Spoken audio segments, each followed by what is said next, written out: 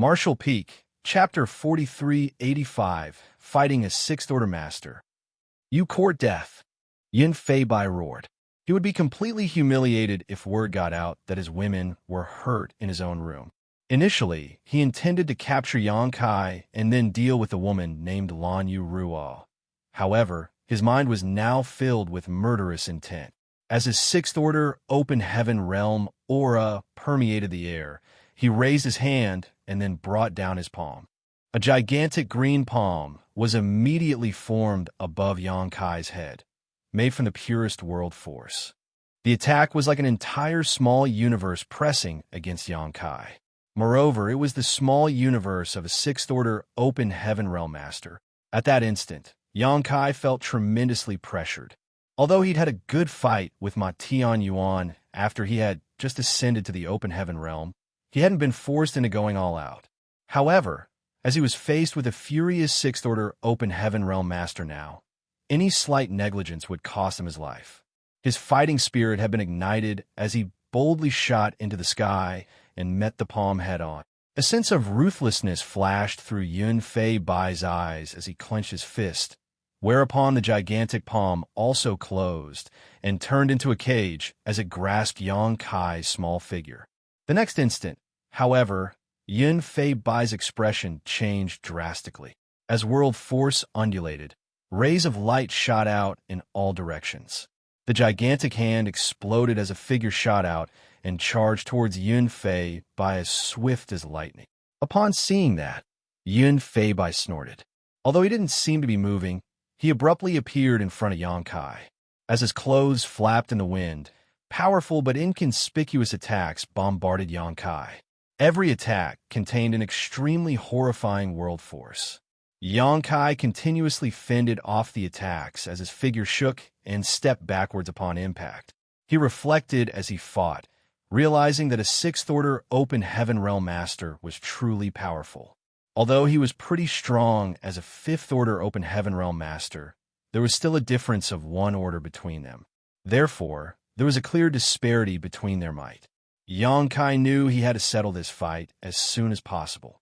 After all, they were in profound Yang Mountain, where there were 4 Sixth Order Mountain Lords. If the battle dragged on, the other Mountain Lords and the powerful masters from profound Yang Mountain would take notice of the commotion. By then, Yang Kai would fall into a perilous situation.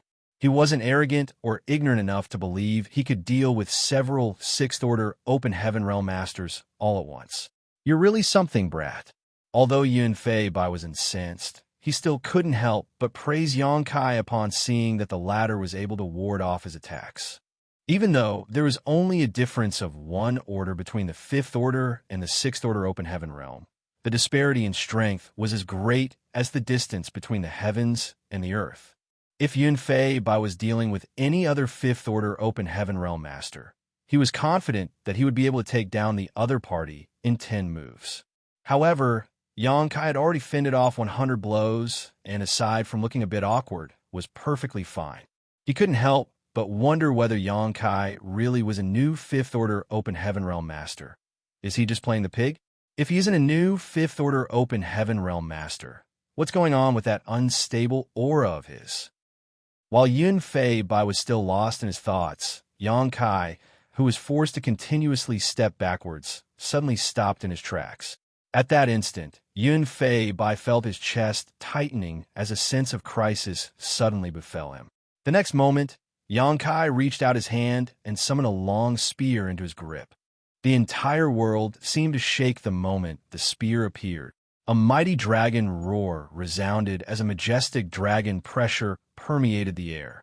Yang Kai's demeanor changed completely as he held the spear in his grip. He let out a breath and wielded the spear.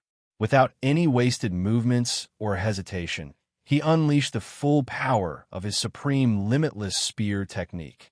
Yun Fei Bai's expression changed drastically when he saw the spear approaching him. In his eyes, he could see a terrifying great dragon charging at him.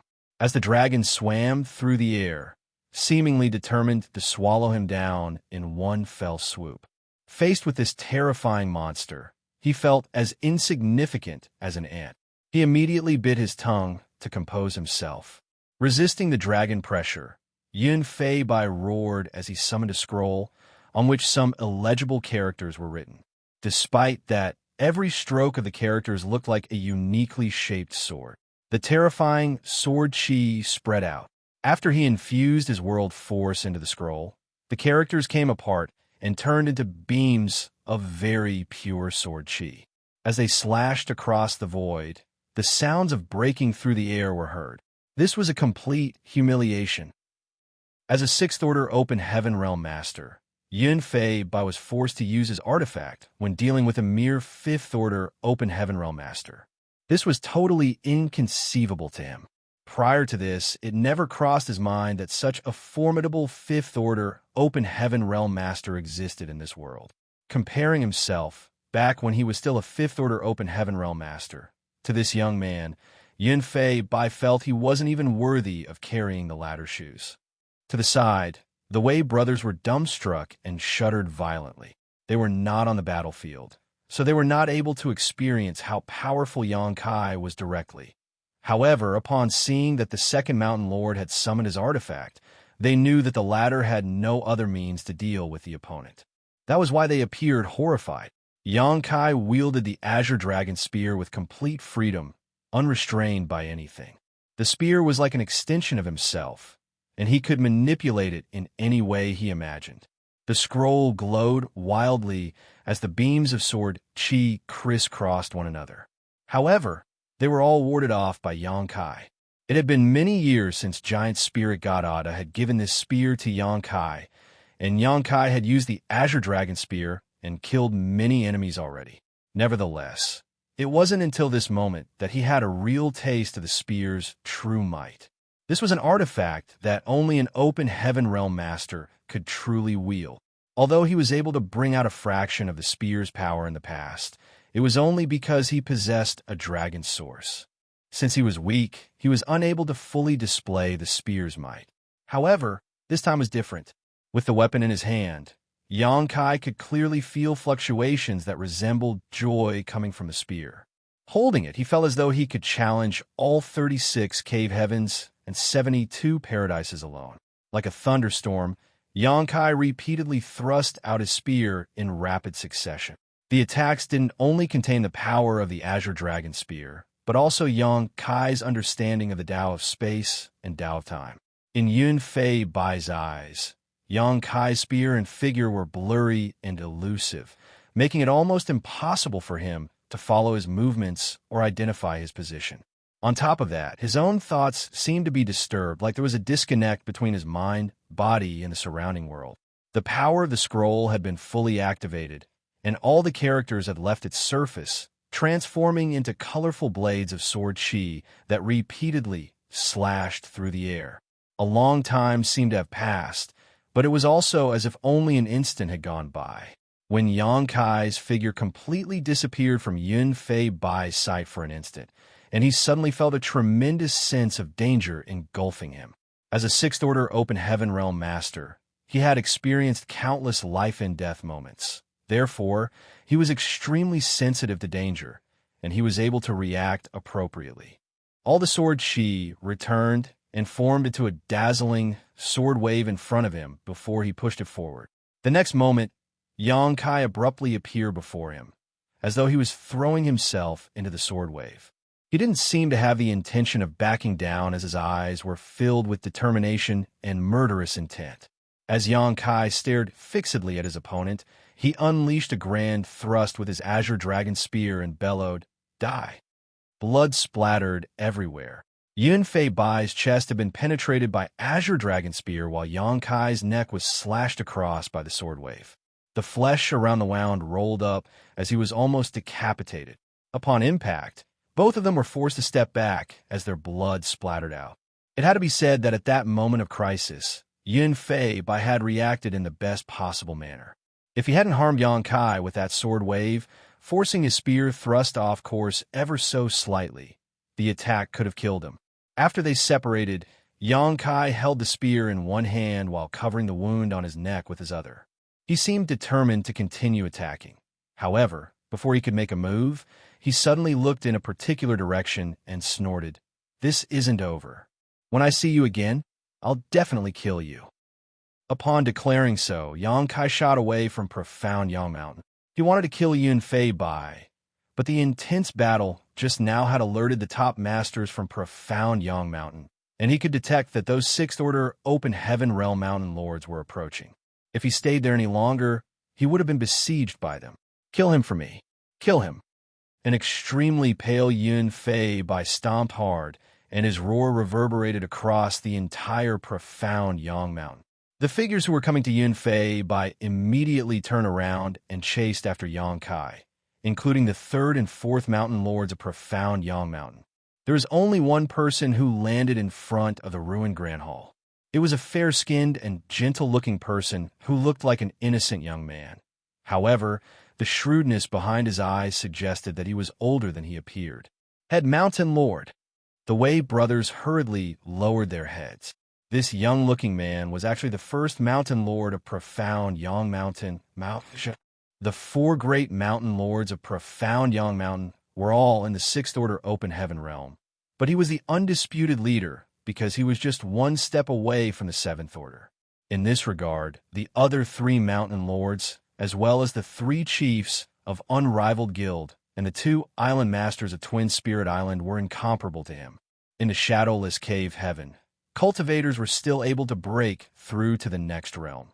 However, due to the scarcity of resources and the existence of the shadowless astral wind, cultivators who had fallen into this place considered themselves lucky if they could maintain their current order.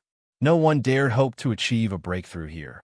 It took a substantial amount of resources for a Sixth Order Open Heaven Realm Master to ascend to the Seventh Order. Therefore, even though Wuxia had remained in his current order for over 10,000 years, he was still unable to take the leap to the Seventh Order Open Heaven Realm. However, everyone believed that if he hadn't fallen into the shadowless cave heaven, he would have reached that realm in the outside world long ago. "Second brother, what happened?" Wuxia looked around and asked.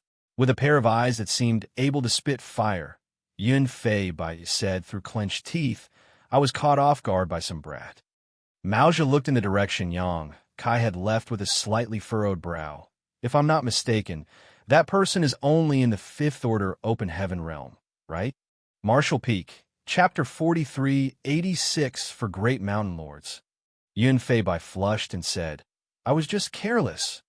"He's really something, as he's able to harm you when he's just a Fifth Order Open Heaven Realm Master." Wuxia nodded. "Where does he come from?" Yun Fei Bai glared at the Wei brothers. "They have some explaining to do." Wuxia turned to look at the Wei brothers, who turned pale instantly, as they were soaked in a cold sweat. Not daring to hide anything, they hurriedly narrated their encounter with Yang Kai. Upon hearing that, Wuxia fell into his thoughts for a moment before saying he came all the way here for Lan Yu Ruo. Yun Fei Bai was severely injured as his chest had been penetrated by the Azure Dragon Spear, and his clothes were covered in blood. Given the fact that he was a Sixth Order Open Heaven Realm Master, it would take him 1 to 2 months before he could fully recover. However, he wasn't at risk of losing his life at the very least. While Wuxia spoke to the Wei brothers, he was already seated with his legs crossed and adjusting his breathing to prevent his injury from worsening. The Wei brothers darted their gazes between Yun Fei Bai and Wuxia as they were completely apprehensive. Even though they had no idea that Yang Kai was audacious enough to make a scene in profound Yang Mountain, they were the ones who brought him to this place after all. Hence, they could not stay clear of this matter. Now that Yun Fei Bai was severely injured, they would probably get some harsh punishments. They couldn't help but secretly curse at Yang Kai for dragging them into this. They felt that they had been unfairly victimized. A while later, 2 figures descended from the sky.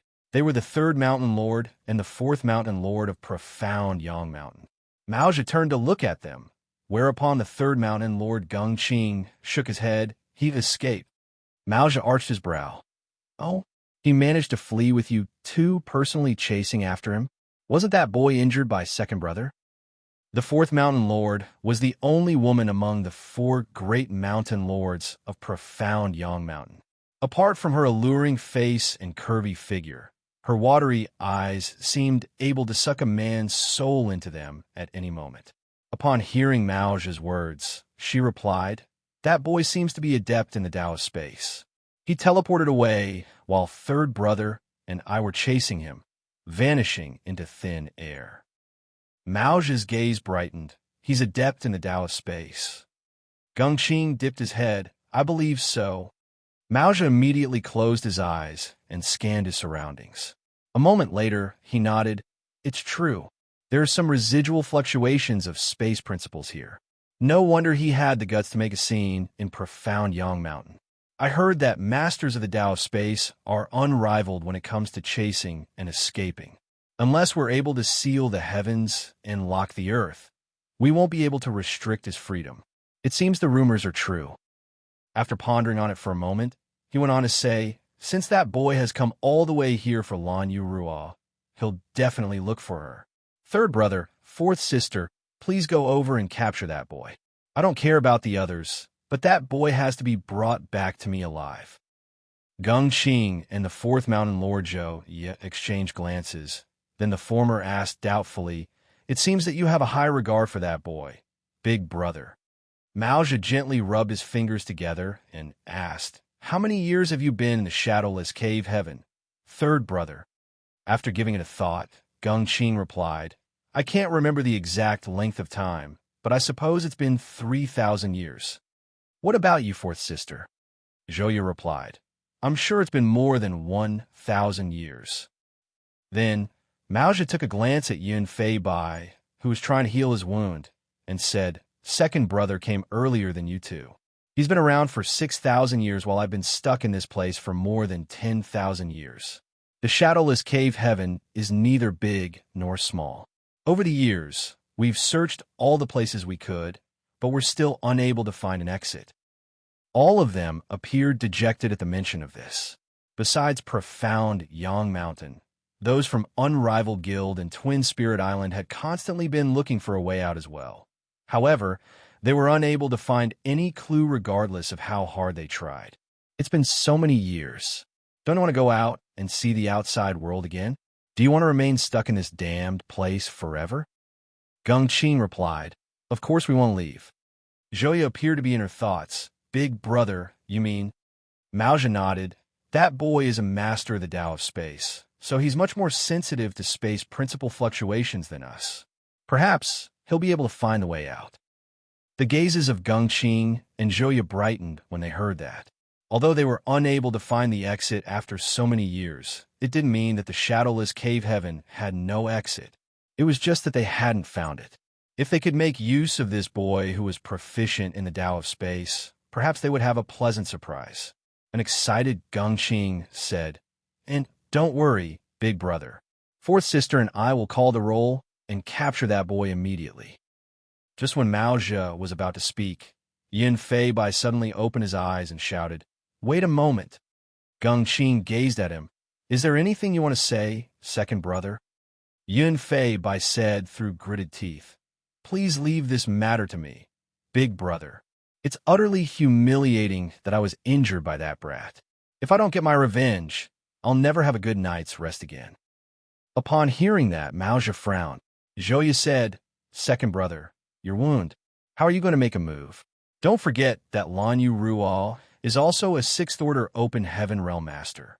Although her power might have weakened during this period of time, it's still not easy to deal with her if she's pushed into a corner. Yun Fei Bai replied, this kind of injury will heal in 2. No, it'll heal in 1 month. We've been waiting for years, so why can't we wait another month? Then, he gazed at Mao and sported a solemn expression. Please give me 1 month's time, big brother. Mao closed his eyes and fell silent. A moment later, he nodded gently and said, since you're so determined, we'll wait for your recovery, and then you'll lead the operation. An ecstatic Yun Fei Bai replied, many thanks, big brother. Following that, Mao moved and abruptly disappeared. Gongqing and Zhou exchanged glances. Then they told Yun Fei Bai to take a rest and disperse. After the other 3 mountain lords were gone, the women who were injured by Yang Kai earlier appeared and came over to help Yun Fei Bai up before they headed to another mountain. The Wei brothers traded glances and shuddered before fleeing from that place. feeling as though they had just escaped from death's door. Meanwhile, a battered figure landed on a barren mountain. He was none other than Yang Kai, who was running for his life just moments before. Yun Fei Bai's attack almost beheaded him. The long wound on his neck was hideous, and all his clothes were soaked in blood. However, he had a strong physique, so even as he ran for his life earlier, his wound was starting to heal. The flesh around his wound was seen squirming and reconnecting already. Now, the most important thing for him was to get rid of Yun Fei Bai's world force. Otherwise, his wound would never heal. Upon making sure that no one was pursuing him, Yang Kai dug a hole in the mountain and snuck into it. Then he stuffed a handful of pills in his mouth and pushed his world force to suppress and expel the power left behind by Yun Fei Bai in his neck wound. Although Yun Fei Bai was one order above him, his residual power wasn't a living thing. Therefore, it wasn't difficult for Yang Kai to disperse it, as he just needed some time. Half a day later, Yang Kai's expression changed as he opened his eyes and released his divine sense. Soon, he realized that there was a woman pacing around outside the barren mountain.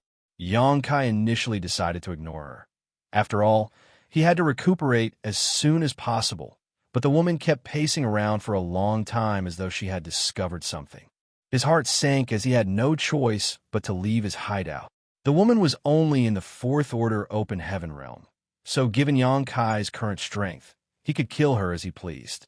Therefore, even though he was wounded, he wasn't afraid of her. The woman was just looking around when she sensed something and looked up, only to see Yang Kai staring coldly at her. She was shocked as she subconsciously took a few steps back. All of a sudden, something flashed through her eyes as Yang Kai abruptly appeared before her and clenched her neck with his iron-like hand. The force coming from his palm felt as lethal as a python's bite. At that instant, the woman was horrified as she coughed and pleaded with the man with her eyes. Yang Kai stared dispassionately at her for a moment before frowning. "You one of Yun Fei Bai's women?" The woman looked familiar to Yang Kai. She was one of the women who surrounded Yun Fei Bai earlier. If he wasn't mistaken, she was the one who massaged Yun Fei Bai's calves. Presently, she was clad only in a thin layer of clothing, leaving her curvy figure faintly visible to the eyes. Moments ago, Yang Kai fought with those women and sent them all flying away, this woman included. The woman wanted to nod, but she was unable to move a muscle, so she could only bat her eyes. "How did you find me?" Yang Kai asked coldly. He had even shaken off 2 sixth-order open heaven realm masters. So how did this weak woman find his whereabouts? As he spoke, he slightly loosened his grip. The woman hurriedly explained, "I'm sensitive to smells, and Sir's blood is different from others." Yang Kai frowned, not knowing whether he should believe her. As he expanded his divine sense, he realized that there was no one else besides them in this place. He had the intention of killing her, but faced with a much weaker woman who didn't have a blood feud with him, Yang Kai didn't have the heart to cross that line. After glaring for a while, he snorted and released her. "Since you're able to find me, why'd you come a look for me on your own instead of telling the leaders of profound Yang Mountain to come here? Aren't you worried that I'll kill you?" The woman pressed her lips together. Without replying to him, she fished out a jade slip from her space ring and passed it to him. "What is this?" The woman didn't explain anything, and upon seeing that Yang Kai wasn't taking it, she gently put the jade slip down on the ground and stepped backward as she said, "I'll owe you a favor if you can kill Yun Fei Bai." Yang Kai furrowed his brows while the woman turned around and left, leaving behind a rather pleasant fragrance in the air. After taking a look at the jade slip, Yang Kai balled up his fist and grasped it in his hand. Upon examining it, he arched his brow. That was because the jade slip contained a detailed map of the shadowless cave heaven and the proprietress location. As he recalled the woman's words before she left, Yang Kai fell into contemplation. Marshall Peak, Chapter 4387, I Don't Dare.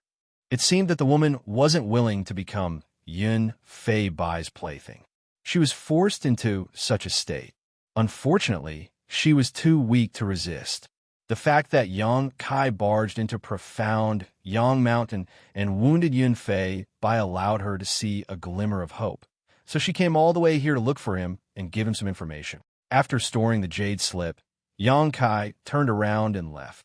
He hadn't fully recovered yet, and he wasn't certain whether the woman was telling him the truth. It'd be terrible if Yang Kai's opponents found him because she was leading him into a trap. Therefore, he decided to change hiding spots. A while later, he found a cave on another barren mountain and snuck into it to recuperate. The wound on his neck was hideous. However, it was nothing more than a flesh wound after Yun Fei Bai's residual power was expelled, so it wasn't difficult to heal it. Given his intrepid physique, it would only take him 3 to 5 days to recover. A few days later, Yang Kai fished out the jade slip and identified his current position. After going through the information in the jade slip, he turned into a beam of light and headed in a particular direction. Half a day later, he landed on a huge caldera. Looking down, he realized that the caldera was basically bottomless. Horrifying red magma weltered inside the basin, while dark smoke was seen billowing from it. There were countless such calderas in the surrounding 1,000 kilometers radius, and from time to time, the magma would burst out and form red rivers. The environment here was more hostile than most places, but according to the information in the jade slip given to Yang Kai by that woman, the proprietress, chef, and accountant were currently hiding here. In the entire shadowless cave heaven, there were only a small number of places that were safe from the shadowless astral wind. Besides the headquarters of the 3 great forces, this caldera was one such place. However, it was less effective compared to the headquarters of the 3 great forces. Yang Kai rubbed his nose as he felt a lump in his throat. The proprietress was a beautiful woman, but she was also a peak 6th order open heaven realm master. In order to look for a cultivation resource for him, she fell into the shadowless cave heaven, and eventually she had to hide in this kind of terrible place. He couldn't help but blame himself. In the past, he was determined to become a high-rank open heaven realm master and didn't listen to anyone's dissuasion. Perhaps he had been too willful back then. When he took a deep breath, the pungent smell seemed to have turned into needles and jabbed into his lungs. Looking down at the caldera, he yelled, "Anyone home?" There was a passageway under the magma that had been set up with a barrier to serve as a shelter. Chef suddenly opened his eyes and listened attentively for a moment before poking Accountant with his elbow. Then he asked in a small voice, "Do you hear anything?" Accountant opened his listless eyes and shot him a glance. "What do you mean?" Chef scratched his head. "I think I heard Yang Kai's voice." Accountant hurriedly took a glance at the proprietress, which revealed more of the white parts of his eyes, before glaring at Chef. "Stop spouting nonsense. That brat is just an Emperor Realm cultivator. How is he supposed to enter the shadowless cave heaven? You must have heard it wrong." Chef nodded. "You're right. Wait, listen." Accountant sported an awkward expression because while speaking to Chef, he could indeed hear a familiar voice calling out to them. Due to the weltering magma, the voice was only faintly audible. If Chef hadn't pointed it out, he wouldn't have noticed it. In a nearby spot, the proprietress opened her eyes, which were filled with doubt and puzzlement. A moment later, she became furious and snarled through clenched teeth, "That damned brat." Then she stood straight up and, as the hem of her dress flapped in the air, she shot out of the passageway. After exchanging glances, Chef and Accountant hurriedly followed her. Atop the caldera, Yang Kai had called out to them several times, but no one responded to him. He thought that the woman might have lied to him, as the proprietress and the others might not be hiding in this place. However, there wasn't a need for that woman to take the risk to do such a thing. After all, what if Yang Kai was determined to end her life? Just when he was about to dive into the volcano to have a look, his expression changed as he stared fixedly at the magma. A moment later, the magma formed into a huge swirl as though it had been stirred by an invisible force. Just then, a figure shot out through the center of the swirl. Her snowy white imperial dress was conspicuous in this hostile red and black environment. Like a lotus on a snowy mountain, she was pure and immaculate. Before she even arrived, her familiar aura came right at Yang Kai, who smiled like a fool, waved, and called out enthusiastically, "Proprietress." As he spoke, he flew forward and spread his arms to tackle Proprietress in a bear hug. Proprietress' expression was so cold that it was as though one could scrape a layer of frost off her face. Before she could even say a word, though, she was stunned by the sudden hug. When chef and accountant dashed out of the vortex and saw what was going on, they were dumbfounded. Chef opened his mouth so wide that it was as though a fish could be stuffed into it. He snapped out of his dazed state a moment later and poked accountant. Am I seeing a hallucination? Is Proprietress in his embrace right now? Accountant was equally astounded, but upon coming to his senses, he furiously summoned his abacus and shook it noisily. With his eyes filled with murderous intent, he was ready to charge forward. Proprietress is being taken advantage of. Let's kill him together. Chef immediately pulled him back. Don't panic. It's not easy to take advantage of Proprietress, and she doesn't need us to make a move on her behalf. Accountant shot him a glance and fell silent for a moment before nodding. You have a point. Then he put away the abacus and silently waited for the good show to start. Nearby, the Proprietress was so stiff that it was as though she had been bound to the spot. As she felt the immense force, which contained a deep sense of longing, coming from the young man's arms, her fury significantly subsided. Just then, Xianxia was heard saying, I'm truly happy that you're fine, Proprietress. She sighed, and then Xianxia looked up at Chef and Accountant before grinning at them. You guys look energetic as well. While Chef chuckled, there was a perfunctory smile on Accountant's face. The moment he finished speaking, Xianxia found his head being lifted up forcefully. Releasing the woman in front of him, he asked hesitantly, What are you doing, Proprietress? She was grabbing his hair and pulling him backward. The coldness behind her eyes weltered as she said through gritted teeth, What am I doing? I should be the one asking you that. Upon finishing her words, she landed a kick on his shoulder. Although she was a woman, she was also a powerful sixth-order open heaven realm master. She had exerted a lot of force with her kick, and Xianxia didn't dare to resist. After a grunt, he was sent flying away like a sack and crashed into the nearby cliff, forming a human-shaped hole in it. As the broken rocks tumbled down, Xianxia felt the world spinning around him. Before he could pull himself together, Proprietress pounced on him and grasped his ankle before she spun around several times and hurled him into the magma. Xianxia plunged into the magma with a splash and disappeared below. Following that, Proprietress shot downwards as though she was determined to kill.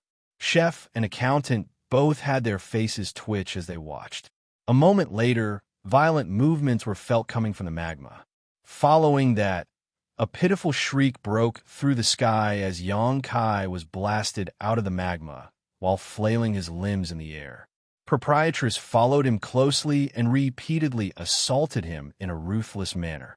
Faced with the storm of attacks, Xianxia groaned in pain and covered his head.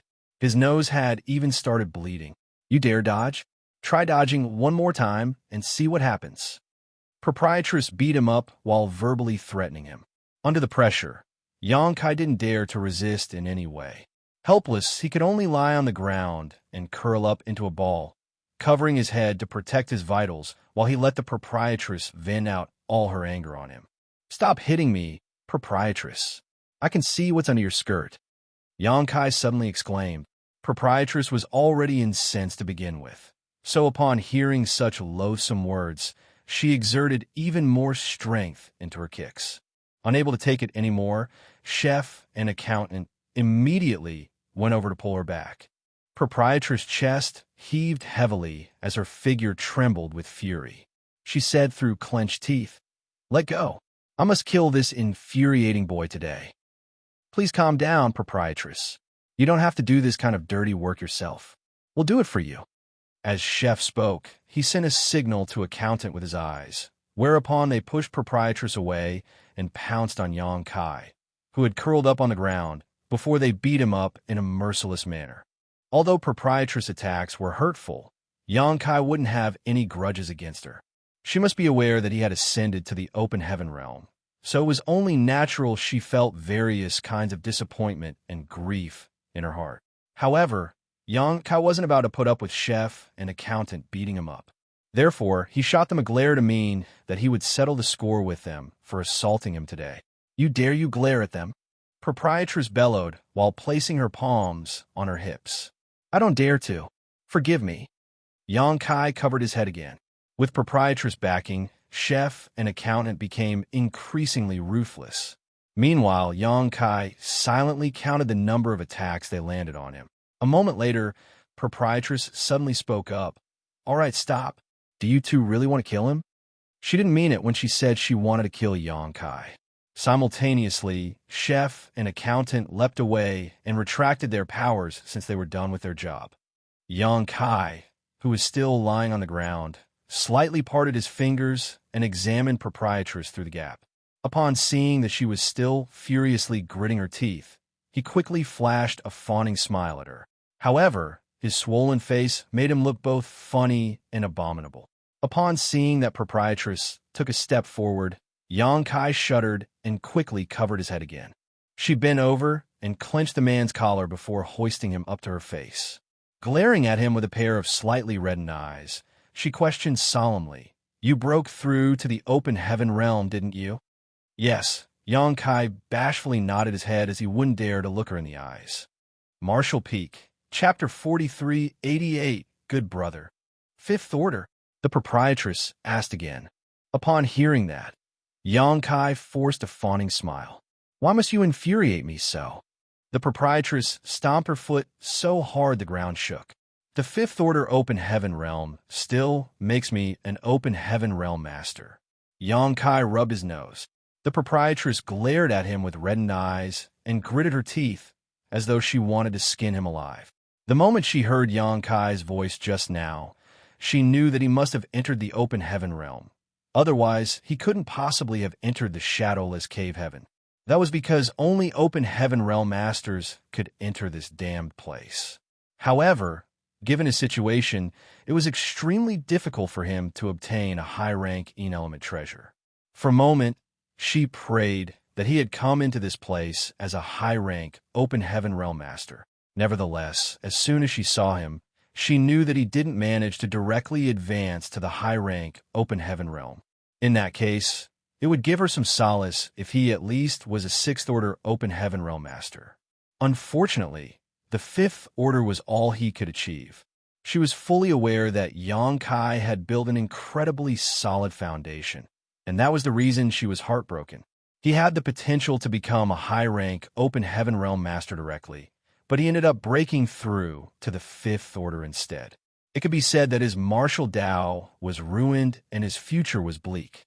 To the side, accountant and chef fell silent as they looked sympathetically but admiringly at Yang Kai. They finally acknowledged him as one of their own. Yang Kai must have come all the way here to save the proprietress. Although they had no idea what had transpired for him to eventually advance to the Fifth Order Open Heaven Realm, they could venture a guess. While Yang Kai was unable to find a high-ranking element treasure, he was too concerned about the proprietress' safety, which was why he quickly directly advanced to the Fifth Order Open Heaven Realm and entered this place. The proprietress sighed. She had accidentally fallen into the shadowless cave heaven when she was looking for a high-rank element treasure for Yang Kai. But he decided to ruin his own future and become a Fifth Order Open Heaven Realm Master in the end in order to save her. Everything had gone wrong. However, the fact that he had done all this for her proved that he was a righteous and loyal person. Don't cry, proprietress, Yang Kai suddenly said as he stared dazedly at the tears sliding down her face. He raised his hand in an attempt to brush the tears away, but the woman turned around and disappeared into the magma. Yang Kai pressed his lips together and scratched his head. His impression of the proprietress was that she was a resolute and astute woman. It was as though she was able to support the sky's weight with her slender arms, even as it came crashing down on top of her. It never crossed his mind that he would see such a woman cry one day. I'm doomed.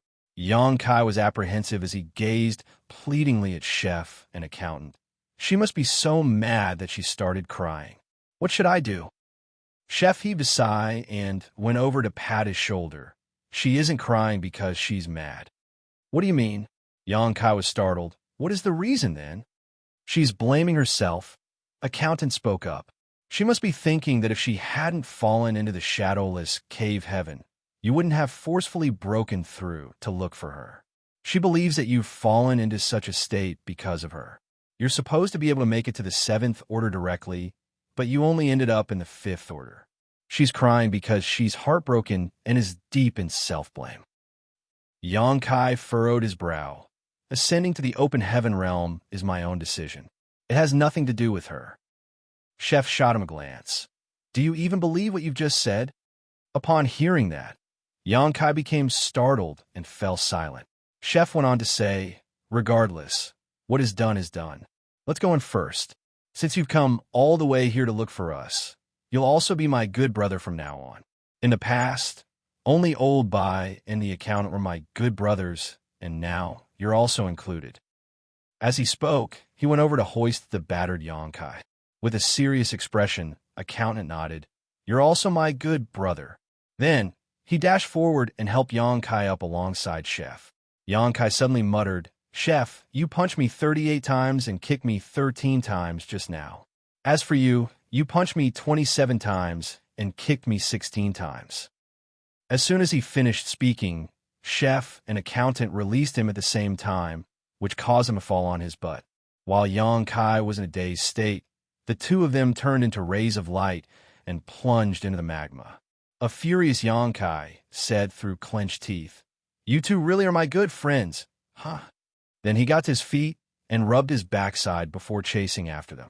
There was a cave below the caldera that was separated from the magma using a spirit array. Although the environment wasn't pleasant, it wasn't unbearable at the very least.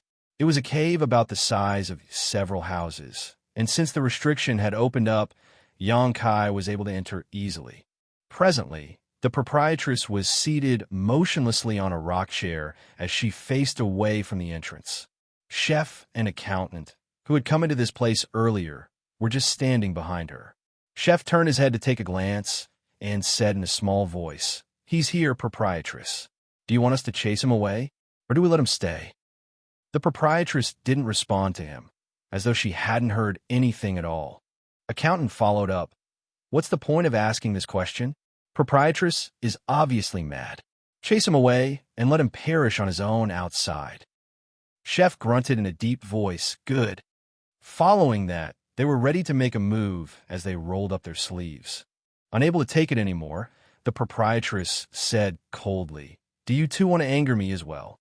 Upon hearing that, Chef stiffened as he put on a fawning smile. We wouldn't dare. Please don't be mad at us, proprietress. We won't chase him away. Then, he sent a signal to Xianxia with his eyes. Xianxia got the message and took a seat in the opposite corner of the cave. After that, the two of them said to the proprietress in a subservient manner, Please get some rest. As they exchanged glances, they carefully moved away and approached Xianxia. One of them looked condescendingly at him while the other crouched down and stared at him. Chef Tutade, is a swollen face the trend these days, young boy? How do you even have the face to ask such a thing? Xianxia glared at him. Right after he was beaten up by the proprietress, these two guys mercilessly assaulted him. If it weren't because he had a strong physique, his face would have been deformed by now. Chef grinned meaningfully. These flesh wounds don't matter. I have a blood-staunching paste with me. Come on, I'll help you apply it. Upon finishing his words, he fished out a slimy paste from his space ring and scooped up a bit of it with his fingers before applying it on Xianxia's face. Xianxia looked away to dodge him, thinking that he wouldn't need any blood-staunching paste for these flesh wounds. However, he saw the chef subtly signaling with his eyes in the proprietress' direction. Xianxia's expression changed as he figured out what he was trying to do. Therefore, he stopped avoiding him and let him do it. Nevertheless, he soon screamed at the top of his lungs. Ouch! It hurts. Can't you be a bit gentler? Snorting, Chef replied, I'm a cook. This is how I deal with the meat and the fish every day. Xianxia snapped. Do you think I'm some kind of meat to be tenderized? You just said I'm your good brother. Chef refuted. This and that are separate issues. How can you confuse them? Accountant, who was standing in front of them with his hands behind his back, grew impatient and said, All right, stop arguing. Xianxia, how did you find out we're here? Did Old Bai tell you about it? Yang Kai nodded. Old Bai came to Voidland and told me what had happened. That's why I rushed over here. How is he now? Yang Kai replied. He's fine, so don't worry about him. He should be in Voidland now. He initially wanted to follow me into this place, but I had no idea what was going on here or whether I would be able to leave or not. So I shook him off and snuck into this place on my own. Accountant nodded gently. That's good. Then he took a glance at the proprietress, and upon seeing that she had straightened up to listen attentively, he secretly found it funny. After that, he asked, There's one thing I don't understand. You'd built up such a solid foundation, but why did you end up in the 5th Order Open Heaven Realm? You could have ascended to the 6th Order Open Heaven Realm at the very least. Weren't you only lacking a suitable element treasure? Upon hearing that, Yang Kai smiled helplessly. It's a long story. Before coming to the Shattered Heaven, he wasn't aware that only Open Heaven Realm Masters could enter the Shadowless Cave Heaven. If he knew, he would have gotten a 6th Order element treasure ready just in case of emergencies. However, it was too late as he only found out about it after arriving at this place. 6th Order materials were already highly sought after in Voidland to begin with, to say nothing of the fact that element materials were even rarer. As soon as any 6th Order materials appeared in the Star City, those from Voidland would buy them up. In the end, when Yang Kai needed such a resource, he realized that he didn't even have one with him. Even Ti Zheng and the others didn't possess one. Left with no choice, he could only ascend to the 5th Order Open Heaven Realm. Upon hearing that, Accountant snorted. I knew that something was off about it. Now, it seems that some people were really behind this.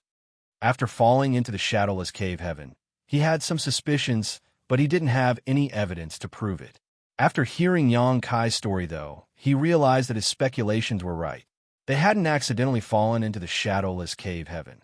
Rather, it was a trap they had been caught up in. After the proprietress was trapped, they released Bai Qi to let him inform Yang Kai about it. Then, they set up a siege just outside the Shadowless Cave Heaven. It would be best if they could kill Yang Kai, thus settling this issue for good. Even if they couldn't kill him, they could force him to ascend to the Open Heaven Realm, as that was the only way to enter the Shadowless Cave Heaven. In the end, their plot was successful, as Yang Kai had no choice but to ascend to the 5th Order Open Heaven Realm.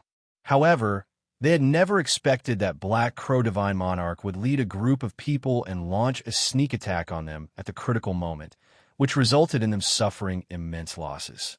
Furthermore, in order to make Yang Kai willingly ascend to the 5th Order, the space rings of all 4 high-rank Open Heaven Realm Masters were confiscated.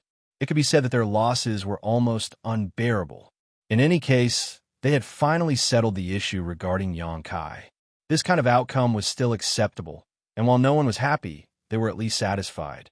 As for their grudges with Black Crow, they would have to settle the score with him in the future.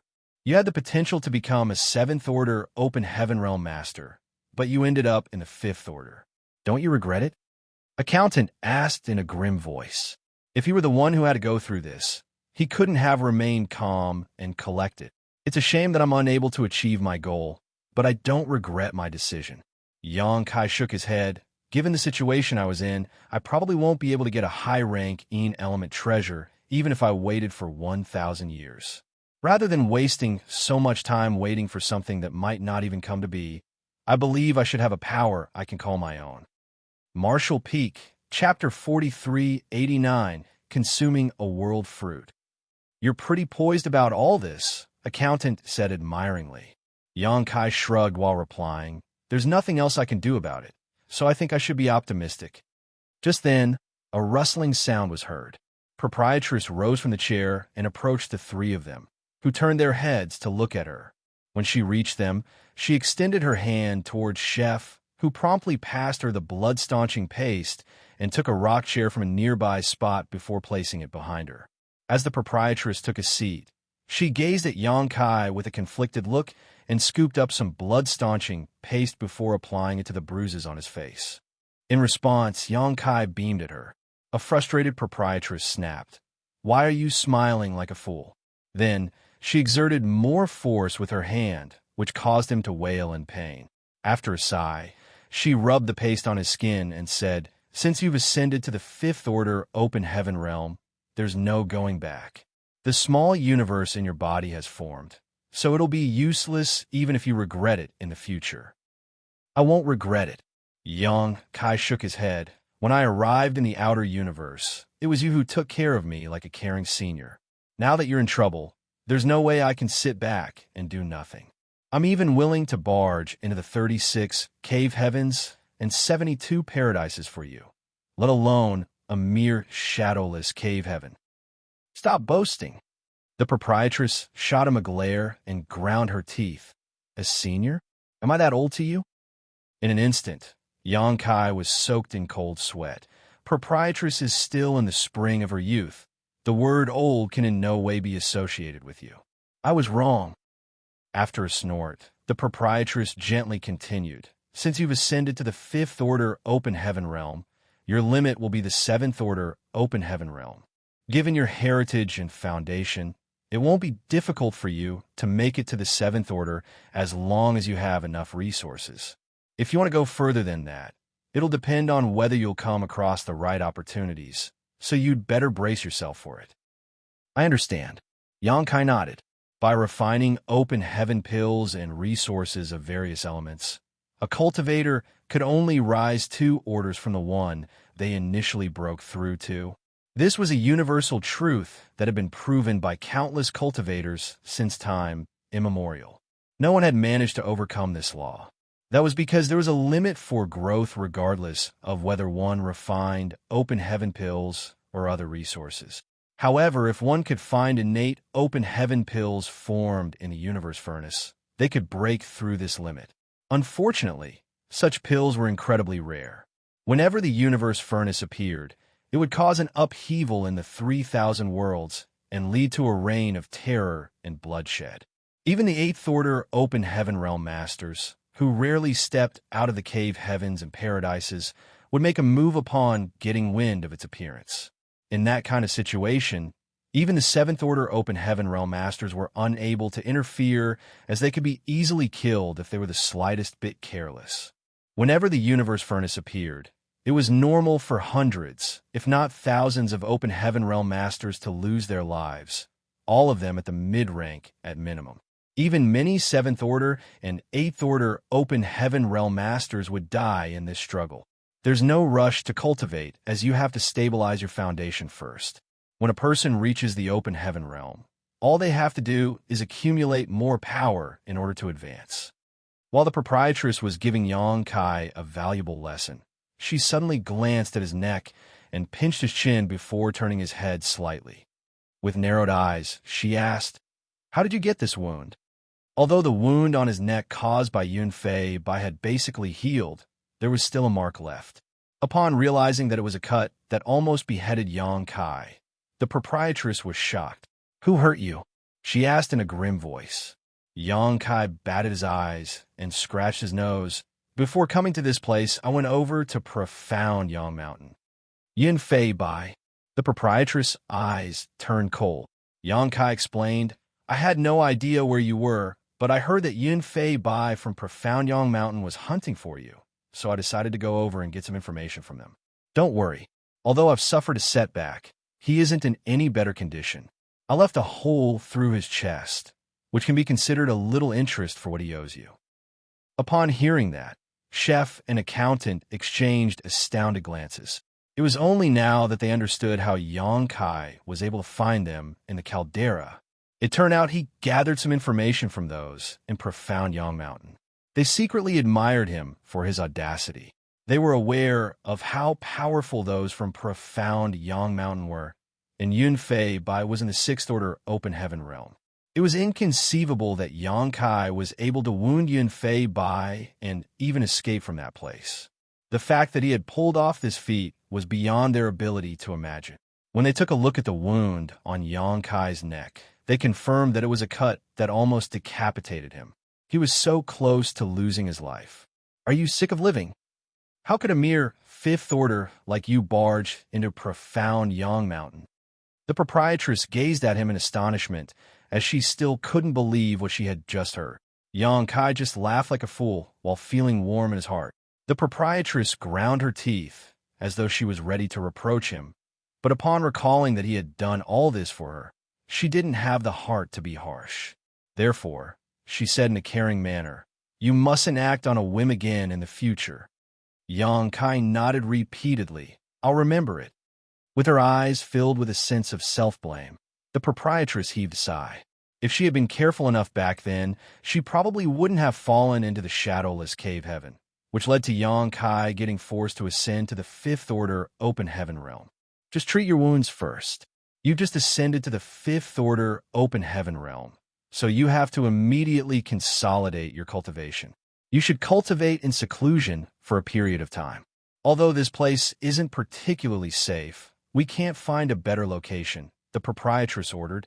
Moreover, you've just arrived in the shadowless cave heaven, so you're not aware of the dangers here yet. I'll tell you about it at a later time. There's no rush. Before Xianxia was able to finish his words, the proprietress shot him a glare. "Go now." Xianxia immediately jumped up and complied. "Yes." Then he walked into a secret room in the cave and sat down with his legs crossed. The proprietress set up a number of barriers outside the room before stopping. Left with no choice, Xianxia could only start cultivating in seclusion. The wounds inflicted on him in the previous battle had healed, and the assault from the proprietress, chef, and accountant had only resulted in some bruises, which could be ignored. The reason he screamed at the top of his lungs just now was to arouse the proprietress' sympathy, which proved to be effective. Now he closed his eyes and checked on his small universe. His small universe was newly formed as he had just ascended to the fifth order open heaven realm. Anyone else would have to cultivate in seclusion for 3 to 5 years to stabilize their foundation. However, Xianxia's small universe had inherited the heritage of the small sealed world as he had merged the two, so he was able to stabilize it much quicker than normal. Furthermore, the previous 2 battles with Ma Tianyuan and Yun Fei by respectively had helped him quickly consolidate his cultivation, even though the battles didn't last long. His battle against Yun Fei by was especially intense as he was constantly at risk of dying.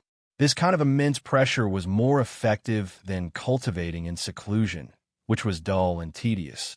Now, instead of fortifying his fifth order open heaven realm cultivation, Xianxia had to hurriedly ascend to the sixth order. The shadowless cave heaven was obviously not a hospitable place. Those from profound Yang Mountain, who had 4 sixth order mountain lords with them, had formed grudges with the proprietress and Xianxia. Even the 3,000 worlds profound Yang Mountain could be considered a top second-class great force. Without its 2 divine spirits, Voidland would be incomparable to profound Yang Mountain. Since Xianxia had injured Yun Fei by, those from profound Yang Mountain would never let him off, so it was expected that they would make a move sooner or later. Given his fifth order open heaven realm cultivation, he couldn't survive when dealing with such a behemoth even though he had the proprietress with him. Therefore, Xianxia would only gain the qualifications to struggle against them by reaching the sixth order. He was already able to injure Yun Fei Bei while he was in the fifth order, so it shouldn't be hard to kill him after he made it to the sixth order open heaven realm. By then, he could join forces with the proprietress to oppose the entire profound Yang Mountain. Anyone else would have to wait for a painfully long time if they wanted to go from the fifth order to the sixth order, refining countless open heaven pills and cultivation resources to strengthen the heritage of their small universe. If this process could be completed in hundreds to 1,000 of years, it would be considered fast. Those who had less aptitude and resources could take thousands to over 10,000 years to do this, if they managed to at all. However, Xianxia was different. He was supremely talented, and his foundation was incredibly solid, so he was able to refine open heaven pills and cultivation resources at a much quicker pace than average. Furthermore, he still had a mid-rank world fruit. In the primordial land of the grand ancient ruins boundary, Xianxia repeatedly entered worlds in the fruits and obtained a number of world fruits, which included 2 mid-rank ones and 13 low-rank ones. He also managed to obtain a root from the world fruit tree. After that, Menghong from Great Moon Province gave him a mid-rank world fruit, so he ended up with 3 mid-rank ones in his possession. World fruits were heaven-defying treasures that could allow an open heaven realm master to directly ascend to the next order. The limit of low-rank world fruits was reaching the third order, while the limit of mid-rank world fruits was the sixth order. There was no doubt that these fruits were invaluable. When Xianxia was on the way to the star boundary, he was besieged by He and forced to let Wuxia and Wuxia respectively consume a world fruit to turn the situation around. Wuxia was originally a second-order open heaven realm master, so he directly rose to the third order after taking a low-rank world fruit. On the other hand, Wuxia was a fourth-order open heaven realm master, so she became a fifth-order one after consuming a mid-rank world fruit. Furthermore, Yuhi had consumed a mid-rank world fruit, allowing her to reach the sixth-order open heaven realm. Hence, Xianxia still had one last mid-rank world fruit with him.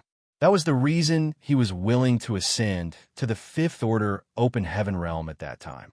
With such a heaven-defying fruit, it could be said that it made no difference whether he ascended to the fifth order or the sixth order. The only issue was that he had to consume the last fruit. However, he managed to make up for this loss somewhat by taking the space rings of the 4 high-rank open heaven realm masters who had ambushed him. The most valuable aspect of a world fruit wasn't its ability to make a cultivator directly reach the next order, but rather its ability to increase the limit of a cultivator's martial Tao. Such an opportunity could never be purchased with money. Xianxia had ascended to the fifth-order open heaven realm, so theoretically, the best he could achieve in the future was the seventh order. However, after taking a world fruit, he would reach the sixth order directly, and his limit would increase to the eighth order. When Xianxia was forced to ascend to the open heaven realm outside of the shadowless cave heaven, he had already considered that. Tizheng and the others thought that his future was ruined, but they were not aware of his intentions. The reason Xianxia even agreed to break through was that he had a mid-rank world fruit with him. Martial Peak, Chapter 4390, The Astral Wind Blows Again.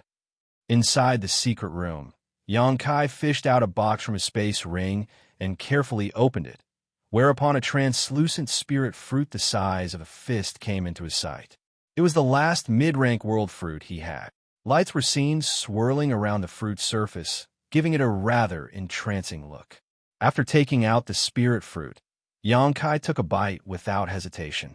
As the fruit peel broke apart, the fragrant juice flowed into his mouth. He arched his brow as he hadn't expected the taste to be so pleasant. Then, he wolfed down the world fruit, including the fruit pit, and licked his lips with a joyful expression. The next moment, Xianxia's face turned solemn as he quickly focused on his small universe. The world fruit's medicinal efficacies dissolved in his stomach and turned into the purest world force imaginable that streamed into all his organs. The force wasn't intense, so it was still bearable for Xianxia. What was special was that there didn't seem to be an end to this stream of world force. Xianxia's small universe opened wide and accepted this world force. He didn't even need to spend any effort to refine it, as the world force quickly assimilated into the small universe, adding to his heritage and foundation without any obstruction. Xianxia was stunned. It was no wonder that the world fruits were extremely precious and were called heaven-defying. When an open heaven realm master consumed open heaven pills and cultivation resources, there was a refinement process. However, the world force streaming out of the world fruit didn't require any effort to assimilate. They just had to open their small universe and accept it. This fact alone made world fruits a unique treasure.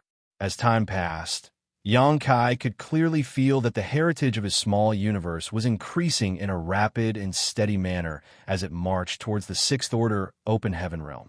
Outside the secret room, the proprietress had to leave the cave from time to time, while chef and accountant stayed there to stand guard for Xianxia so that he wouldn't be disturbed. The reason the proprietress went out was that she had to look for a way to leave this damned place. She had been doing that since before Xianxia's arrival. Unfortunately, she hadn't gotten any clues so far. The shadowless cave heaven was neither big nor small, so over the years, the three great forces had gained a footing and searched everywhere they could. If there was really an exit, they would have discovered it by now. It had only been 1 year since the proprietress and the others arrived here, so their efforts weren't comparable to the thousands of years the three great forces had invested. One day, while keeping guard in the cave, chef and accountant realized that the barrier had been triggered. Looking up, they saw the proprietress returning from outside as the magma roiled behind her. She used her power to open up a passageway and plunged into the caldera. After looking around, she stared at Xianxia's secret room and frowned. "Hasn't he come out yet?" Chef shook his head. "Not yet. It's been a month, but it seems that his injuries are pretty serious, which is why it's taking him such a long time to recuperate. Do we need to check on him, proprietress?" She rejected his idea by shaking her head. "There's no need for that. It'd be terrible if we happened to disturb him during a critical moment." Accountant spoke worriedly. "The astral wind is due to blow again in a few days. Although this place can fend it off somewhat, we can't totally avoid its influence. By then, Yangkai will be disturbed." That was indeed a serious problem. The place they resided could ward off some of the astral wind's effects, but it wasn't as good as the headquarters of the three great forces. If it weren't for this place, they couldn't have made it to this day, as all their cultivations would have been ground down by the eerie wind. Despite that, they had suffered quite some losses to their small universes after a year. The proprietress was in a better state as she was able to persevere given her strong and solid cultivation. However, it had only been a short time since chef and accountant ascended to the fifth order open heaven realm, so their heritages were not solid to begin with. The brutality of the wind had repeatedly destabilized their small universes. After the astral wind struck each time, they would have to use up a lot of resources to simply stabilize their cultivations, and even more to try to make up for the losses. Upon pondering on it for a moment, the proprietress said, "We'll play it by ear. Don't disturb him for now. However, we have to be wary of those from profound Yang Mountain. I took a stroll around that place some time ago and realized that they're gathering quite a few people together. It seems that they're preparing to make a move on us." Chef was shocked when he heard that. "Does it mean that we have to escape somewhere else?" Those from profound Yang Mountain had a lot of people on their side, including many powerful masters. If the two parties fought, the proprietress would definitely not be a match for them. The reason they had been safe for such a long time was that the proprietress, a sixth-order open heaven realm master, was intimidating enough. The people from profound Yang Mountain reckoned that even if they could take down the three of them in the end, they would have to pay a hefty price. That was the reason they backed down and allowed the three of them to hide in this place. However, after such a long time, the proprietress' strength must have decreased under the influence of the astral wind. Although chef and accountant were in the fifth order open heaven realm, they were unable to affect the overall situation. Previously, Yangkai had made a scene in profound Yang Mountain, which must have infuriated them, so it was expected that they wanted to retaliate against them. The proprietress shook her head. "Where else can we go? The shadowless cave heaven is only so big.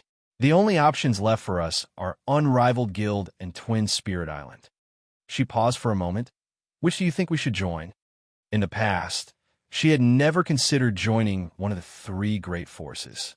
That was because all of these great forces had established themselves in the shadowless cave heaven, so they would be restricted in many ways if they joined one of them, not to mention that they had a hand over a large part of their resources. Nevertheless, things were different now, and it was time they made a choice. If they remained stubborn, they wouldn't possibly be able to survive in the shadowless cave heaven. After exchanging glances, chef and accountant said in unison, "Twin Spirit Island." The proprietress nodded in agreement. "I share the same sentiment." Among the three great forces in the shadowless cave heaven, Twin Spirit Island was the weakest because they only had 2 sixth-order open heaven realm masters. Unrivaled Guild had 3, while Profound Yang Mountain had 4. What's more, the Head Mountain Lord was just 1 step away from the 7th Order. As a 6th Order Open Heaven Realm Master, if the proprietress joined Twin Spirit Island, it would allow them to be on par with Unrivaled Guild, which was a chance for Twin Spirit Island to strengthen its position. Furthermore, the proprietress had headed to Twin Spirit Island some time ago and was greeted hospitably by the 2 island masters. They had a joyous chat during the encounter, and the island masters were obviously trying to persuade her to join them. There was no doubt that they were more polite than those from profound Yang Mountain. After a moment of silence, the proprietress spoke up. "Let's talk about it after the astral wind is gone." Without any objections, chef and accountant nodded. Then they started setting up some arrays in the cave. The astral wind was able to penetrate everything, including the small universes of open heaven realm masters. Although their arrays were not highly effective, it was better than nothing at all. The proprietress didn't leave again, and 3 days later, the astral wind struck just as expected. Initially, it was just a light breeze, but it soon turned into a gale and caused a sandstorm outside of the cave. Despite the fact that they were hiding inside the lava cave below the volcano, the astral wind was still able to sneak into the place and grind away the world force in their small universes. Obviously, it wasn't the first time the proprietress and the others faced such a predicament, and after so many experiences, they had developed some methods to resist. The strange wind in this damned place would strike once a month for 1 to 2 hours with a margin of error of 3 days. In the entire shadowless cave heaven, besides safe places like the headquarters of the 3 great forces, only a few places like the area around this caldera were able to weaken the strange wind. They had been looking for the reason behind it, but to no avail. Even the 3 great forces couldn't figure it out, as they speculated that it had something to do with the deceased shadowless divine monarch. After all, it was a universe cave heaven left behind by him after his death, so any strange events could be traced back to him. Fortunately, the 3 of them had prepared a lot of cultivation resources. Since the proprietress returned to the cave, she had been refining them nonstop. Presently, she was working harder to replenish the loss of her strength. Suddenly, an extremely pure wood element power exploded from the depths of the cave. The proprietress and the others were stunned as they opened their eyes and fell into a dazed state. An emerald green ancient tree had abruptly appeared before their eyes, one with a gigantic crown that covered the entire cave. A soft green light descended from the tree, containing an astonishing vitality that cast a green glow on their figures and made them feel completely at ease. "What is this?" Chef was astounded. "Is it a divine manifestation?" Accountant exclaimed. The proprietress nodded her head. It should be so. She had sharp vision and vast experience, so she could tell that it was a divine manifestation the moment she saw it. Following that, she turned to look at Yang Kai's secret room and realized that it was where the roots of the tree were located. Apparently, the wood element divine manifestation was Yang Kai's doing. The proprietress couldn't help but wonder about the order of wood element power Yang Kai had condensed, which allowed him to use such an incredible divine manifestation. The moment she found out that Yang Kai had condensed the Golden Crow's true fire, she knew that he must have condensed a high-rank wood element power as well. Otherwise, he couldn't have suppressed the burning power of the Golden Crow's true fire. However, high-rank wood element treasures could still be classified into different orders. The proprietress had never probed Yang Kai about his background, but now it seemed that the wood element treasure he had refined was truly extraordinary. Otherwise, such a wood element divine manifestation couldn't have been derived from it. Resting under the gigantic tree, they not only felt warm and comfortable, but also clear-headed, like their thoughts had been accelerated. They had also discovered that they were able to restore their strength at a quicker pace. All of a sudden, Chef exclaimed, "This divine manifestation seems able to ward off the wind, proprietress." Certainly, the proprietress was aware of that as well. The moment the divine manifestation exploded out, the astral wind in the cave disappeared, kept off entirely by the green aura around them. Marshall Peak, Chapter 4391, Profound Yang Mountain makes a move. The proprietress' alluring eyes trembled. It had been 1 year since they arrived at this place, and they'd had a taste of the power and strangeness of the astral wind many times. Other than hiding in this cave, they were unable to fend it off in any way. However, now, Yang Kai's wood element divine manifestation was able to completely ward off the astral wind that had been giving them a headache for a long time. It went to show that the wood element treasure he had refined was extraordinary. Gazing at his secret room, the proprietress became slightly at ease. Since Yang Kai was able to make such a move, it meant that he was aware of what was going on in the surroundings. Therefore, he should be almost completely healed. Initially, she was worried that the astral wind would have some negative impact on Yang Kai. Now, it seemed that not only did he have a way to fend it off, but he could also protect the three of them. Although Yang Kai had only ascended to the fifth order, his previous efforts hadn't gone down the drain. This would element divine manifestation alone was a powerful method in his arsenal. Inside the secret room, Yang Kai appeared jovial. Not long after he arrived in the shadowless cave heaven, he was struck by the astral wind once, which resulted in him being quite battered. When he checked on his small universe after that, though, he realized that the gigantic tree, which was the manifestation of his towering evergreen divine manifestation, was completely fine. At that time, he speculated that this divine manifestation might be able to protect against the astral wind. Unfortunately, he hadn't had a chance to test this theory. Therefore, when the astral wind struck again, he immediately activated the towering evergreen divine manifestation. Just like he had expected, the aura of the great tree was able to keep out the astral wind. The discovery made him set his mind at ease. With this divine manifestation, he wouldn't have to worry about the astral wind in the shadowless cave heaven again. Moreover, not only could this divine manifestation protect himself, it could also protect those around him. In a place such as the shadowless cave heaven, this kind of divine manifestation was like a trump card that could save their lives, as they wouldn't have to worry about the brutality of the astral wind ever again. Even though the headquarters of the three great forces were safe, the locations were not movable. On the other hand, Yang Kai could use this divine manifestation wherever he wanted. Although the protection range was limited, it was more than sufficient. 1 hour later, the astral wind dissipated. Yang Kai retracted his divine manifestation, and the gigantic tree with vigorous green light slowly disappeared. Following that, he continued absorbing the medicinal efficacies of the world fruit. Over the past month, he had been continuously absorbing the world force coming from the world fruit. Presently, not only had he made up for the losses that he had suffered in his small universe from the astral wind, but he had also managed to strengthen it. Even the landmass of his small universe had expanded quite a bit. He had a feeling that he had reached the limits of the fifth order, and in just a few days, he would be able to achieve a breakthrough and ascend to the sixth order. There wasn't a need to worry about whether the medicinal efficacies of the world fruit were sufficient. Since he was able to go from the fifth order to the sixth order, Yang Kai could do the same. In the meantime, on one of the peaks of profound Yang Mountain, the door of a palace suddenly opened. Second Mountain Lord Yun Fei stepped out and looked around before ordering. Inform the third Mountain Lord and the fourth Mountain Lord. Assemble the troops and follow me to capture that Hor Lan Yu Ruo.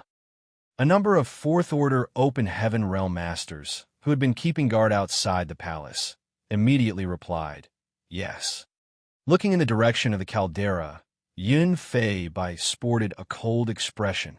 Previously, he was injured by Yang Kai, which was an incredible loss of face. The spear that penetrated his chest had left him severely wounded, and it took him a whole month to recover. He could still feel his chest aching to this day.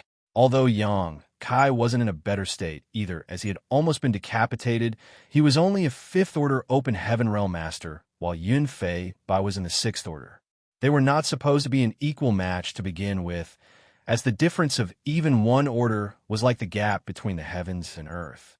Being wounded so seriously by a boy a whole order lower than him was humiliating, so it was expected that Yun Fei would be resentful. In order to recover quickly, he used a lot of resources that were hard to come by in the shadowless cave heaven, so it could be said that these were immense losses for him. He was extremely vexed. If it weren't because the head mountain lord had his eyes on Yang Kai's mastery over the Tao of space, which might help him find the exit, Yun Fei would definitely kill him and rip his corpse into countless pieces. Since the head mountain lord had given the order, though, Yun Fei wouldn't dare to kill Yang Kai. Nevertheless, it would be fine to treat him harshly. He secretly swore that once he captured Xianxia, he would cut off all his limbs and stuff him into a jar where he would spend the rest of his miserable life. As for Lan Yuruo, he was determined to obtain her. He had previously invited her to join Profound Yang Mountain and promised to make her the 5th Mountain Lord. However, since she embarrassed him and didn't appreciate his kindness, he couldn't be blamed for being hard on her. Meanwhile, the 3rd Mountain Lord Gengqing and the 4th Mountain Lord Zhou, you were already ready. If Yun Fei Bai hadn't insisted on personally making a move to get his revenge, they would have brought their people with them and stormed into the caldera a month ago. Upon getting the news at this moment, they responded quickly. Soon, numerous rays of light left Profound Yang Mountain and headed to the hiding place of the proprietress and her subordinates. There were dozens of people in total. The 3 6th Order Mountain Lords led the way, while the weakest among this group were in the 4th Order. 3rd Order Open Heaven Realm Masters weren't qualified to interfere in this matter. There were also 6 5th Order Open Heaven Realm Masters in this team. Such a force was more than enough to deal with Lan Yuruo and the others. In fact, they had always known that Lan Yuruo was hiding in the caldera. The reason they hadn't stormed that place until now was that the Mountain Lords were wary of her 6th Order Open Heaven Realm cultivation. If she became desperate, she might be able to severely wound 1 or 2 of them, even if defeating them was impossible. Furthermore, Yun Fei Bai wanted to wait for the astral wind to weaken the proprietress and her companions. It would only take 1 or 2 years for her power to noticeably decrease. By then, it'd be much easier to capture her.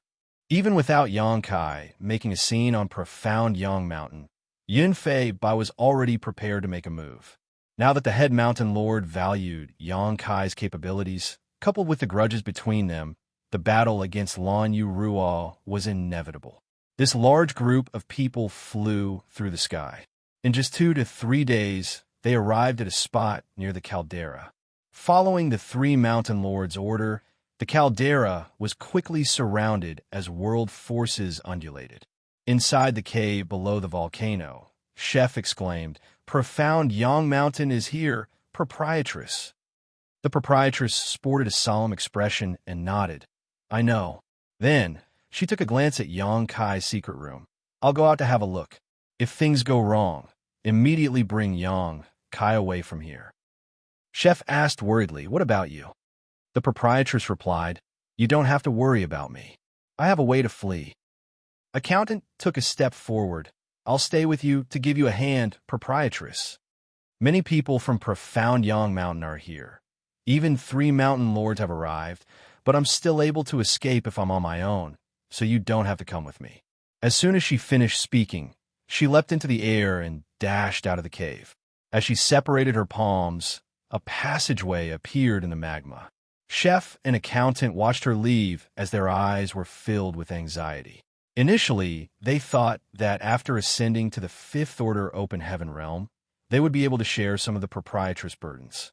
However, in this kind of situation, 5th Order Open Heaven Realm Masters like them were useless.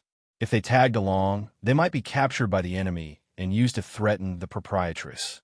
They couldn't help but blame themselves for being useless, as they were unable to lend her a hand at the most critical moment. Chef's eyelids twitched as he gazed at the secret room. What's wrong with Xianxia? Why hasn't he come out after 1 month of recuperation? If he had stepped out of the secret room, they could make use of his space secret technique to flee even if they were unable to defeat their enemies. However, he had been meditating for a whole month, and he didn't seem aware that the enemy was already at their door. Outside the caldera, the 3 mountain lords stood alongside one another. A lot of people had surrounded the caldera as auras undulated.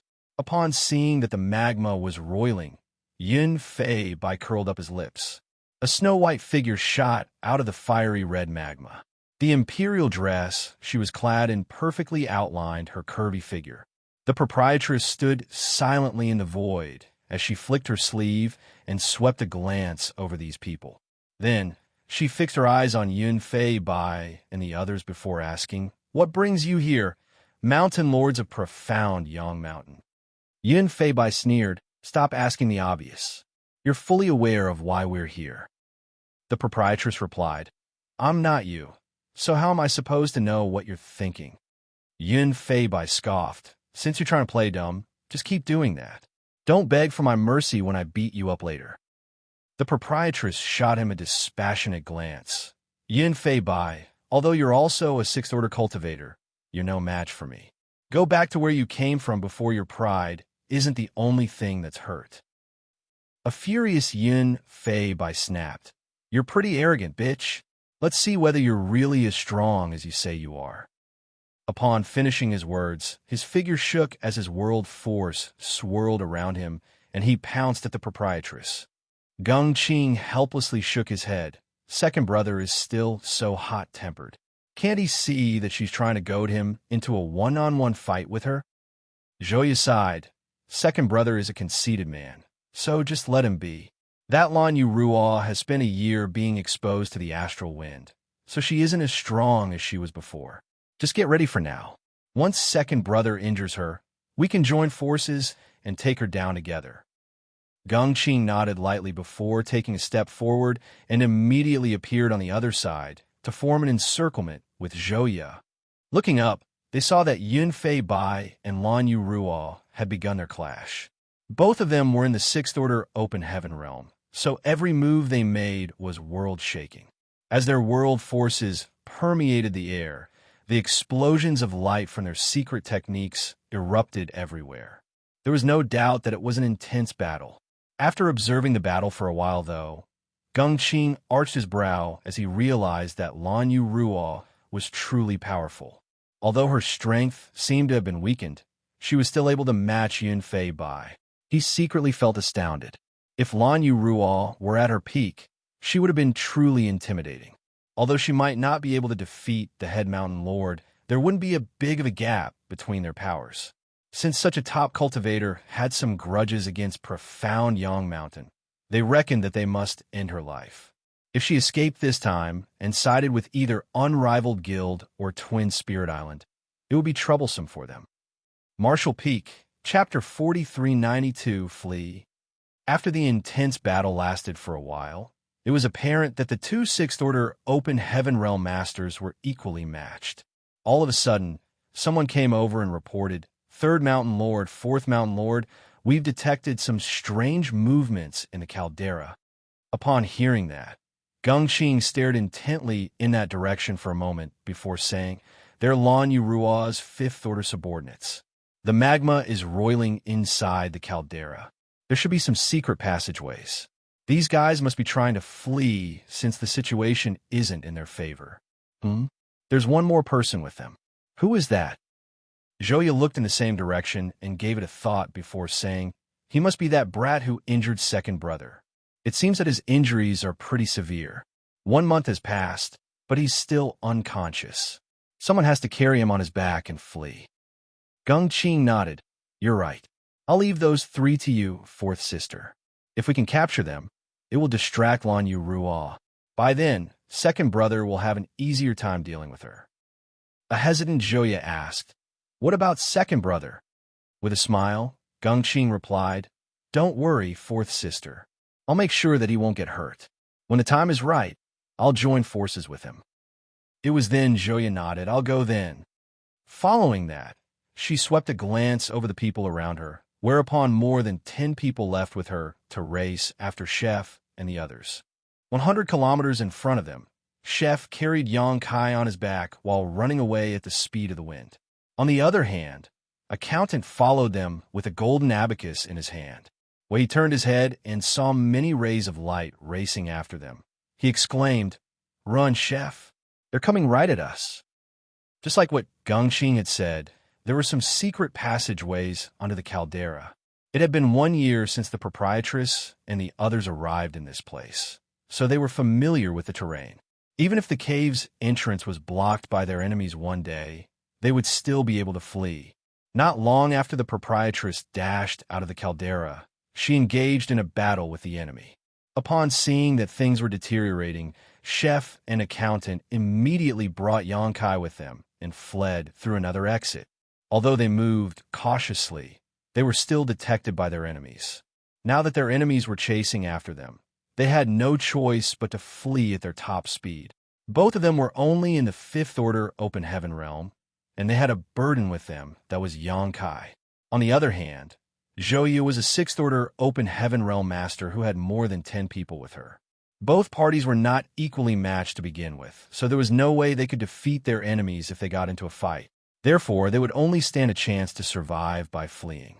At the same time, they prayed that the proprietress would be fine. After running away for a while, a pale accountant cursed, "I don't think we can get away, chef. That woman is pretty swift." Although there was only a difference of 1 order between the 6th and 5th order, the gap in power was vast. Usually, a 6th order open heaven realm master would be able to deal with 5 5th order open heaven realm masters with ease.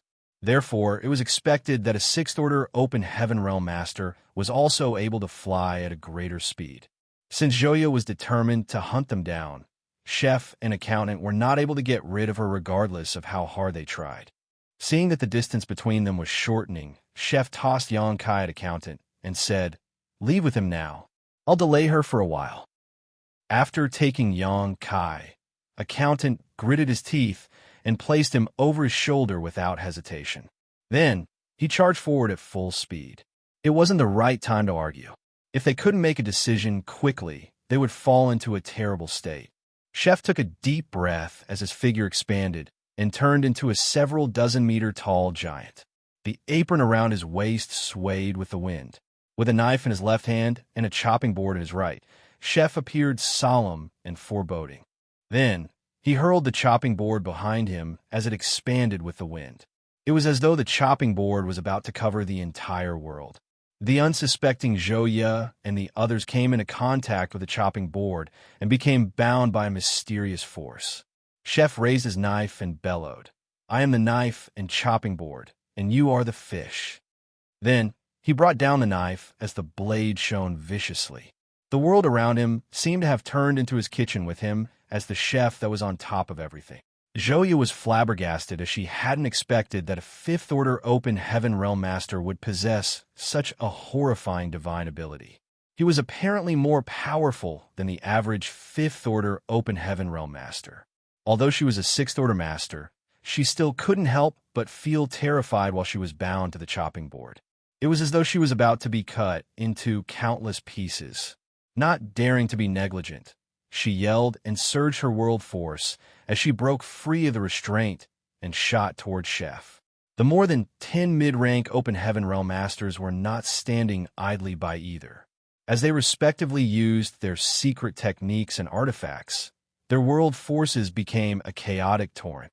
In just 3 breaths' time, Chef's gigantic figure flew backwards as he sprayed out a mouthful of blood. Like a deflating balloon, he shrank rapidly. The colossal chopping board turned back into its original form and was stored by Chef. The blade light dissipated and his world force subsided. Zhouyu looked up and saw Chef spitting blood while fleeing into the distance. Despite his burly figure, he was extremely agile. With her face turning crimson, she roared, "Follow him! Don't let him flee!" She was a 6th order master and had personally led a team of powerful subordinates, but she was obstructed by a mere 5th order open heaven realm cultivator. Although it had lasted only several breaths of time, it was humiliating enough. In the meantime, the proprietress had fallen into a perilous state. Yunfei Bai was embarrassed as he wasn't even able to hurt his opponent, and upon seeing things not progressing, Gengqing immediately joined forces with him. As the 2 mountain lords of profound Yang Mountain worked together, they were able to gain the advantage right away. However, to their horror, they realized that Lan Yuruo was still able to cope. Gengqing couldn't help but feel terrified. Just a while ago, he believed that although Lan Yuruo wasn't a match for the head mountain lord when she was at her peak, there would only be a small gap between their powers. Nevertheless, it now seemed that she and the head mountain lord would be equally matched when she was at her peak. Both of them were just 1 step away from the 7th order open heaven realm. If not, she couldn't have remained so powerful after being affected by the astral wind for 1 year. However, it all had to end on this day. Regardless of how powerful Lan Yuruo was, she had to be killed in this place. The two of them had made a move, while their mid-rank open heaven realm subordinates disturbed her from outside the battlefield. Even though she was formidable, there was no way she could leave this place alive. During the intense battle, some people from profound Yang Mountain had to back down from time to time as they were injured by the proprietress. In just one incense stick, 7 mid-rank open heaven realm masters had temporarily lost the capabilities to fight, while one of them was even killed. Although the proprietress managed to hurt many of her opponents, she had been wounded as well. In this kind of situation, it was a miracle that she had made it so far. If it weren't because Geng Qing and Yun Fei Bai were worried that she would attempt to drag one of them down with her if she was pushed too far, her situation would have been even more difficult. There came a moment when Geng Qing's gaze brightened while he attacked the proprietress alongside Yun Fei Bai. He initially intended to back down, but he charged forward instead, using a divine ability that shot towards the proprietress when she made a mistake and exposed an opening in her guard. During a life-and-death battle between powerful cultivators, a single opening could determine the outcome. As his world force undulated, his divine ability landed on the proprietress' delicate figure and exploded, whereupon she detonated and turned into dust. Yun Fei Bai became rooted to the spot as he asked in disbelief. She died. Geng Qing was stunned as well, and with a frown, he had a feeling that something was off. Although his divine ability was mighty, Lan Yu Ruo wasn't weak. How was it possible that she was killed just like that? Then he looked down and saw a figure dashing into the magma. It was just an illusion. She fled. Geng Qing bellowed. Where does she think she's going? Yun Fei Bai yelled and plunged into the caldera. Wait, second brother. There might be a trap. Geng Qing shouted, but it was too late. The impetuous Yun Fei Bai had already disappeared into the magma. Left with no choice, Geng Qing ground his teeth and followed. However, before he even dove into the magma, there was an explosion of world force beneath him, as though a divine ability was expanding before his eyes. Following that, Yun Fei Bai wailed while spraying out a mouthful of blood as he was sent flying back. There was a din on his chest, and his aura was unstable. It was apparent that he had suffered a serious setback. Then, he spat blood again and roared with a hideous expression. How dare that bitch set me up?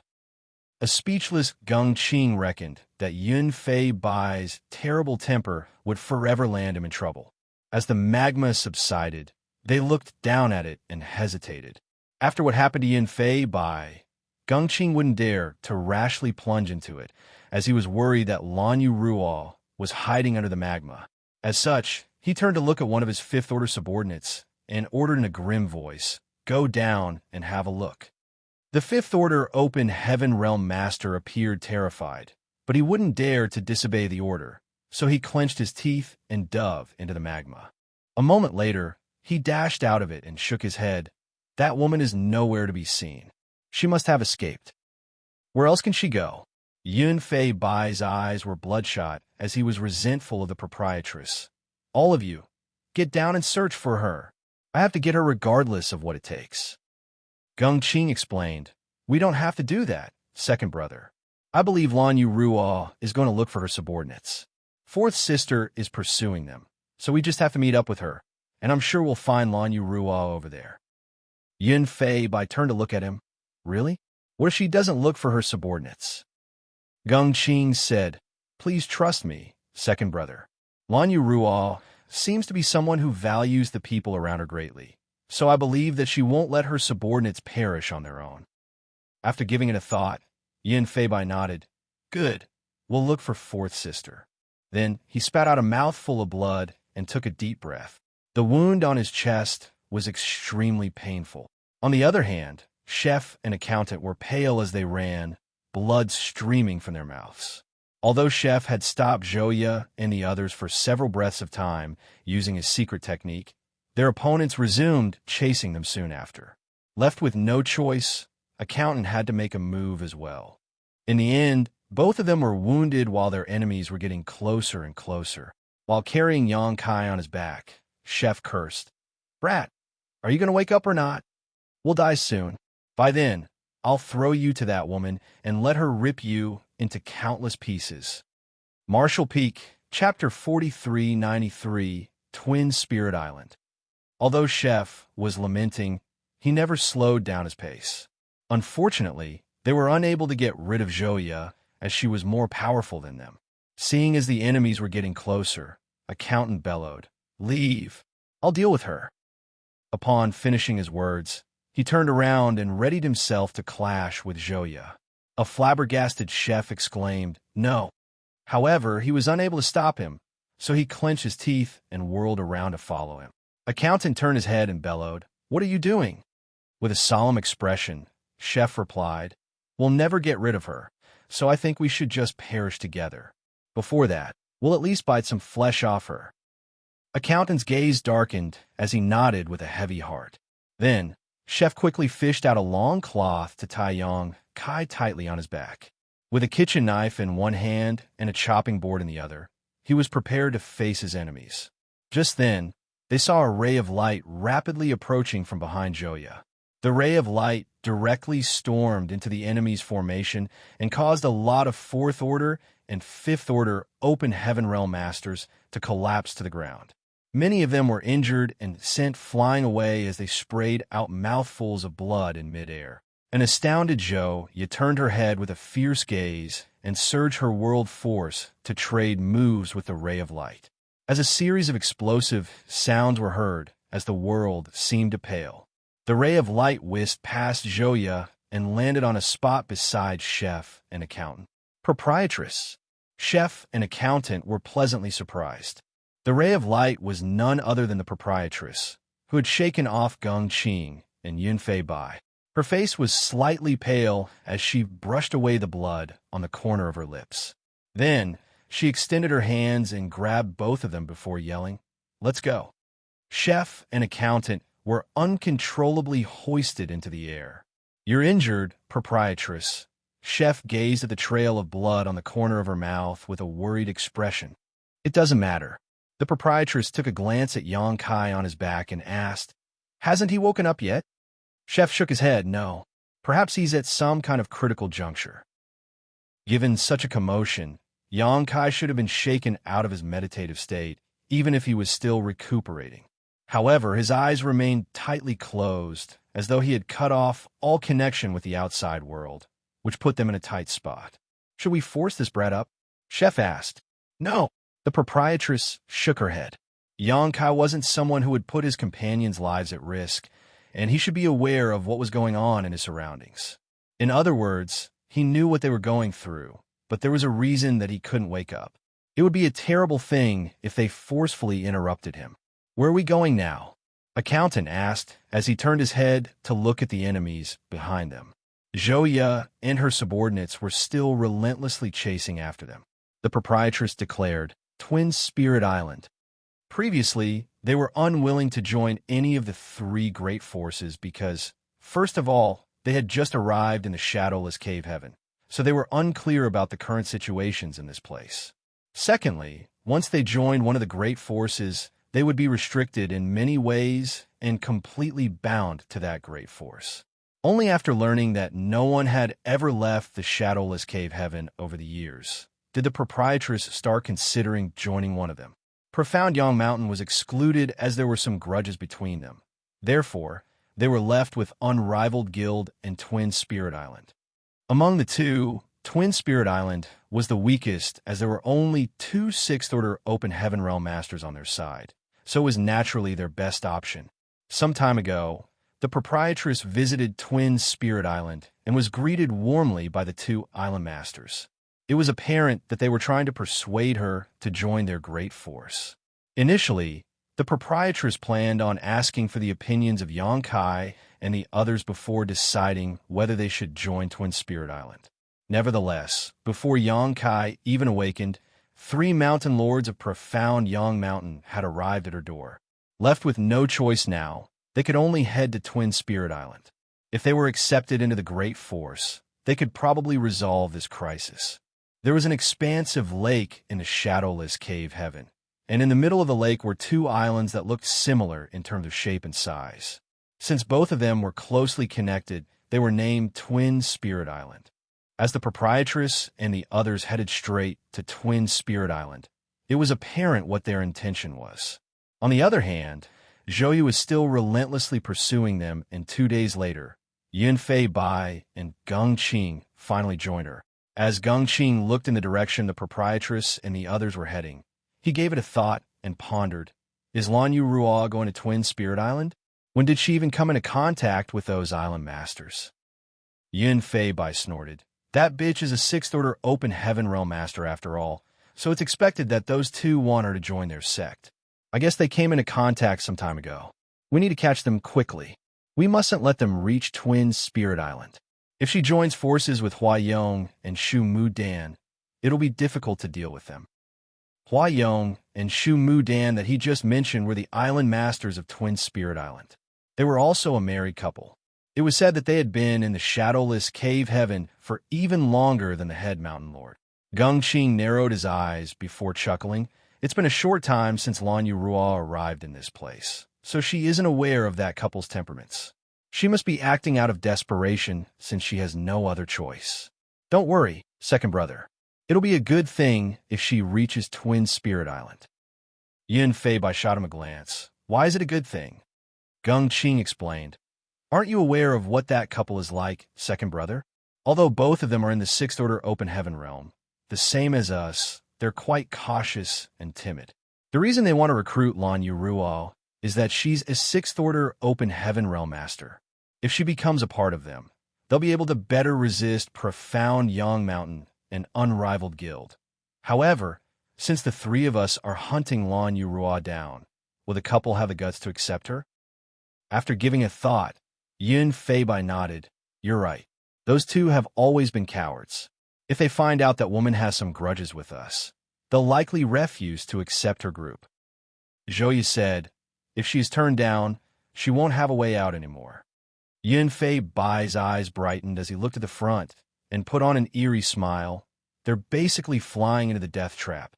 Realizing this, an elated Yunfei Bai slowed down a little as he calmly followed the proprietress and her group.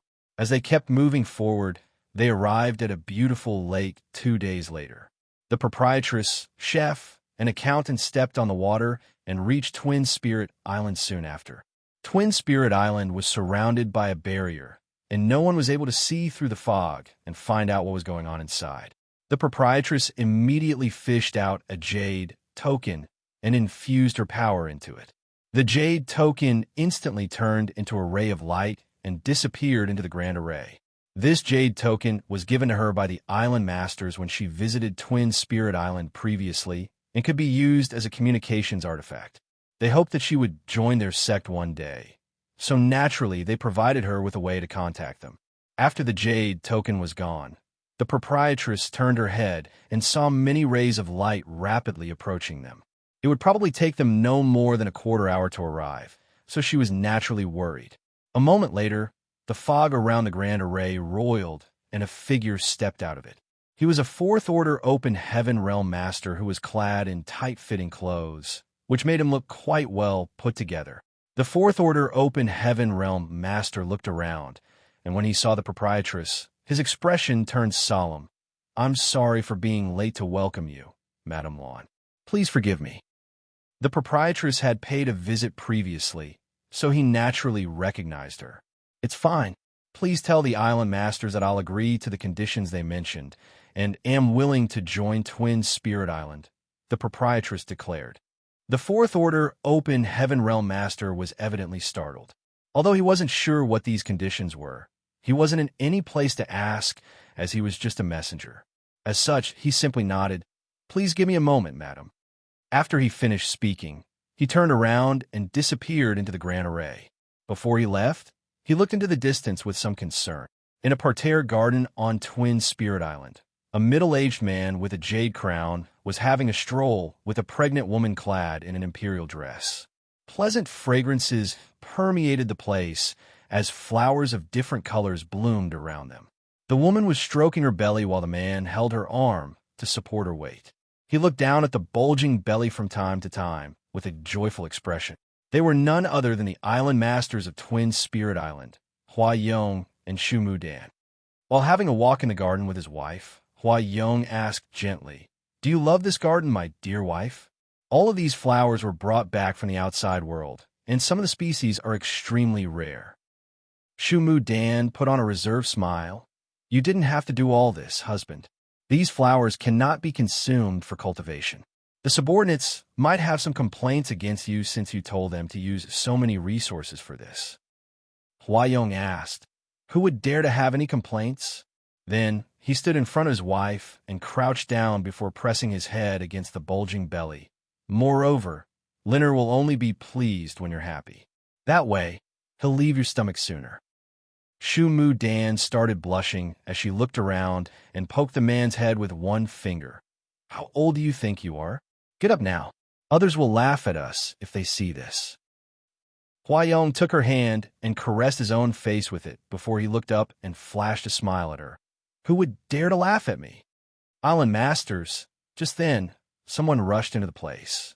When he saw the head Island Master crouching down in front of the second Island Master and caressing his own face with her hand, while the second Island Master blushed with a loving expression, he became stunned. Shu Mu Dan's face turned a shade redder in embarrassment. Huayong slowly got up and straightened his face before coughing into his fist. What's wrong? The person looked down at his feet and reported, Madame Lan is here again. She said that she'll agree to your conditions to join Twin Spirit Island.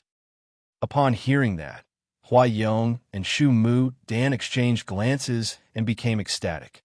The former laughed and said, very good. Although some people will fall into the shadowless cave heaven from time to time, Sixth Order Masters are rare. If Lan Yu Ruo could join us, our power will be greatly strengthened. Then he turned to look at the messenger. Is she outside? The person replied, Madame Lan is indeed waiting outside. Welcome her inside right now. Huayong ordered, then changed his mind. No. My wife and I will personally welcome her. Martial Peak, Chapter 4394, Blood Monster Battle Dress. If Lan Yu Ruo, a Sixth Order Open Heaven Realm Master, joined Twin Spirit Island, she would be the third Island Master. In other words, she would be the third most important person after Huayong and Shu Mu Dan, so she definitely deserved to be welcomed by the couple personally.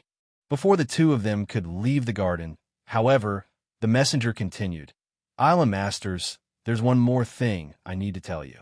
Madame Lan seems to be injured, and just now, I could see that some people were pursuing her. Who are the ones chasing her? Huayong frowned. Lan Yu Ruo was a Sixth Order Open Heaven Realm Master, so rarely anyone in the shadowless cave heaven could hurt her or even have the guts to pursue her. Suddenly, he felt there was more to her trying to join them at this moment than it appeared. The messenger replied, Island Masters, you've not stepped outside for years, so you're not aware of what's going on. There are some grudges between Madame Lan and Profound Yang Mountain's second Mountain Lord. As the person spoke, Shu Mu Dan suddenly waved her hand, then the water around them came together and formed into a mirror. The reflection on the mirror showed the view outside of Twin Spirit Island. Through the mirror, they could see Lan Yu Ruo and her three subordinates waiting outside the barrier. One of them was unconscious, so he had to be carried on another person's back. As Shu Mu Dan looked into the distance, her expression changed. 3 Mountain Lord from Profound Yang Mountain are over there. Huayong's expression turned solemn as well. He could see the intimidating Yun Fei Bai and the others through the mirror. Of the 4 Sixth Order Mountain Lords of Profound Yang Mountain, 3 of them had come all the way here with many subordinates, which went to show that they were determined to end Lan Yu Ruo today. What are the grudges between Madame Lan and Profound Yang Mountain's second Mountain Lord? Huayong asked in puzzlement. Since his wife was pregnant, he had been staying on Twin Spirit Island to keep her company and ignored the affairs in the outside world. Before Lan Yu Ruo paid a visit previously, he wasn't even aware that there was a new Sixth Order Open Heaven Realm Master in the shadowless cave heaven. Certainly, he had no idea what was going on when he saw this sight. The messenger replied, I don't know the details, but those from Profound Yang Mountain have always been arrogant, and the second Mountain Lord Yun Fei Bai is a lascivious man. Madame Lan knew nothing about the affairs here when she arrived in the shadowless cave heaven, so she might have gotten into a conflict with them for some reason. Upon hearing his explanation, Huayong nodded and said with a dark explanation, Now I know why Lanyu Ruo is eager to join Twin Spirit Island.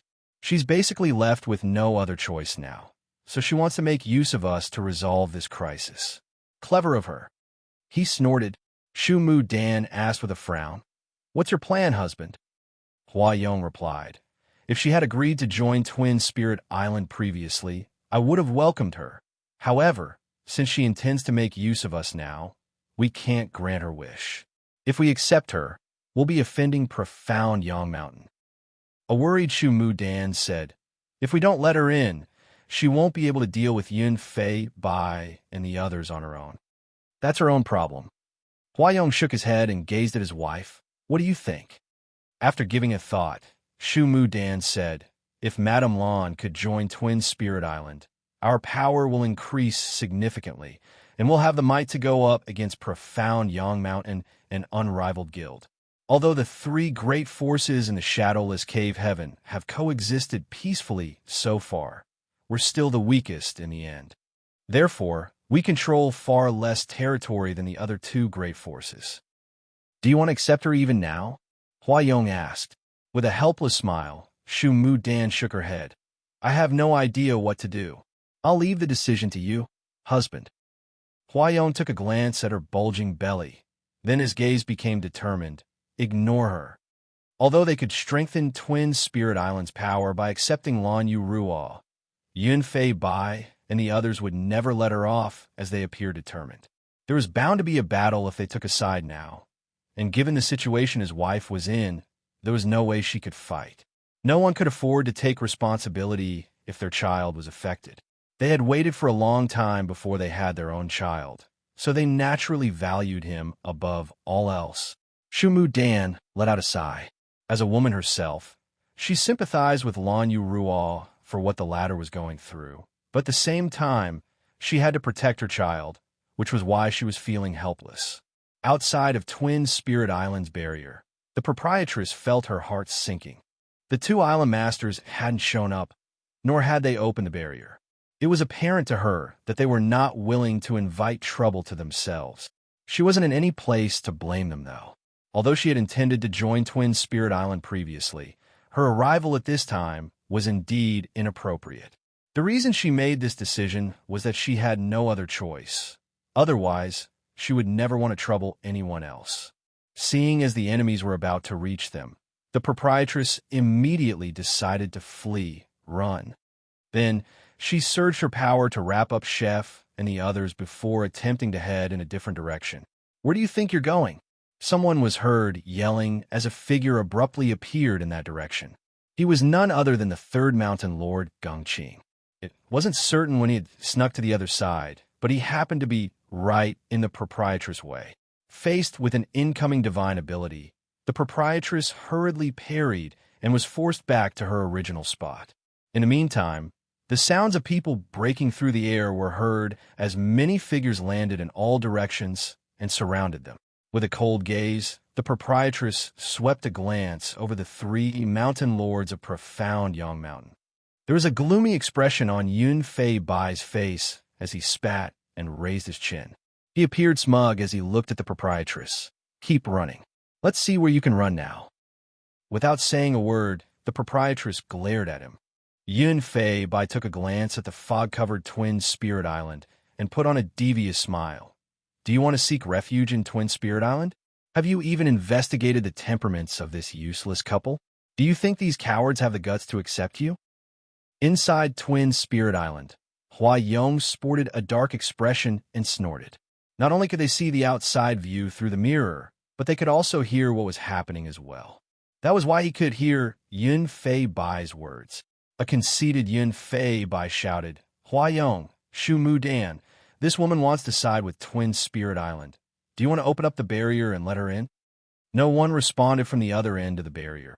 With his palms spread, Yun Fei Bai said, Look, they don't even dare to respond to me. Do you think that they can protect you? Naive. Zhouya said with a frown, We should deal with our business here first. Second, brother. It was too arrogant to provoke the island masters right in front of their door. Although profound Yang Mountain was stronger than Twin Spirit Island, the latter still had two 6th-order open heaven realm masters on their side. If they became infuriated, they might act out in anger, which would be extremely detrimental to them now. Yin Fei Bai snorted and gazed at the proprietress. "Whore, I'll give you one last chance. If you don't want to die, be good and become my woman. Otherwise, this place will be your graveyard." Geng Qing was exasperated as he really thought that Yun Fei Bai was so lascivious that he was willing to risk his life for a moment's pleasure. It wouldn't have mattered if they hadn't found out Lan Yu Ruo's true strength. However, after the battle on this day, they realized that this woman was just as powerful as the head mountain lord. Although Yun Fei Bai was also a sixth-order open heaven realm master, he would never be able to control her. Only by killing her could they solve this problem for good. That was the reason Geng Qing was rendered speechless when he saw Yun Fei Bai still lusting after her at this point. A dog's mouth can never smell fresh. The proprietress shot a deathly glare at Yun Fei Bai. "Stop spouting nonsense and fight. There may be many people on your side, and it's true I cannot defeat you, but I can take at least one of you down with me before I die. Let's see which one of you will be so unlucky." Impudence. Yun Fei Bai stomped his foot on the ground in rage. "Third brother, fourth sister, come with me and kill this woman." His murderous intent surged as he raised his hand and summoned a huge axe almost 3 meters tall. The flash of light swirling around it suggested that it was an extraordinary artifact. Upon seeing that Yun Fei Bai had summoned this artifact, Geng Qing knew that he was determined to kill this woman. Geng Qing and Zhou Ye traded glances and summoned their own artifacts as well, whereupon they shot towards the proprietress. Before they even reached their opponent, their rumbling world forces shook the surrounding world. Inside Twin Spirit Island, Shu Mu Dan appeared sympathetic. All of them were in the same order, so the outcome for Lan Yu Ruo was foreseeable since she was fighting against 3 enemies on her own. After a sigh, Shu Mu Dan looked away. She had always been a gentle person, and since her pregnancy, she had become even more sensitive. Hence, she didn't have the heart to see another woman being killed. Faced with the world forces of 3 sixth-order open heaven realm masters, Chef and Accountant found it difficult to even breathe, as though a mountain was pressing down on them. Even their legs were beginning to buckle under the pressure, and they were only bearing the fallout from the enemy's pressure. At the center of the 3 sixth-order open heaven realm masters' pressure, however, the proprietress closed her eyes and took a deep breath. Chef and Accountant widened their eyes, as though they were waiting for something to happen. The next moment, the proprietress opened her eyes, which appeared as fierce as lightning. A red glow suddenly swirled around her and engulfed her entire figure as though it had spirituality of its own. Some explosive sounds were heard, and when the red glow faded, the proprietress was already covered in a scarlet artifact armor, which was so tight-fitting that it perfectly outlined her alluring figure. A flash of light was seen swirling around the armor. There were 2 dragons on her shoulders with eyes that seemed completely lifelike. There was also a helmet that covered her entire head except for her soul-piercing eyes. Her arms were protected by very solid pads, and as she made a grabbing gesture, a scarlet sword appeared out of thin air as though she had pulled it out from the void. The gale stirred up waves on the lake behind her, as the proprietress seemed to have turned into an armor-clad female knight, valiantly wielding the great sword in her hands. However, unlike her usual self, the proprietress clad in this armor radiated a rich monster chi. Blood monster battle dress. Chef murmured under his breath with a pale face. Although it was called the Blood Monster battle dress, it had nothing to do with Blood Monster Divine Monarch from the Blood Monster Cave Heaven.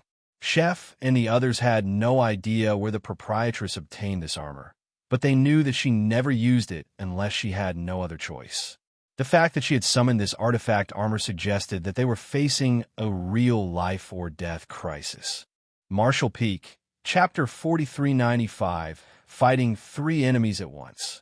Although she could significantly increase her power by using the Blood Monster battle dress, the rich monster chi within the armor had an erosive effect. The longer the proprietress wore it, the more her consciousness would be eroded, leaving extremely difficult issues to resolve afterwards. Therefore, the proprietress would never use the blood monster battle dress unless it was absolutely necessary. Although chef and accountant were aware that she had such an artifact, they had never seen her use it before. This was the first time. The three mountain lords of profound Yang Mountain were stunned upon seeing the proprietress transformation. As their gazes fell upon the armor and sword, they immediately realized that the blood monster battle dress was truly extraordinary. Gongqing suddenly exclaimed, "Watch out, second brother!" Yun Fei Bai's axe was already right above the proprietress' head, as he bellowed and forcefully brought down his weapon. At the same time, he surged his world force to empower the axe, making it seem like he could split apart the shadowless cave heaven with this strike. Faced with this world-shaking attack, the proprietress raised her sword with both hands as a shockwave spread around from her feet. The next moment, she ignored the limits of space and abruptly appeared before Yun Fei Bai as she clashed with the axe with her sword. Following a deafening clang, a visible halo of light spread out 1,000 kilometers in all directions, shaking space wherever it passed.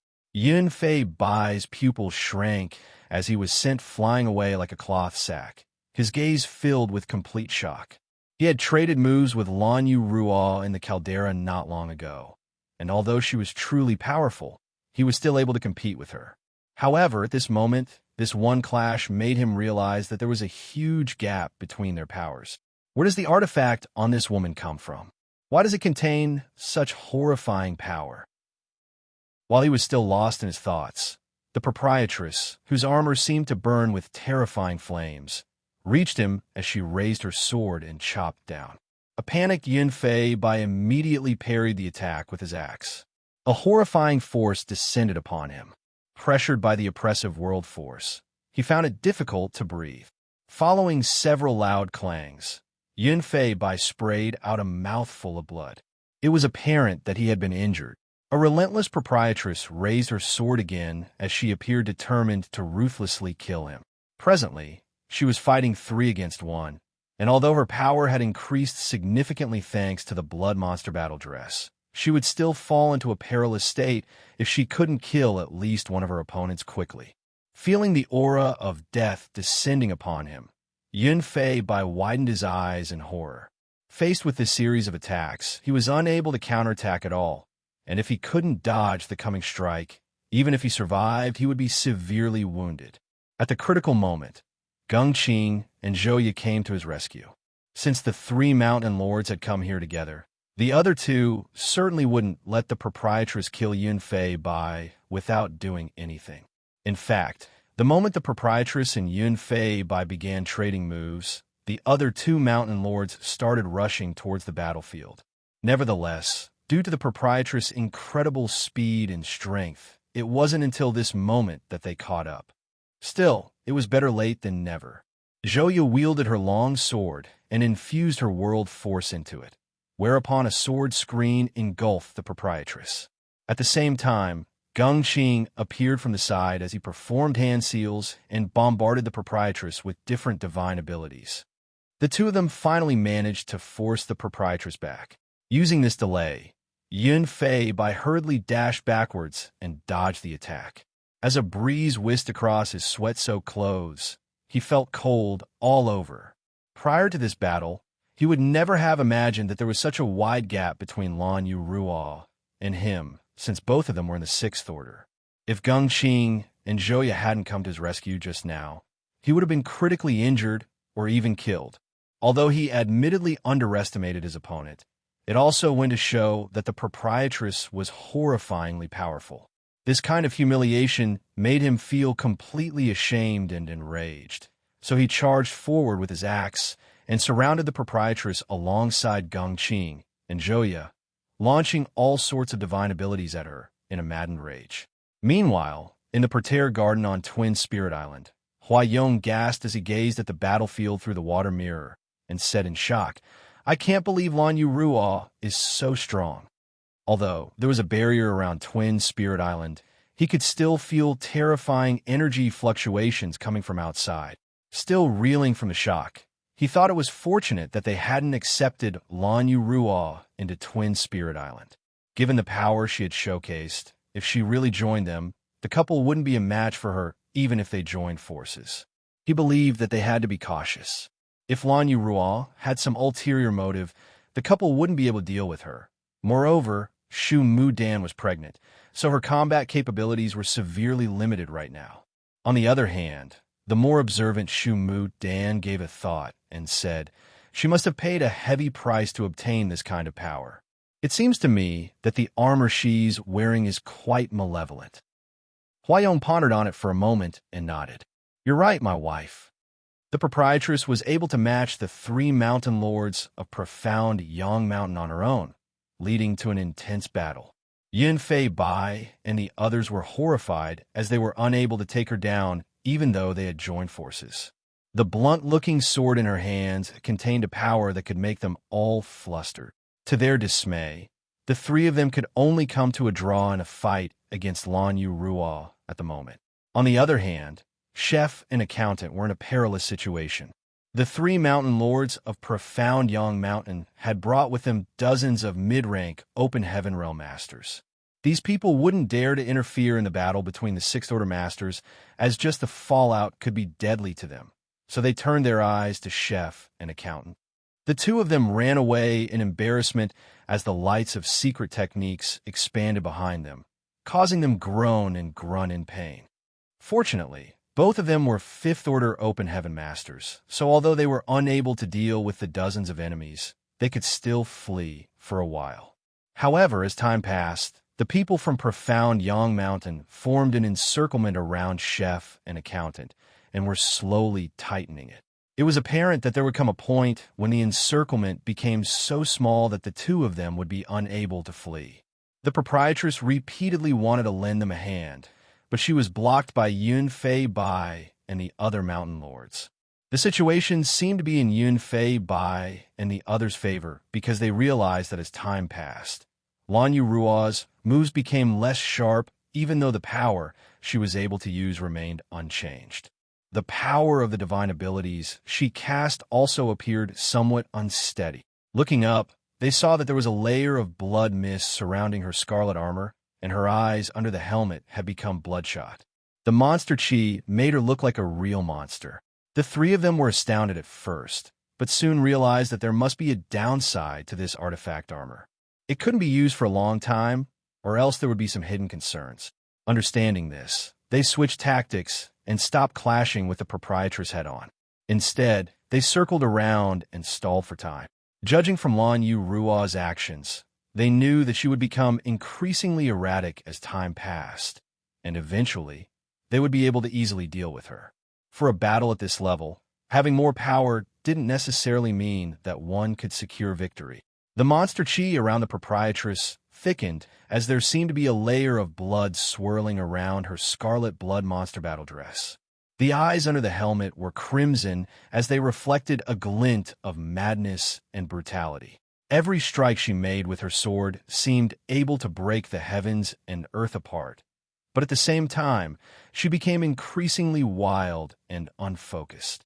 She was unable to react when Zhouya came at her with her sword and penetrated a junction in the armor, piercing through her belly.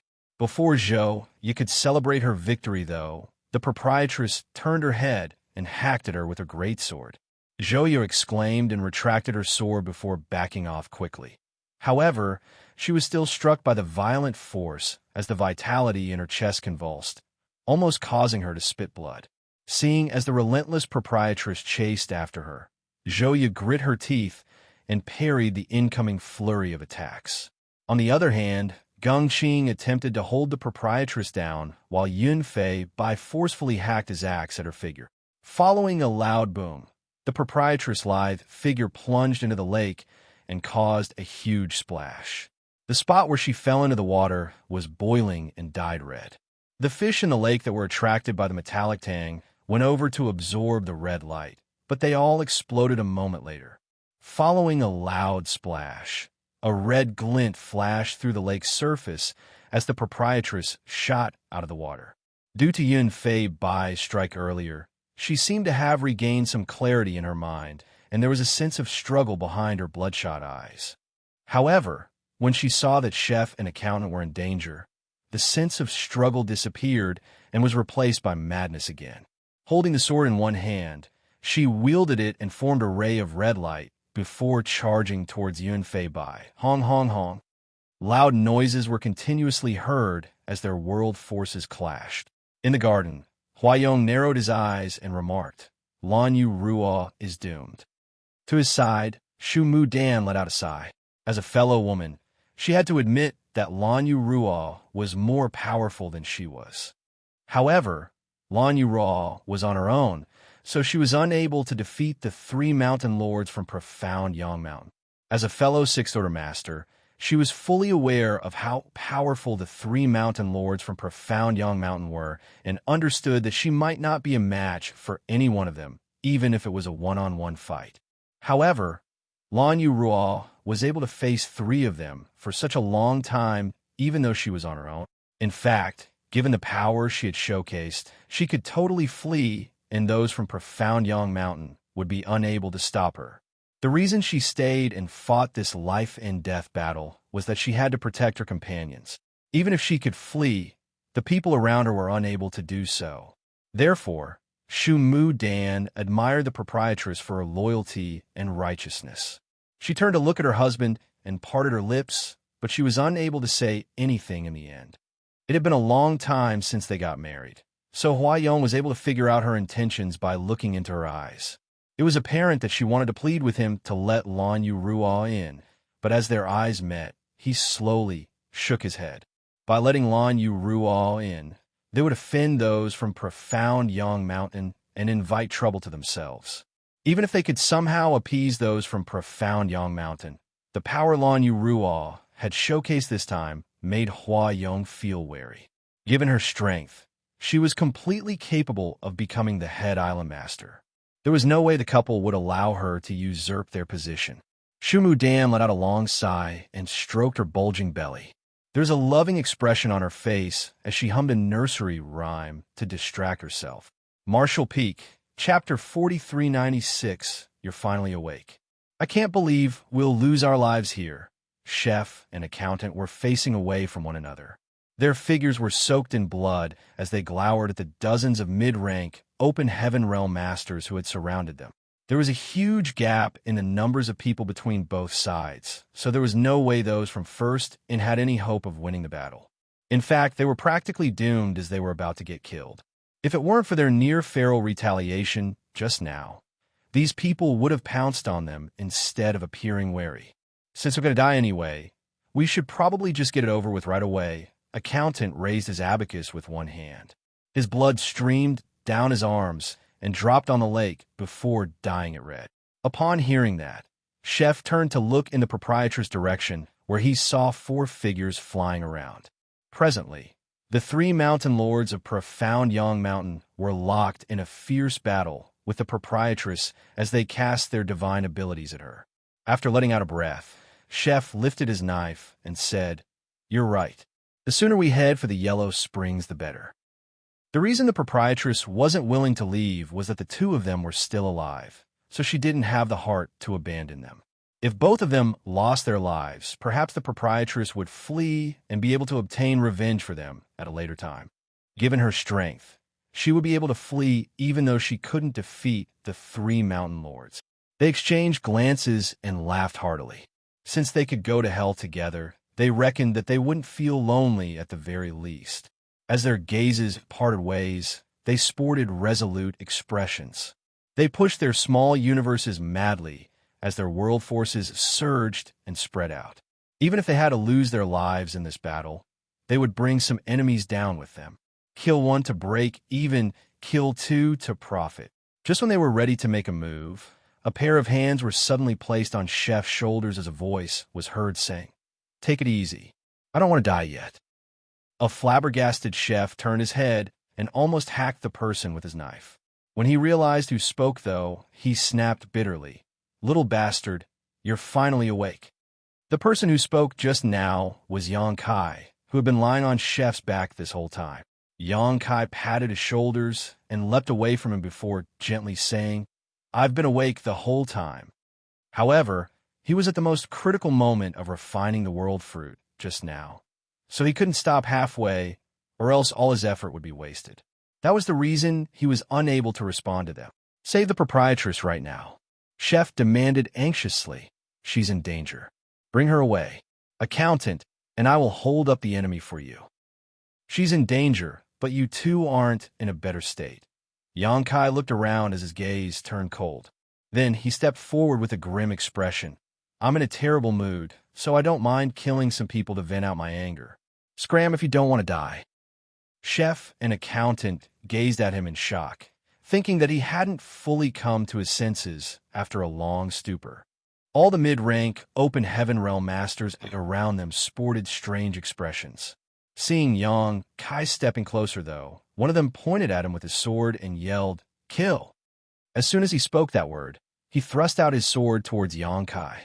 His world force surged as the sword's shadows multiplied. However, when he realized that Xianxia had disappeared from his line of sight, he felt his chest tightening as a sense of uneasiness rose within him. Before he was able to react, he saw a point of a spear rapidly enlarging before his eyes.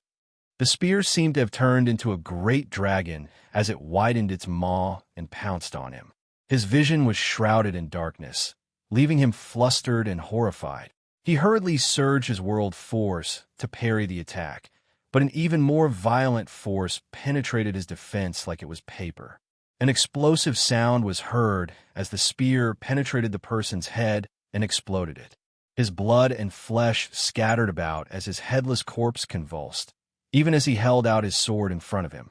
Without stopping, Xianxia disappeared from everyone's sight again as a great dragon roar shook the world. The azure dragon spear flashed in and out of everyone's vision for a moment, and when Xianxia reappeared, he had broken through the encirclement of these open heaven realm masters. Although he appeared slow, he was actually heading towards the battlefield of the Sixth Order open heaven realm masters at incredible speed. Even though he was gone, his voice still lingered in the air. If the two of them lose even one more strand of hair, all of you will have to die. Chef and accountant were dumbfounded as they couldn't figure out how Xianxia managed to break through the encirclement, but soon just thought that space principles were indeed useful as no one was able to capture Xianxia. The next instant, though, the two of them widened their eyes and stared at the enemies around them in disbelief. A bloodlight expanded as a person exploded, and then the same thing happened to another person. Hong, hong, hong. In less than a breath, 8 mid-rank open heaven realm masters exploded in a blood mist, leaving no trace behind. While the two of them were flabbergasted, the enemies around them were horrified. Just now, they could see that Xianxia exploded one of their companions' head with a spear. However, that person was only in the Fourth Order open heaven realm, so it wasn't surprising that he would lose his life due to his negligence in this life-and-death battle. Nevertheless, most of the 8 mid-rank open heaven realm masters who had just died were in the Fifth Order. Only Xianxia had made a move, so it was apparent who the murderer was. He had to possess a horrifying strength to be able to kill 8 mid-rank open heaven realm masters with ease in just a flash. Presently, no one dared to make a move on Chef and Accountant, who were still surrounded. Even though they could easily kill these two, they were wary of the threat Xianxia had left behind. 9 of their companions had lost their lives already, so it was obvious to them that only the 4 mountain lords were able to deal with him. What's going on with that brat? A dazed Chef watched as Xianxia rapidly dashed away. Sixth Order open heaven realm. Accountant was dumbstruck.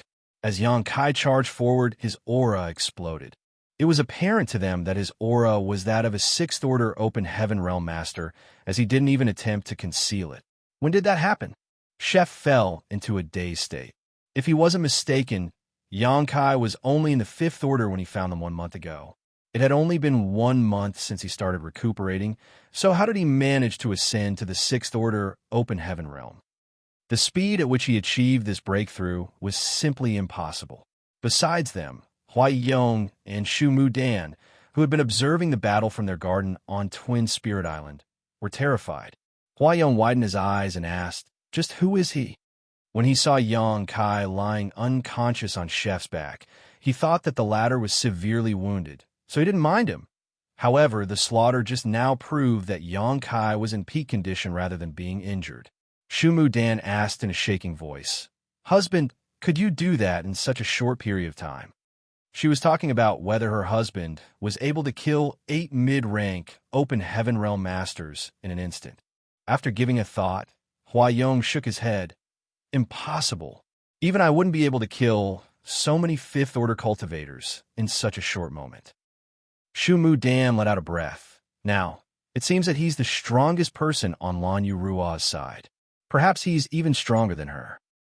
A puzzled Huayong asked, since he had such power, why didn't he participate in the battle earlier?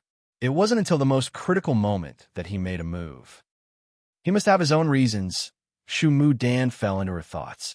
Huayong commented, Profound Yang Mountain will have to retreat without achieving their goal. Lan Yurua is very powerful to begin with, and now she has this person's help, so the 3 mountain lords won't be able to defeat them. Shu Dan said, if that person is really stronger than Lan Yurua, we'll need to come up with a plan, husband. Huayong's face twitched as he understood what she meant. Meanwhile, Yang Kai reached the battlefield of the 4 6th-order open heaven realm masters as he pushed out his spear towards Yun Fei Bai as he bellowed, "Old dog, die." Yun Fei Bai turned his head, and when he saw that it was Yang Kai, his eyes turned bloodshot. "Brat, it's you." The fact that Yang Kai had pierced his chest with a spear some time ago was a complete humiliation for him. It took Yun Fei Bai a whole month to recover from that wound. Now that he met his enemy again, it was expected that he was incensed. He immediately ignored Lan Yurua and hacked his axe at Yang Kai. The reason he was injured at that time was that he had underestimated his opponent, for he had never expected that someone would have the guts to harm him in profound Yang Mountain. Otherwise, in his opinion, a newly promoted 5th-order open heaven realm master would never be able to hurt him. Now, he finally had the chance to get his revenge. As he brought down his axe, though, his expression changed as he called out in shock, "You're a 6th order?" Yang Kai's aura was as conspicuous as ever, so anyone who wasn't a fool would be able to detect it, and it was absolutely clear that he was in the 6th order. No way. He was still a newly ascended 5th order when I met him 1 month ago. Why is he a 6th order open heaven realm master now? Despite the doubt in his mind, Yun Fei Bai remained merciless with his actions as he madly infused his world force into his axe. As soon as Yang Kai's spear came into contact with the axe, Yun Fei Bai's expression changed drastically as he felt an immense force sweeping over him. The impact cracked his hands so badly that he almost lost grip of his axe. His expression turned horrified as he realized that Yang Kai was indeed a 6th-order open heaven realm master, or else the latter couldn't have showcased this kind of strength. Looking down, he saw that his perlicue had ripped apart and blood was now streaming out of the wound. He was unable to stop his hand from trembling violently. At that moment, he was dumbstruck. When he saw Yang Kai 1 month ago, the latter was just a new 5th-order open heaven realm master. However, when they met again this time, he realized that the latter also looked like a new 6th-order open heaven realm master. Even though Yang Kai was really a 6th-order open heaven realm master, he should be weaker than Yun Fei Bai, who had millennia of accumulation in his current order. It should be impossible that a newly promoted 6th-order open heaven realm master like Yang Kai had a stronger heritage. Nevertheless, the truth was that Yun Fei Bai had suffered a setback. Both Yang Kai's strength and world force were simply overwhelming. While Yun Fei Bai was lost in a dazed state, Yang Kai came at him with a spear again and bellowed. On this day, the golden crow cast the sun below the heavens, above the earth. Only I am supreme. A series of caws were heard as a great sun suddenly rose from Yang Kai's back. Like a real sun, it was scorching hot as it cast its glow on the world below. Furthermore, there seemed to be a 3-legged exotic bird flying around this great Sunday. Marshall Peak, Chapter 4397, unable to recognize him. A horrifying aura spread out, which caused a large part of the fog around Twin Spirit Island to evaporate in an instant. Under the great sun, Yang Kai was seen wielding the spear in a heroic manner as his weapon's power dazzled the world. Geng Qing and Zhou Ye, who were attacking the proprietress, turned to look at him with trembling eyes. Divine manifestation. In the garden, Huaiyong was dumbfounded as he stared at the great sun in disbelief. How is that possible? Shu Mu Dan parted her lips, which were now covered with her hands.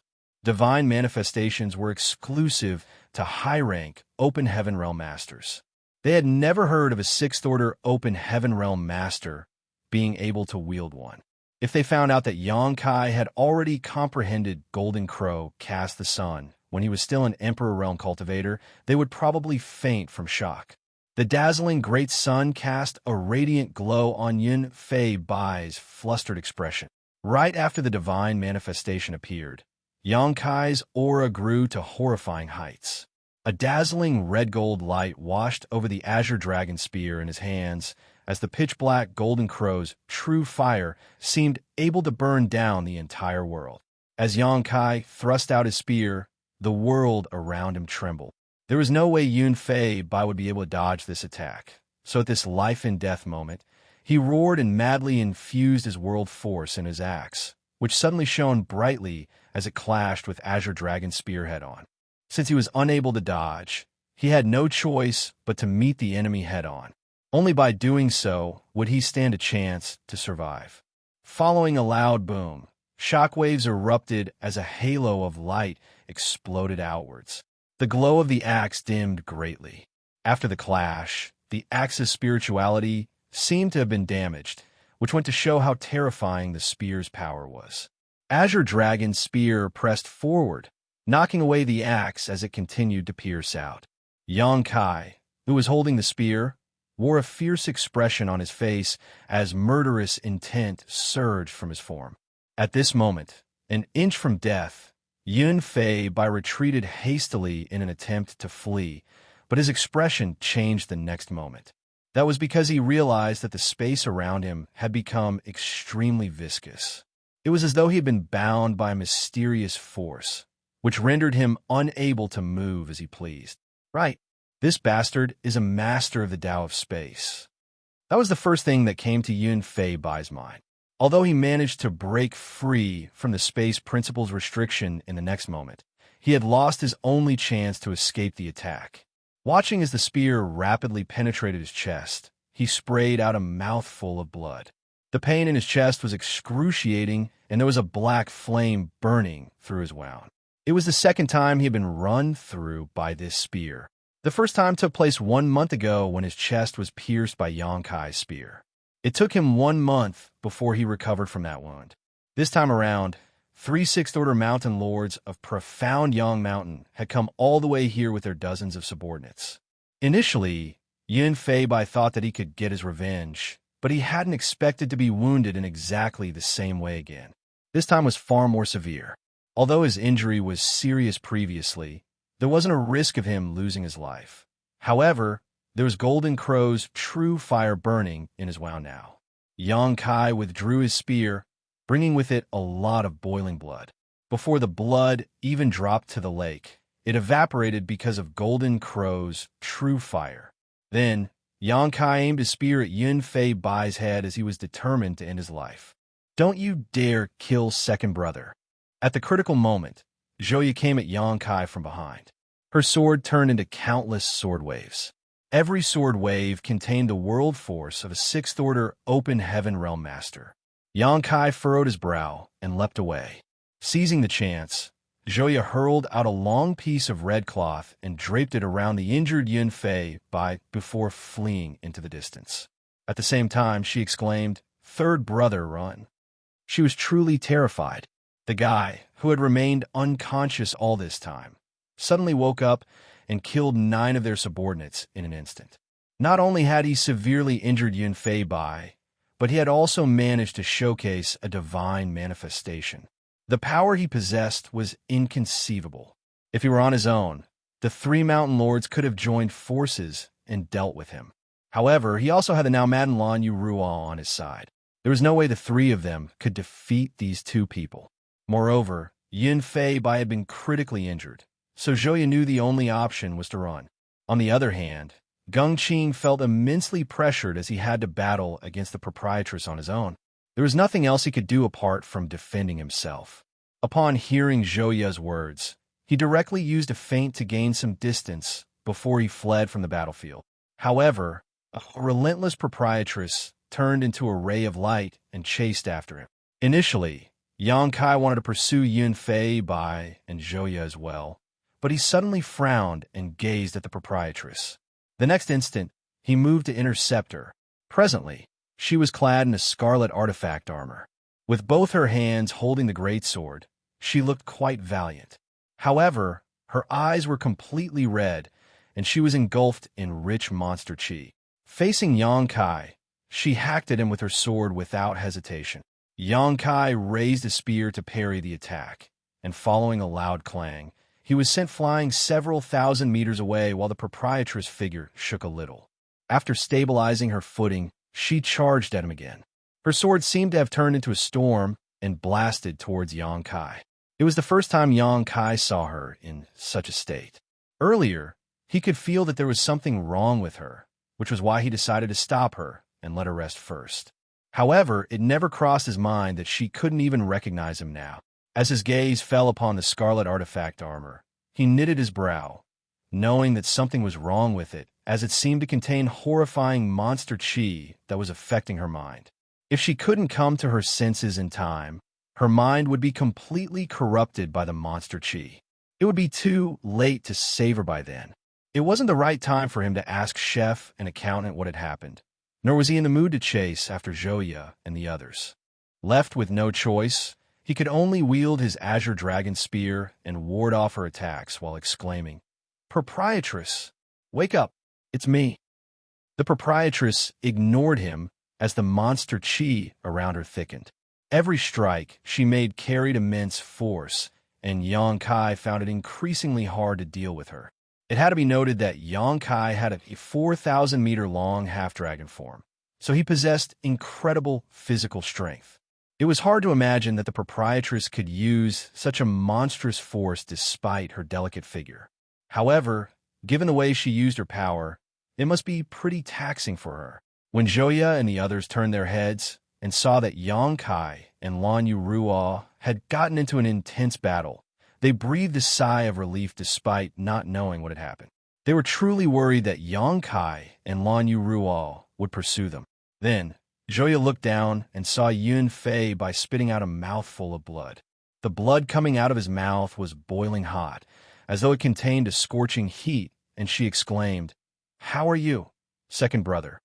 Yun Fei Bai covered the wound on his chest with his hand as a sense of resentfulness flashed through his eyes. It's Golden Crow's true fire. That brat condensed a high-rank power. As he spoke, he sprayed out another mouthful of boiling blood. Xiaoya comforted him by saying, "Hang in there, second brother. I'm sure when we return to Profound Yang Mountain, Big Brother will have a way to help you." Yun Fei Bai nodded his head and fell silent as he pushed his power to suppress the Golden Crow's true fire in his body in order to stop the wound from worsening. The people who surrounded Chef and Accountant on the lake had dispersed by now. Since the three mountain lords were gone, they certainly wouldn't dare to remain. They had hurriedly followed Xiaoya and the others back to Profound Yang Mountain. Chef and Accountant didn't chase their opponents, as there were only the two of them. If they pushed the enemy too far, they might fall into a perilous situation instead. Upon seeing that Yang Kai and the proprietress were locked in a fierce battle, Chef anxiously screamed, "Oh no! The proprietress has lost her rationality and is fighting against Yang Boy. What should we do?" Accountant yelled, "Don't hurt her, Yang Kai. Wake her up immediately." "I'm trying," Yang Kai replied while dodging the attacks. However, he wasn't sure how he could make the proprietress regain her senses. If this matter dragged on, she would fall into critical danger. It would be terrible if she was left with some irreversible damage. Inside the garden, Hua Yong and Shu Mudan gazed silently at the water mirror. Through the reflection, they could see two figures engaging in an intense battle in the sky. The area around the lake was a mess. The barrier around the lake had stood for thousands of years, but it was now almost destroyed due to this one battle. After observing for a time, Hua Yong wore a helpless smile and muttered, Is this really a battle between Sixth Order Open Heaven Masters? It looks more like a clash between those Seventh Order Masters. Shu Mu Dan added, Lan Yu Ruo seems to have been affected by the monster chi in that scarlet armor and lost her mind. It's the best chance to lend her a hand now, husband. It'll be too late if you wait any longer. After giving it a thought, Huayong nodded, You're right, my wife. Please come with me. Shu Mu Dan nodded gently and retracted the mirror, and then they leapt into the air together and flew out. A moment later, the fog separated and revealed the figures of twin Spirit Island's island masters. Upon seeing them, chef and accountant appeared vigilant. Shu Mu Dan hurriedly said, Please don't be nervous. We mean no harm. Huayong added, We were cultivating in seclusion to comprehend a secret technique, but it never crossed our minds that such an astonishing battle had taken place outside of Twin Spirit Island. Now that Madame Lan is in danger, we have a secret technique that might be able to help her regain clarity. Please allow us to use it on her. After exchanging glances, chef and accountant immediately figured out the couple's intentions. Earlier, the proprietress brought them to Twin Spirit Island in order to seek shelter with the island masters and ward off those from Profound Yang Mountain. Unfortunately, Huayong and his wife were not willing to interfere in this matter, so they refused to meet them. Cultivating in seclusion was just an excuse they had come up with. Now that those from Profound Yang Mountain were forced to leave, and Yang Kai and the proprietress had showcased incredible strength, this couple must have been worried that those from First and would hold a grudge against them, so they hurriedly came out to offer assistance. Despite the fact that chef and accountant understood all this, they didn't point it out, as the most important thing right now was to wake the proprietress up. As such, chef lowered his head without hesitation. If you're able to help my proprietress, we'll owe you a favor. Accountant added, Please lend us a hand. Huayong nodded in return. We'll begin right away. Then, he exchanged glances with his wife. After a nod, he fished out a flute while she sat cross-legged. As she waved her hand, a zither appeared on her knees. The pleasant music of the flute and the zither sounded and permeated the air as it whisked across the area like a pair of invisible hands.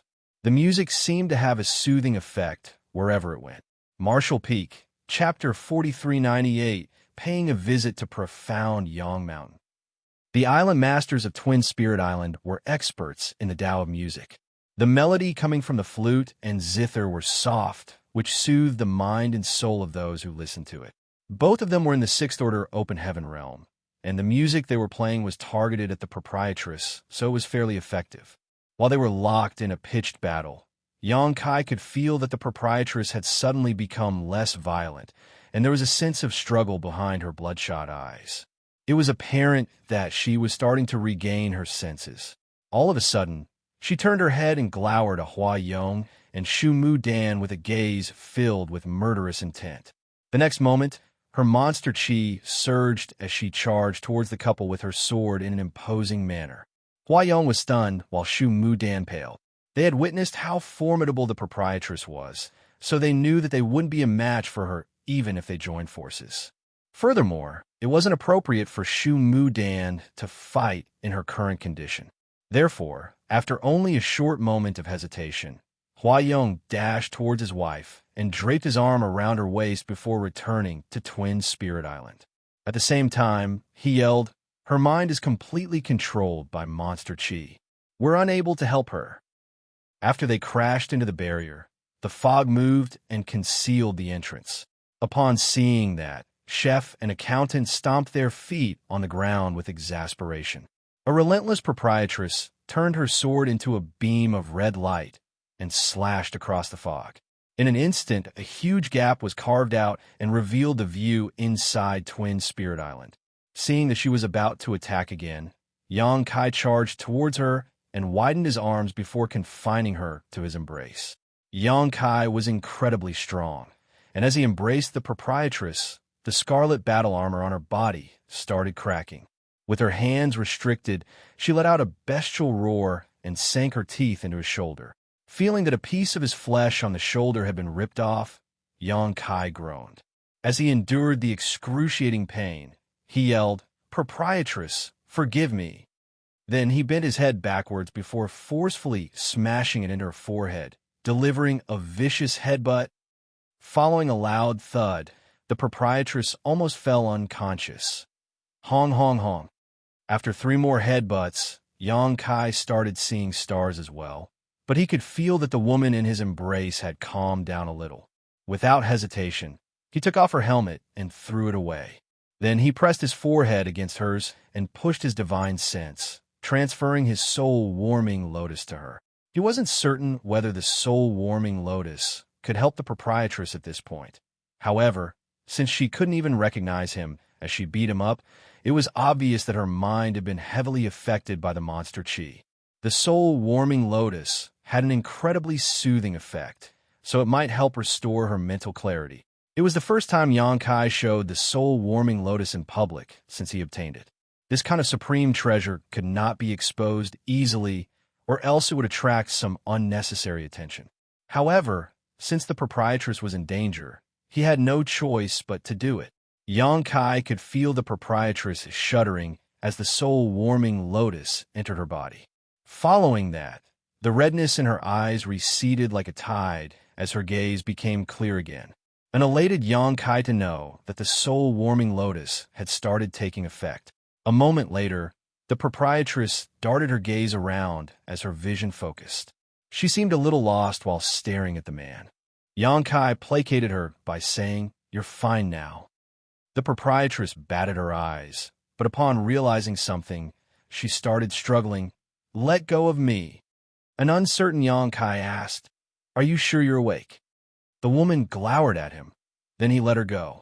Following that, she shook her figure a little, whereupon the scarlet artifact armor on her body turned into a layer of blood mist and disappeared into thin air.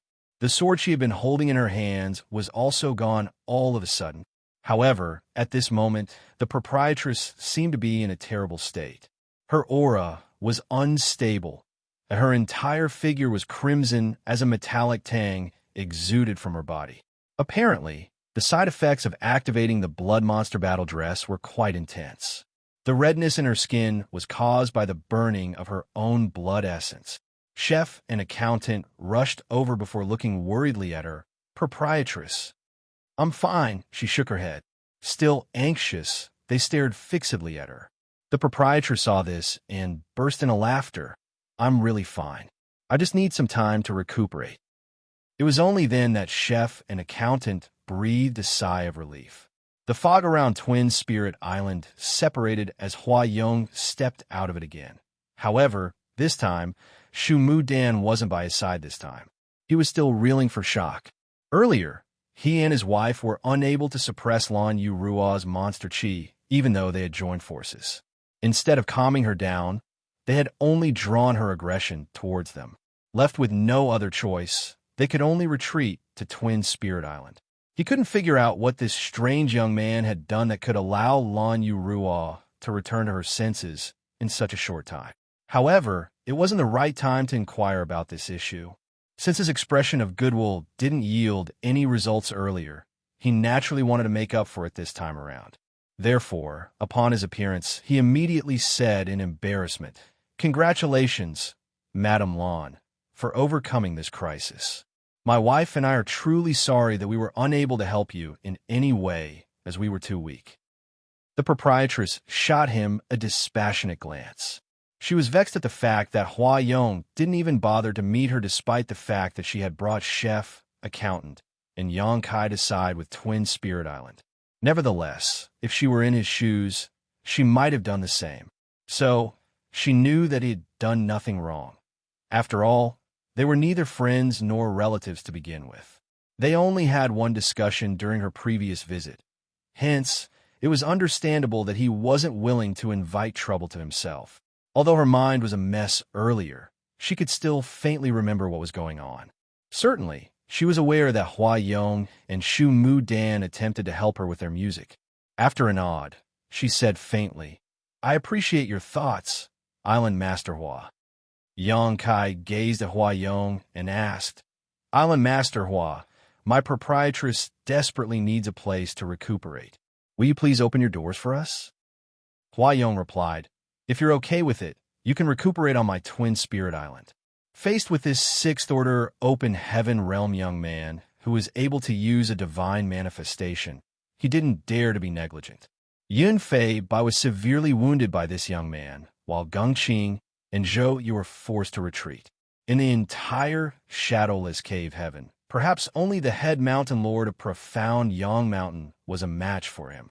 Huayong already had the intention to express his goodwill, so he naturally wouldn't turn him down at this point. Good. Yang Kai nodded his head and turned to look at the proprietress. With a pale face, she coughed but didn't reject the idea. She indeed needed a quiet place to recover. In the entire shadowless cave heaven, all other places were unsafe except for the headquarters of the three great forces. After all, she wouldn't want to be affected by the astral wind while she was trying to heal herself. The fog moved again and revealed a passageway. Huayong warmly led the way while Yang Kai and the others followed the proprietress, stepping into Twin Spirit Island. Shumu Dan, whose belly was bulging, came over and greeted them in an elegant manner. The proprietress' injuries needed immediate treatment. Even though the soul-warming lotus had soothed her mind and dispelled the monster chi for her, her condition would exacerbate if she didn't start healing herself soon. Therefore, after only the briefest of small talk, Huayong immediately arranged a secret room for her to recuperate in seclusion. Outside the secret room, Yang Kai said, "Please take good care of proprietress." A stunned chef asked, "Where are you going?" Yang Kai grinned, "To pay a visit to profound Yang Mountain." Chef exclaimed, "You want to head to profound Yang Mountain?" Accountant was shocked as well. To the side, Huayong dissuaded him by saying, "Please don't be impetuous, little brother. Profound Yang Mountain is the most powerful great force in the shadowless cave heaven, and they have many strong masters on their side. Although you're formidable, you won't be able to deal with so many people on your own. Besides the fact that Gongqing and Zhouya are in the sixth order open heaven realm, the head mountain lord Maozhe is just one step away from the seventh order. He is the strongest person in the shadowless cave heaven." Yang Kai arched his brow. "He's the most powerful here? I should meet him, then." Chef worriedly tried to change his mind. "Young boy, why don't you wait for the proprietress to recover? You can't go there on your own. If anything happens to you, how are we supposed to explain ourselves to her?" Yang Kai patted his shoulder. "Don't worry. Although the people from profound Yang Mountain are strong, they can't possibly harm me. I'll be back soon." The young man's arrogance stunned Huayong. Even though Yang Kai had indeed showcased incredible might in the battle just now, profound Yang Mountain was deeply rooted in this place and wasn't easy to infringe upon. If he wasn't careful enough, he would lose his life there. However, since they were not friends or relatives, Huayong reckoned that he wasn't in any place to keep dissuading him. Yang Kai turned to look at him. "Do you have some wine? I'll Master Hua." Huayong became startled for a moment before fishing out a gourd from his space ring. "This wine took me over 300 years to brew." "Is it strong enough?" Yang Kai asked. A proud Huayong replied, "It's definitely strong enough." With a smile, Yang Kai carried the wine gourd in one arm and said, "That's great. See you soon." After finishing his words, he shot into the sky. Chef said anxiously, "Be careful." As Huayong watched him leave, he slowly shook his head. "Little brother Yang is pretty feisty." He sighed, then turned to gaze at Chef and Accountant. "If you need anything, just inform my subordinates, and they'll handle it for you. My wife and I will stop bothering you." "Many thanks." Chef and Accountant cupped their fists at him. Up in the air, Yang Kai's figure flickered as he moved towards profound Yang Mountain at full speed, space principles swirling around him. In order to deal with those from profound Yang Mountain, the proprietress had paid a hefty price. If it weren't for Yang Kai having the soul-warming lotus with him, she would have lost her mind to madness. Certainly, he wouldn't let those from profound Yang Mountain off so easily. If it weren't because the proprietress needed help, he would have chased after them instead of waiting until now. With that said, it wasn't too late to pursue them. He was a master of the Tao of space, so none were comparable to him when it came to the speed of fleeing or pursuing enemies. On top of that, Yunfei Bai was severely wounded, so although Gengqing and Zhouyu were not injured, having to drag the former with them would slow them down significantly. Yang Kai was confident he could intercept them before they returned to profound Yang Mountain. Martial Peak, Chapter 4399, He's Really Coming After Us. 3 figures were seen rapidly flying through the air. They were the 3 mountain lords who were in a rush to return to profound Yang Mountain. Gengqing and Zhouyu supported Yunfei Bai's weight on either side as they moved at the speed of lightning. Yunfei Bai still coughed up boiling blood from time to time, and there was also a black flame burning around the wound his chest. Although he was a 6th-order open heaven realm master, he could only suppress the flame to stop his wound from worsening. He was unable to disperse it. Golden Crow's true fire was a high-rank fire element power that could burn all of creation. Unless Yunfei Bai had an element power in the same order that could restrict the flames, he would be unable to resolve it in a short period of time. Therefore, he had to return to profound Yang Mountain and seek the head mountain lord's help. Or he could spend a painfully long time recuperating in seclusion to resolve the crisis. While he looked very battered, his eyes were filled with resentment. His chest was injured twice. 1 month ago, he had underestimated the young man, who successfully launched a sneak attack on him. However, this time, he was wounded in a frontal clash with him. He could not figure out how the young man could go from the 5th order to the 6th order in just 1 month. Did he conceal his cultivation previously? Or did he really achieve an ascension after 1 month? He had a feeling it was the former. The young man must have a method to conceal his cultivation, which made Yunfei Bai misjudge his true strength, resulting in the series of setbacks he had suffered. Yunfei Bai was completely vexed, thinking that he had to be more careful when dealing with that strange young man in the future, as he was pretty cunning. As his emotions fluctuated, his wounds became irritated, and he sprayed out a mouthful of boiling blood. "How are you, second brother?" Zhouyu asked with concern. Yunfei Bai shook his head. "It won't kill me." Gengqing let a sigh. Many of the top cultivators from profound Yang Mountain had taken part in this siege. Initially, they thought that they could easily defeat Lan Yu Ruo and her small group, but not only did they become battered, but they had also lost quite a number of subordinates. With that said, their siege this time wasn't totally unfruitful. At the very least, they had found out Lan Yu Ruo's true strength, as well as that of the mysterious young man. As a 6th-order open heaven realm master, that young man was able to use a divine manifestation, which was simply inconceivable. They reckoned that they had to report this discovery to the head mountain lord so that he could be prepared. One of the reasons profound Yang Mountain had become the most powerful great force in the shadowless cave heaven was that they had the highest number of 6th-order open heaven realm masters. Secondly, the head mountain lord was truly mighty, as he was just 1 step away from the 7th-order open heaven realm.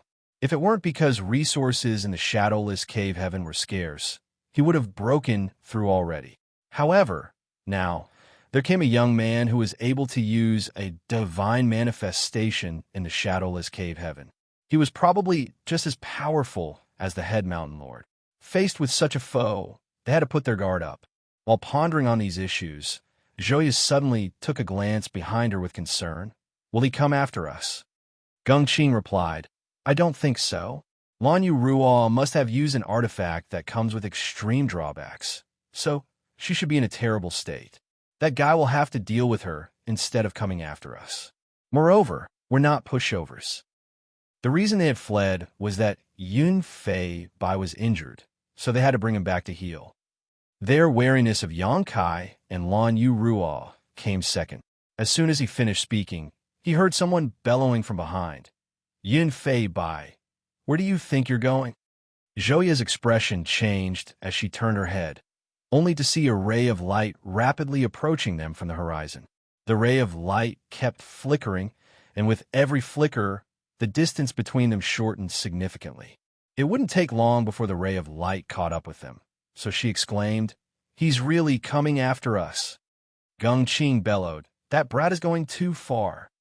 Profound Yang Mountain had been around in the shadowless cave heaven for over 10,000 years, and they were undoubtedly the most powerful great force here. All of the mountain lords were famous and formidable. There had never been a time when they were chased down like they were beat dogs. He turned his head and ordered, "Stop him." The dozens of mid-rank open heaven realm masters who had been following the three mountain lords sported bitter expressions upon hearing that. Earlier, Xianxia easily killed 9 of their companions and even injured the second mountain lord, so how were they supposed to oppose him? However, they wouldn't dare to disobey Gongqing's order, so they forced themselves to stop and took up a formation to await their enemy's arrival. On the other hand, Gongqing and the others kept flying towards profound Yang Mountain at full speed. Xianxia's figure kept flickering as he watched Gongqing and the others flee. Popping off the lid of the wine gourd, he lifted it to his mouth and downed a large swig. After he was done with the wine, he threw the gourd away, shattering it on the ground below. While feeling tipsy, Xianxia raised his spear as his murderous intent surged. Slowly moving forward, he shook his head and declared, "I'll only say this once. Scram if you don't want to die. I won't spare anyone who dares to get in my way." Xianxia became increasingly overbearing as he flew forward, his aura erupting as it covered the sky and caused the clouds to welter. The dozens of mid-rank open heaven realm masters were horrified, as many of them subconsciously took a few steps back. As they recalled the sight of their 9 companions being killed, they started shuddering. Just then, a thin and tall man yelled, "What's there to be afraid of? He's on his own while we have so many people on our side. As long as we make a move together, there's no way he—" Before he could finish his words, he gasped as Xianxia, who was supposed to be kilometers away, abruptly appeared in front of him, their faces almost touching. Xianxia belched and puffed out a breath filled with alcohol at him. The person was a 5th-order open heaven realm master, so he was pretty agile. He immediately leapt backwards in an attempt to widen the gap between Xianxia and him. However, the next moment, his expression was transformed by fear as he realized that regardless of how much he moved backwards, Xianxia remained standing right in front of him. The view around him never changed one bit, as though the space around him had been extended infinitely, near distant horizon. Following Xianxia's sharp rise in cultivation, the power of the secret techniques he could use had improved proportionally. He was already able to injure the 6th-order Yun Fei when he was still in the 5th order. Since he was now a 6th-order open heaven realm master, there was no way a 5th-order master like this man could escape from him. This tall man was apparently a resolute person, so upon realizing that he was unable to flee, he roared and surged his world force before sending out a divine ability at Xianxia. His companions around him also made a move at the same time. At that instant, the lights of divine abilities erupted as they flew at Xianxia. "Water reflects the moon," Xianxia shouted as a full moon rose behind him. The moon cast a glow on all of them and sent chills down their spines. Their divine abilities seemed to have been frozen as they moved forward like snails. The tall man and the others were soon covered in a layer of frost, causing them to shiver like quails in the winter. Additionally, shields with dragon patterns on them started appearing around Xianxia. A dragon pressure could be felt coming from these thick shields, and every dragon had its head connected with its tail. Dragon shields. Upon activating these 2 secret techniques, Xianxia thrust out his spear in rapid succession. Wherever the spear shadows passed, time seemed to freeze. When Xianxia retracted his spear, the tall man and the others were rendered immovable on their spots. It wasn't until this moment that their divine abilities crashed into the dragon shields around Xianxia and caused them to flicker. In the end, they couldn't harm him one bit. The louder you shout, the quicker you die.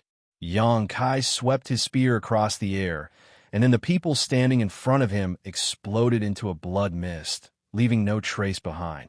Holding the spear with one hand, he swept a cold glance over the survivors in an imposing manner and asked, "Who else would like to make a move?" All of them fell silent as they stared dazedly at Xianxia.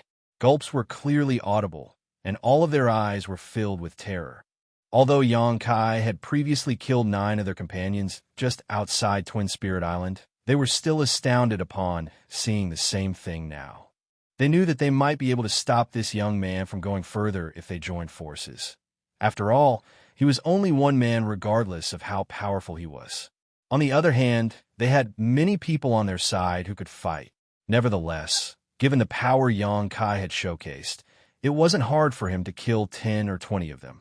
No one was willing to be the unlucky one. After what had happened to the tall man, none of them dared to say a word. If no one is making a move, I'm leaving. Xianxia snorted and walked off. His chest felt like it was burning due to the alcohol as his murderous intent was rampaging. All of them looked despicable to him, and he had the urge to kill them with his spear. However, since these people were not willing to make a move, Xianxia didn't have a reason to flare up. Furthermore, his destination wasn't this place. The people separated to the sides as Xianxia safely passed through the crowd. It wasn't until Xianxia flew off that they breathed a sigh of relief, as though they had just escaped from death's door. One of them exclaimed, "High-rank powers." All the powers that guy showed were high rank. They couldn't detect anything before Xianxia made a move, but once he did, they realized that both Xianxia's water reflects the moon and dragon shield secret techniques were derived from high-rank powers, to say nothing of the fact that he had previously showcased Golden Crow, Cast the Sun, which was a divine manifestation exclusive to high-rank Open Heaven Realm Masters. It's no wonder that he's so powerful, someone remarked. Since all the element powers he refined were high rank, it explained why he was so formidable. What should we do now? A woman asked, looking lost. Gengqing told them to stop Xianxia, but other than the tall man and the others from his group, the rest of them had never made a move. They couldn't explain themselves when they returned, so it was expected that they would be punished. However, if they never returned, there was nowhere else they could settle in the shadowless cave heaven. Faced with such a dilemma, they weren't sure what to do. After a brief discussion, they decided to go back to Profound Yang Mountain first and accept punishment. It was still better than wandering around the shadowless cave heaven. Gengqing and Zhouya, while supporting Yunfei Bai's weight, kept looking back. Upon realizing that Xianxia was nowhere in sight, they set their minds at ease, thinking that he had been intercepted. In the end, it seemed their subordinates were not really useless. Martial Peak, Chapter 4400, Killing a 6th Order Open Heaven Realm Master. One day later, Profound Yang Mountain came into their sight from a distance. Zhouya breathed a sigh of relief as she patted Yunfei Bai's back and gently said, "Hang in there, second brother. We'll reach home soon." Yunfei Bai nodded his head, his face still as pale as a white sheet. He had been trying to stop his wound from worsening while returning to the sect. However, Golden Crow's true fire was indeed incredible. The dark flame that was burning in his chest made him feel unbearable pain. All of a sudden, Gengqing looked forward and sported a doubtful expression. "Who is that?" There was a figure standing like a dead tree on a mountain peak in front of them as he gazed silently at them. As their eyes met, the figure curled his lips into a scornful smile and pointed his spear towards them before yelling, "You're too slow. Do you know how long I've been waiting here?" The color drained from Zhouya's face. "It's him." Gengqing was stunned. "Why is he here? How dare he get in front of us?" They had been moving at full speed, and even though Xianxia was a master of the Tao of space, he shouldn't have been ahead of them. Moreover, they had ordered several dozen subordinates to stop him. Had he broken through the defense of several dozen people on his own? Furthermore, this place was very near Profound Yang Mountain. Once they got into a fight here, the head mountain lord would be able to lend them a hand within moments. When the 4 great mountain lords joined forces, no one in the shadowless cave heaven was a match for them. Therefore, how could Xianxia have the guts to intercept them here? While Gengqing was still lost in his thoughts, he saw Xianxia coming at them with his spear as the latter bellowed. Yunfei Bai suffered death. They were unable to describe how amazing the attack was, as it ignored the obstacles of space and seemed to shatter the world around it. Although it was an attack that was aimed at Yunfei Bai, Zhouya and Gengqing felt as though they had been targeted as well. The 3 mountain lords were dumbstruck. Zhouya immediately wielded her sword, while Gengqing used his most powerful divine abilities. Ignoring his own injury, Yun Fei Bai roared and summoned a scroll, on which the characters started moving and turned into beams of sword chi before they shot out. Hong hong hong. Explosive sounds were heard as halos of light filled the sky. The three mountain lords were forced backwards as their eyes trembled. How is that possible? Zhou Yi exclaimed. Although the three of them had joined forces, they were almost unable to parry the young man's strike. All of them were in the sixth order open heaven realm. So how was it possible that this young man was so much stronger than them? When the young man suddenly awakened and lashed out outside of Twin Spirit Island some time ago, she didn't directly confront him as she simply launched a long-range attack before dragging Yun Fei Bai away, so she hadn't been able to properly gauge his strength. It wasn't until they traded moves now that she realized how horrifying Yang Kai was. His world force was clearly far denser and more vigorous than hers. After the attack, Yang Kai didn't stop as he unleashed his supreme, limitless spear art to the extreme. Like a waterfall, the spear shadows rained down and engulfed the three mountain lords, each shadow containing a terrifying world force within it. Certainly, Yun Fei Bai and the others wouldn't dare to be negligent, as they were extremely on edge already. Although they had tried their best, they still found it difficult to parry the bombardment of attacks. Every strike was as violent as lightning, and the rich dragon pressure that filled the air around them was disrupting their focus. Previously, the Azure Dragon Spear was just a sharp weapon in Yang Kai's hands. However, since his ascension to the open heaven realm, he was able to bring out its true power. During his breakthrough, Yang Kai merged his small sealed world with his small universe. His small sealed world had a rich heritage to begin with, and he had further enhanced it with remnants of the blood monster cave heaven. As such, he managed to greatly enhance the background of his small universe, allowing him to fight against seasoned open heaven realm masters from the outset. However, without the Azure Dragon Spear, he couldn't possibly battle against three powerful masters on his own. After all, their thousands of years of accumulation were not just for show. The reason the proprietress was able to achieve that was that she had made use of the blood monster battle dress. In a battle between open heaven realm masters, the heritages of their small universes mattered the most.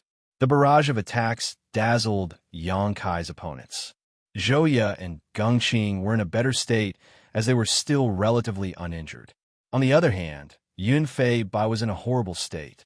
He had been burned by Golden Crow's true fire to begin with, which caused his strength to plunge significantly, and presently, half of Yang Kai's attacks were targeted at him.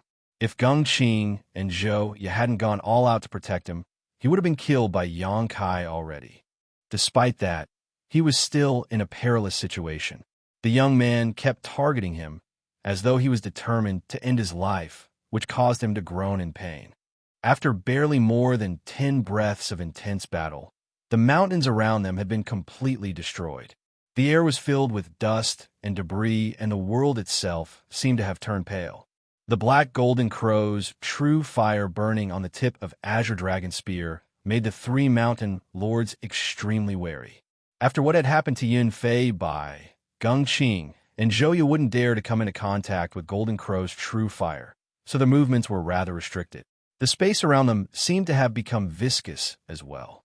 It was apparent that the young man had used a space secret technique while attacking them. Who dares fight outside Profound Yang Mountain? A stern voice was suddenly heard coming from Profound Yang Mountain.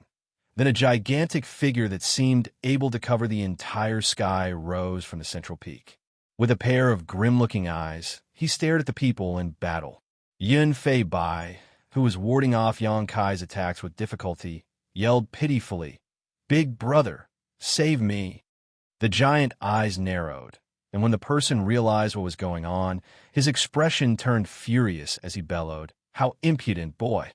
After he finished speaking, the figure shrunk before a ray of light shot out of Profound Yang Mountain. It was apparent that the head mountain lord, Mao Zhe, was trying to come to their rescue upon realizing what was happening. Gengqing and Zhou Yi were elated. The three of them were unable to fend off Yang Kai's attacks. However, things would be different if Mao Zhe joined them. After all, They were fully aware of how powerful their big brother was. With the spear in his hand, Xianxia took a glance in the direction of profound Yang Mountain and snorted. Then he swept his weapon across the air to force back Gongqing and the others. Following that, his figure flickered, and he appeared right in front of Yunfei Bai, who was still spitting blood. A flustered Yunfei Bai immediately tried to retreat. Xianxia stared coldly at him and silently used near-distant horizon. At that instant, the space around them extended infinitely. Even time seemed to have stopped flowing as people's thoughts became jumbled. Yunfei Bai was horrified to learn that he was unable to widen the gap with Xianxia regardless of how hard he tried. He could only watch as Xianxia came at him with his spear. Faced with this spear thrust, he felt the aura of death engulfing him. He roared as the scroll in his grip shone brightly, and all the sword chi it could unleash condensed together and clashed with the Azure Dragon spear. Since Gongqing and Zhou Ye were assisting their second brother from his side, they were also affected by the disturbance of near-distant horizon and time principles. Although they were able to break through it after just a moment, what came into their sight was the life and death clash between Xianxia and Yunfei Bai. "Boy, you dare!" The head mountain lord was heard roaring from a distance. An unfazed Xianxia infused more power into his Azure Dragon spear, and a deafening dragon roar reverberated across the sky, causing the condensed sword chi to shatter. Following a whoosh, the sound of flesh being pierced rang out. Gongqing and Zhou Ye became rooted to the spots as they looked dazedly forward. Head Mountain Lord Mao landed in front of them with a livid expression. Just 3,000 meters in front of them, Xianxia was holding a spear with one hand as he remained in an aggressive posture. In front of him, Yunfei Bai widened his eyes with fury as he froze in place. He was unable to move because the spear had pierced through his forehead and stuck out from the back of his head. The robust defense of a sixth-order open heaven realm master became as thin as paper when confronted with the Azure Dragon spear. The Black Golden Crow's true fire was still burning on the tip of the spear, and like a million snakes, expanded from Yunfei Bai's forehead to the rest of his body. Time seemed to have stopped flowing at that moment. Yunfei Bai's eyes darted around erratically. Although he was lethally injured, he didn't immediately lose his life, which went to show how potent the vitality of sixth-order open heaven realm master was. However, his face kept twitching due to the excruciating pain. In front of him, Xianxia's clothes were all ragged. There were countless wounds on his body that crisscrossed one another. Every wound was left with very pure sword chi, and the largest wound showed that he was almost cut in two through his chest. His entire figure was dyed gold due to his golden blood. The final desperate attack of a sixth-order open heaven realm master was no joke. If it weren't because Xianxia had a sturdy defense as a half-dragon, he would have been cut into countless pieces. As Mao Zhe watched the sight silently, he narrowed his eyes and said, "Junior brother, if you have any demands, just name them. This monarch won't turn you down as long as he can fulfill it." He called Xianxia boy before he arrived at this place, but upon seeing that Yunfei Bai's life was in his hands, he politely called him junior brother. Xianxia turned his head and flashed a smile at him. "Can I really make any demand?" Mao Zhe replied dispassionately, "As long as it doesn't cross the line, anything is acceptable. What if I want you to trade his life for yours? Can you do that?" A hint of fury flashed across Mao Zhe's eyes. "You're funny, junior brother. Please think it through. The person you're trying to kill is the second mountain lord of profound Yang Mountain. If you kill him, you will be our enemy, and all of us will never let you off. However, if you release him, you'll be our most honored guest. Are you trying to threaten me?" Xianxia arched his brow. Mao Zhe impassively replied, "I'm just speaking the truth. Why do you keep spouting nonsense? My only goal here is to kill."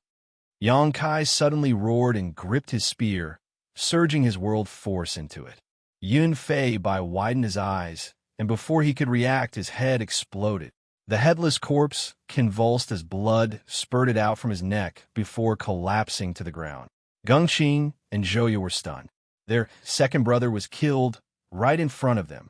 Although Maoja had come to their aid, Yunfei Bai's head still exploded and he died a horrible death. It had been thousands of years since they met, and it never crossed their minds that they would part ways for good on this day. At that instant, they still couldn't believe what had just happened. This place was just several hundred kilometers away from profound Yang Mountain. They were practically home. All of a sudden, they started to suspect that Yang Kai had deliberately decided to intercept them here. Otherwise, he could have chosen another, more convenient location. The only reason he would do this, though, was to lure the head mountain lord out of profound Yang Mountain. As they turned their heads, they saw Maoja sporting a livid expression. His narrowed eyes gleamed with a dangerous glow as he ordered coldly, "Kill!" Martial Peak, Chapter 4401, Sun and Moon Divine Wheel. Certainly, Maoja couldn't tolerate the fact that the second mountain lord was killed right in front of him just outside of profound Yang Mountain. If he put up with this, he would lose all face. Therefore, right after Yunfei Bai was killed, Maoja immediately attacked Yang Kai. Zhou Ye and Geng Qing came to their senses, and as their eyes turned bloodshot, they clenched their teeth and charged towards their enemy from both sides. Yang Kai guffawed, "Good, let's fight." Without backing down, he lifted his spear and dashed towards the three of them. In an instant, a series of clanging sounds were heard as they fell into a fierce melee. All of them were in the sixth order open heaven realm, and as their world forces collided, the entire shadowless cave heaven fell into turmoil. People from profound Yang Mountain looked in the direction of the battle with horrified expressions. As the four figures flew around in the air, the lights of their divine abilities blossomed. It was as though both parties were determined to completely destroy the other. However, Yang Kai seemed to be on the losing side. Previously, the reason he was able to fight against three people on his own was that Yunfei Bai and the others were restricted in their movements. Yunfei Bai was severely wounded to begin with, and in order to protect him, Zhou Ye and Geng Qing were not able to fully use their powers. Nevertheless, things were different now. Without Yunfei Bai burdening them, Zhou Ye and Geng Qing had no more constraints and were able to fully utilize their powers. Furthermore, the head mountain lord was significantly stronger than the wounded Yunfei Bai.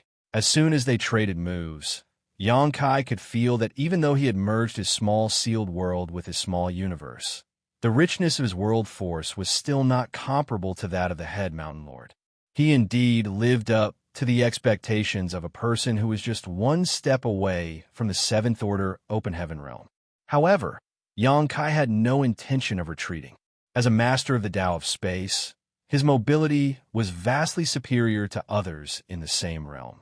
At that moment, the three mountain lords didn't have a way to lock down Yang Kai, so although they could hurt him from time to time, it didn't matter to him given his physical strength and restorative power. The head mountain lord bellowed, "Stop jumping around like a monkey. How disgraceful." Yang Kai ignored him as he swept, stabbed, and slashed with his azure dragon spear. Spear shadows fell on them like rain, and every attack carried a horrifying force. Geng Qing and Zhou Ye were terrified as they didn't dare to directly meet these attacks. After half a day of intense battle, Maoja suddenly furrowed his brow.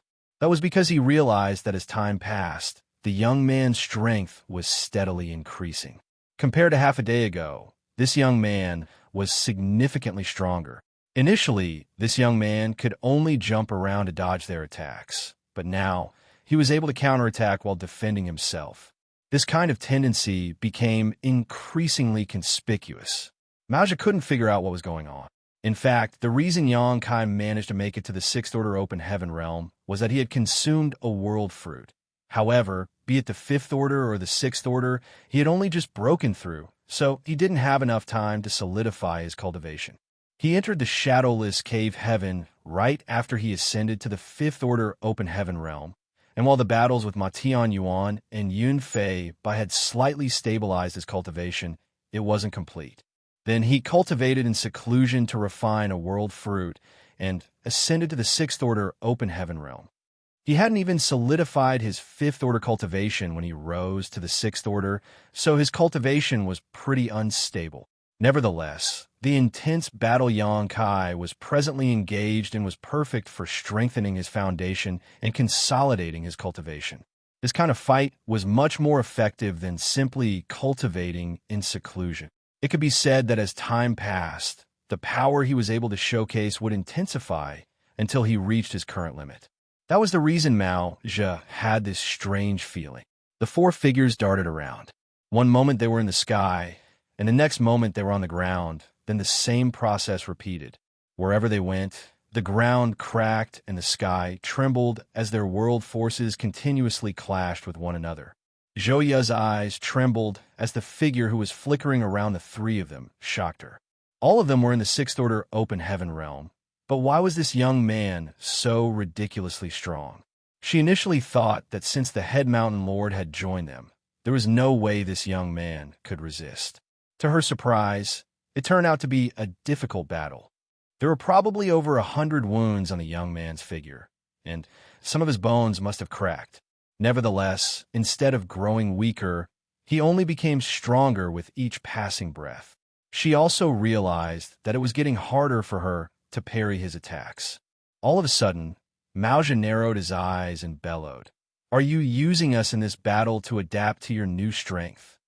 After a long fight, he finally figured out that the young man must have just ascended to the sixth order open heaven realm, so he wasn't familiar with his own power yet. That was the reason the young man became stronger as the battle dragged on.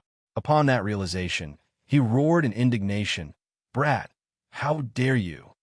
He was just one step away from the seventh order open heaven realm, so he was practically unmatched in the sixth order open heaven realm. If it weren't because the young man was proficient in the Tao of Space, Mao Zhe was confident he could easily defeat him in a one-on-one fight.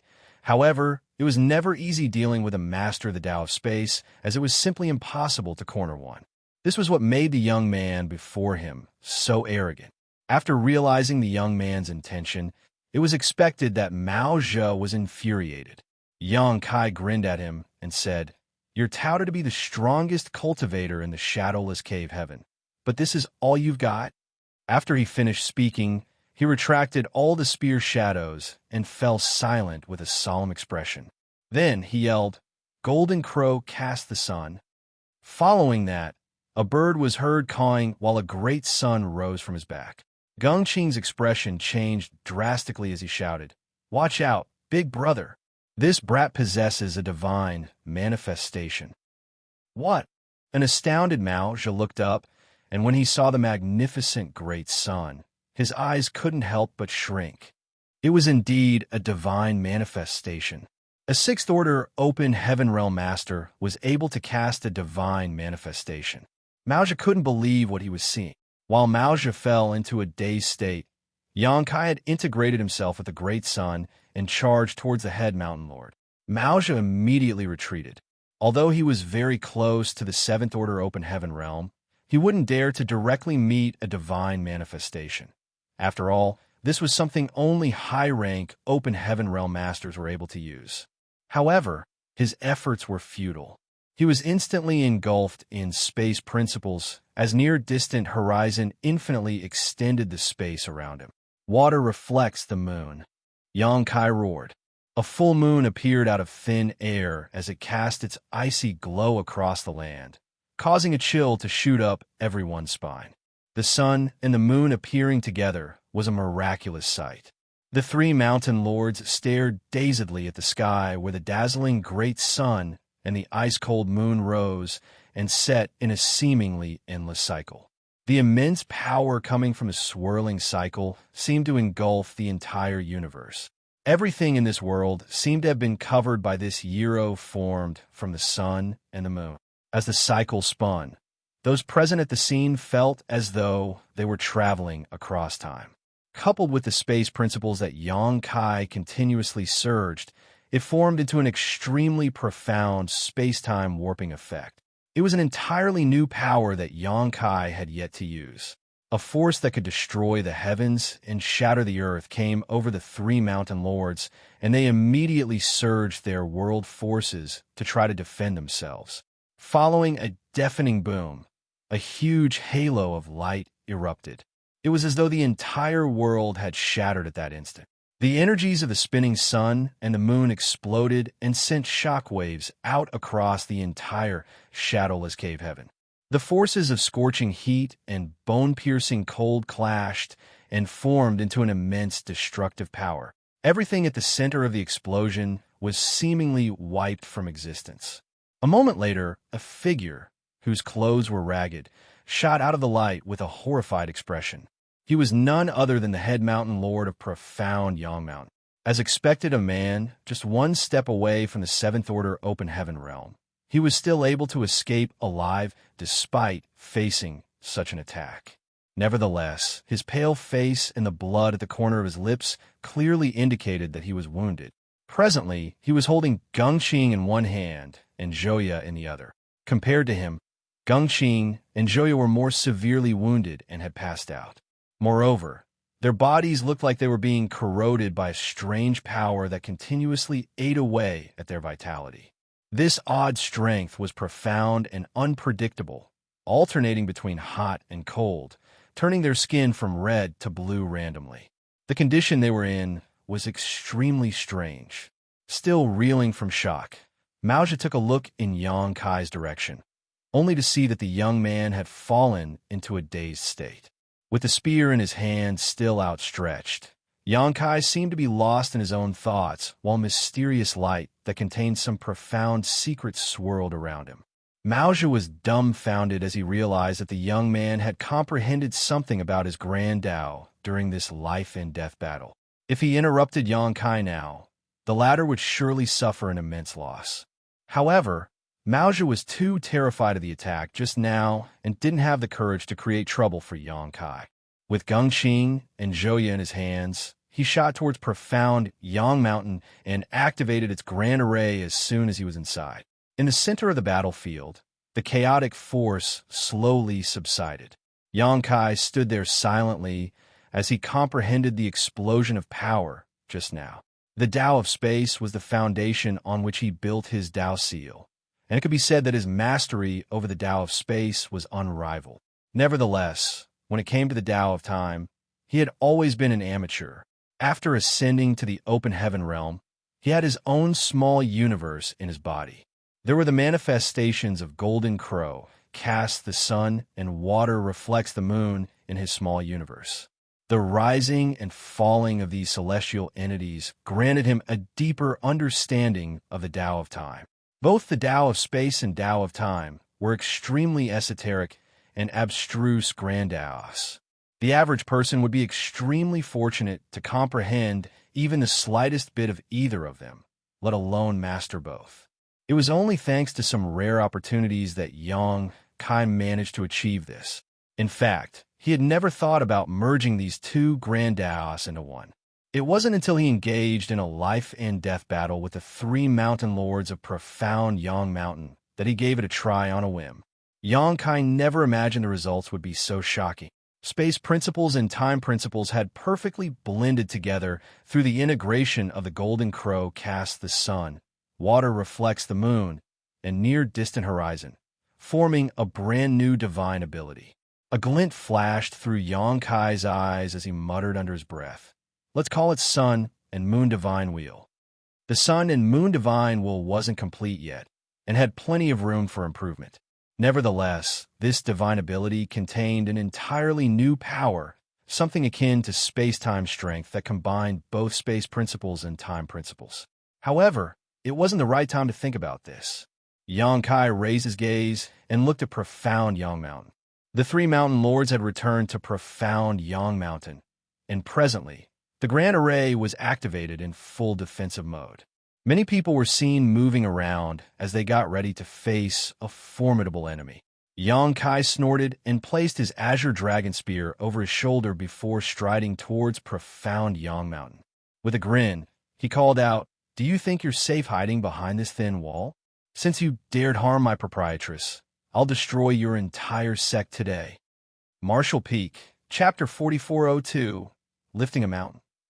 Seeing that Yang Kai was coming over, Maozhi, who was standing on a peak of profound Yang Mountain, bellowed, "Don't go too far, boy." He had returned to his home territory and activated the Grand Array, but Yang Kai still pursued them as though he was determined to destroy them, which infuriated him. Prior to this day, Maoja had never expected that someone in the Sixth Order Open Heaven realm would be able to defeat him. Furthermore, it was in a 3-on-1 fight in his favor. He had joined forces with Geng Qing and Zhouya earlier, but after the battle, the two of them became injured and passed out while he was scared out of his wits. Where does this brat come from? 1 month ago, Second Brother said he was just a Fifth Order Open Heaven Realm Master. Since he was in a rush earlier, Maoja didn't have the chance to ask about what had happened. There was no way a Fifth Order Open Heaven Realm Master could break through to the Sixth Order in just 1 month and showcase such horrifying power. If Maoja knew that the other party was so formidable, he would have been more polite. However, now, those from Profound Yang Mountain had fallen out with him, and even the second Mountain Lord was killed. It had turned into a blood feud that could never be resolved. In just a moment, Yang Kai arrived at Profound Yang Mountain and saw a thick light barrier surrounding it. Thrusting his spear into the light barrier caused a dent to form, but it soon recovered. After probing it lightly, Yang Kai nodded. Although the Grand Array here wasn't as profound as his own 9 heavenly layers, it was still quite extraordinary. After all, Profound Yang Mountain had been around in the shadowless cave heaven for over 10,000 years. Their heritage, which had been accumulated over the years, couldn't be underestimated. Nevertheless, since Yang Kai had arrived at this place, he would not back down easily. Then he looked up at Mao Zhe, who was staring coldly at him atop the main peak, and grinned. The smile was so eerie that Mao Zhe felt his chest tightening. What is that brat trying to do?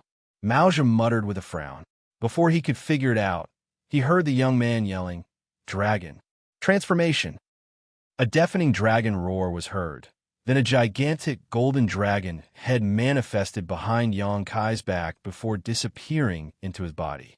Following that, a series of cracking sounds were heard. As the sounds rang out, the gazes of those on Profound Yang Mountain slowly lifted and filled with horror. They were rooted to the spot as they witnessed the small figure of a man rapidly transform into an enormous monster. The creature was covered in dragon scales, and his hands had turned into razor-sharp dragon claws. The dragon tail behind him swung heavily, and the dragon horns on his forehead looked as though they were made from pure gold. His whiskers flapped in the air, and as he breathed, the entire world seemed to pale. If this 4,000-meter-long creature wasn't intimidating enough, the colossal spear in his claws was capable of freezing everyone's heart.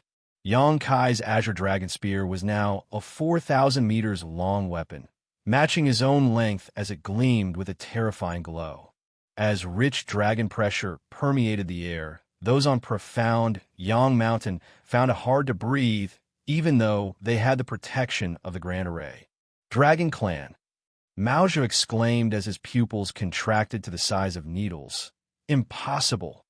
Yang Kai shook his head as the scorching breath he puffed out seemed able to burn a hole in space. As he raised his gigantic spear, he roared in a thunderous voice, "Taste my spear!" He bluntly pushed his spear forward, whereupon a gale brought up all the sand and stones around him.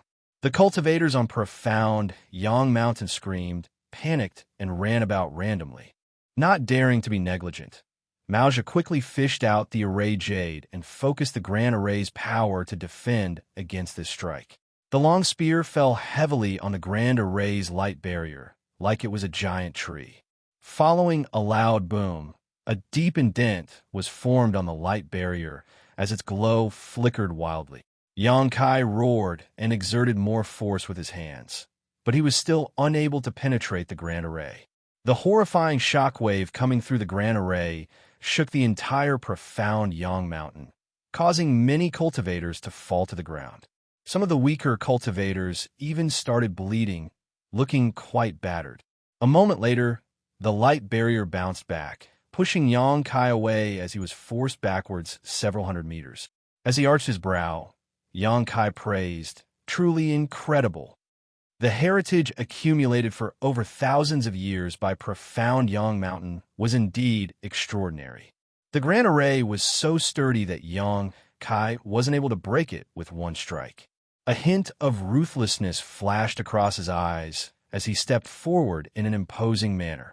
Maoja widened his eyes and exclaimed, "Junior brother, please stop. We can talk this out." Yang Kai cackled wildly. "There's nothing to talk about between us." Then, he heavily struck the light barrier once more. Following that, some people were heard grunting. In one of the array nodes, 3 mid-rank open heaven realm masters, who assisted Mao Zhe in maintaining the Grand Array, sprayed out mouthfuls of blood as their auras withered.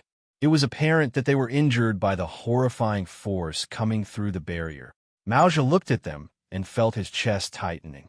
Then, he turned to gaze at Yang Kai, and upon seeing that the latter was preparing to strike again, he said through gritted teeth, "Junior brother, the shadowless cave heaven is only this big. Don't go too far lest we meet again in the future as enemies." Yang Kai snorted and roared. "Why must I worry about the future? Today I will destroy profound Yang Mountain and sacrifice all of you to my spear. We won't ever see each other again." Mao Zhe was so exasperated that he almost spat blood, but there was nothing he could say to refute him. Following a series of strikes, the Open Heaven Realm Masters, who assisted in running the Grand Array in its several array nodes, all became injured as their auras dimmed. Some of them had even passed out already. A resentful Mao Zhe had the urge to go out and fight Yang Kai to the death, but he didn't have the guts to do so, seeing as the other party was so imposing. They were defeated earlier, even though the 3 mountain lords had joined forces. Now that Gengqing and Zhouye had passed out and he himself was injured, there was no way he could be a match for Yang Kai on his own.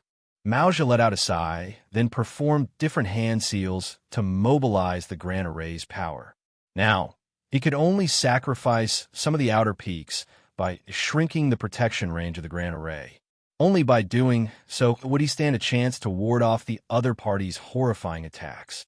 Following a strike, the light barrier broke apart as Yang Kai continued pushing his spear forward and jabbed into a peak, which caused it to shake and almost collapse.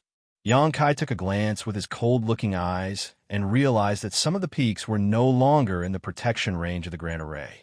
Only a small area in the center was still protected by the light barrier.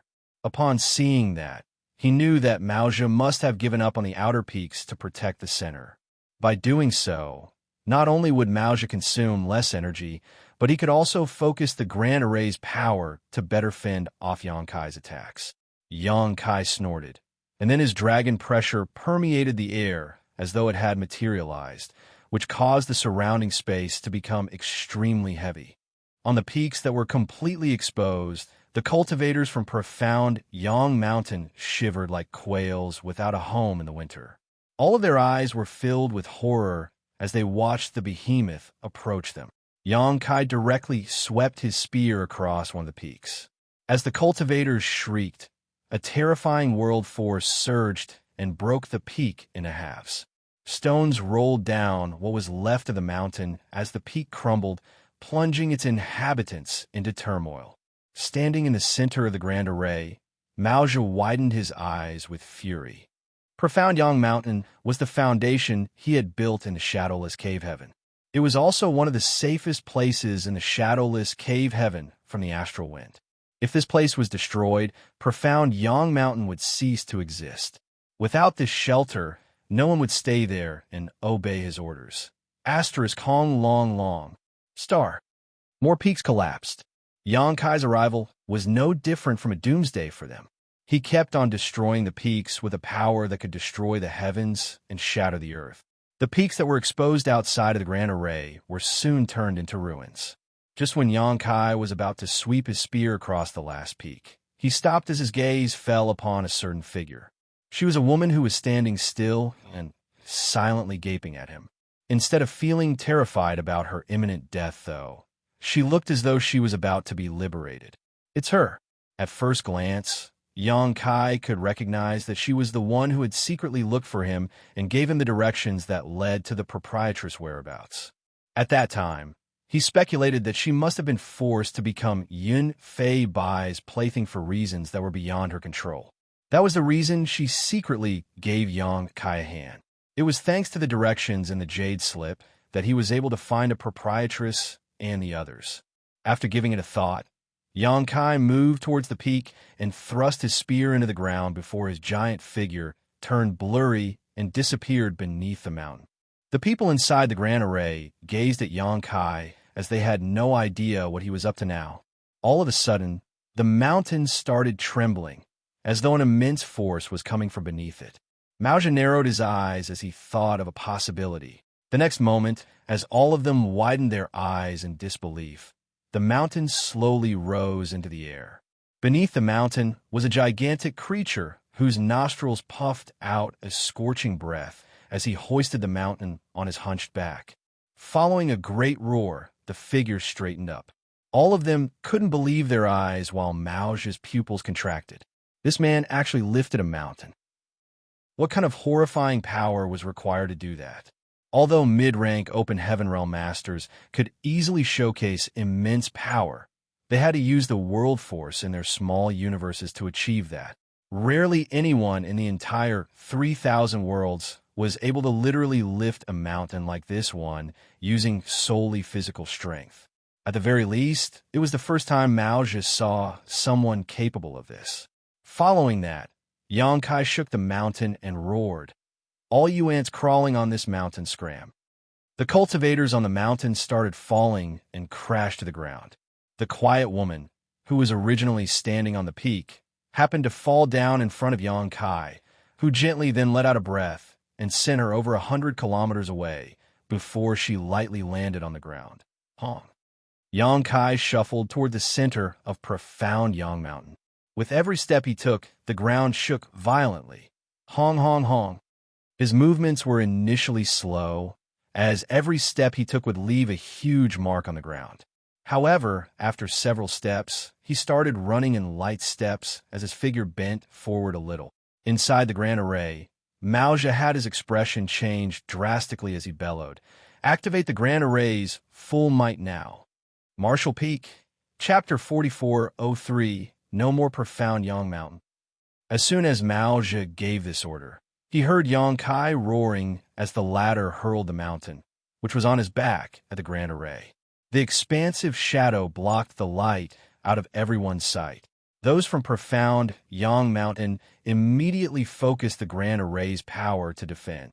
A loud boom rang out as the mountain crashed into the Grand Array and formed a huge dent on it. The light barrier kept flickering as though it would shatter at any moment. Following that, Xianxia brought down his spear on the Grand Array and worsened the dent in the light barrier. Wuxia roared, "Do you really want to kill us all, brat? Do you think this monarch is afraid of you?" Xianxia crossed his bottom line by appearing determined to wipe out profound Yang Mountain. "Come then." Xianxia pushed out his spear. "Fight with me if you have the gall." Wuxia was so infuriated that he looked like a volcano that was about to erupt. Hong. As the ground shook, the light barrier appeared dimmer than before. The horrifying force coming through the air caused the cultivators on profound Yang Mountain to turn pale and stagger. Spear shadows poured down on the Grand Array like rain and caused it to flicker even more wildly. Wuxia was terrified to learn that even though he had shrunk the protection range to consolidate the Spirit Array's power, it was still nearly impossible to fend off the other party's violent attacks. Under such a bombardment, it would only take half an hour before the Grand Array of profound Yang Mountain was destroyed. Wuxia reckoned that he had to make a move now. It would be too late by the time the Grand Array was shattered. Having made up his mind, he said through clenched teeth, "Come with me and kill this brat. Whoever can behead him. This monarch will promote to the position of 5th Mountain Lord of profound Yang Mountain." Upon finishing his words, he flung away the array jade and charged out towards Xianxia. Many cultivators followed him closely. Although they were wary of Xianxia's strength, they were tempted by Wuxia's promise. Since Wuxia had made such a declaration in public, he wouldn't go back on his word. If one of them was lucky enough to kill this gigantic monster, that person would really become the 5th Mountain Lord. As they flew into the air, those from profound Yang Mountain were totally united at this moment. Before they even arrived, the lights of their secret techniques and artifacts started blossoming. All the attacks contained the world forces of these open heaven realm masters as they bombarded Xianxia. Ignoring this barrage, Xianxia swept his several thousand meters long spear through the air, seemingly cutting space in half. As he aimed at the area with most people, he yelled, "How dare mere ants act so impudent in front of this king?" The spear's might was overwhelming. The clever ones had quickly dodged it, while the sluggish ones got struck in midair and directly exploded in a blood mist, leaving no trace of their existence behind. Following the attack, those from profound Yang Mountain started backing down. As they looked at the blood rain pouring down from the sky, they were no longer as hot-headed as before. Hong hong hong.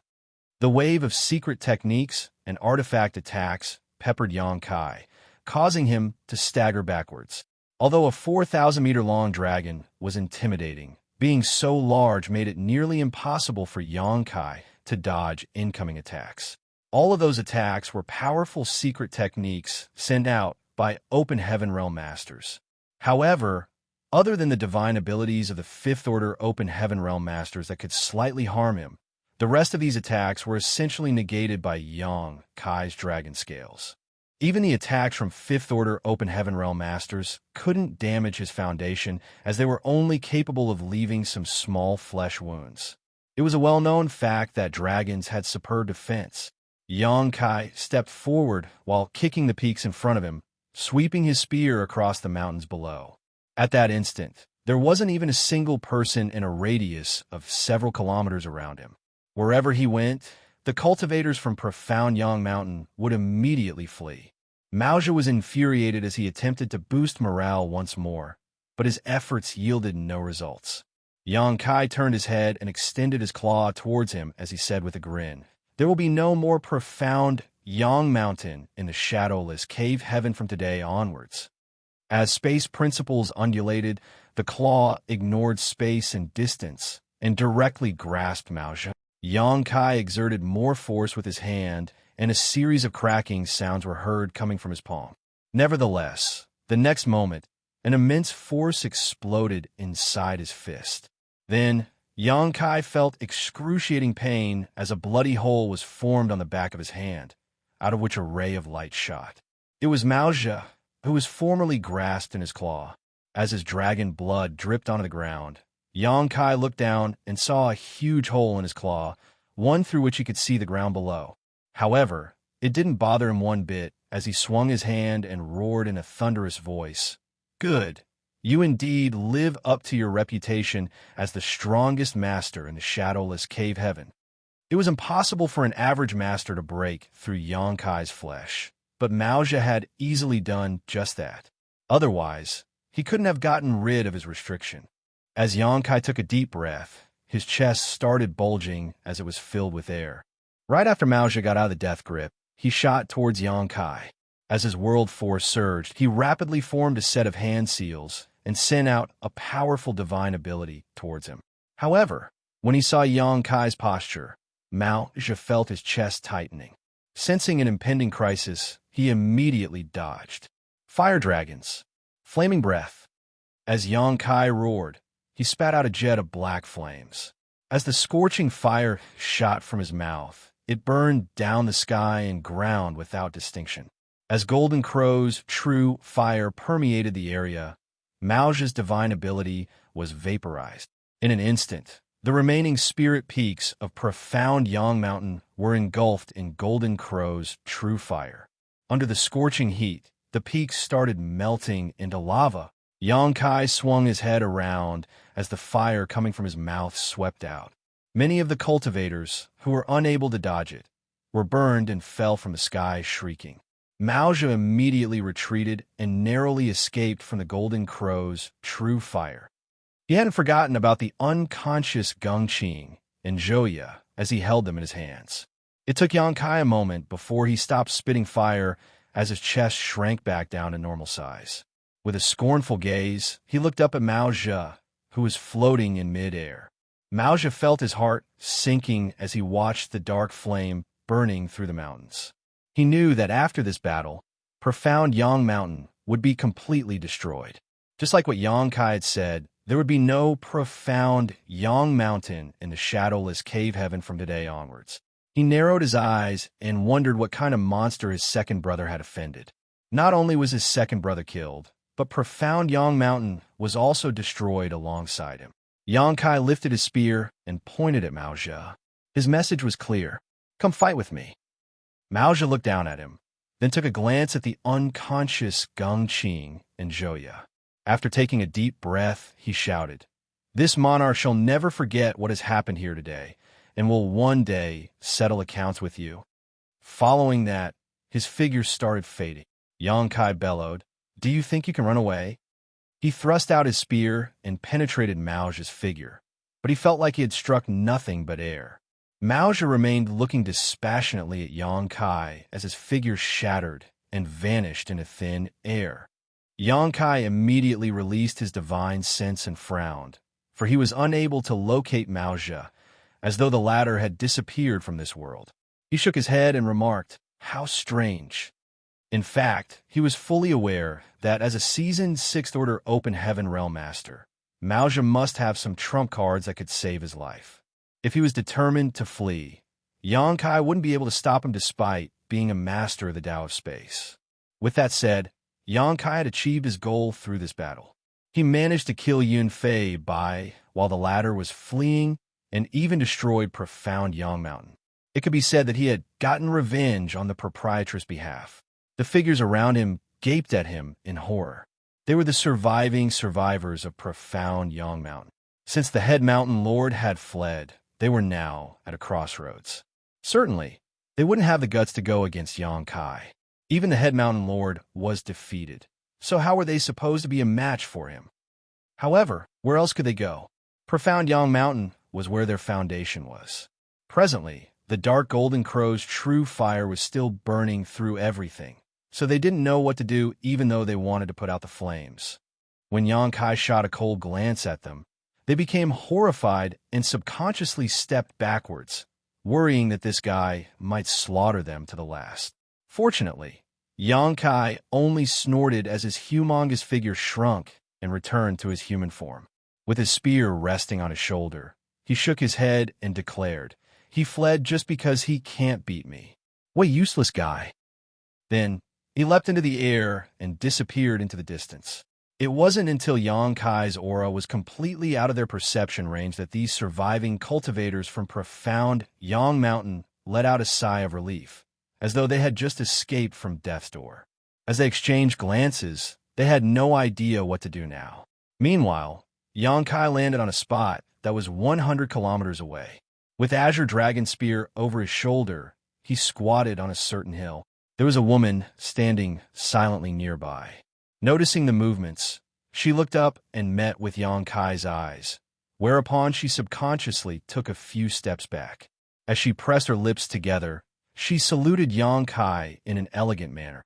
"Yun Fei is dead," Yang Kai said. The woman never responded to him, as though she was born mute. "Many thanks for your direction some time ago," Yang Kai said and got up. Then, he swung his spear and jabbed it into the ground. "If it weren't for you, I couldn't have easily found my proprietress." "That was the least I could do," the woman replied gently. "Where do you want to go?" Yang Kai asked as he looked in profound Yang Mountain's direction. "That place is destroyed, so can't go back anymore." The woman seemed lost. After giving a thought, she shook her head. "I'm not going back, and I don't know where I can go." Yang Kai suggested by saying, "There's astral wind in the shadowless cave heaven. So if you don't look for a safe place, your small universe will collapse one day, costing you your life. Since profound Yang Mountain is gone for good, you can either go to Unrivaled Guild or Twin Spirit Island. I'd suggest that you go to Twin Spirit Island because I'll be staying there for the time being. If you go there, just tell them my name." "Right, my name is Yang Kai."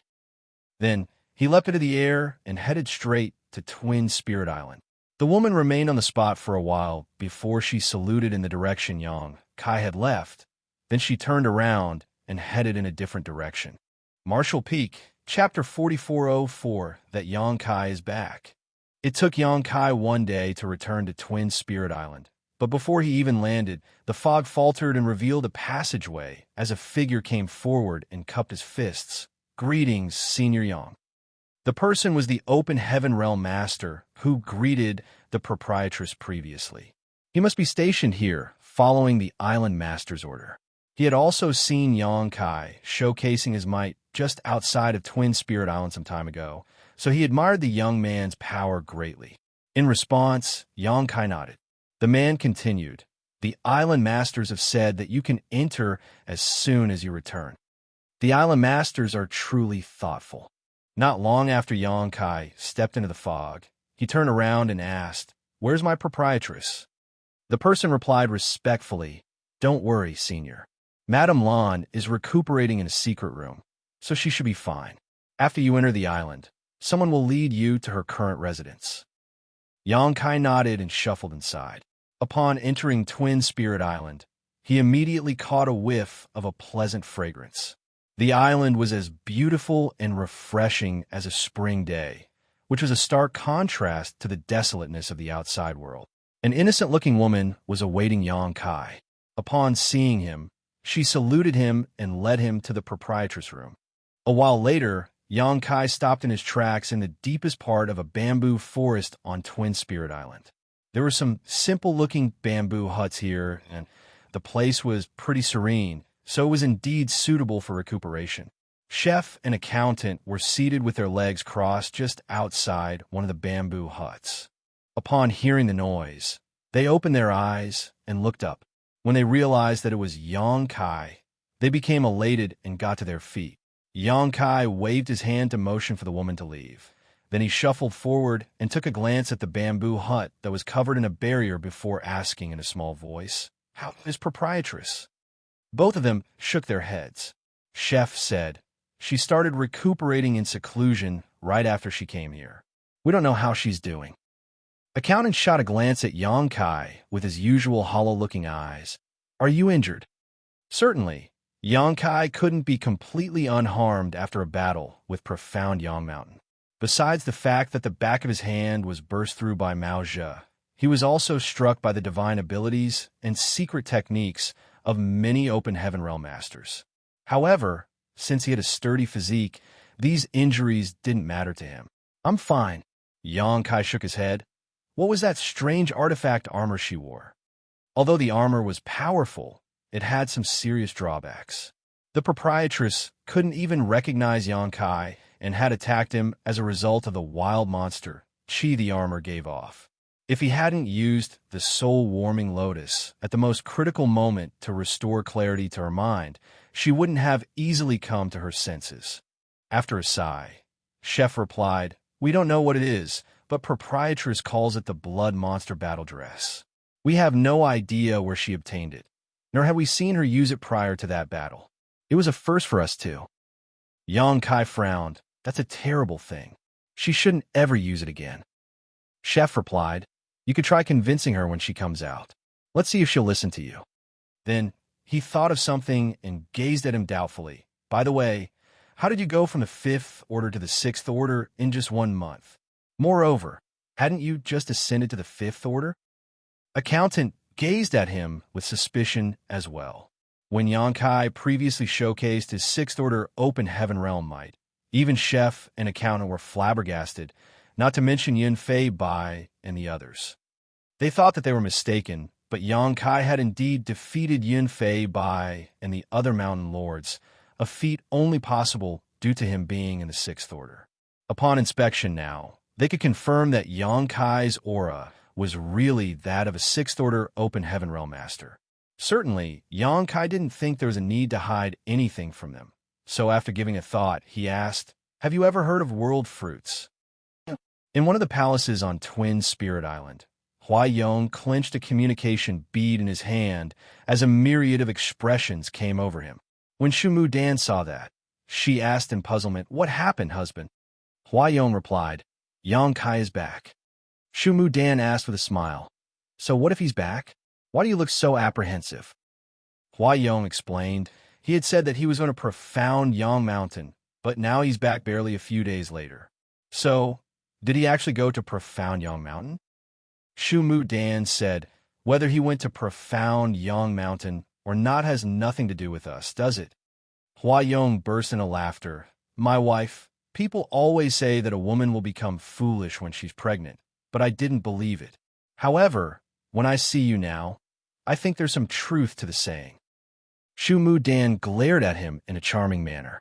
Huayong coughed and went on to say he previously vowed that he was going to profound Yang Mountain, but it is the most powerful great force in the shadowless cave heaven, and Head Mountain Lore Maoja is just one step away from the 7th Order open heaven realm. Furthermore, Maoja has a lot of formidable subordinates working for him. If Yang Kai really went over there, how could he have come back safely? He didn't go there then, Shu Mu Dan remarked. Huayong fell silent. If Yang Kai had really gone to profound Yang Mountain and then returned safely, his power would be horrifying. Shu Mu Dan suggested by saying, you can just send someone to profound Yang Mountain to find out what happened. It'll only take a few days to make a round trip. Upon hearing that, Huayong nodded. You're right, my wife. Shu Mu Dan glowered at him.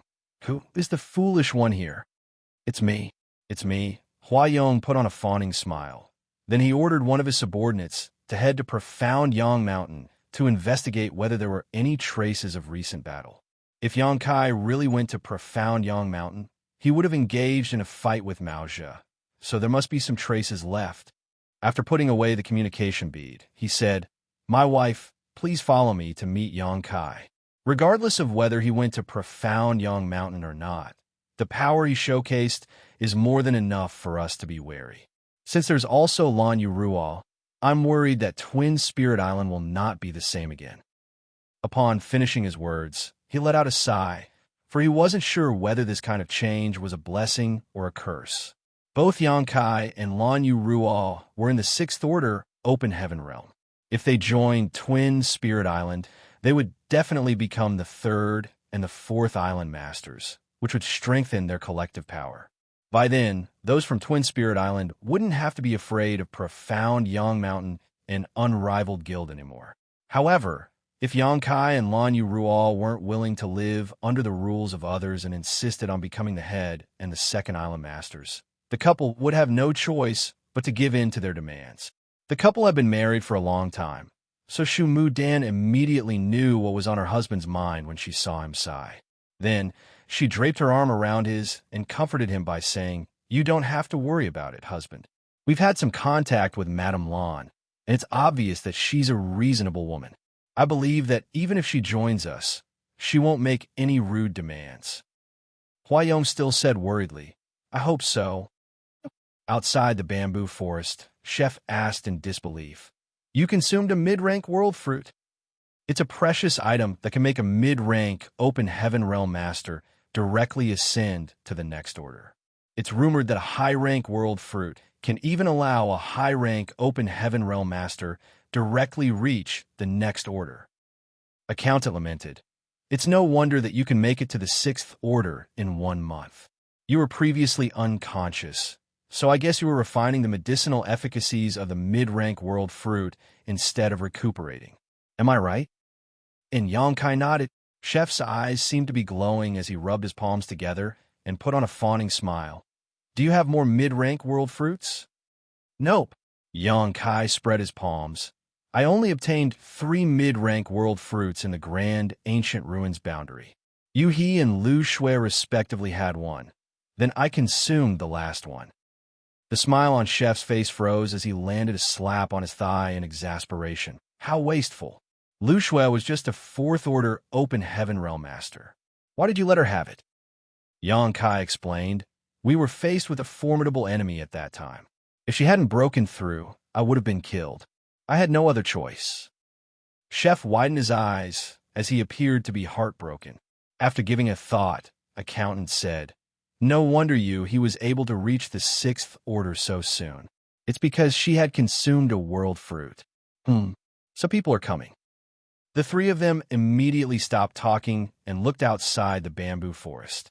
A moment later, 2 figures came into their sights. They were the island masters of Twin Spirit Island. The trio hurriedly greeted the couple. Huayong came over with a smile and cupped his fists. You're back, little brother Yang. And I just returned. Yang Kai saluted him. I was worried about my proprietress, so I rushed over to check on her instead of visiting you too. Please pardon my lack of etiquette. Huayong said with a smile. What are you talking about, little brother? Madame Lan is injured, so it's only natural for you to be worried about her. I don't mind this kind of formality. In fact, I'm truly honored that all of you are my guests on Twin Spirit Island. After a small talk, all of them took a seat. Huayong asked, Did you just come back from Profound Yang Mountain, little brother? Yang Kai nodded, That's right. Huayong's brow twitched, but he still asked nonchalantly, How was it? After pondering on it for a moment, Yang Kai replied with a solemn expression, Maozhi was truly strong, so it wasn't easy to deal with him.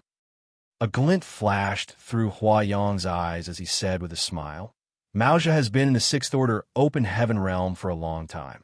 If it weren't because resources in the Shadowless Cave Heaven were so scarce, he would have ascended to the Seventh Order by now.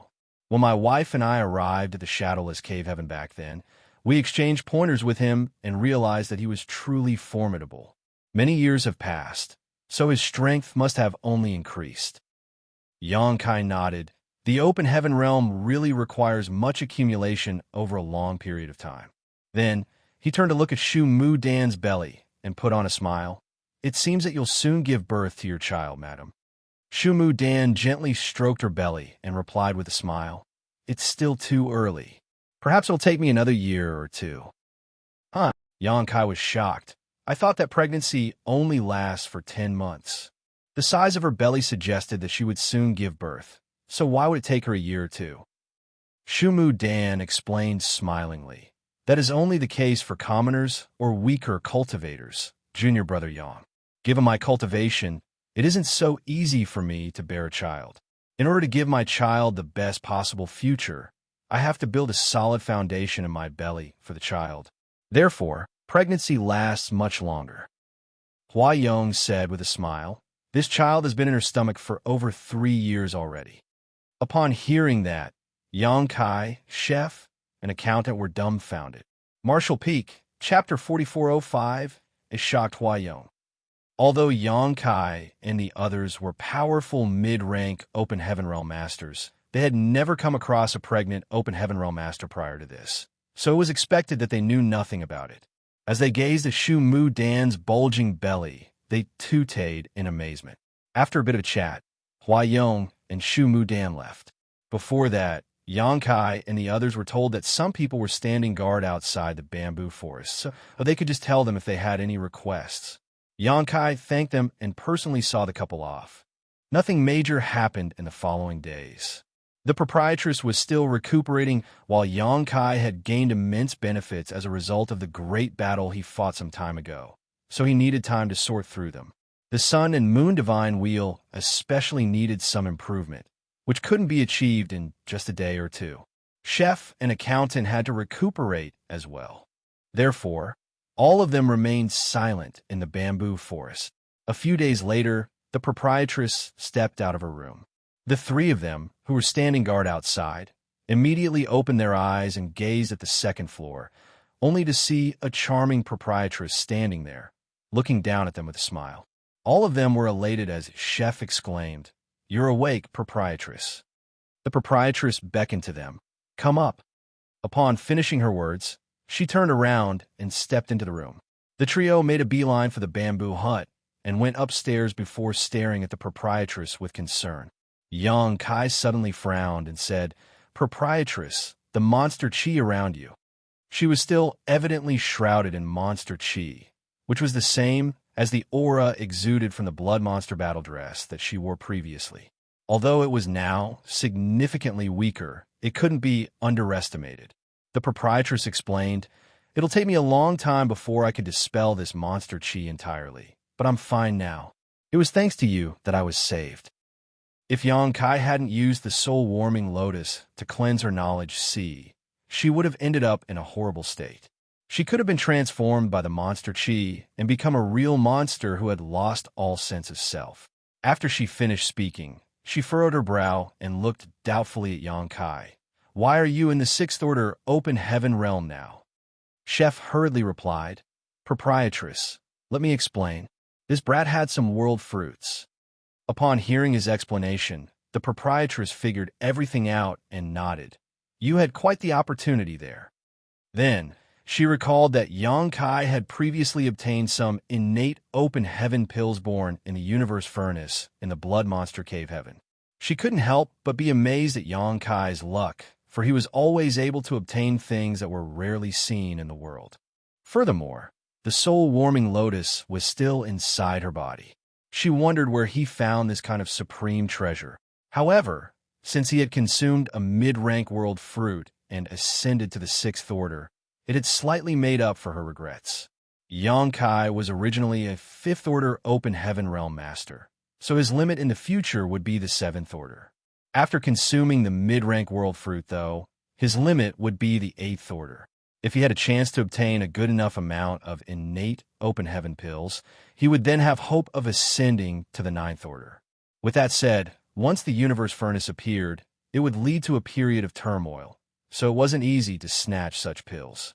After returning the soul-warming lotus to Xianxia, the proprietress said, "Follow me to meet the island masters of Twin Spirit Island later. We'll probably be staying here for a long time. Since this is their territory, we have to show them due respect." "Yes," the three of them replied respectfully.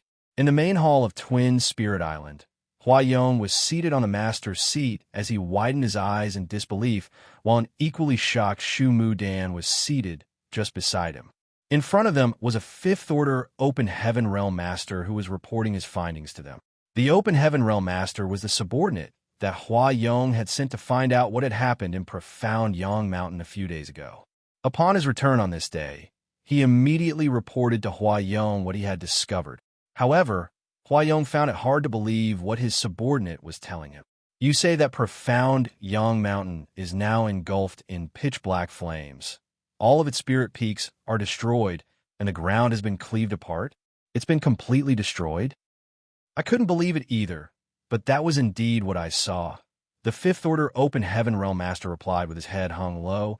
"The traces of an epic battle are everywhere around Profound Yang Mountain. There are also some remnant fluctuations of world forces." "Yin Fei Bai is dead?" Huayong asked again, and even Maozhi fled after he was defeated. "I didn't see it, but that was what I heard." "Where did you hear this news from?" Huayong inquired in shock. The 5th Order Open Heaven Realm Master replied, "It was the people from Profound Yang Mountain who told me about it. After Profound Yang Mountain was destroyed, those Open Heaven Realm Masters had nowhere to go. Some of them left with the Mountain Lords, and no one knows where they are now. Others didn't know what to do next. When I arrived to investigate the situation, they saw me and came over to express their willingness to join Twin Spirit Island. I heard the news from them." "Where are those people now?" Huayong asked.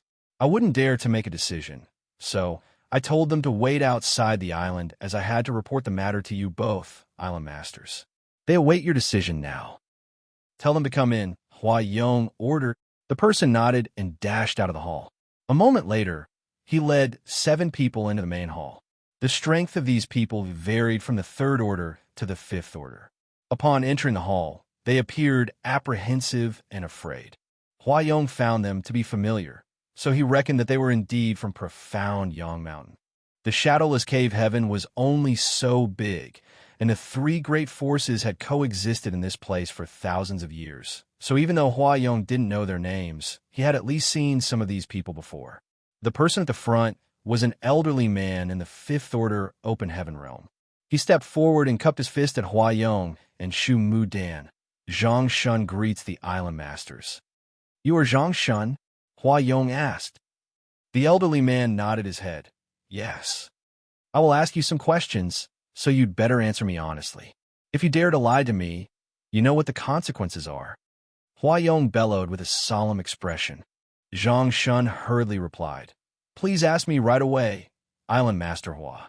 This old master will definitely tell you everything he knows without the slightest omission or deception." Huayong nodded gently and questioned, "Is Yin Fei Bai dead or alive?"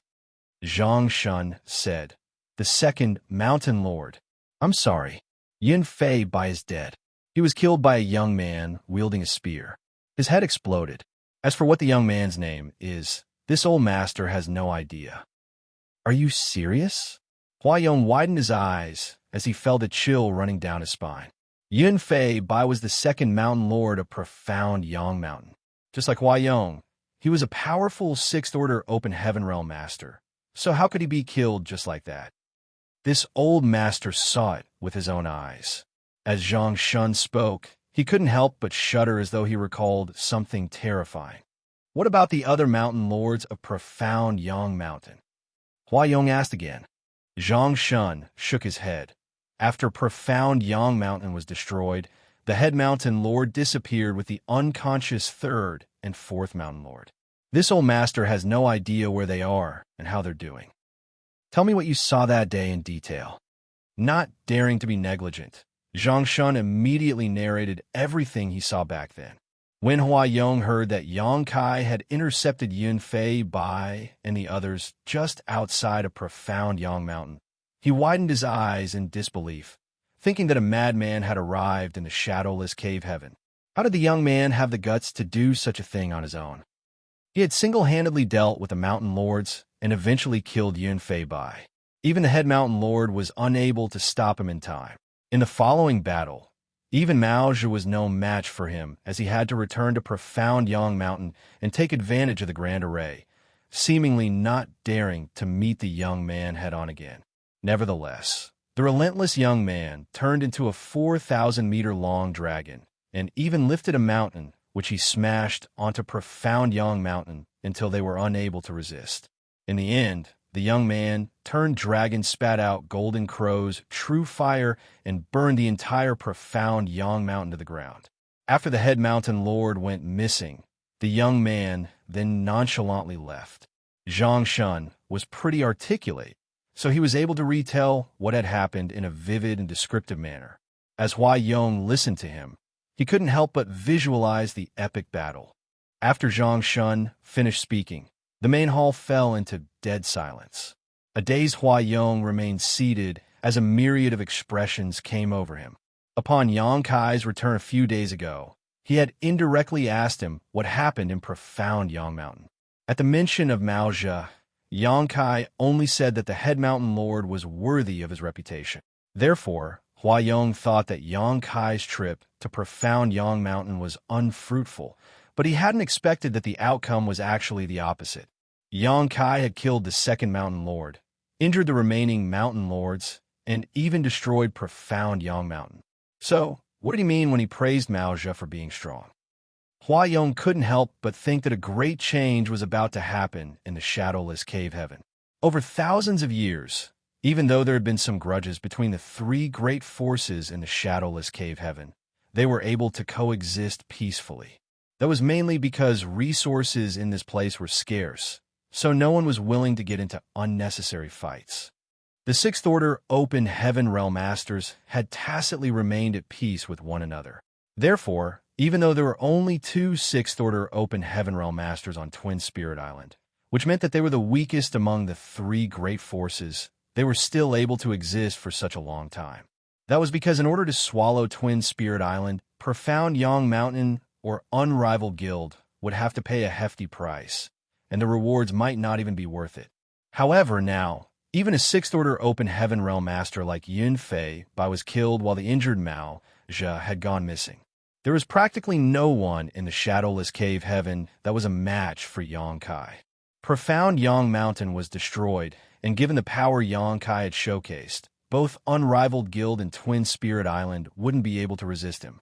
The young man was able to single-handedly turn things upside down in the shadowless cave heaven. If Yang Kai had the intention, he could easily become the overlord of the shadowless cave heaven. Unless all the Sixth Order Open Heaven Realm Masters in the shadowless cave heaven joined forces, no one would be able to stop him. Xianxia wondered what was on Huayong's mind as the latter's expression repeatedly changed, so he called out in a gentle voice, "Island Master Hua." It was then Huayong's gaze refocused. Xianxia said, "Island Master Hua, please show us mercy. Now that profound Yang Mountain has been destroyed, we have become homeless. If you can accept us, we will pledge to be loyal to you both until death." Marshall Peak, Chapter 4406, I don't think it's appropriate. We're willing to be loyal to you until death. All of them pledged in unison. Usually, if these people asked to join Twin Spirit Island, Hua Yong would have been elated. There had never been a change in the status quo in the shadowless cave heaven over the years. The cultivators from the three great forces would never hop to a different one. Therefore, in order to strengthen one's great force, they had to wait for newcomers to come into the shadowless cave heaven and immediately lure them in. For example, as soon as Xianxia arrived, he came across Ma Tianyuan, who right away tried to recruit him. Although the powers of these people in the hall varied as they were in the third, fourth, and fifth order, they were all still open heaven realm masters in the end. Hence, they could increase Twin Spirit Island's overall strength. With that said, there were rarely any newcomers in the shadowless cave heaven. There would usually only be a newcomer every 8 to 10 years. That was the reason there were only such a small number of cultivators in the shadowless cave heaven. Xianxia and the others wanted to join Twin Spirit Island, but Hua Yong didn't feel pleased one bit, as he was still reeling from the shock of the fact that Profound Yang Mountain had been destroyed, Yun Fei Bai was killed, and Mao Zhou was injured. If he was previously wary of Yang Kai and Lan Yu Ruo, he was now terrified of them. Furthermore, Yang Kai had some grudges against those from Profound Yang Mountain. If Hua Yong accepted these people, would Yang Kai be displeased? The worries in Hua Yong's mind made him feel apprehensive. Seeing as a myriad of expressions came over Hua Yong, Shu Mu Dan knew what was on his mind, so she called out gently, "Husband." It was then Hua Yong came to his senses and took a glance at Xianxia and the others before waving his hand. "Have a rest first." He didn't express whether he agreed to let Xianxia and the others join Twin Spirit Island. The Fifth Order Open Heaven Realm Master nodded and led the worried Xianxia and the others out of the hall. While Hua Yong was still anxious, someone rushed into the hall and cupped his fist. "Island Masters, Madame Lan wishes to meet you to thank you for allowing her to stay." "What?" Hua Yong stood straight up. "Madame Lan is coming? Is she on her own? Or is she coming with her subordinates?" The man had no idea why the island master appeared so alarmed, but he still replied honestly, "Madame Lan has her 3 subordinates with her." Hua Yong's face stiffened. Yang Kai alone was terrifying enough, and now Lan Yu Ruo was coming as well. Shu Mu Dan asked, "Why do you look so anxious, husband?" Although Yang Kai is a powerful man with incredible methods, we have never offended him. In fact, we've given him a hand. He probably won't harm us. There was a bitter smile on Hua Yong's face as he replied, "I understand what you mean, but you're fully aware of the situation in the shadowless cave heaven. No one has ever left this place before. If Lan Yu Ruo and Yang Kai stay on Twin Spirit Island, there won't be a problem in the short term. However, will they still be willing to act as subordinates in the future?" Shu Mu Dan said with a frown, "Perhaps you're overthinking, husband." Hua Yong shook his head. "I think we have to put our guard up." His anxiety infected Shu Mu Dan as she said worriedly, "What should we do, then? Are we not going to meet them? They're already here on Twin Spirit Island, so it's not like we can avoid meeting them forever." Hua Yong knitted his brows for a moment before he gritted his teeth. "I guess we have to play it by ear and find out their intentions first.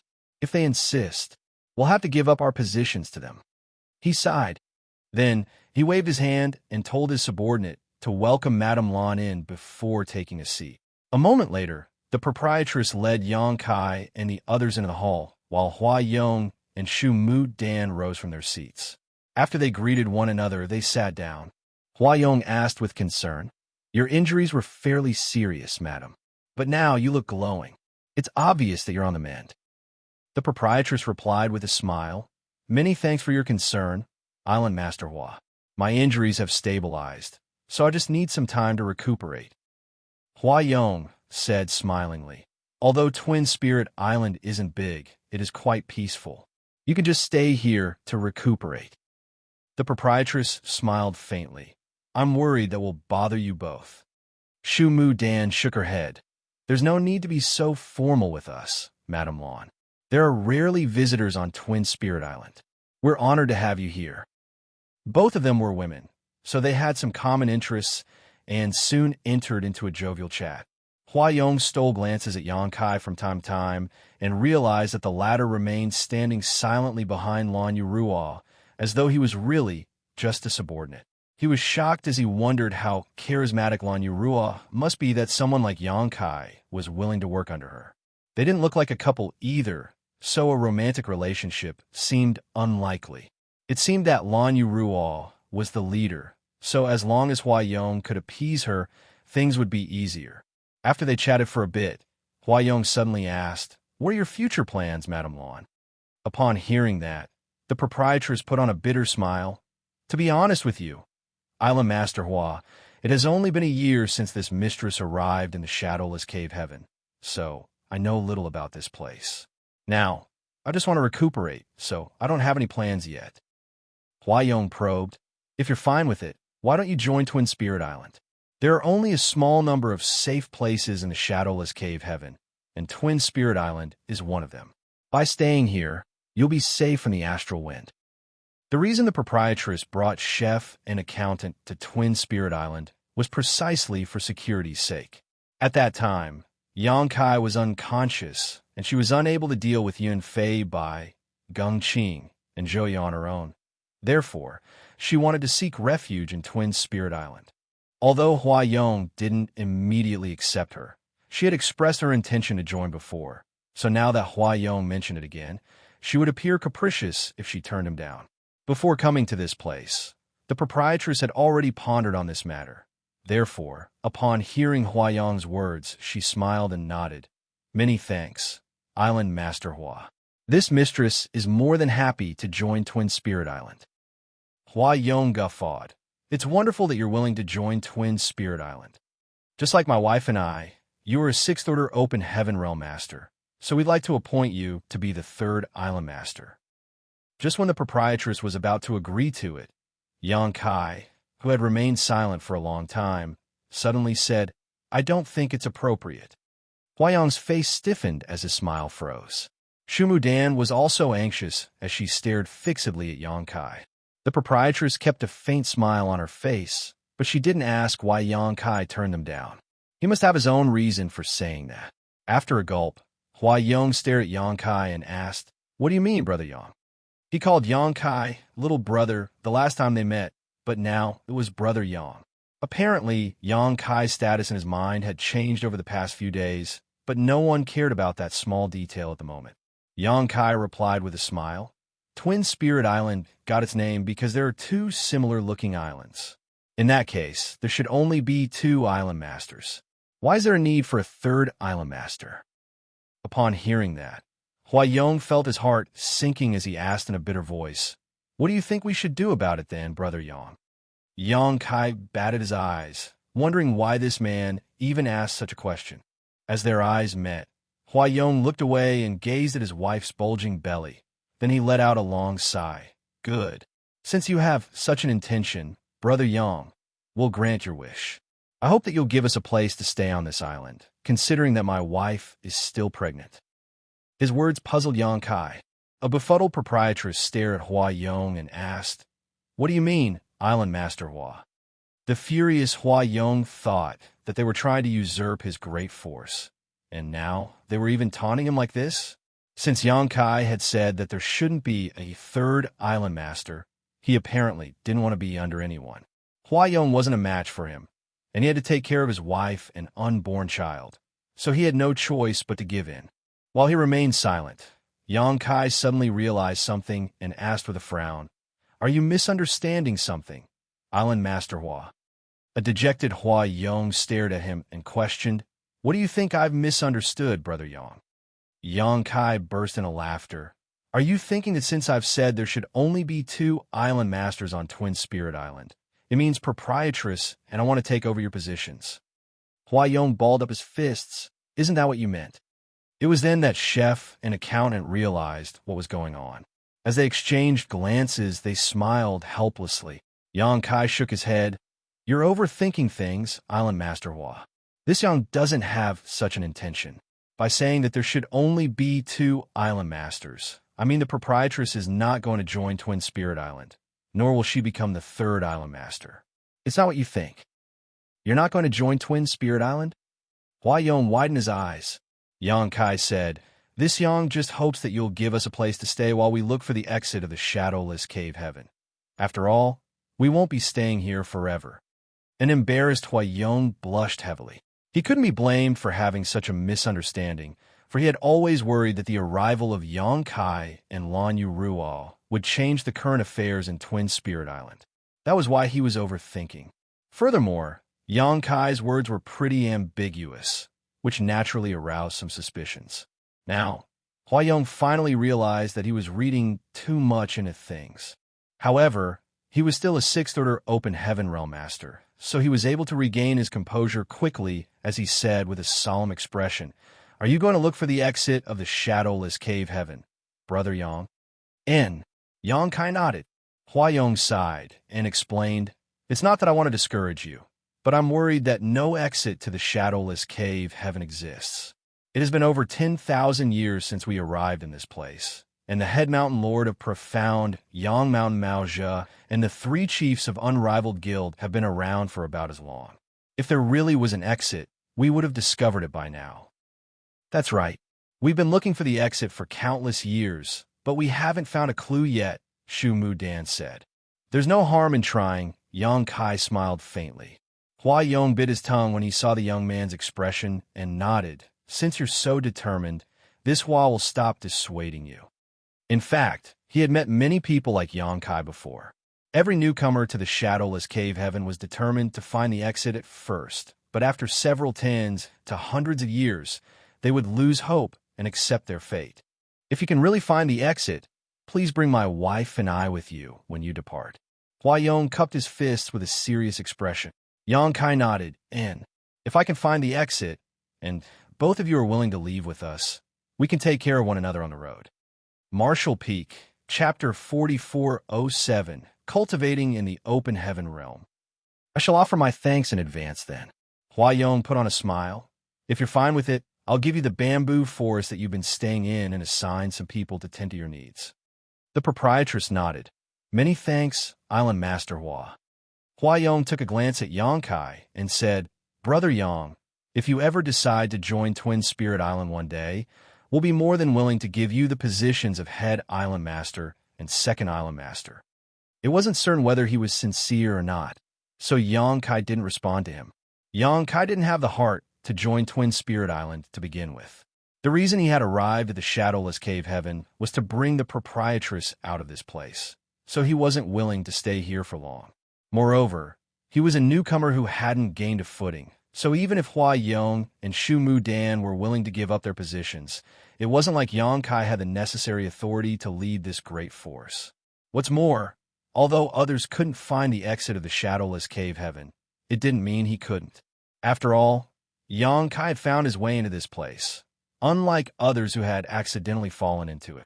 The proprietress was still troubled by the residual monster chi in her body, so she needed a quiet place to recuperate.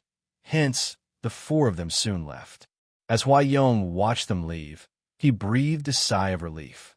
Now, it seemed that Yang Kai and Lan Yu Ruo didn't have the intention of taking over his great force, which allowed him to set his mind at ease. However, this was only temporary. Just like what he had said to his wife earlier, there wouldn't be a problem in the short term. Nevertheless, a long time later, once Yang Kai and Lan Yu Ruo realized that there really wasn't a way to leave the shadowless cave heaven, they might develop some ill intentions.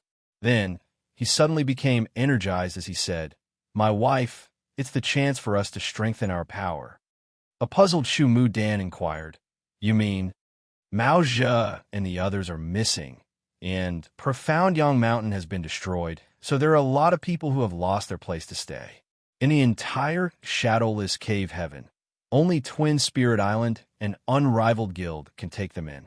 Those from Unrivaled Guild might not be aware of the situation yet, so we should take action quickly." Following that, he turned around and told his subordinate to bring Xianxia and the others over. After a jovial chat, he directly agreed to let these people join Twin Spirit Island. Xianxia and the others had nowhere to go, so they were feeling apprehensive. Upon hearing Huayong's words, they were ecstatic. Then, Huayong ordered them to invite their friends and family, as he welcomed them to join Twin Spirit Island as well. Xianxia and the others were grateful and soon left Twin Spirit Island to look for their friends from Profound Yang Mountain.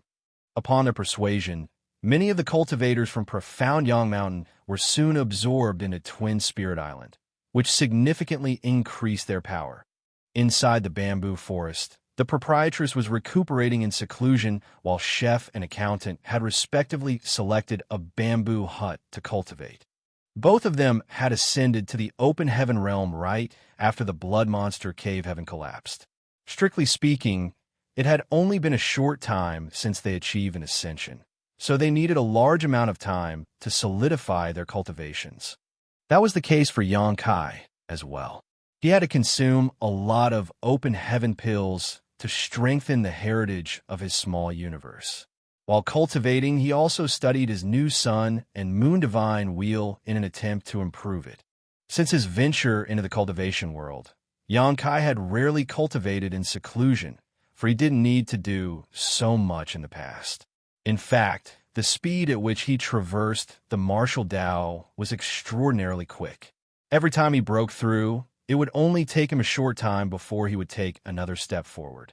Therefore, he didn't have to cultivate in seclusion to refine various resources like what the other cultivators did. The speed at which he cultivated was rapid to begin with, so if he just sat there and cultivated in seclusion, it would actually destabilize his foundation. Therefore, every time he achieved a breakthrough, he would go out and get into fights to solidify his realm. However, the open heaven realm was different. When a cultivator reached this realm, he or she would need a lot of patience. It took time to strengthen the heritage of one small universe. It was expected that Xianxia wasn't used to this. He had attempted to refine open heaven pills when he was a 5th order open heaven realm master, and the rate of consumption was shocking. Now that he was a 6th order open heaven realm master, he realized that he needed even more open heaven pills, and the results were not even as good as before.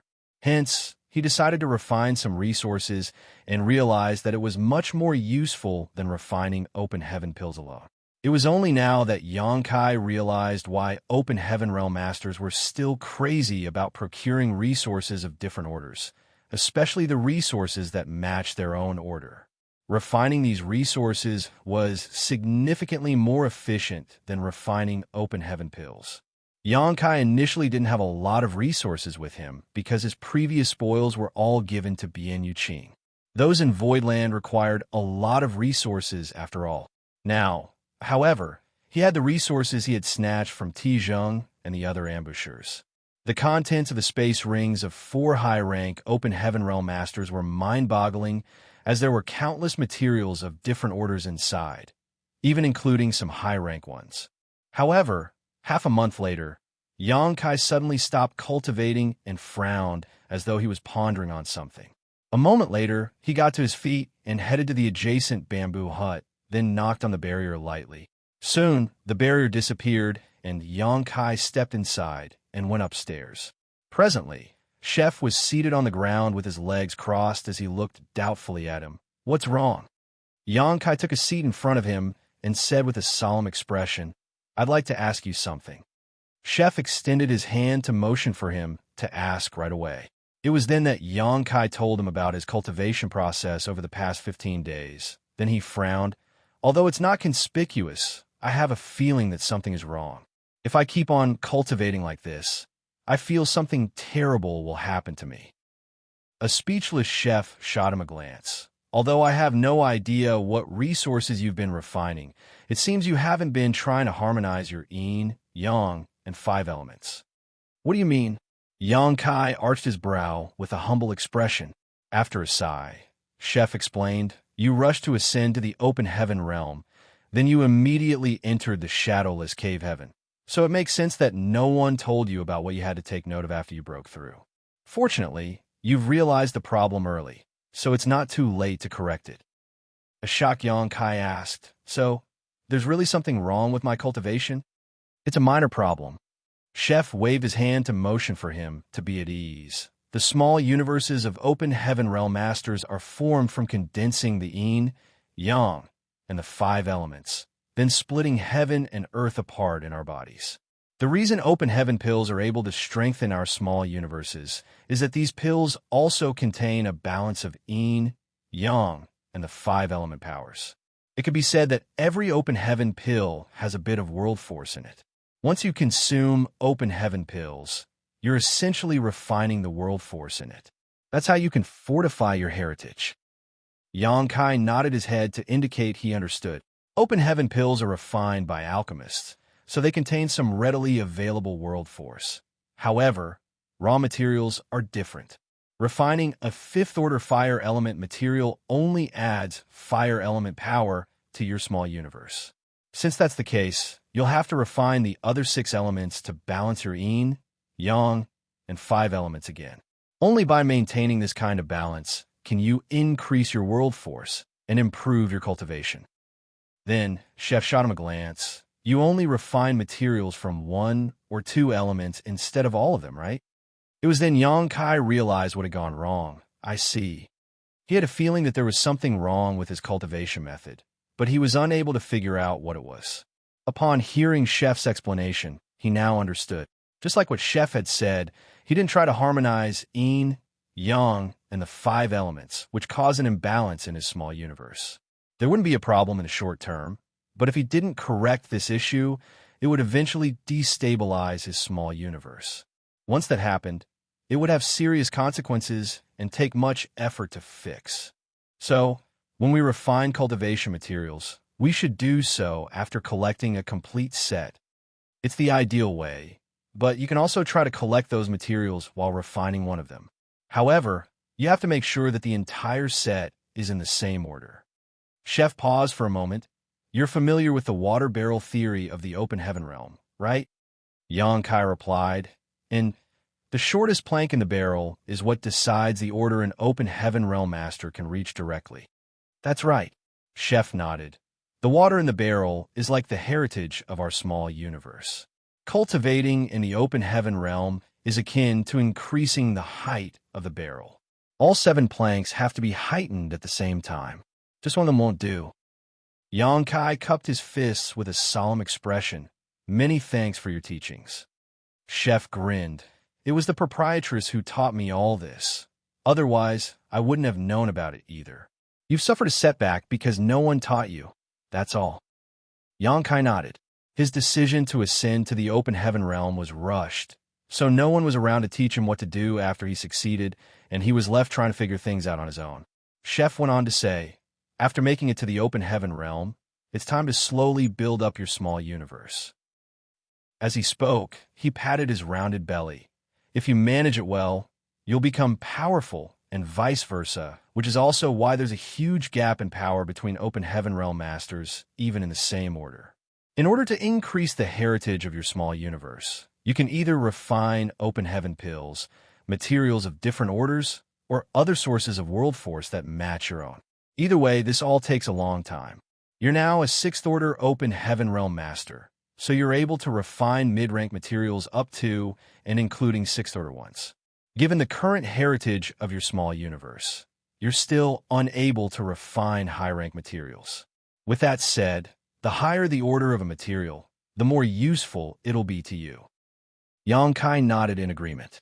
He had experimented over the past 15 days by refining materials of the 3rd, 4th, and 5th order. Given his 6th-order cultivation, he was able to refine all these materials quickly. The benefits of 3rd-order materials were almost negligible. 4th-order materials were slightly better, while the 5th-order ones were much better. He hadn't tried to refine a 6th-order material, so he had no idea how effective it would be. Nevertheless, he reckoned that it would be terrific. Although he had snatched the space rings of 4 high-rank open heaven masters and obtained some high-rank materials, he was still unable to collect a complete set of 6th-order materials. Otherwise, he wouldn't have been forced to ascend to the 5th order at that time. Marshall Peak, Chapter 4408, Searching for a Way Out. After returning from Chef's place, Xianxia immediately attempted to harmonize his yin, yang, and 5 elements in order to get rid of the hidden dangers in his small universe. He had ample resources with him, so he didn't need to be thrifty. As he refined a lot of 5th-order materials, Not only had the heritage of his small universe improved, but his sixth-order open heaven realm cultivation had also been solidified. While refining these materials, he didn't forget to improve his comprehension of his sun and moon divine wheel. However, since this divine ability involved an entirely new space-time strength, he had no idea where to start. Therefore, he could use a wisp of his consciousness to study the movements of the celestial entities and the passing of time in his small universe, in the hope that he would be able to comprehend something out of it. 2 months later, Xianxia stepped out of his bamboo hut. The proprietress was still recuperating. She was left with some serious backlash from using the blood monster battle dress, so it wasn't easy to dispel the monster chi in her body. On the other hand, chef and accountant were cultivating, so Xianxia decided not to bother them. After leaving a jade slip behind, he dashed out of the bamboo forest. It had been 3 months since he arrived in the shadowless cave heaven. Now that his sixth-order open heaven realm cultivation had been sufficiently fortified, it was time he searched for a way out. Xianxia had to return to Voidland to take charge of everything. On top of that, He and Bai Qi must be worried about him. However, before he tried to look for the exit, he had to visit Huayong and Shumudan. They had been around in the shadowless cave heaven for over 10,000 years, so they must be aware of everything in this place. Perhaps they could give him some useful hints. Huayong hospitably greeted Xianxia in the reception hall. During this period of time, Twin Spirit Island had accepted a lot of open heaven realm masters from profound Yang Mountain, which greatly strengthened them. As the island master, Huayong appeared to be glowing. "Are you going to look for a way out, Brother Yang?" Huayong appeared solemn upon hearing Xianxia's intention. Xianxia nodded. "Since we can enter the shadowless cave heaven, we must be able to leave as well. I'm going to look for the exit. Do you happen to have any clues, Island Master Hua?" Huayong was quite eager to see Xianxia leave. The young man was horrendously powerful and had destroyed profound Yang Mountain. The fact that he was staying on Twin Spirit Island was a potential concern.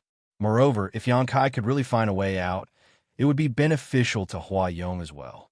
Therefore, upon hearing Xianxia's intentions, he didn't attempt to stop him.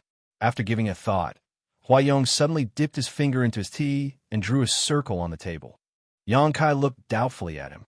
Huayong pointed at the table and said, "If this table is the entire shadowless cave heaven, this circle represents the region the 3 great forces are able to operate. Well, there are only 2 great forces now." Xianxia took a glance and pondered on it.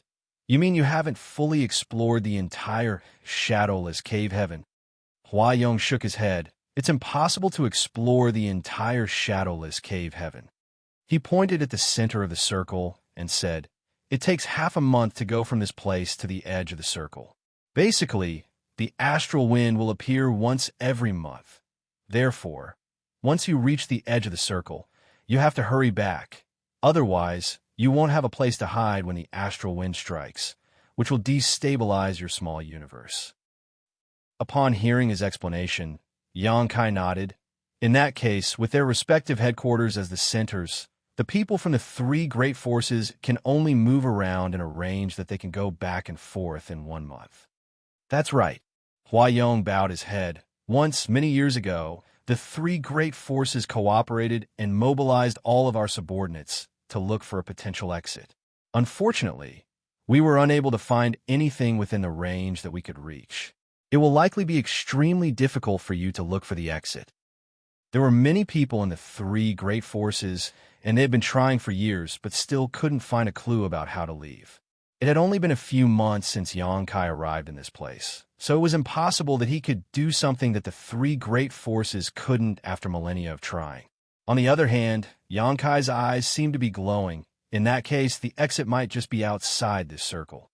The other cultivators could only move around within the circle, or else they would be harmed by the astral wind. However, Xianxia wasn't afraid of it at all.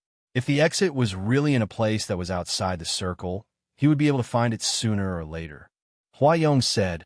Maoxia thought the same thing. He even hypothesized that the source of the astral wind might be where an exit could be found. Why would he say that? Xianxia asked in puzzlement. Huayong replied. He suspected that the astral wind isn't native to the shadowless cave heaven and instead comes from the outside world. Therefore, the place where the astral wind comes from must have a passageway that leads to the outside world. Perhaps he's right. Xianxia nodded in agreement. If that's really the case, there won't be any hope for us. Huayong smiled helplessly. Can anyone resist the astral wind and reach the exit? Even if the person can leave the shadowless cave heaven, no one can guarantee he won't fall into the source of the astral wind. By then, he won't be able to save himself. His worries were not unfounded. If Mao's speculation was right, once a person left the shadowless cave heaven, they would immediately fall into the origin of the astral wind. The wind that was coming from the outside world was already horrifying enough, so its source would definitely be even more terrible. However, while others were unable to bear the astral wind, Xianxia wasn't afraid of it. After giving it a thought, he asked, "Do you happen to know the direction the astral wind comes from?" Although Xianxia had experienced the astral wind several times now, he had never paid attention to the direction it came from. An astounded Huayong gazed at him and asked, "Are you going to search in that direction, Brother Yang?" Xianxia replied, "I have to get a try, since the exit might just be over there." Huayong stared at him in stunned shock for a time before a look of admiration filled his face. "You're a pretty audacious man. Since you're so determined, I won't dissuade you. However, once you leave Twin Spirit Island, you'd better be careful of the astral wind. Once the wind rises, you have to look for a place to avoid it." Xianxia nodded. After the direction was pointed out to him by Huayong, he turned around and left. Huayong saw him off and wished him success. Then he watched the young man disappear in the direction he had pointed out. A glint flashed through his eyes as he shook his head. There was no doubt that Xianxia's venture wouldn't be fruitful. Although he was powerful, there was no way he could resist the astral wind. It could be expected that he would return in a month or two looking battered and defeated. After leaving Twin Spirit Island, Xianxia headed in the direction Huayong had pointed out at full speed. More than 10 days later, Xianxia stopped in his tracks and sensed his surroundings. Then he became ecstatic. That was because the wind was blowing towards him. He was certain he was outside of the circle Huayong had drawn after more than 10 days of moving forward. After all, he was a sixth-order open heaven realm master who was also a master of the Tao of space, so he was much faster than the average open heaven realm master. Presently, he was worried that he might be heading in the wrong direction as he didn't have a way of fixing his bearings.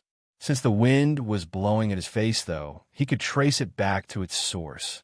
A moment later, the wind became stronger. Xianxia could clearly feel that the astral wind had directly entered his small universe as it swept his world force away and began wearing down his heritage. In the next instant, a gigantic ancient tree appeared behind Xianxia. The tree crown was so vast that it was as though it could cover the entire sky. As the branches hung low, a burst of vitality filled the air, and the astral wind was immediately blocked outside of the tree's range. Xianxia still had no idea why his towering, evergreen divine manifestation was able to block the astral wind, but he speculated that the wood element power he had condensed from the immortal tree was simply powerful enough to ward off. That was the reason he had the confidence to leave Twin Spirit Island. Other cultivators could only move around in a range that would take them half a month to return to their headquarters from, or else they would be harmed by the astral wind. However, Xianxia was immune to it. When the astral wind came, he just had to use his towering evergreen to fend it off. After identifying the right direction, Xianxia flew against the wind, the manifestation of the gigantic tree hovering behind him. 1 hour later, the astral wind stopped as all the noise died down. Xianxia, who was moving at full speed, stopped in his tracks and looked ahead. That was because 3 rays of light suddenly rose from a hill on the horizon and dashed into the distance. They happened to be heading in the same direction as him. Xianxia was shocked, as he hadn't expected to come across anyone here. It was said that the cultivators from the 3 great forces couldn't come out this far, so supposedly there shouldn't be anyone in this place. After all, there was nowhere in this region that could ward off the astral wind, so it must have affected these 3 people just now. As Xianxia stared intently in their direction, he suddenly burst into laughter. "So it's them? Did they decide to take such a big risk? The three rays of light were actually the mountain lords of profound Yang Mountain, Wuxia, Gengqing, and Zhouya. After giving it a thought, Yang Kai realized that it wasn't surprising that they were here. Since profound Yang Mountain was destroyed, they had nowhere else to go. They obviously wouldn't go to Twin Spirit Island, as the proprietress and Yang Kai were there, so they would only embarrass themselves if they did. It was impossible for Unrivaled Guild to accept them as well. Although there were 3 sixth-order Open Heaven Realm Masters in Unrivaled Guild, Wuxia and the others also numbered 3. If they were accepted, conflicts would arise in Unrivaled Guild. Wuxia wasn't known for being unreasonable and ruthless, but he also had his pride, so the 3 chiefs would be worried that Wuxia would covet their great force. Since these 2 places wouldn't welcome them, Wuxia and the others really had nowhere to go. Hua Yong had said that Wuxia was the one who suggested that the origin of the astral wind was probably an exit to this place. Since there were no other safe places in the shadowless cave heaven, it was only reasonable that Wuxia would take a risk and go against the wind to look for the way out. Nevertheless, Yang Kai had never expected to bump into them here. He never intended to hunt them down, as the reason he destroyed Profound Yang Mountain some time ago was simply to get revenge for the proprietress. Since Profound Yang Mountain was gone, Wuxia and the others had become as pitiful as stray dogs, and there wasn't need for Yang Kai to add insult to injury. However, since they were heading in the same direction, they would meet up sooner or later. Half a day later, Wuxia and the others seemed to have noticed something as they looked behind them. Zhouya's eyes trembled when she looked back. Then she exclaimed, "There's someone following us, Big Brother." A stunned Wuxia turned his head. Then he widened his eyes and gritted his teeth. "It's Yang Kai." Martial Peak, Chapter 4409. Would you believe me? When Wuxia accidentally fell into the shadowless cave heaven back then, Profound Yang Mountain was the first place he landed on. It had been 10,000 years since then. Profound Yang Mountain wasn't expansive as there were only about 10 or so peaks, but over the years, he had managed to grow it into the largest great force in the shadowless cave heaven, and he had a lot of top cultivators who worked for him. Profound Yang Mountain was practically his foundation in the shadowless cave heaven. It didn't matter that some of his subordinates were injured or killed, as that would only mean a loss in power. However, the fact that Profound Yang Mountain was razed to the ground basically meant that his foundation was ruined, which meant that it would be hard for him to survive in the hostile environment in the shadowless cave heaven. The culprit of all his misery was the young man named Yang Kai. Therefore, it was expected that he was incensed when he saw him again. His eyes seemed able to spit fire as his murderous intent surged. He appeared eager to swallow Yang Kai alive as he watched the young man approach. Gengqing and Zhouya were also alarmed as they quickly surged their world force and readied themselves for a fight. They had experienced Yang Kai's horrifying power before.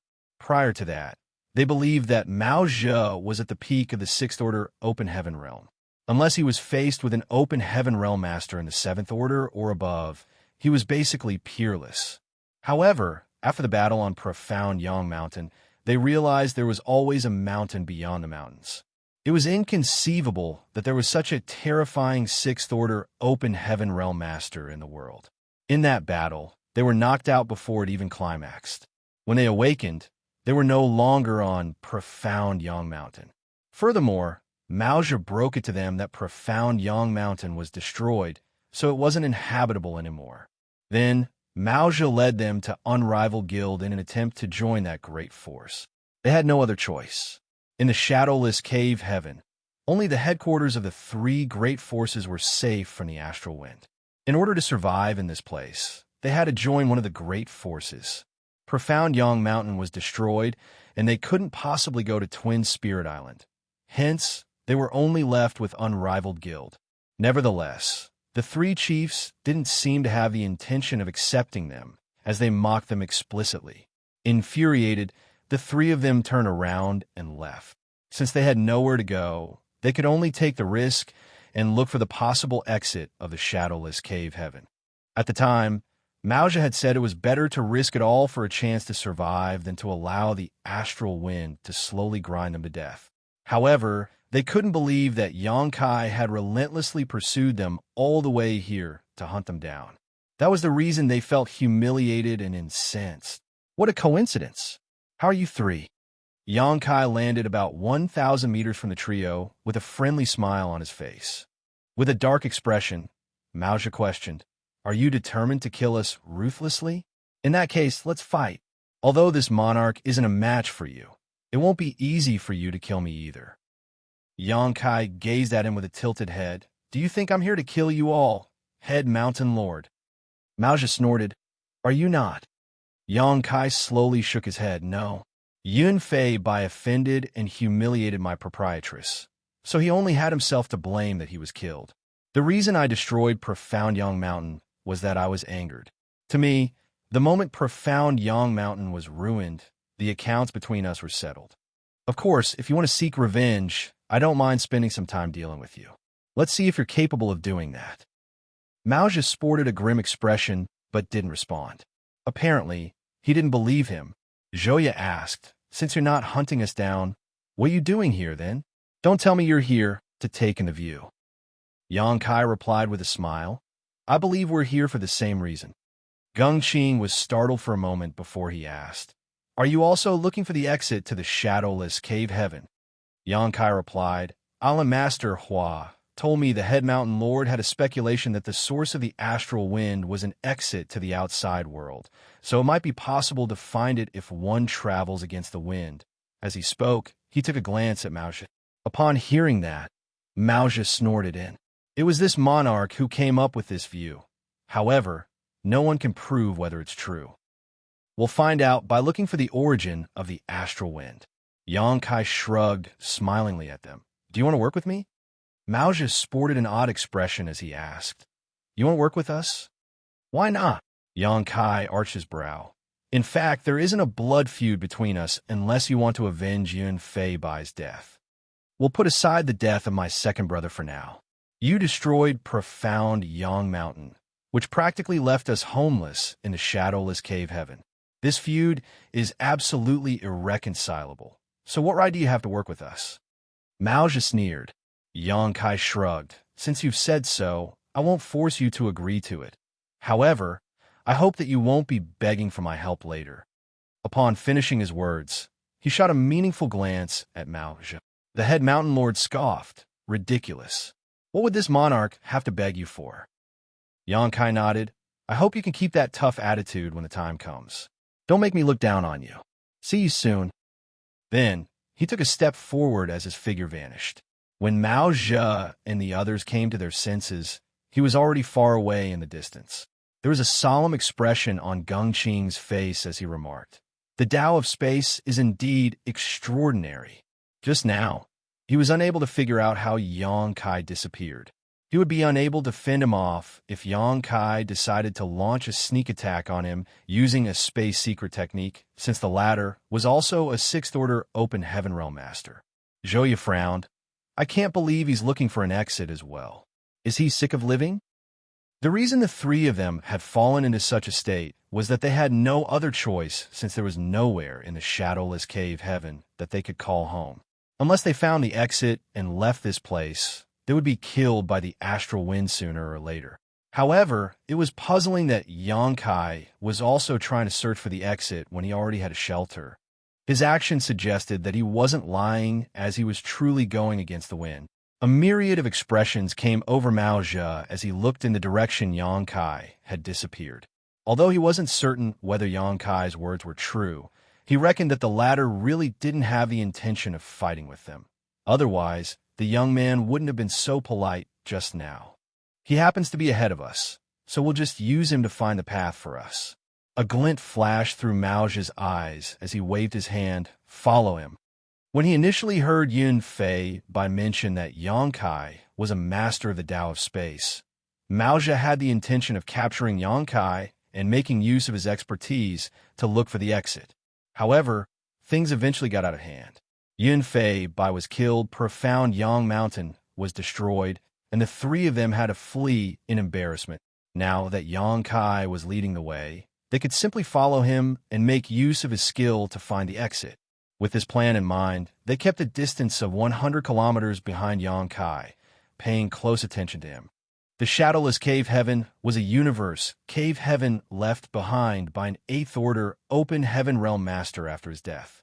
Supposedly, there should be some kind of inheritance of the shadowless divine monarch in this place. Although it might not be as ample as the one in the blood monster cave heaven, it shouldn't be so destitute. However, the arrival of the astral wind once a month meant that even if there were any resources left behind, they would have lost their spirituality and turned into dust over the years. After all, the astral wind was so eerie that even 6th Order open heaven realm masters were unable to resist it. So far, Xianxia hadn't discovered anything useful. Wherever he went, all he could see was barren land as the entire world was infused with death qi. From time to time, he would stop to observe his surroundings for a moment before continuing his journey. Wuxia and the others followed him closely, but they had no idea what he was trying to do. They also tried to look into the places Xianxia had stopped, but they couldn't find anything of interest. As time passed, Wuxia and the others began to grow anxious. The astral wind would appear once a month, and they had previously endured it once, which caused huge losses to their small universes. If they couldn't find the exit before the astral wind struck again, they would suffer even greater losses. A few days later, the three of them stood in the void as they silently observed the figure on a barren peak that was a few kilometers away. An impatient Zhouya asked, "He's been standing there for half a day. What is he trying to do?" Although Xianxia had stopped in some places from time to time, it was the first time he remained stationary for such a long time. Wuxia stared intently at Xianxia and observed every change in his expression. Then he excitedly said, "Perhaps he has discovered something." Upon hearing that, Zhouya and Gengqing were thrilled as they looked in Xianxia's direction with nervous but hopeful gazes. It would be a good thing for them if Xianxia could find the exit. In that case, they would be able to leave this accursed place. There came a moment when Xianxia let out a breath and opened his eyes. Then he gazed at the three of them with a smile. "Head Mountain Lord, what if I say I've found the exit? Would you believe me?" Wuxia became excited. "Are you serious?" Xianxia pointed at the space in front of him and declared, "It's right here."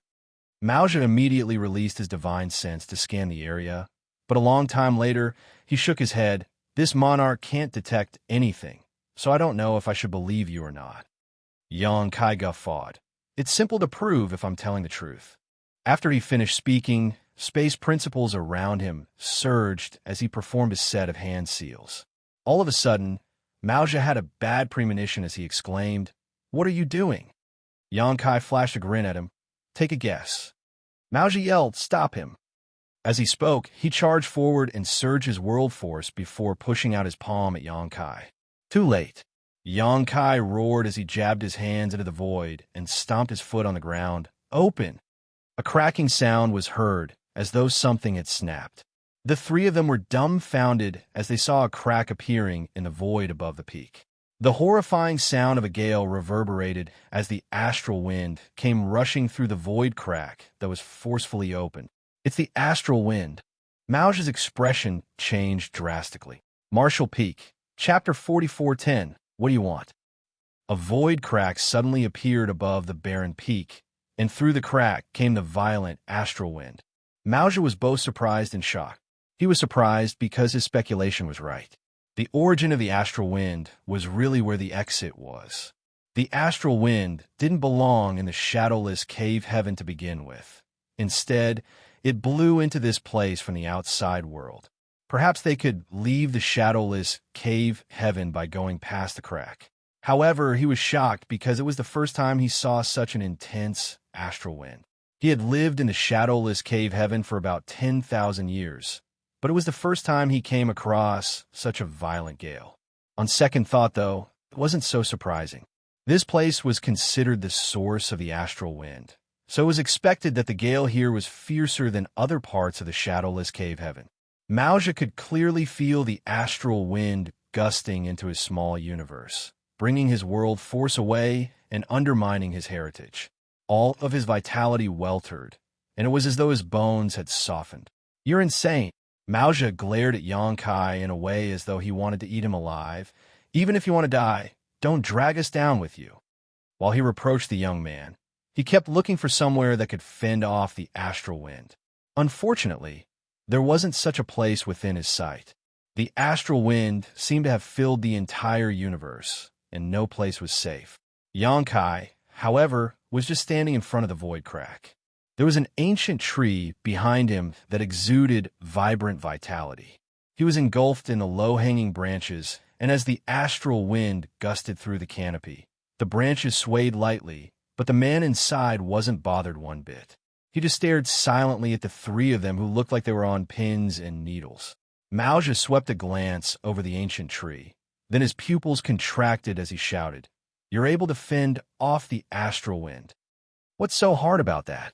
Yongkai put on a faint smile. "That's impossible." Maozhi growled, although he wasn't willing to believe it. What he was seeing wasn't fake. Yongkai was just standing outside of the wind source. Supposedly, he would be more severely affected than the others. However, the reality was that within the ancient tree's range, the astral wind was warded off as though it was blocked by an invisible force. That's the reason he's so confident. A realization dawned upon Maozhi. Just now, he doubted why Yongkai had come all the way here to look for the exit instead of staying on Twin Spirit Island. After all, the astral wind would strike once a month, and every strike could cause immense losses to a cultivator's small universe. Nevertheless, it now seemed that Yongkai wasn't afraid of the astral wind. At that instant, he recalled that Yongkai had told him to keep it up, and he must never beg him for help. The young man was clearly waiting to embarrass him. Maozhi was so infuriated that his murderous intent surged, and he roared, "Kill!" Upon finishing his words, he charged towards Yongkai. Without hesitation, Xianxia and Gengqing followed, right behind him. The three mountain lords had joined forces again as they pounced on the young man in an imposing manner. They had previously done that on Profound Yang Mountain, but they were eventually defeated by Yongkai. It wasn't that they were weak. It was because Maozhi believed that he was the strongest cultivator in the shadowless cave heaven, that he underestimated Yongkai. Once a mistake was made, it was hard for him to turn things around. After the incident, he gave it a thought and reckoned that if he hadn't been negligent, things wouldn't have ended up in such a terrible state. Regardless of how powerful Yongkai was, he hadn't reached the high-rank Open Heaven Realm. He was just a 6th-order Open Heaven Realm Master. Given the harsh lesson previously, Maozhi wouldn't dare to lower his guard now. Therefore, he went all out from the start. His 6th-order Open Heaven Realm aura shook the world as he attacked. When Yongkai, who was standing outside the void crack, saw that the mountain lords were as ferocious as tigers, he merely shook his head, and before the three of them could strike him, he directly disappeared from the spot. Maozhi almost sprayed out a mouthful of blood with exasperation. He was ready to strike, but his target had gone missing all of a sudden, which made him feel like he had punched a pile of cotton. It was expected that he was vexed. Turning his head, he saw Yongkai standing just more than 10 kilometers away and staring silently at them. "Big brother." Gengqing awaited his order. After a brief moment of hesitation, Maozhi said through gritted teeth, "Go." Then, he directly plunged into the void crack and disappeared. Seeing that, Gengqing and Xianxia hurriedly followed him. They're pretty resolute. Yongkai watched them leave and nodded gently. As the astral wind devastated the surroundings, the three of them were losing their strength with each passing breath. If this dragged on, it could cause their small universes to collapse. Rather than getting tangled up with Yongkai, they figured it was better to look for the exit through the wind source. As long as they could get out of the wind source, they would be able to leave the shadowless cave heaven and obtain their freedom. However, it wasn't an easy feat to leave. Yongkai looked silently at the void crack he had torn apart with a meaningful grin on his face as the relentless astral wind caused the branches of the ancient tree behind him to sway. After just 10 breaths of time, 3 figures shot out of the void crack, looking battered with unstable auras. They were Maozhi and the others who had entered the crack just now. In just 10 breaths of time, their auras had dropped significantly. It was apparent that they had suffered some huge losses.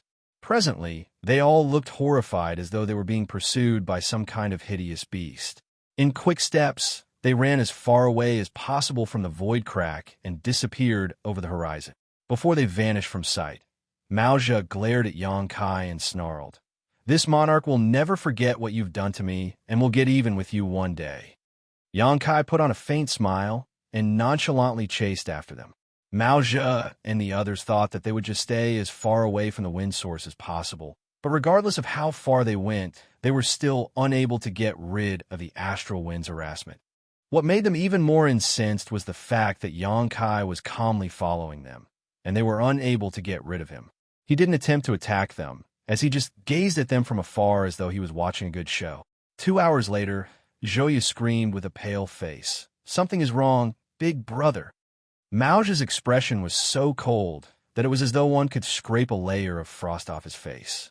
Certainly, he had also realized that something was off. Usually, the astral wind would only last for about an hour before it stopped, but now it had far exceeded its normal duration. After giving it a thought, he realized that the cause of the astral wind this time was that Xianxia had torn the void apart and exposed the wind source. If the void crack wasn't closed, the wind source wouldn't disappear. Therefore, they were unable to draw on their past experiences to make a judgment.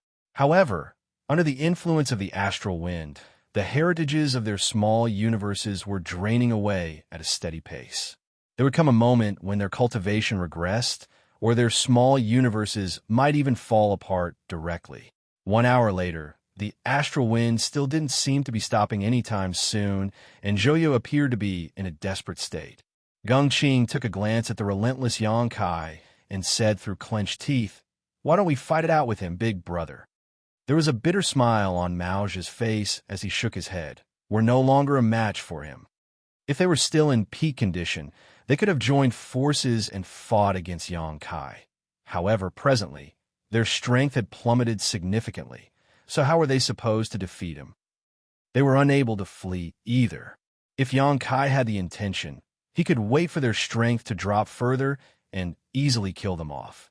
He didn't even need to make a move actually, for it would only take 3 to 5 days before the 3 of them were killed by the astral wind. All of a sudden, Wuxia stopped in his tracks and turned around. As he stared at the approaching Xianxia, he questioned in a grim voice, "What do you want?" Xianxia stopped and hovered in midair. The branches of the ancient tree behind him hung low, and his stable aura suggested that he hadn't even been affected by the astral wind one bit in the past 3 hours. He looked condescendingly at Wuxia and asked, "You're an intelligent man, Head Mountain Lord, so why is there a need to ask the obvious?" Wuxia asked, "You've torn space apart and exposed the wind source. Now, the entire shadowless cave heaven will be devastated by the astral wind. What benefits would that bring you?" Xianxia shook his head. "I just wanted to see if I could break through the void and connect to the outside world. Exposing the wind source was just an accident." Wuxia scoffed. "Even if that's true, what are you trying to achieve by following us but not attacking? I hope you're not going to tell me that you want to collect our corpses." Xianxia sneered. "I don't have such a distasteful hobby." Wuxia's face fell as he took a glance at the tree behind the young man. "Do you want us to submit to you, then?" Xianxia replied with a smile, "I'm just trying to give you all a chance to survive. In this situation, you're going to lose your lives if you don't submit to me. I believe no one is willing to lose their life when there is another option, including you all. Why would you turn me down when there's a chance to survive?"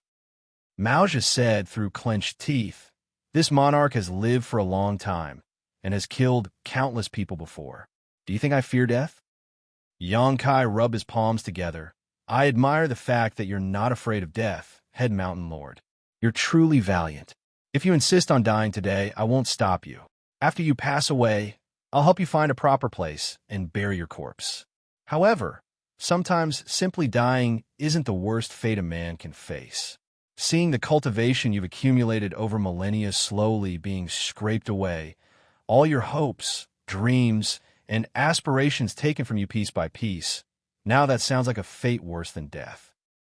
Wuxia's expression darkened when he heard that. Just like what Xianxia had said, life or death already didn't matter to someone like Wuxia. He had lived for a long time and killed innumerable people in the past. He could accept it if he were to die in battle. However, seeing his life's work slowly taken from him, the heritage of his small universe shaved off one piece at a time while being powerless to resist, it was simply intolerable. It was just like seeing a thief barging into his house, taking away all his property and burning his home down while he was forced to watch. The whole point of cultivation was to traverse one's martial Tao. No one could tolerate the notion of their cultivation being stolen from them.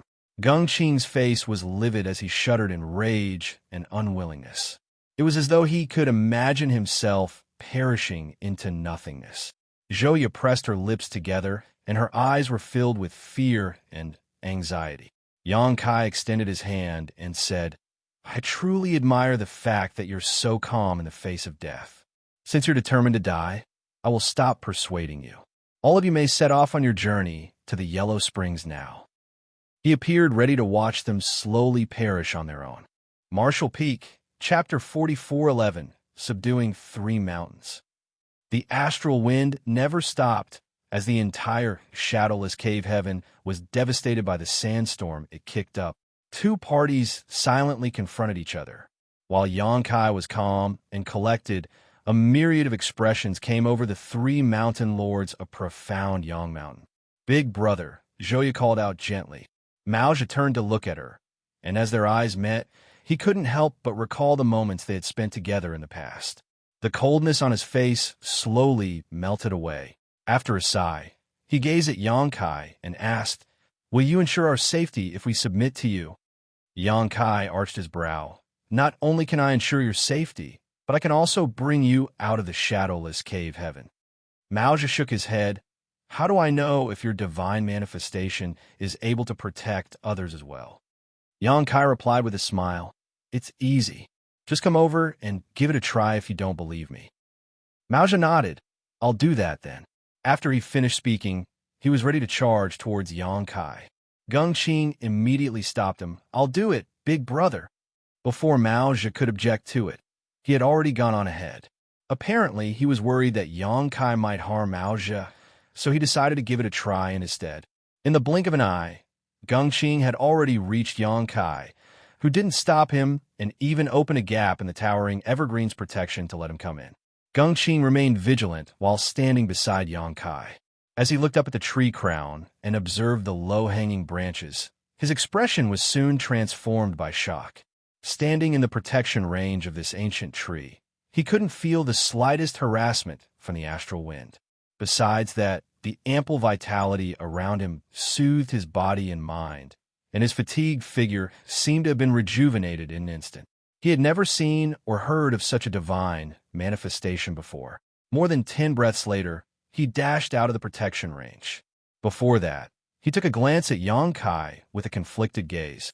Upon his return, he secretly spoke to Wuxia and narrated what he had gone through just now. As Wuxia listened to him, he narrowed his eyes. A moment later, Wuxia let out a sigh. "Fine. We have nowhere else to go in shadowless cave heaven. If you're able to bring us out of this place, we're willing to submit to you." If he could leave this place, he would have a chance to ascend to the 7th order, which was greatly tempting. Yang Kai rubbed his palms together and said, "Head Mountain Lord is a straightforward and flexible man. However, how do I know if it's not just an empty promise? Since you've made such a decision, I hope you'll give me some assurance. I don't wish for you to betray me one day. After all, we haven't really been on good terms." Wuxia snorted. "What kind of assurance do you want? Do you want us to make a heart demon oath?" "There's no need for that." Yang Kai grinned at him and summoned an ancient-looking book. "You just have to use your blood essence to write your names in here." Wuxia's expression changed. "What's this?" "The loyalty list." As Yang Kai spoke, he tossed the book at Wuxia. After taking it, Wuxia opened it and realized there were only 9 pages in the loyalty list. A person named Chen Tianfei was on the first page.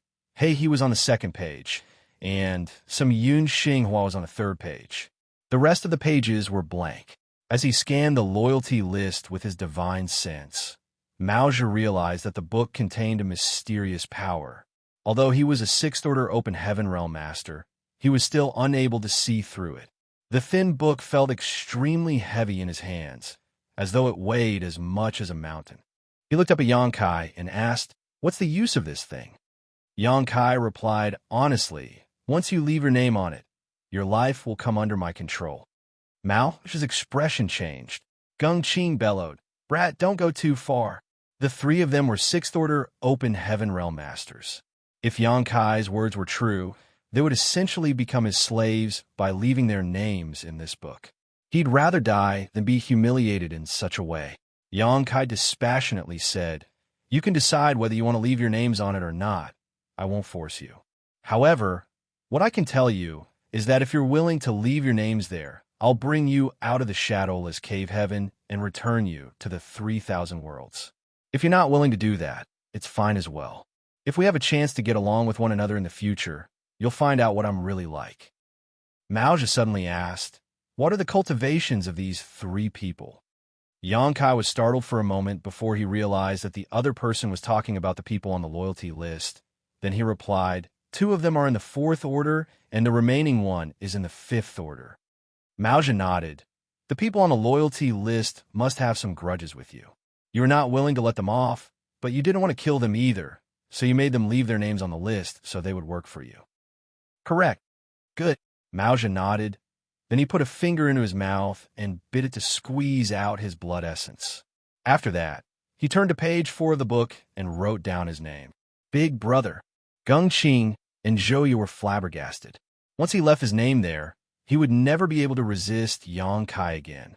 After leaving his name on page 4, Mao tossed the book at Gengqing and replied, "Rather than waiting for death here, we should seize the chance to live." In the meantime, he secretly spoke to the two of them. "I've heard about the loyalty list before. It was made by a high-rank open heaven realm master named Loyalty Demon using the blood and flesh of Xianxia. It can be used to enslave open heaven realm masters, but only those below the high rank." Although he had already heard about the loyalty list, he didn't let his emotions show on his face when Xianxia mentioned the book's name. He was at the peak of the 6th order open heaven realm, and if he hadn't been trapped in the shadowless cave heaven where there was a lack of resources, he would have ascended to the 7th order open heaven realm a long time ago. If he could return to the outside world, he could gather enough resources and shake off the book's control in no time. That was the reason he didn't even hesitate to leave his name on the book. Gengqing and Xianxia were excited upon hearing Mao's intention, but still pretended to know nothing as Gengqing said through clenched teeth, "Since you've made such a decision, Big Brother, I'll follow suit." Then he squeezed out his blood essence and put down his name before passing the book to Xianxia. A moment later, Xianxia left her name on page 6. Xianxia extended his hand and retrieved the book, then flashed a smile at them. "Wise people will submit to the circumstances. I'm glad that you've made such a decision. I'm sorry for offending you some time ago. From now on, we're all one family." Mao replied in a muffled voice, "You didn't offend us. It was just that we had different stances." Xianxia opened up his towering evergreen and beckoned to them. "The wind is strong outside. Please come in here and follow me to seal the void crack." The three of them exchanged glances and dashed towards Xianxia. Upon entering the protection range of the ancient tree, they realized that the astral wind was completely shut out. Xianxia couldn't help but let out a breath with a relieved look on her face. Mao's expression turned milder as he examined the branches and fell into his thoughts. Your wood element divine manifestation is simply incredible, Brother Yang. What's the order of your wood element power? After giving it a thought, Xianxia replied, "I don't know what order it is either actually, but it's a high-rank one at least." He had no idea what the order of the immortal tree was, but upon hearing that, Mao thought that he simply wasn't willing to tell him the truth, so he stopped asking. "A high-rank power," Mao exclaimed. "Your foundation is indeed solid since you had the guts to condense a high-rank power. I saw you using a fire element divine manifestation and a water element divine ability that are also of the high rank. Did you intend to directly ascend to the high rank open heaven realm?" Xianxia replied with a smile. "That was indeed my original plan, but an accident happened, so I only ended up in the mid-rank open heaven realm." Mao's brow twitched as he was horrified deep down inside. He couldn't believe that someone was ambitious enough to plan to directly ascend to the high-rank, open heaven realm. Although Yang Kai didn't make it in the end, the foundation he had built wouldn't be wasted. That was the reason he was able to defeat Mao, even though both of them were in the Sixth Order open heaven realm. As they casually chatted, they headed towards the wind source. They arrived at their destination in just 4 hours. The void crack where the wind source was located was torn apart by Yang Kai using space principles. Supposedly, it would slowly heal under the influence of the local world principles. However, the astral wind was extremely abrasive, and the principles in the shadowless cave heaven were already somewhat broken, so the crack didn't seem to be showing signs of healing. The crack was still around, even though half a day had passed. Standing in front of the crack, Yang Kai manipulated his space principles and pushed out his palms. As space principles undulated, the crack slowly healed wherever his palms moved over. After an hour, Yang Kai finally managed to close the crack and the astral wind disappeared. Next, he put away his towering evergreen and frowned before falling into his thoughts. Mao Zhe and the others had suffered immense losses, so they immediately sat on the ground with their legs crossed. Following that, they fished out piles of open heaven pills and various other resources to refine them in order to make up for the losses in their small universes. Yang Kai didn't have to do this, so he found a place nearby and started doing his own things. Half a day later, Mao Zhe opened his eyes and saw a newly created array. Yang Kai appeared busy, but he wasn't certain what he was doing. Although Mao Zhe was unresigned and resentful of the young man, he wouldn't let his emotions show on his face as he had left his name on the loyalty list. Hence, he went over and asked curiously, "What are you doing, Brother Yang? Do you need my help?" "There's no need for that. It's almost done." Yang Kai waved his hand. After observing it for a moment, Mao Zhe finally realized what the young man was doing and asked, "Are you building a space array?" Yang Kai nodded in. "It takes more than 10 days to come here from Twin Spirit Island. It'll be much easier with a space array around." "Are you going back to Twin Spirit Island?" Yang Kai replied with a smile. "The reason I came to the shadowless cave heaven was to look for my companions. Since I've found them as well as the exit, we'd better leave this place sooner rather than later. The environment in the shadowless cave heaven is far too hostile." Marshall Peak, Chapter 44:12, No Regrets in Life. Upon hearing Yang Kai's words, Mao Zhe set his mind at ease. Since Yang Kai was ready to bring the people from Twin Spirit Island over, he should have the confidence to achieve his goal. Otherwise, he wouldn't have taken such a huge risk. "Are you all coming to Twin Spirit Island with me? Or are you going to wait for me here?" Yang Kai asked. After pondering on it for a moment, Mao Zhe asked, "According to the regular pattern, the astral wind will strike again in 10 days. Will you be able to come back here in 10 days, Brother Yang?" Yang Kai shook his head. "I don't think so. It would take him more than 10 days to arrive at Twin Spirit Island, so there was no way he could return to this place before the wind came. Moreover, he would have to spend some time on Twin Spirit Island." "We're going with you, then," Mao Zhe decided. They would have Yang Kai's protection by following him, while they would be powerless to resist the wind if they stayed here. Since an agreement had been reached, they immediately set off on their journey towards Twin Spirit Island. They didn't speak to each other on the road, and 10 days later, the astral wind indeed struck again. Yang Kai used his towering evergreen to ensure everyone's safety. Although the three of them had experienced it before, they were still awestruck by the divine manifestation. A few days later, they finally arrived at Twin Spirit Island. After a message was sent out, the fog around the island separated and Yang Kai led the 3 mountain lords towards the bamboo forest where the proprietress and the others resided. When the person who was guarding the grand array saw Mao Zhe and the others, he was shocked and immediately reported it to Huayong.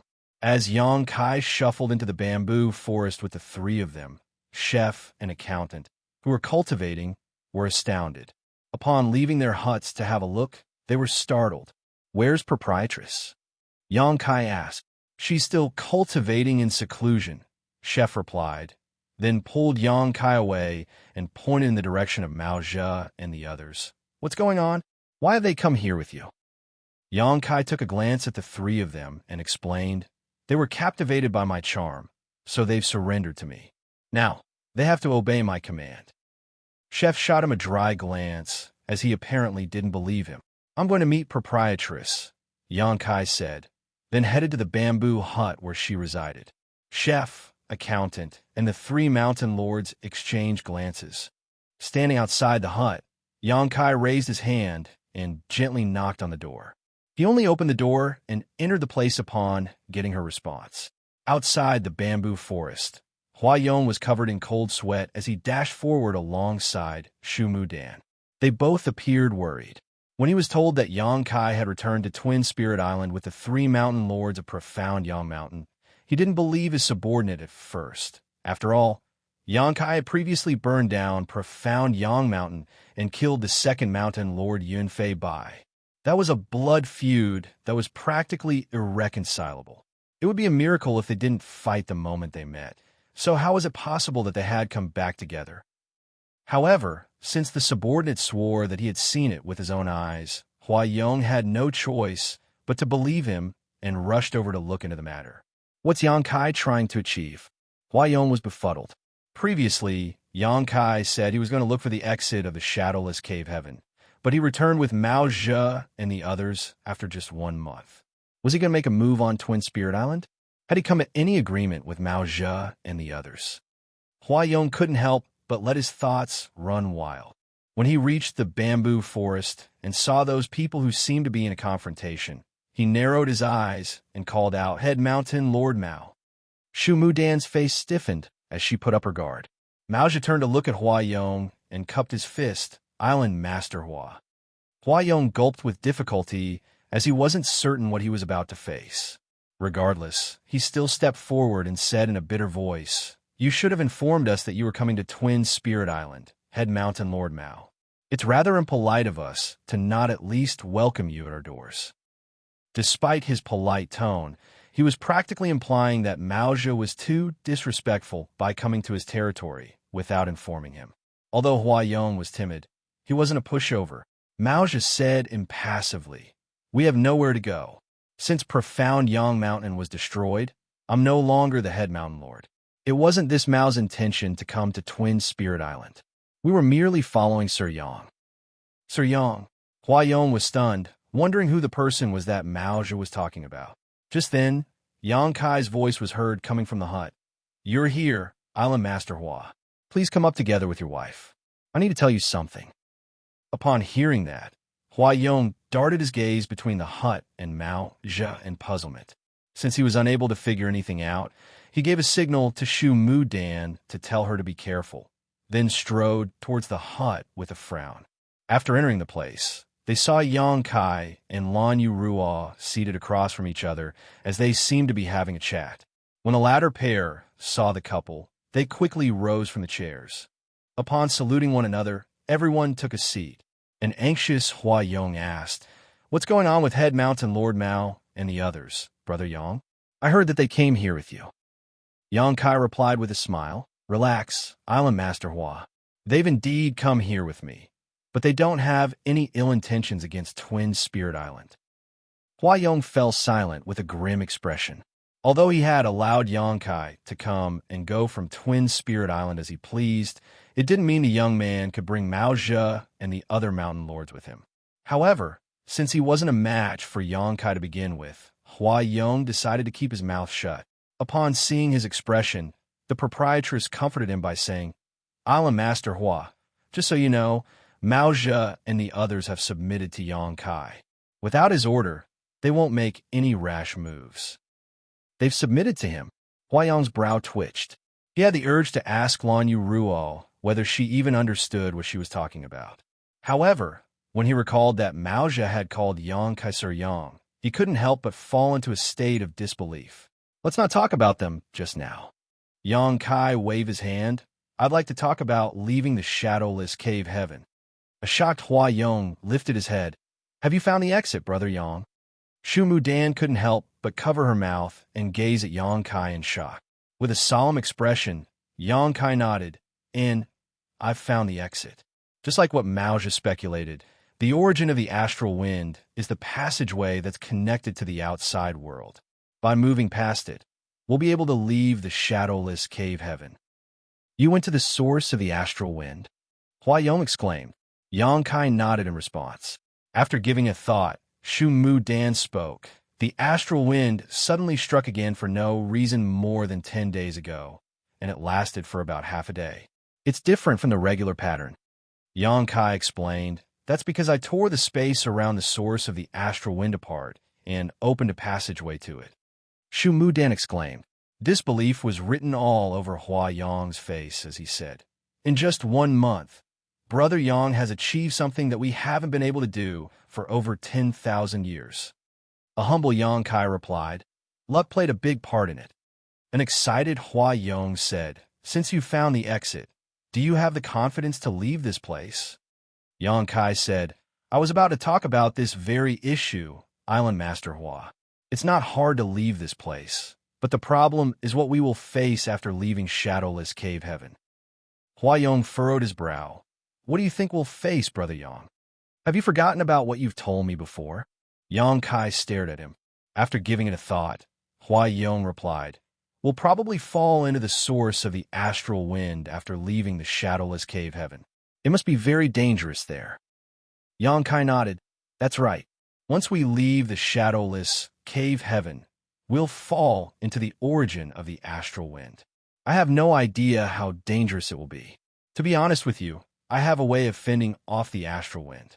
At the very least, the astral wind gusting into the Shadowless Cave Heaven doesn't bother me at all. However, I don't know what will happen after we fall into the astral wind source. Huayong was shocked upon hearing this. It was only now that he understood the reason Xianxia had the confidence to leave Twin Spirit Island and look for the exit. It was no wonder that Xianxia's aura didn't seem to have been affected one bit, even though the astral wind had struck twice over the last month. He actually had a way to defend against it. After a moment of silence, Huayong asked, are you going to leave the Shadowless Cave Heaven, Brother Yang? Yes. Xianxia nodded. Many thanks to both of you for taking care of us.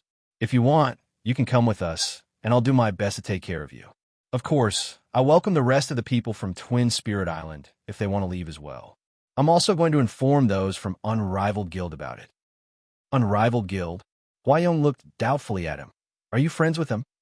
Xianxia shook his head, no. However, we will have greater strength with more people accompanying us. We don't know what will happen after we leave the Shadowless Cave Heaven, so I'm willing to bring those who want to come with me. Huayong bowed his head. I admire how righteous and just Brother Yang is. Island Master Hua is too kind. It's the least I can do. Shu Mu Dan, who had remained silent all along, suddenly asked, the origin of the astral wind must be extremely dangerous. Do you have the confidence to move past it, Senior Brother Yang? After giving a thought, Xianxia replied with a serious expression, I cannot give you an affirmative reply, since I have no idea what the situation is like on the other side. Even if it's a path of certain death, do you still insist on leaving the Shadowless Cave Heaven? Xianxia said with a smile, life is not a clear path laid out before us. I don't strive for everything to be perfect, only to not have any regrets. Rather than remaining trapped here forever, I'm willing to give it a try. Shu Mu Dan became startled for a moment before she pressed her lips together and nodded. I understand. Huayong said, this is a serious matter, so I cannot make a decision in a short time. Please give us a few days to sleep on it, Brother Yang. Xianxia replied with a smile, Proprietress still needs another month or so to recover, so we won't be leaving so soon. You can tell me about it after you make a decision. Many thanks. Huayong cupped his fists. Then he rose from the chair and left with Shu Mu Dan. Upon reaching the door, he suddenly turned around. This is a serious matter, Brother Yang, so I hope you won't break it to the rest of the people on Twin Spirit Island for now. Marshall Peak, Chapter 4413, Unrivaled Guild. Xianxia's expression changed when he heard that. Then he replied with a smile, Don't worry, Island Master Hua. You have full control over the affairs in Twin Spirit Island. I won't interfere. It was then Huayong thanked him and left the place. After the couple was gone, the proprietress said with a smile, "He's pretty cautious. He must be worried that his subordinates will start having other ideas if the news is leaked." It can't be helped. Xianxia could understand. If word got out that he was able to bring some people out of Shadowless Cave Heaven, many of those from Twin Spirit Island would be tempted to join him. If Huayong and Shu Mudan decided to stay in the end, but Xianxia brought most of their people away, the power of Twin Spirit Island will be greatly weakened. It was expected that Huayong didn't want the news to be leaked so soon, and he was able to set his mind at ease since Xianxia had given him the assurance. "Are you really going to inform those from Unrivaled Guild about this?" the proprietress asked. Xianxia nodded. "They're all pitiful people, so I don't mind lending them a hand. It's up to them whether they'll believe me or not." The proprietress paused before nodding as well. "Give me a month. If it's just like what you've said, we're going to face a lot of trouble after leaving the Shadowless Cave Heaven. So I should restore my full strength before we depart." "Of course." A moment later, Xianxia stepped out of the bamboo hut. The people outside the hut were still staring at one another, so Xianxia directly wedged into the spot between both parties before turning to look him out. "I'm going to Unrivaled Guild." Maozhi retracted his gaze and frowned. "Why are you going there?" "I'm going to ask them whether they want to leave Shadowless Cave Heaven. I don't mind bringing them with me." Gengqing widened his eyes. "You want to bring those from Unrivaled Guild with you? What's wrong with that?" After a moment of silence, Gengqing shook his head. "There's no problem. If possible, he wouldn't want those from Unrivaled Guild to tag along." After Profound Yang Mountain was destroyed, the three of them headed to Unrivaled Guild in an attempt to seek shelter, but the three chiefs had no qualms about mocking them, which was why they eventually left in exasperation. Otherwise, they wouldn't have taken such a huge risk to look for the exit. Gengqing naturally wished for those from Unrivaled Guild to be trapped inside the Shadowless Cave Heaven forever. However, since Xianxia had made a decision, he wasn't in any place to object to it. Technically, the three of them were now Xianxia's subordinates, as their lives were under his control. They didn't have the right to change his mind. "You'll come with me, Zhouya. I don't know where Unrivaled Guild is after all." Xianxia gazed at her. Zhouya looked inquisitively at Maozhi, who then said, "Since Sir has given the order, you should go with him." It was then Zhouya nodded gently. Xianxia swept a dispassionate glance over Maozhi before shuffling forward. After leaving Twin Spirit Island, Zhouya led the way and headed to Unrivaled Guild. While they were on the road, Zhouya asked, "Sir, you're already so powerful at such a young age. I'm sure you're from one of the cave heavens or paradises." Xianxia shot her a glance and said, "Did Maozhi tell you to inquire about my background?" Zhouya's face stiffened as she forced a smile. "Don't get me wrong, sir. I'm just curious. Since you're not willing to tell me, please just ignore my question." She tucked her hair behind her ear and revealed her alluring profile and her snow-white skin. "You'll find out about my background after we leave this place. Even if I tell you about it now, you probably won't believe me." And Zhouya replied with her head hung low. Over the years, she had always been in an important position. As the fourth mountain lord of Profound Yang Mountain, she was famous throughout the Shadowless Cave Heaven. Now that she had become someone else's servant who had lost control over her own life, she wasn't used to it. The three mountain lords speculated that Xianxia was a core disciple nurtured by one of the cave heavens or paradises. Otherwise, he couldn't have possessed a power that was in the same order. Furthermore, the fact that Xianxia had refined so many high-rank materials strengthened their beliefs. Unrivaled Guild was pretty far away from Twin Spirit Island, so it took them 5 days to arrive at their destination. Upon their arrival, Zhouya said, "We'll soon reach the headquarters of Unrivaled Guild. You must act carefully, sir." Xianxia looked up but couldn't see anything unusual. Suppressing the doubt in his heart, he continued following Zhouya as they moved forward. In just a moment, they saw a smooth-looking cliff, which was so flat that it was as though it was cut using a knife. There was a protruded rock in the middle that served as a platform. Zhouya and Xianxia landed on the platform. Then she pointed at the wall. "This is the headquarters of Unrivaled Guild." Yangkai released his divine sense and realized that there was a barrier in front of the wall of this platform. There must be some space behind the wall. Inform them of our arrival, Yangkai ordered. Zhouya nodded. Then she performed a hand seal and pressed both her hands against the wall, whereupon a layer of visible ripples spread around. A moment later, rumbling sounds were heard coming from behind the wall. A passage was revealed in the flat wall. Then more than 100 people flooded out of it. There were 3 bald men, whose figures were built like bulls at the front. What surprised Yangkai was that the 3 of them looked identical. They were apparently triplets. The auras of the 3 of them suggested that they were in the 6th Order Open Heaven realm. Needless to say, they were the 3 chiefs of Unrivaled Guild. Yangkai tooted in amazement. Over the years, he had met quite a number of twins, but it was the first time he came across triplets. What was especially rare was that these 3 burly brothers had all ascended to the 6th Order. It was no wonder that Unrivaled Guild was able to face off against profound Yang Mountain, as the brothers were in the 6th Order Open Heaven realm. Furthermore, since they were triplets, they probably had some kind of innate connection. It wouldn't be surprising if they had cultivated a combined attack technique. If both parties got into a scuffle, Mao Zhou on his own wouldn't be a match for them. Now, it seemed that among the 3 great forces in the shadowless cave heaven, Twin Spirit Island was indeed the weakest. Besides the fact that they only had 2 6th Order Open Heaven Realm Masters on their side, their collective power was also no match for the other 2 great forces.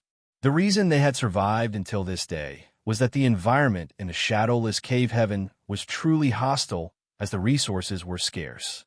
Among the 6th Order Open Heaven Realm Masters, unless there was a great blood feud, they wouldn't easily get into a fight, as once they were exhausted or injured, it would be hard for them to recuperate. As soon as the brothers appeared, Zhouya gently spoke to Yangkai. Sir, they're the 3 chiefs of Unrivaled Guild. Their names are Shan, Xiao, and Shiryu. As for who is who, I can't really tell. A speechless Yangkai swept a glance over the brothers and realized he couldn't tell them apart either. The brothers were fierce upon their appearance, but when they saw Zhouya, their eyes seemed to be glowing. One of them called out, I was just wondering who had the guts to knock on our door. It's you, beautiful little girl. Another person said smilingly, What's wrong? Have you changed your mind and decided to be our wife? The last person said, That's great. We'll marry you today and let you know what it's like to be a bride. Zhouya was so exasperated that she started flushing. Then she said through gritted teeth, Stop spouting nonsense, you ugly men. I'll never be your wife. The first person who spoke stroked his bald head and sported a ferocious expression. Beautiful girl, since you're not willing to be our wife, why are you even here? Are you sick of living? We don't mind granting your wish, as we're adept at torturing women. The second person glanced at Yangkai and tooted.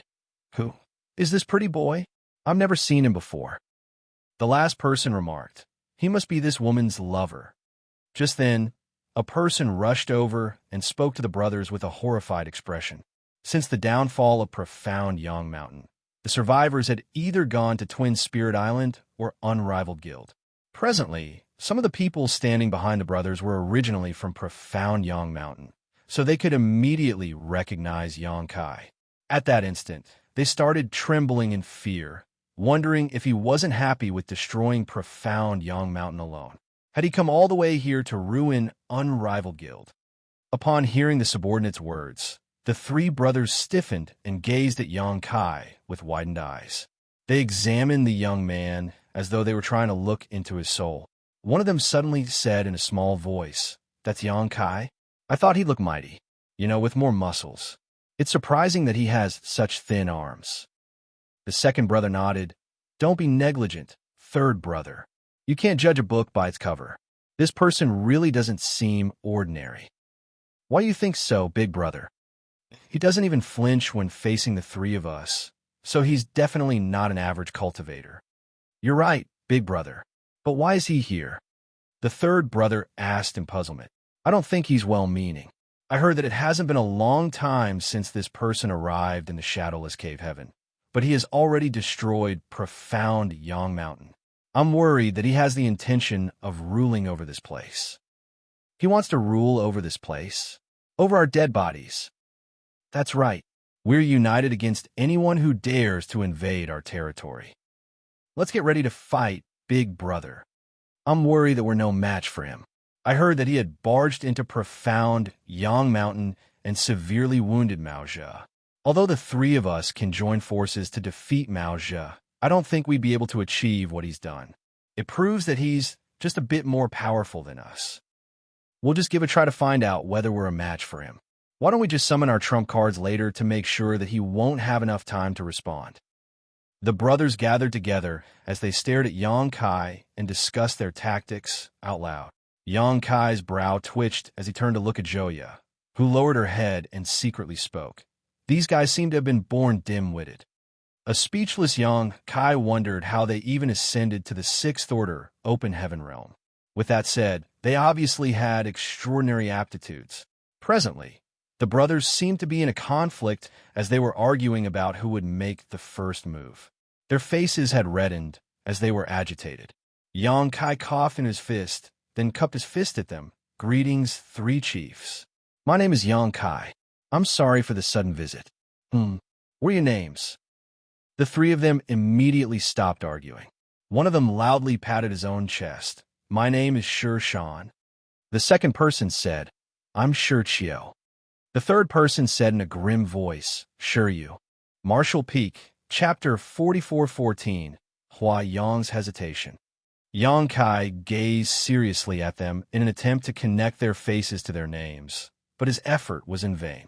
Not only did these burly men look alike, but their demeanors and voices were also similar. More importantly, their auras were almost identical. Perhaps even their own mother wouldn't be able to tell them apart. Yang Kai decided to give up as he said, Please don't get me wrong. This Yang has no ill intentions against unrivaled guild. I also don't intend to rule over the shadowless cave heaven like what you were worrying about. Sure, you exclaimed. He heard our conversation, big brother. A hint of ruthlessness flashed through Xiao's face.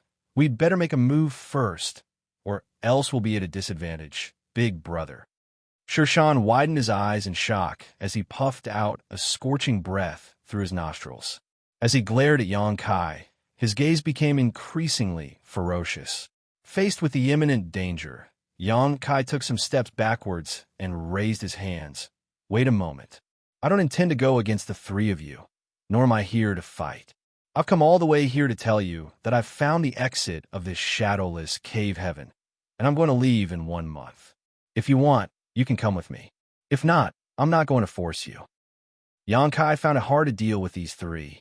Before coming to this place, he had imagined various circumstances when he met the three chiefs of unrivaled guild, but he hadn't expected that it would turn out this way. You found the exit? Xiaoshan was startled as the ruthlessness in his eyes went away. Yes. Yang Kai bowed his head. Why should we believe you? Distrust was written all over Yu's face as he gazed at Yang Kai. We've been looking for the exit for thousands of years, but to no avail. How did you even find it? I have my methods. Yang Kai shook his head. As for how I found it, I can't really tell you. However, Zhouya was with me at that time. If you don't believe me, you can ask her about it. In an instant, the three brothers shifted their attention to Zhouya. Zhouya frowned, apparently not willing to talk to them, but she still nodded her head in the end. Sir Yang is not lying to you. He has really found the exit of the shadowless cave heaven. The reason we've come all the way here is to inform you about it. The doubt of the brothers evaporated as they appeared ecstatic. He's really found the exit. Yang Kai was dumbfounded. It seemed that these guys were truly dim-witted as they readily believed Zhouya's words. Nevertheless, it saved him a lot of trouble, so he just went with it. The brothers could barely contain their excitement, while the cultivators from unrivaled guild looked at Yang Kai with fervent gazes. No one was willing to stay in the shadowless cave heaven if they had a chance to leave. Resources in this damn place were scarce, so they had no future if they stayed here.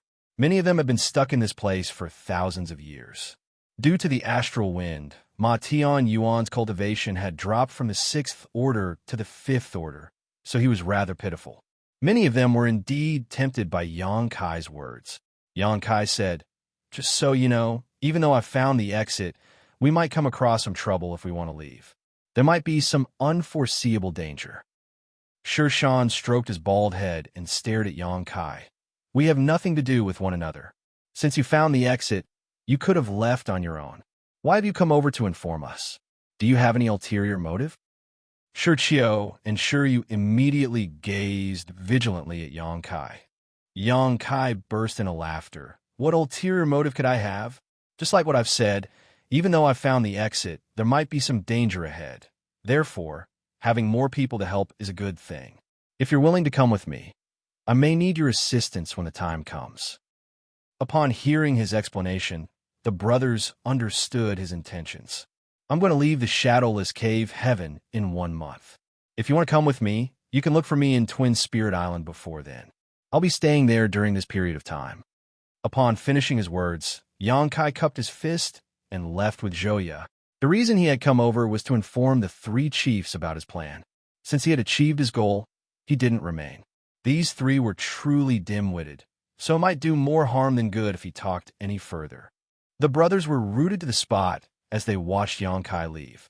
Behind them, the open heaven realm masters exchanged glances. Meanwhile, in a luxuriously decorated room on Twin Spirit Island, Huayong was drinking on his own. A series of footsteps were heard coming from behind him, then a warm body pressed against his head. A pair of slender hands were placed on his forehead as the woman gently massaged him. Huayong closed his eyes and rested his head against his wife's belly. He could clearly feel the fetal movements coming through the skin. As he took a whiff of the pleasant fragrance, his mind was slowly soothed. "Are you in a dilemma, husband?" Shu Dan asked gently. "Yes." Huayong sighed. "It's too difficult to make a decision, my wife." Yang Kai had put him in a really tight spot. Before his arrival, Huayong and his wife had stayed in the shadowless cave heaven for about 10,000 years. Although the environment was hostile, their lives had been quite peaceful. However, in just a few days, Yang Kai had basically turned this place upside down. Profound Yang Mountain was destroyed, and only 3 of the 4 great mountain lords were left. Moreover, those 3 had become Yang Kai subordinates. On top of that, Yang Kai found the shadowless cave heaven's exit, which the cultivators in this place were unable to do for thousands of years. Certainly, Huayong wanted to leave the shadowless cave heaven as well. They practically had no future in this place. However, it took a lot of courage and determination if they wanted to leave. Others had no idea what they could face after going past the exit, but Huayong was fully aware of it. After all, Yang Kai had explained the situation to him already. Upon moving past the exit, they would probably fall into the source of the astral wind, which was a death trap. The astral wind coming into the shadowless cave heaven was already so violent, so Huayong couldn't imagine what would happen if they really fell into its source.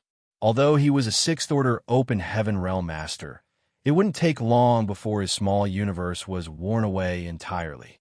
Shu Dan said gently, "Sir Yang has said that he has a way to defend against the astral wind, hasn't he?" Huayong replied, "Yes, but he's going to bring a lot of people with him. Lan Yu Ruo, Mao Zhe, and the others are going with him. If we also join them, are you sure he will have enough power to protect all of us? Moreover, he has left to inform unrivaled guild about it. Once the news is leaked, many people will be tempted to leave with him."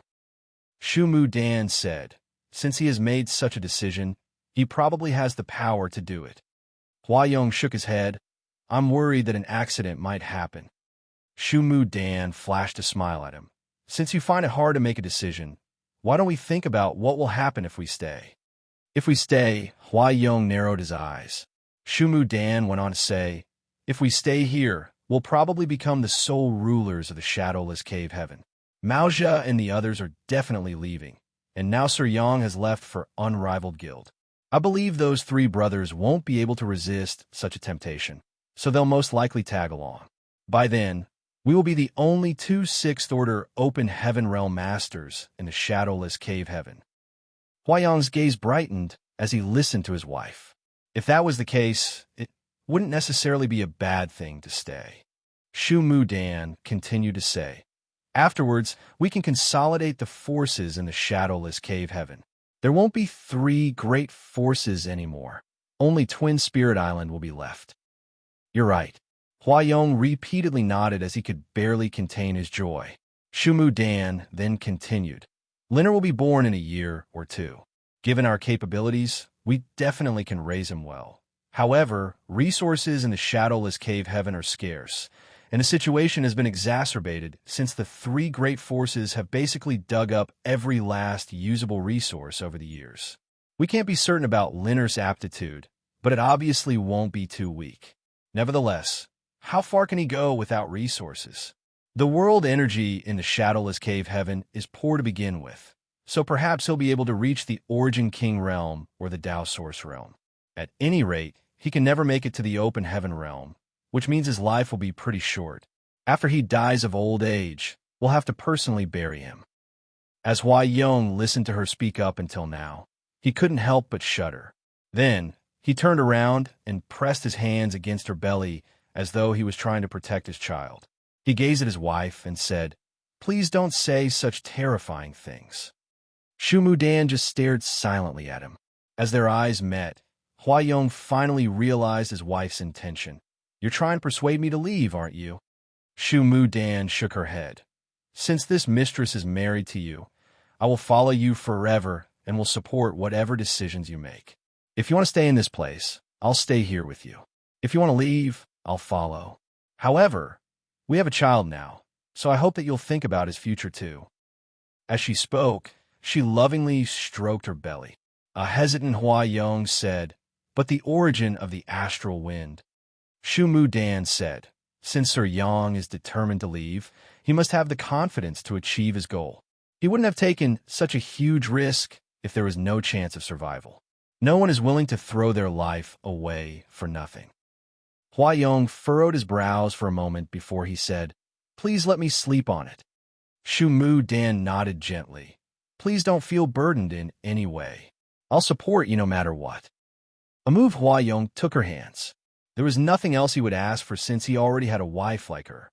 After she was gone, Huayong drained another few bottles of wine and became a bit tipsy. Upon making a decision, he told his subordinate to immediately inform him when Xianxia returned. The subordinate nodded and withdrew.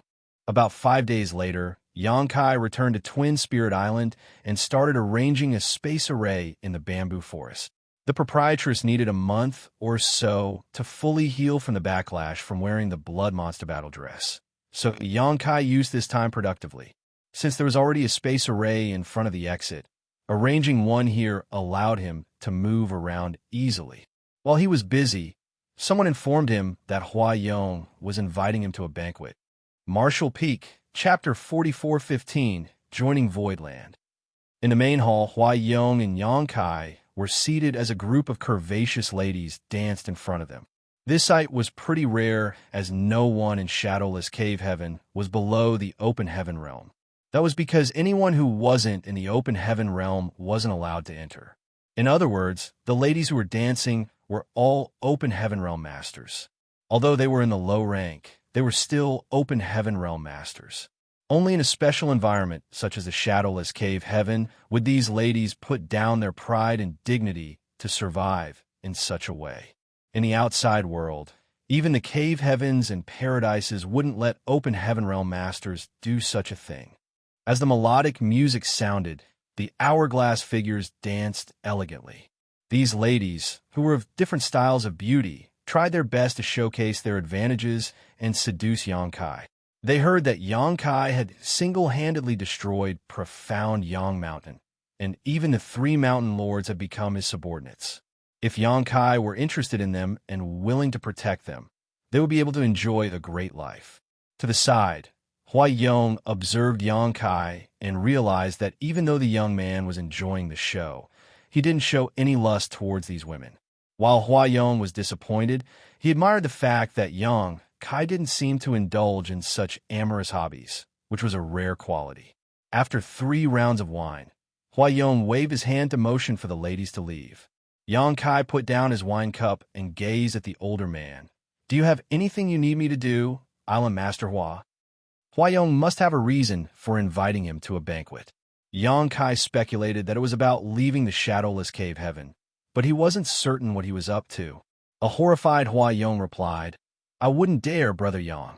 You're a powerful man who single-handedly destroyed profound Yang Mountain and subdued Maozhe. This Hua can never achieve what you've done. I wouldn't dare to tell you to do anything. There are just some questions I'd like to ask you. Xianxia motioned for him to ask. After measuring his words, Huayong asked, Which cave heaven or paradise are you from, Brother Yang? Xianxia couldn't believe that Huayong had this kind of speculation as well. Zhouye had previously asked him about it, which should be an order from Maozhe. It was only now that he realized Huayong shared the same sentiment. Nevertheless, it wasn't surprising. He had showcased a power that was much greater than those in the same order. To most people, only an elite from one of the cave heavens or paradises was capable of doing that. Xianxia shook his head with a helpless smile. That would be a misunderstanding, Island Master Hua. This Yang is just a rogue cultivator. I'm not from one of the cave heavens or paradises. Huayong exclaimed, No way. He couldn't believe that Xianxia could be so powerful if the latter wasn't from one of the cave heavens or paradises. Xianxia said, It's true. Huayong gasped as he increasingly admired the young man. Xianxia was already so mighty when he wasn't from one of the cave heavens or paradises. Would he have been even more formidable had he come from one of those? After a moment of hesitation, Huayong asked, Are you without any foundation in the outside world, Brother Yang? Xianxia replied honestly, I've founded a force called Voidland and now serve as its lord. Upon hearing that, Huayong became relieved, thinking that the young man had a base at the very least. Although Voidland sounded like the name of a second-class great force, it was expected as Xianxia was a mid-rank open heaven realm master. Huayong couldn't help reminiscing about the past. Before coming to the shadowless cave heaven, my wife and I had a territory in the outside world as well. But 10,000 years have passed. That place has probably been occupied by someone else by now. Xianxia replied with a smile, What is there to worry about since you're still alive? Both of you are in the sixth order open heaven realm. If you leave shadowless cave heaven, you can occupy any spirit province and rise again. Huayong shook his head. This Hua is old now, so I'm not as ambitious as when I was young. Now, I just hope to look for a peaceful place so that my wife and I can nurture our child together. All of a sudden, he rose from the chair and cupped his fist at Xianxia with a solemn expression. Brother Yang, this Hua has an impolite request.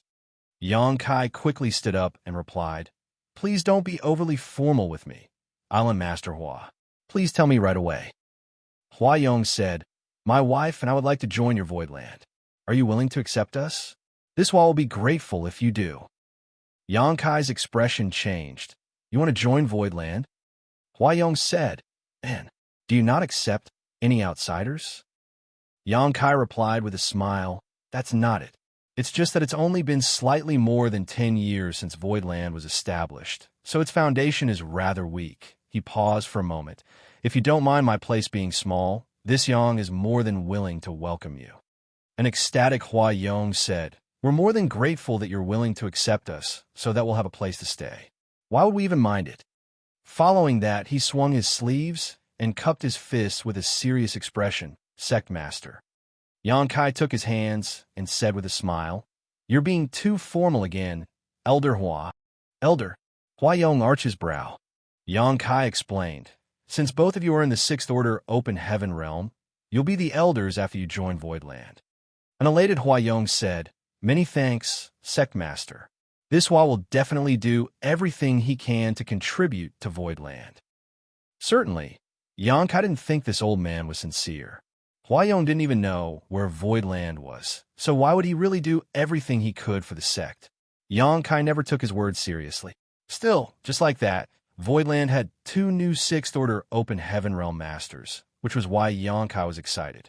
Even though Huayong had his own considerations, and he might not even be sincere about joining Voidland, they would be a part of the sect after they were given the brand of Voidland.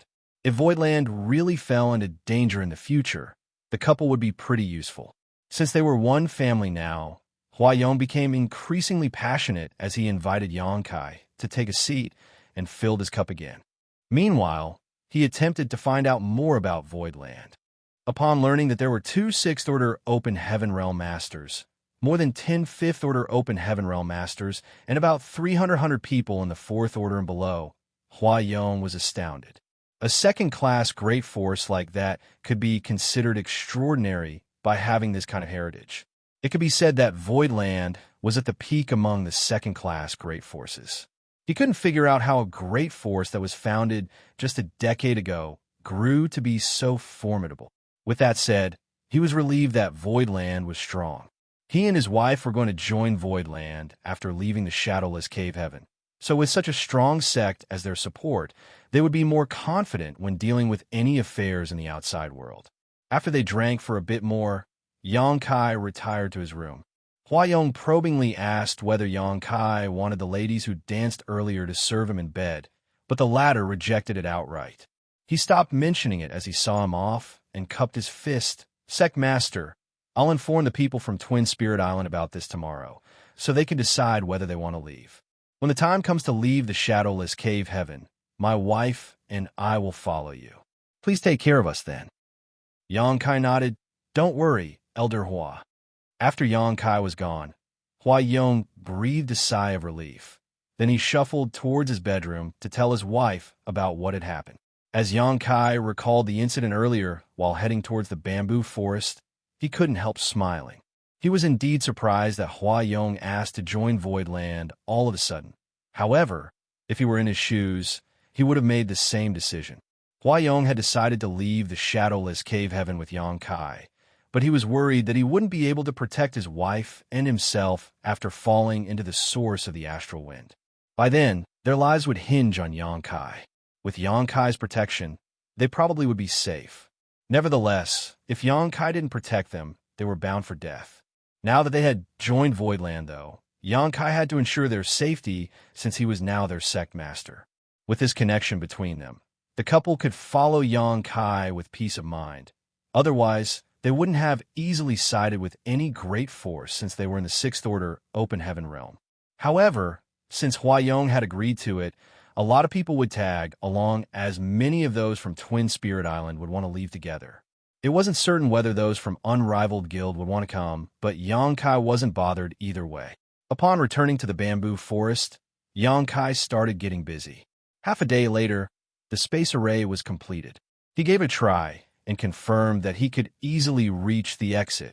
Now that everything was prepared, he just had to wait for the proprietress to recover before they set off. Life was peaceful for the following days as Yang Kai refined open heaven pills and resources to strengthen the heritage and world force of his small universe.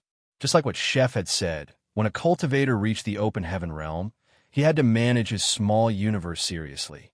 Accumulation took a painfully long time, so it wasn't easy to ascend to the next order. A few days later, Huayong rushed to the bamboo forest and reported, Sect Master, the 3 brothers from Unrivaled Guild have come over with a group of people and shouted that they want to see you. A glint flashed through Yang Kai's eyes. As he recalled the 3 burly men, his face twitched slightly. Are they here to fight, or do they want to leave with me? They didn't say anything.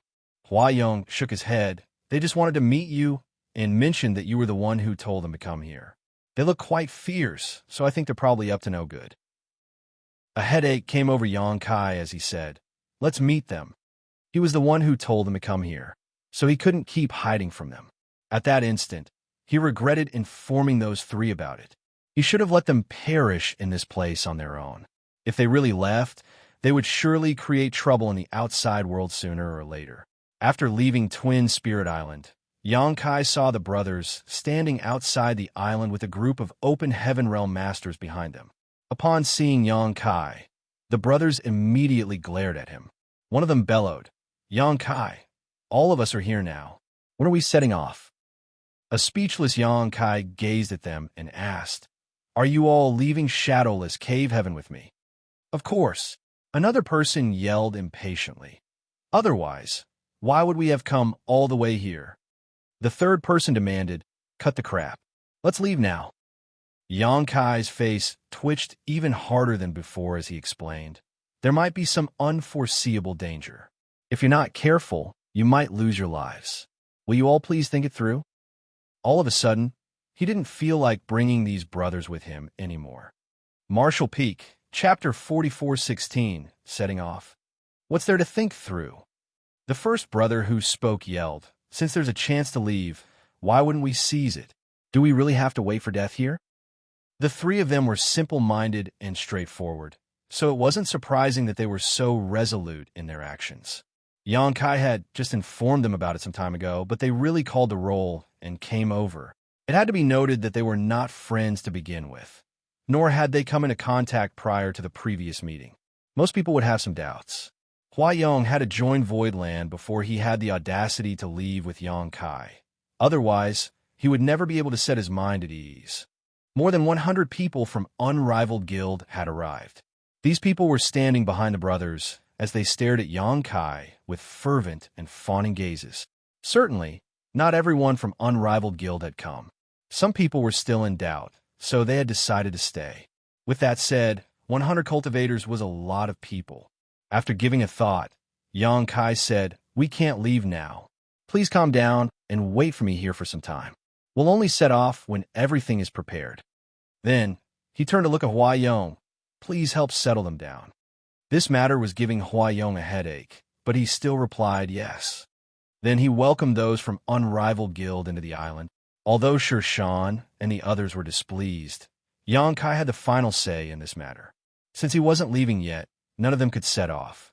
After they entered Twin Spirit Island, Huayong welcomed them with a banquet. At that moment, noise filled the island. Prior to this, Huayong already had a conversation with his confidants and informed them that he was leaving with Xianxia. He had even joined Voidland. These people could decide whether they wanted to leave. However, Huayong only had a small number of confidants, so the news wasn't leaked yet. Since those from Unrivaled Guild had arrived, however, basically everyone was aware of it now. At that instant, those from Twin Spirit Island were tempted. As the days went by, Xianxia and the others would visit Xianxia from time to time and urge him to depart. A frustrated Xianxia told Mao Zhe and the others to keep guard outside the bamboo forest so that no one could disturb the proprietress. After 1 month, the barrier outside the bamboo hut dissipated as the proprietress stepped out. Xianxia, chef and accountant, who had been waiting outside, turned to look at her. When they saw that her skin was glowing and her aura was stable, which meant that she had gotten rid of the lingering monster chi, they heaved a collective sigh of relief. In the shadowless cave heaven, the proprietress and the others had endured the astral wind many times before, which inevitably caused some losses to their small universes. However, as long as their foundations are not damaged, they could make up for the losses sooner or later, so it was no big deal. After Xianxia told the proprietress about what was going on in Twin Spirit Island, she sported a worried expression. "Can you protect so many people on your own? Based on what you've said, there are probably more than 200 people who will be tagging along. There won't be a problem if the wind in the origin of the astral wind isn't too strong. However, if it's significantly more violent, it might be hard for me to fend it off entirely." Xianxia gave it a thought. "I have the 6 Fated Paths bag that can store some people." He had obtained the 6 Fated Paths bag from Su Huang. As for how the artifact was made, he had no idea. Nevertheless, the space inside the bag was expandable, so it was pretty amazing. More importantly, it could also accommodate Open Heaven Realm Masters. However, regardless of how incredible the bag was, there must be a limit. Previously, Xianxia had only kept a small number of Open Heaven Realm Masters inside it, so he had no idea what the limit was. The proprietress sighed. "Unfortunately, there's no high-rank Open Heaven Realm Master with us. The small universe of such a person can accommodate a lot of people and help share your burden." The small universe of a high-rank Open Heaven Realm Master had fully materialized, so it could accommodate living creatures. Anyone could enter it as long as their order wasn't higher than that of the high-rank Open Heaven Realm Master. In other words, any 7th Order Open Heaven Realm Master could keep people in the 7th Order and below inside his or her small universe. When Yangkai arrived at the outer universe in the past, he came across the Fire Spirit Land Protector, Venerable Duan Hai from Seven Wonders Land, who led him to a portal, behind which was a universe. Now, it was apparent to Yangkai that it wasn't Duan Hai's small universe. That was because Duan Hai was only in the fourth order, so his small universe couldn't accommodate living creatures. What he saw at that time was probably a divine ability cast by Duan Hai, or the projection of his small universe.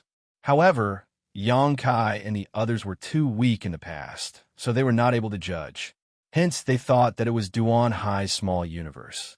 Although Yangkai was a sixth-order Open Heaven Realm Master, his small universe was different from those of other Open Heaven Realm Masters. That was because his small universe could accommodate living creatures since he had merged it with his small sealed world. However, a high-rank cultivator wouldn't usually keep anyone inside their small universe because there was a huge risk associated with doing so. If an ill-intentioned person caused some damage inside their small universe, the owner would suffer an immense loss. One would only let someone enter their small universe if they had complete trust in that person. After a brief discussion, Yangkai sent a message to Huayong, who replied promptly. Since all of those from Twin Spirit Island and Unrivaled Guild were ready, they could set off at any moment. Following that, Yangkai told them to gather together in the bamboo forest. Just a while later, a large group of people marched into the bamboo forest. These 200-plus people were divided into two groups. One of the groups was from Twin Spirit Island and was led by Huayong and Shumudan. The other group was from Unrivaled Guild, which was led by the Shi brothers. The couple shuffled forward and saluted Yangkai. Then Huayong said, "Sect Master, everyone from Twin Spirit Island is ready. The people who are willing to leave are all here." Yangkai swept a glance over the people behind him and nodded. When Mao Zhe and the others, who were standing behind Yangkai, heard how Huayong addressed him, their expressions changed slightly as they fell into their own thoughts. The Shi brothers had grown impatient after waiting these past few days, so at this moment, one of them urged Yangkai in a loud voice, "When are we setting off? Why are you always dawdling?" Yangkai gazed at them with a smile. "We're ready to go now." The brothers were elated as one of them said with a smile, "Good, good. We don't have to keep waiting anymore." As Yangkai swept a glance over the crowd, he said, "Many of you are from different forces, and there might be some grudges between you. However, since you've decided to leave with me, I hope you'll set those grudges aside and work with one another. If anyone dares to pull any dirty tricks or sow discord on the road, I'll teach them a lesson regardless of who they are. Even though I've found the exit of Shadowless Cave Heaven and I have the confidence to leave this place, we might come across some unforeseeable danger during the process. We might lose our lives at any moment. So if you're not willing to take the risk, you'd better stay here so that you won't regret it later." Everyone stared at him in silence, but no one left. Just then, Huayong cupped his fist and said, "We'll obey your orders, Sect Master. If anyone dares to jeopardize our plan, this Hua will not let them off." Yangkai nodded gently. "If everyone is prepared, we'll set off now." Then, he turned around and led them to the space array he had built before sending a signal to Mao Zhe and the others. "You go over first and get prepared." Mao Zhe and the others stepped into the space array in silence, whereupon Yangkai pushed his space principles and activated the array. After a light flashed, Mao Zhe and the others were gone. Upon seeing that Mao Zhe and the others were safely sent over, these people set their minds at ease. The space array that Yangkai had built was neither big nor small, so 6 people could be sent over at a time. It took Yangkai about an hour before he delivered all 200 or so people over. After Yangkai stepped into the array, a light flashed through it as the world around him started spinning. When his vision refocused, he was already standing in front of the wind source. More than 200 people were already there as they looked around. Upon seeing Yangkai, they immediately shifted their attention to him. Yangkai pointed at a particular spot in front of him and said, "The exit is right there. I'll tear the space apart later and bring all of you out. However, since this place is connected to the outside world, the astral wind is just outside of here. After the crack appears, the astral wind will also come gusting in. Many of them gasped and appeared horrified. Basically, everyone in the shadowless cave heaven had experienced the brutality of the astral wind before. No one could ward it off. That was the reason they were terrified the moment they heard that the astral wind would come in through the crack. It was only now that they figured out what kind of danger Xianxia was referring to earlier. If they wanted to leave, they would have to face the astral wind. I will do my best to protect all of you. However, since there are many of us here, I might not be able to take care of everyone. As such, I'd like the weaker cultivators to enter my 6 Fated Paths bag to lighten the burden. As Xianxia spoke, he summoned the 6 Fated Paths bag and briefly talked about its abilities. At that moment, many people exchanged glances as they fell into a dilemma. The 6 Fated Paths bag was indeed amazing as it could accommodate open heaven realm masters. However, once they entered the bag, they would lose control over their own lives. If the bag was destroyed, the people inside would instantly be killed without a chance to resist. However, they were not in any position to object now. Xianxia was only one man, and since so many people were tagging along now, some of them had to enter the bag to lighten the load. Huayong and the Shi brothers directly told the weaker cultivators to enter the bag. Although they were reluctant, they had no other choice. With the bag in his hand, Xianxia stored people inside it one after another, mostly those in the second order and the third order. After putting about 100 people inside, Xianxia finally realized that the bag had reached its limit. If he kept stuffing more people inside it, there was a risk of the bag exploding. That was why he stopped. Nevertheless, now he also had a vague judgment of the bag's limit. The number of people the bag could keep seemed to have something to do with cultivation. If the people being kept inside the bag were strong, the artifact could only accommodate a small number. If they were all mid-rank open heaven realm masters, the bag could probably only keep 20 or so people inside. Martial Peak, Chapter 4417, Wind Spirit. Half of the 200 people were gone, which greatly alleviated Xianxia's burden. The rest of the people who were outside were all in the third order open heaven realm and above.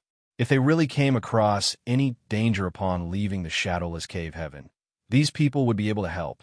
Since everything was ready, Xianxia walked up to the spot where he previously tore space apart. Then, he turned his head and nodded to motion for them to be careful. As space principles undulated, Xianxia performed different hand seals and then shouted, "Open!" The sound of something cracking was heard, then a void crack suddenly appeared and rapidly expanded. The moment the void crack appeared, the astral wind started gusting in, which caused the expressions of these people to change drastically. Xianxia immediately used his towering evergreen, and as an emerald light expanded, the gigantic tree crown seemed to cover the entire sky. Its branches hung low and engulfed the 100 or so people. Standing within the range of this wood element divine manifestation, everyone could feel a surge of vitality around them, and their minds were immediately soothed. All of their anxiety was gone as they looked up and tooted in amazement. It was the first time Huayong saw this divine manifestation, and as he listened to the howling wind and looked around, he muttered in disbelief, "The wind really got blocked out." Standing under this humongous tree, he realized that he wasn't harassed by the astral wind one bit. It was even safer than when he was on Twin Spirit Island. He was both shocked and excited, thinking that he had made the right decision to leave with Xianxia. Since Xianxia had such a divine manifestation, he could ensure their safety while navigating through the astral wind. If Huayong had chosen to stay, besides the fact that the shadowless cave heaven might collapse one day, his unborn child would also be unable to cultivate properly, thus making his future bleak. Just like his wife had said, they would have to personally bury their child one day. Maozhe and the others had experienced this before, so they immediately stood beside Xianxia the moment he activated Towering Evergreen. "Let's go," Xianxia shouted, then charged towards the void crack. The other cultivators didn't hesitate to follow him as they made sure they were always within the tree's protection range. The void crack that Xianxia had torn apart was huge. After all, more than 100 people had to cross it, so a small crack wouldn't serve its purpose. As soon as they left the shadowless cave heaven, They felt that time and space were disturbed. An even more violent astral wind came at them from all directions, which caused the branches of the great tree to sway. Xianxia's expression changed as he finally realized why Mao Zhe and the others previously returned so soon after they moved past the crack. They had indeed fallen into the source of the astral wind after leaving the shadowless cave heaven. The wind here was even more violent than the one gusting into the shadowless cave heaven. In such an environment, even sixth-order open heaven realm masters like Mao Zhe and the others would soon lose their lives as their small universes broke apart. Xianxia found it hard to sustain his towering evergreen as the branches shook wildly, and these cultivators were worried that the divine ability would be broken. By then, all of them would be exposed to the gale. Fortunately, even though the tree swayed, the divine manifestation remained stable. Xianxia turned around and manipulated space principles once again to seal the void crack. Some people had decided to stay in the shadowless cave heaven, so if he didn't repair the crack, the astral wind would continue blowing indefinitely. By then, the people who stayed would be doomed. After Xianxia was finished, he realized that everyone was staring at him. They had finally left the shadowless cave heaven, but just like what was expected, they had indeed fallen into the source of the astral wind. Only by leaving this region would they stand a chance to survive. No one knew which direction they should head. Xianxia released his divine sense, but it was immediately shredded by the astral wind after it left towering evergreen's range, giving him a headache since he was unable to scan the surroundings. Gritting his teeth, he simply led these people in a random direction. It wasn't like the source of the astral wind was boundless, so as long as they kept moving forward in the same direction, they would eventually escape. The fierce gale caused everyone to be anxious. It felt terrible to have their lives hanging by a thread. As Xianxia sustained his towering evergreen, his energy left his body like the water discharged from a dam. He felt fortunate that he had put more than 100 people inside the Six Fated Paths bag. Otherwise, he would have consumed even more energy. The branches hanging from the ancient tree shook violently as though they would be gone with the wind at any moment. However, they still steadfastly blocked the astral wind out. After they moved forward for a bit, Xianxia's expression changed suddenly. The proprietress was just beside him, and upon seeing his expression, she quickly asked, "What's wrong?" "There's something over there." Xianxia stared intently ahead with his dark gaze, as though he was trying to see through the gale. However, the endless wind had even caused space to warp, so he was unable to see anything. His words made everyone stiff. Huayong asked, "Perhaps only high-rank open heaven realm masters are able to resist this violent wind. What could it be that's lurking in the wind?" There is absolutely no living creature in the world that could live in this gale. However, Xianxia wouldn't lie to them in this situation. What's more, he was protecting everyone with his wood element divine manifestation, so he was more sensitive to the surroundings than all of them. "I have no idea." Xianxia shook his head with a solemn expression, then yelled, "It's coming." Right after he finished speaking, his expression changed drastically as he turned to look in a particular direction. Over there, a hole was torn in the protective shield of his towering evergreen. Even though he was trying his best to repair the tear, a visible wisp of green smoke still snuck in through it. Following that, the green smoke contorted and turned into a translucent human-shaped creature with 4 limbs, but its height was only half of the average human adult. There were no facial features on its face, which was eerily flat. "A wind spirit," the proprietress exclaimed. "The astral wind has nurtured a wind spirit. Stay on guard, everyone." All of them immediately raised their defenses. Before anyone could react, the wind spirit directly snuck into the body of the cultivator nearest to it and disappeared. The cultivator was in the 4th order open heaven realm and soon began screaming as the aura coming from his body fluctuated unstably. The people around him leaped away in shock. The 4th order open heaven realm master yelled in horror, "It's inside my small universe. Save me." Huayong bellowed, "No one can help you since the wind spirit is inside your body. Only you can save yourself. Don't panic. Focus on using your world force to drive it out." Upon hearing that, The man hurriedly did as he was told. However, his cultivation was too weak. It wasn't certain what the wind spirit was doing in his small universe, but everyone could feel his aura plunging rapidly. In just over 10 breaths of time, his aura dropped from the fourth order to the third order, then the second order, and eventually the first order. "Help me," the man wailed as his aura flickered. Right after this final cry, he suddenly grunted and exploded into a blood mist. The people around him were instantly covered in blood. His small universe collapsed. Maoji's pupils contracted. A fourth-order open heaven realm master had lost all his world force in such a short time, so it was only natural that his small universe would be critically destabilized. The moment his small universe came apart, he died a horrible death. No one could resist the astral wind, as it could sneak into an open heaven realm master's small universe and wear away their heritage. Now it seemed that this wind spirit was significantly more powerful than the astral wind. After the man was killed, the green wind spirit reappeared. It had apparently shot out of the dead person's small universe. Then, the green smoke moved and charged towards another cultivator. Maoji directly used a divine ability which struck the wind spirit. He was a sixth-order open heaven realm master, so his methods were naturally formidable. However, since he was surrounded by so many people in such close quarters, he was rather restricted in his movements. Nevertheless, the power of this divine ability was not to be underestimated.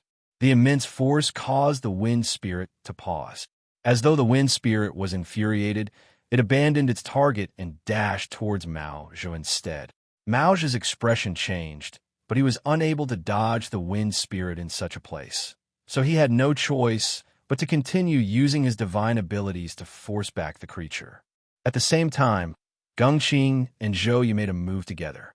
Since 3 sixth-order open heaven realm masters had joined forces, they were able to hold the wind spirit at bay. Despite that, they weren't able to destroy the wind spirit, which was strange. The proprietress suddenly yelled, "Don't use your world force. This thing can absorb it to strengthen itself." Maoji examined the creature with narrowed eyes and realized that the wind spirit's color had become darker than when it first appeared, and it had also become more agile. The proprietress was right to say that the wind spirit was able to absorb all kinds of world force to strengthen itself. The creature had just dived into a fourth-order open heaven realm master's small universe, which caused his aura to plunge and his small universe to collapse. It seemed that the creature really was becoming stronger after it fed on the fourth-order open heaven realm master's heritage. However, how is an open heaven realm master supposed to fight without using their world force? An open heaven realm master was only an open heaven realm master because they could use world force. The foundation of an open heaven realm master's power was the world force in their small universe. If they couldn't use world force, they were no different from a toothless tiger. Seeing that the wind spirit was charging towards him, Maoji respectively grasped Zhou and Gengqing with his hands before he fled backwards. Nevertheless, there was nowhere else they could go as they soon reached the edge of towering evergreens protection.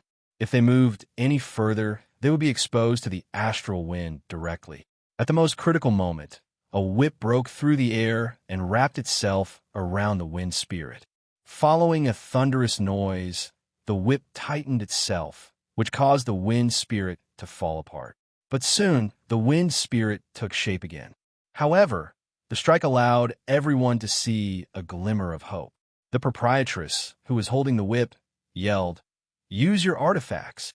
Although an open heaven realm master had to activate their world force to use their artifact, the attack of an artifact itself wasn't composed purely of world force.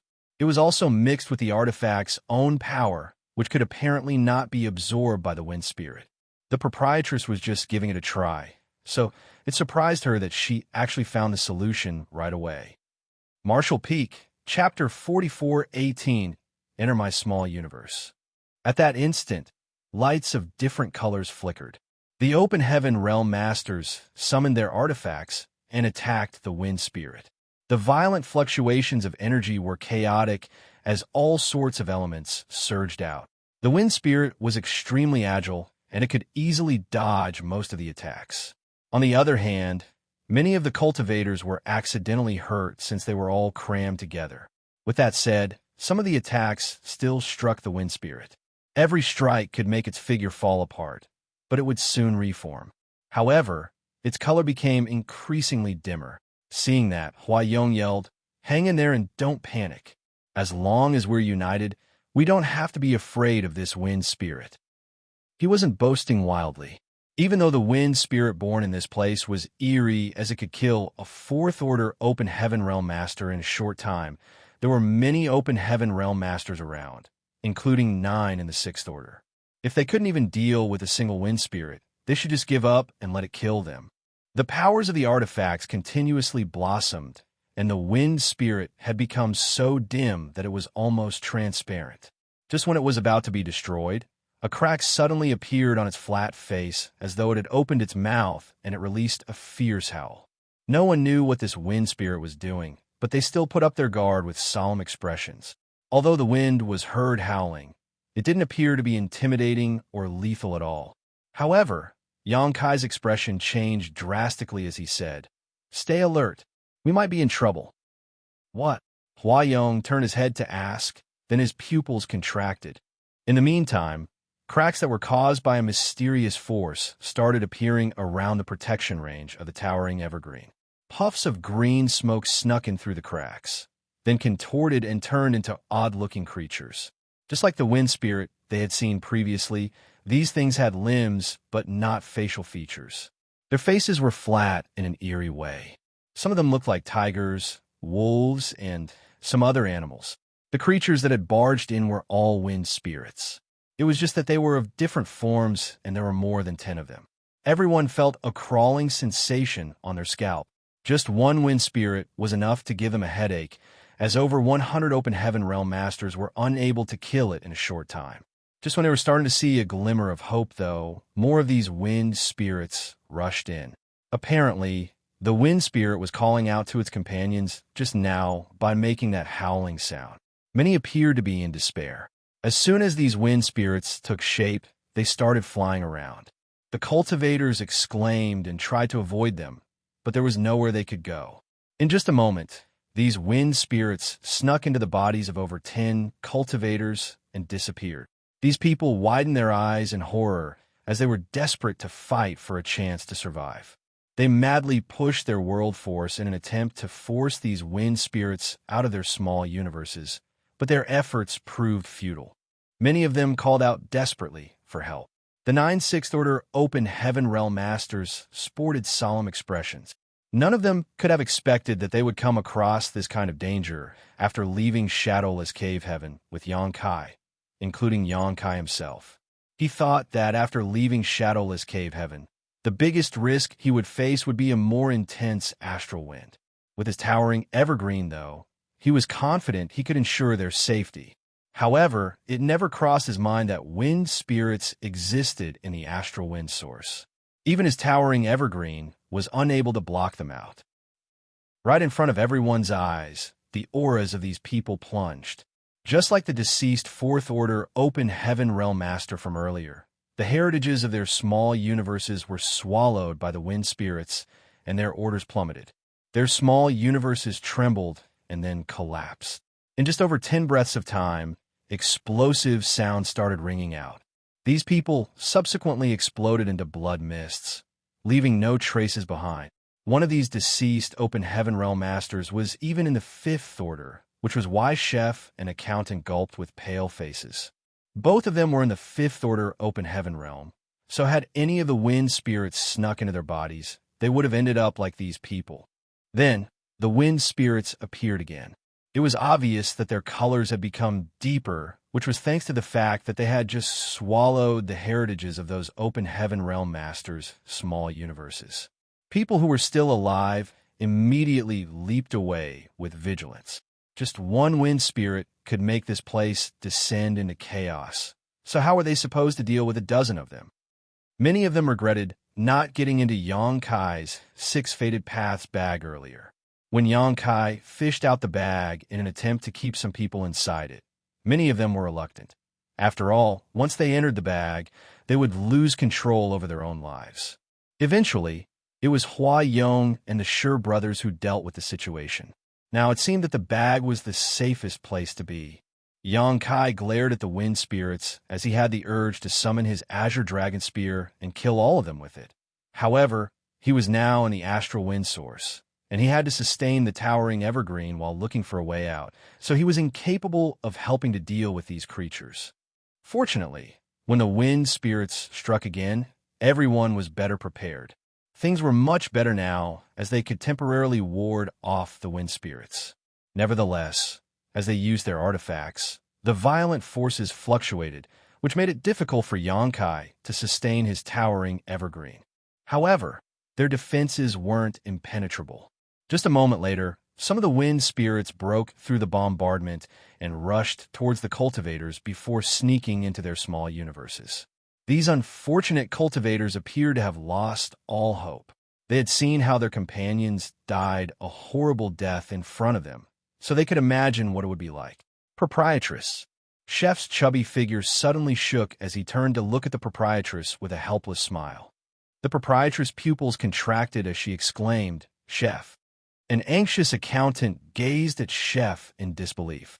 Just now, a wind spirit circled around Chef and snuck into his body from behind when no one was aware of it. Chef parted his lips in an attempt to say something.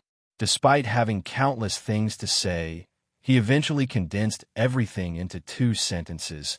"It was my greatest honor to have met you, proprietress. Many thanks for taking care of me over the years." After he finished speaking, he appeared relieved. The proprietress charged towards Chef and pressed her hand against his dantian before madly surging her own world force power in an attempt to force the wind spirit out. However, the wind spirit had already snuck into his small universe, so she was unable to target it. Chef shook his head as his aura plunged. Just then, Yang Kai suddenly extended his hand and yelled, "Come here, Chef." Chef turned his head, but before he could react, he felt a force engulfing him.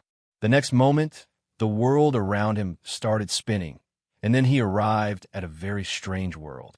In this world, the moon was hanging in the sky as it cast its eerie glow on everything. Besides the refreshing air, this place was filled with dense world force. "Where's this place?" Chef was dumbfounded. Then he soon realized in shock that a puff of green smoke billowed out of his body and turned into a snake. The wind spirit then hissed. Chef widened his eyes as he couldn't believe that the wind spirit had actually voluntarily left his body. As the wind spirit hissed, Chef could clearly feel that the world force in this world was being madly devoured by the creature. At the same time, it was also growing quickly. Under the towering evergreen, Yang Kai grunted and staggered with a pale expression. Since Chef was in trouble, there was no way he would sit back and do nothing. Left with no choice, he decided to put Chef into his small universe, thinking that he could deal with the wind spirit after that. However, he was stunned to see that the wind spirit had left Chef's body and entered his small universe instead. Yang Kai wasn't certain about the reason behind it, but he reckoned that his small universe was probably more attractive to the wind spirit. The next moment, his speculation was proven right. He had exposed some of his aura just now when he opened up his small universe to keep Chef inside it. The remaining wind spirits of different forms halted and turned to face Yang Kai. Even the wind spirits that had previously snuck into those cultivators left their bodies now. Since these wind spirits didn't have facial features, they were supposedly not able to see. However, at this moment, Yang Kai could clearly feel that they were staring at him as though they were drooling over a delicious dish. These cultivators were both shocked and stunned at the turn of events. They had no idea what Yang Kai had done so that he could attract the attention of all wind spirits. Shwa shwa shwa. The wind spirits turned into green streaks and charged towards Yang Kai in the next instant. Flustered, the proprietress exclaimed, "Watch out, Yang Kai." She then rushed over in an attempt to fend off those wind spirits for him. Mao Zhe and the others frowned as they dashed forward. Their names were on the loyalty list, so if anything happened to Yang Kai, they would be doomed as well. "Let them come," Yang Kai bellowed. The proprietress stopped in her tracks and stared dazedly at him, as though she was asking what he was trying to do. Unfortunately, Xianxia didn't have time to explain anything. Faced with these wind spirits, he opened his small universe wide. As his aura was exposed, these wind spirits became excited and hastened their pace. These puffs of green smoke then penetrated Xianxia's body and disappeared instantly. Xianxia's figure shook, and then he checked on his small universe and realized that the dozen or so wind spirits of different forms were madly absorbing his heritage to strengthen themselves. Meanwhile, Chef was trembling nearby. "Proprietress, Wuxia, enter my small universe and help me deal with them." As Xianxia spoke, he extended his hands to them. The proprietress lowered her defenses and allowed his strength to engulf her. She disappeared the next moment. At the same time, Wuxia and the other mountain lords also vanished. When the four of them came to their senses, they realized that they were in a different world. Looking up, they saw the wind spirits wolfing down the world force around them while Chef stood rooted to the spot. Martial Peak, Chapter 4419 out. "What the?" Wuxia exclaimed and looked around. He had a speculation, but he found it hard to believe it. "It's my small universe. Rather than letting these wind spirits make a scene outside, I thought it would be better to just trap them here. I'll cordon off the area around here, so please help me restrain them for now. I'll handle them when I'm free." Xianxia's voice reverberated from all around. Not only was Wuxia in disbelief, but Gengqing and Zhouyu were also astounded. They couldn't believe that they were in Xianxia's small universe. Common sense dictated that only when an open heaven realm master reached the high rank with their small universe, be able to fully materialize and accommodate living creatures. Xianxia was only a 6th order open heaven realm master, so how did he manage to achieve it? They couldn't wrap their heads around it, as this went against the knowledge that was deeply imprinted in their minds. Nevertheless, as Wuxia felt the density of the world force around him, he finally understood why he wasn't a match for Xianxia, even though both of them were in the 6th order. The heritage in Xianxia's small universe was clearly richer than his own. As he looked up at the bright moon, he realized that the celestial entity seemed to contain a power that could freeze his soul. He was astounded, thinking that it was probably a high-rank element power. Although he was now a 6th order open heaven realm master, he had only reached the 5th order directly when he achieved an ascension in the past. In other words, his limit would be the 7th order in the future, which was why he craved this kind of power.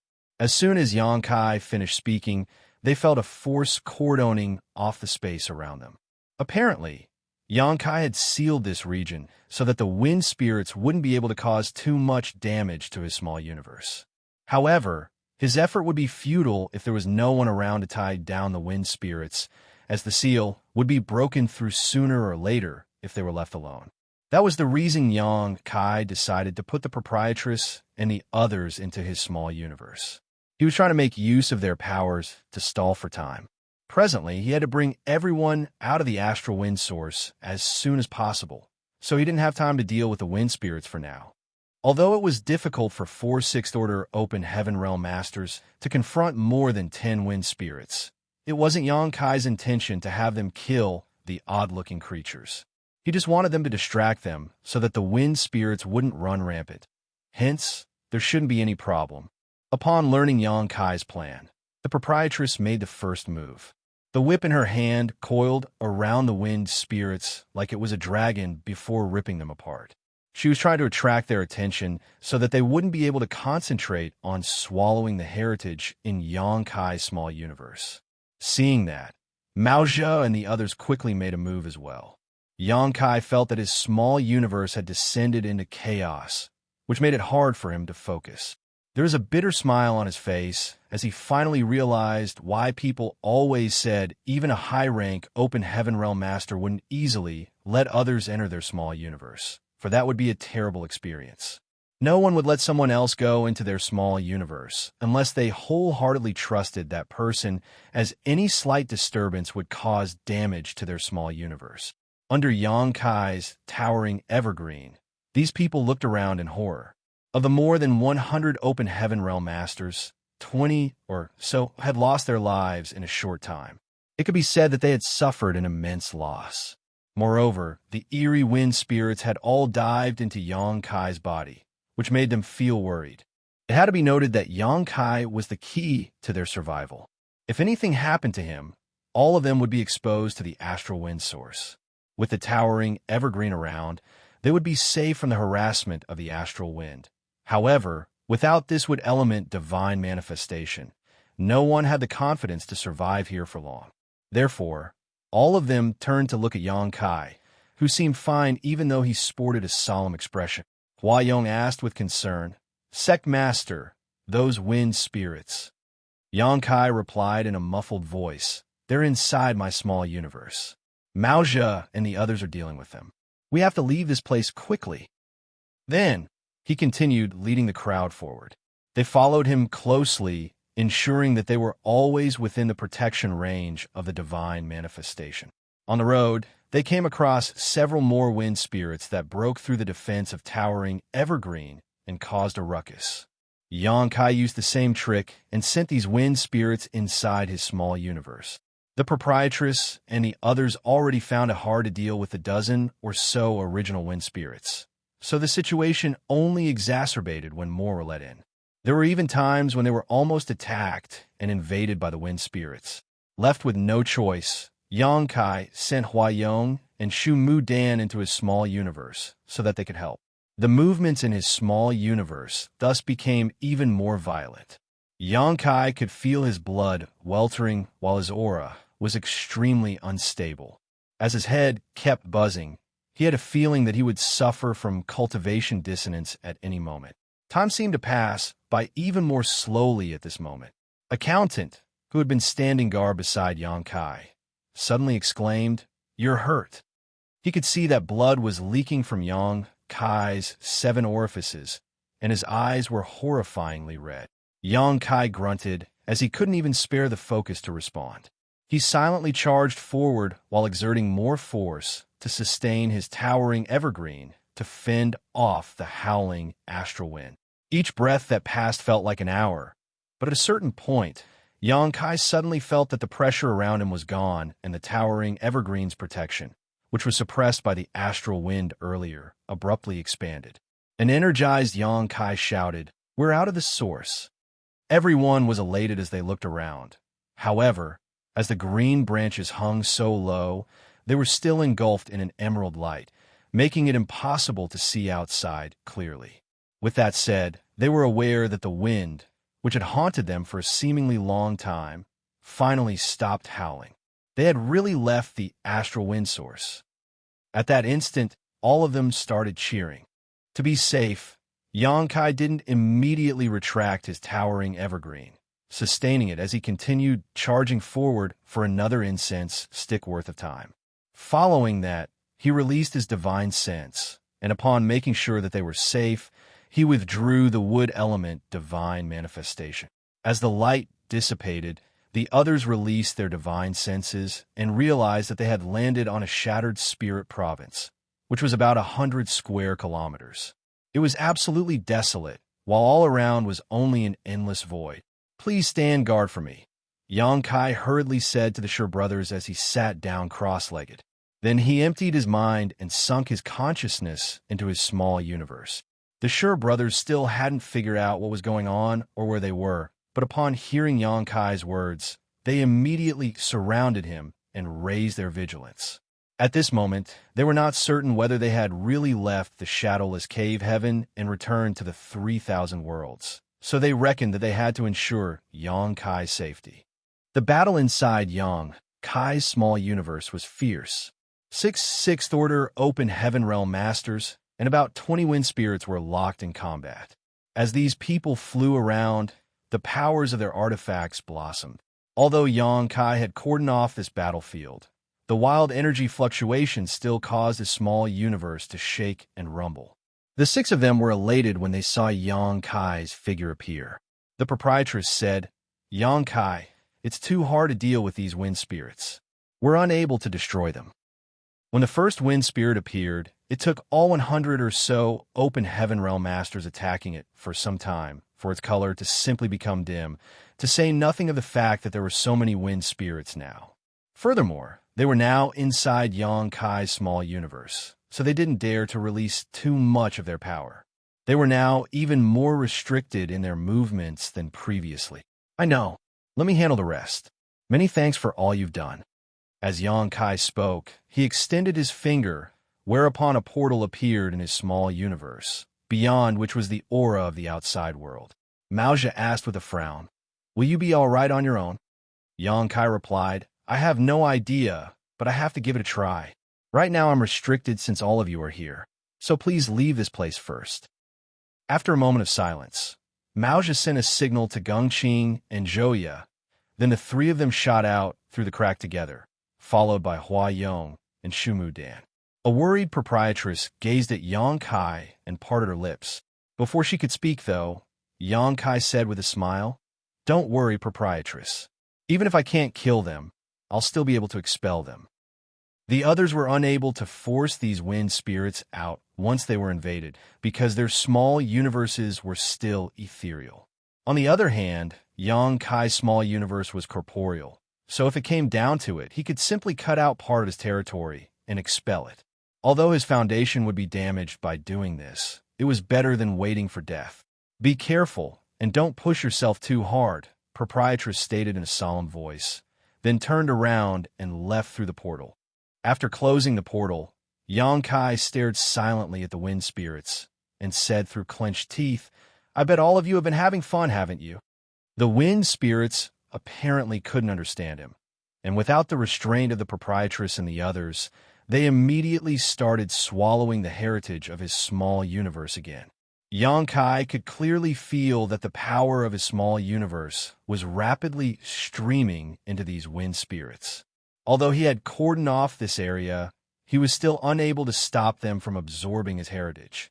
Honestly speaking, Xianxia still had no idea what these wind spirits really were. He speculated that they were born in the astral wind source and simply followed their instincts to swallow up world force.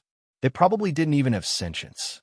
Xianxia couldn't let these creatures continue wreaking havoc in his small universe. The longer they stayed, the greater the loss he would suffer.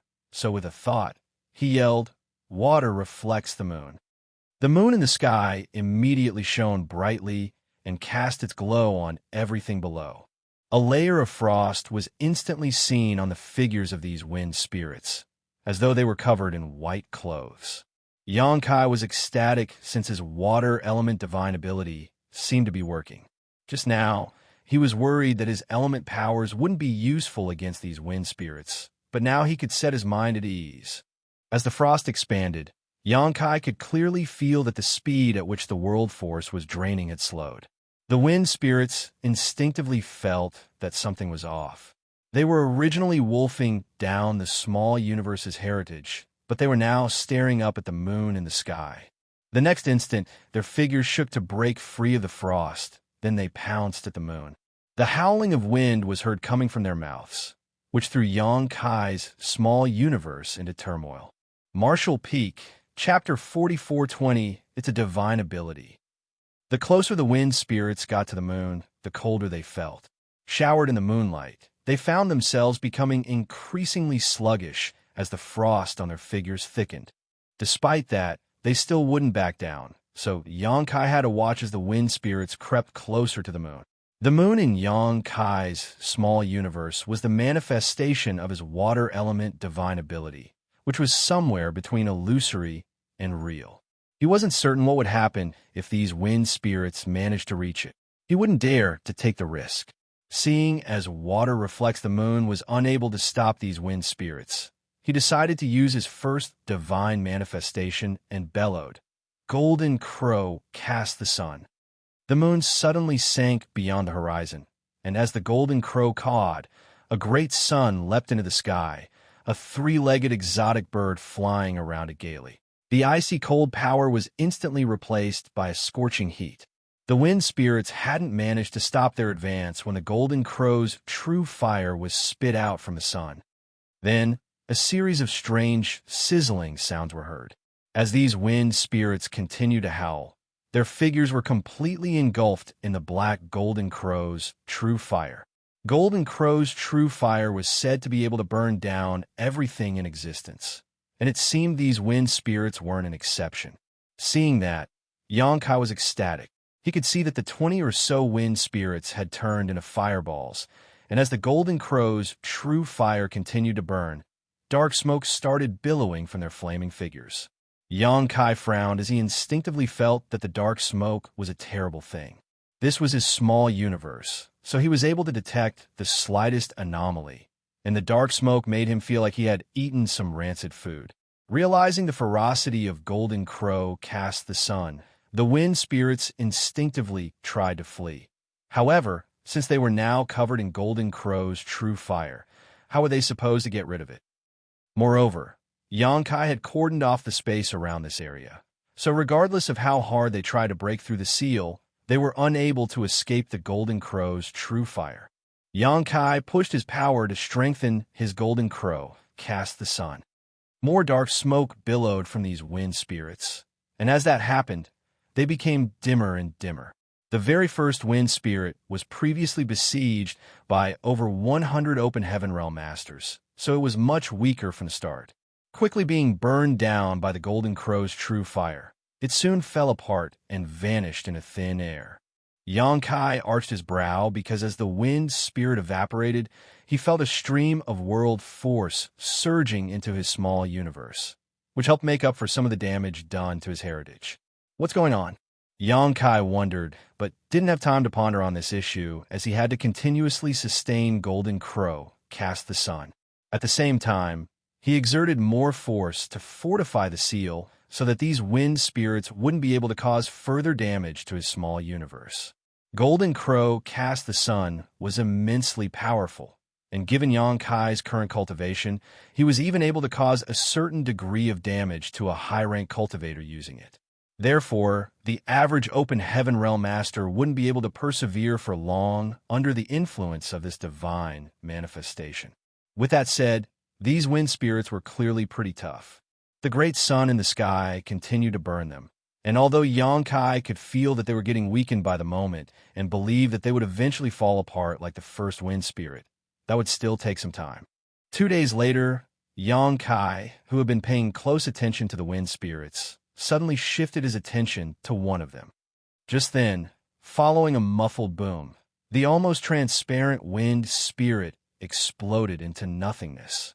Just like what happened previously, right after the wind spirit disappeared, a stream of pure world force flooded into his small universe. Pung, pung, pung. More wind spirits popped, as half of them soon disappeared. More world force gushed into Xianxia's small universe like a raging storm, leaving him in a state of disbelief. 1 day later, the last wind spirit was finally burned to death by the Golden Crow's true fire. Xianxia breathed a sigh of relief when he saw its figure coming apart. More than 20 wind spirits had been destroyed, and after they disappeared, they left behind a lot of world force.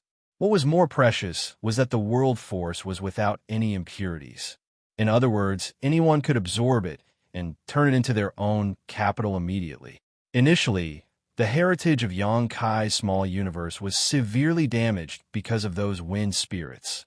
However, now, not only had the losses been made up for, but he had also gained some benefits. Xianxia didn't immediately leave his small universe. Instead, he emptied his mind and used his small universe to refine the world force left behind by the deceased wind spirits in order to strengthen his heritage. Time went by slowly. More than 10 days later, on the Shattered Spirit Province, Huayong, who had been paying close attention to Xianxia, suddenly called out, "Sect Master is waking up." Since Xianxia brought them to this Shattered Spirit Province half a month ago, he had been seated there without moving a muscle. All of them could see that he had lured the wind spirits into his own small universe, but no one knew what happened next. They had experienced the eeriness and power of the wind spirits, so it was expected that the proprietress and the others were worried. Upon hearing Huayong's words, the proprietress immediately turned to look at Xianxia and realized that he was indeed slowly opening his eyes. Before she could ask anything, Xianxia suddenly let out a puff of dark smoke through his mouth. A shocked the proprietress hurriedly released her divine sense, but she couldn't identify what the dark smoke was. It seemed to carry a hint of the wind spirit's auras, but it didn't entirely feel like it either. In reality, this dark smoke was the same dark smoke released by the wind spirits when they were burned by the Golden Crow's true fire. Xianxia had no idea what it was, but he instinctively felt that it would do him more harm than good if he kept it in his small universe. Over the past few days, Xianxia had been trying to refine the world force left behind by the deceased wind spirits and come up with a way to get rid of the dark smoke. Now, his efforts finally yielded some results. In the end, it was his small universe, so he could easily detect any anomalies, allowing him to disperse the dark smoke with only some effort. "I'm sorry to make you all wait for such a long time." Xianxia got to his feet and said. The proprietress asked with concern, "How are you?" "I'm fine." Xianxia shook his head. In fact, not only was he fine, but he had also attained some immense benefits. It wasn't certain what those wind spirits were, but after they were destroyed by the Golden Crow's true fire, they significantly bolstered his strength. Xianxia could clearly feel that the heritage of his small universe had increased significantly, possibly as much as 100 years of dedicated cultivation would bring him. He was more than satisfied with this pleasant surprise. The proprietress was still doubtful, but upon seeing that his skin was glowing and his aura had become more stable than before, she relaxed slightly. All of a sudden, Xianxia turned to look in a particular direction and narrowed his eyes, then exclaimed, "What is that?" He could see that there was a gigantic tornado that appeared to be several tens of thousands of kilometers wide in the distance. As the tornado swirled around, warping the space surrounding it slightly, the sight was quite terrifying. The proprietress walked up to him and looked in the same direction before explaining, "That's the astral wind source." A shocked Xianxia couldn't believe that he had actually left such a place some time ago, much less that those eerie wind spirits could actually be born in such a place. The wind. Xianxia frowned and fell into his thoughts. For some reason, he could feel a strange and mysterious domain within the tornado. "It's a divine ability," the proprietress said. Xianxia gazed at her in shock. The proprietress went on to say in a bitter voice, "Trust me, before you woke up, we had been observing it for quite some time and came to the conclusion that it was once some kind of divine ability." Xianxia felt his throat turning dry. A divine ability? Does that mean someone cast it? Wuxia took a step forward and said with a bitter smile, "Perhaps it's a divine ability left behind by a great ancient expert. Although countless years have passed, it's still as powerful as ever." Xianxia widened his mouth in disbelief, but the truth was right in front of his eyes, so he had to accept it. He wouldn't have figured it out if the proprietress hadn't pointed it out. Upon hearing her words, though, he could indeed see that it was a divine ability cast by someone in an unknown time. However, it continued to exist until this day. The divine ability happened to be located just outside of the Shadowless Cave Heaven's exit. Therefore, right after they left the Shadowless Cave Heaven, they fell into the region this divine ability covered. It seemed to be targeted at the small universes of open heaven realm masters. If one wasn't careful enough, the astral wind would sneak into their body and wipe away their heritage. This astral wind wasn't the same as the one that gusted into the Shadowless Cave Heaven. Instead, it was a tornado that would endlessly devastate a person's small universe. Xianxia wouldn't dare to think about what would happen if a person was struck by such a divine ability. If such a tornado ravaged his small universe, he reckoned that he couldn't persevere for more than 10 breaths. The divine ability never subsided, and as time passed, eerie wind spirits were born from it. Judging from what happened after the death of those wind spirits, Xianxia reckoned that the world force brought away by the astral wind didn't just disappear. Instead, it was brought back to the tornado. Those wind spirits were probably hybrids of the world force and the divine abilities domain. Over the years, countless open heaven realm masters had accidentally fallen into the tornado and passed away. Their world forces were all devoured by the wind spirits. The Shadowless Cave Heaven was a universe cave heaven left behind by a deceased 8th Order open heaven realm master, so it wasn't supposed to be so desolate. However, due to the astral wind's harassment that took place once a month, the world force was continuously lost. Furthermore, basically all the open heaven realm masters were affected by the astral wind in the shadowless cave heaven. The world force was snatched and brought back to this tornado as it became the nutrients for the wind spirits. Therefore, it could be said that every wind spirit contained very ample world force. Marshall Peak, Chapter 4421, Return to Shattered Heaven's Star City. Xianxia had gained tremendous benefits by destroying those wind spirits and obtaining their world force. As he looked silently at the tornado, he couldn't help but wonder how many more wind spirits there were inside it. The ones he had come across were certainly not all of them. If he rushed into the tornado and lured more wind spirits into his body, he could save a lot of time on cultivation.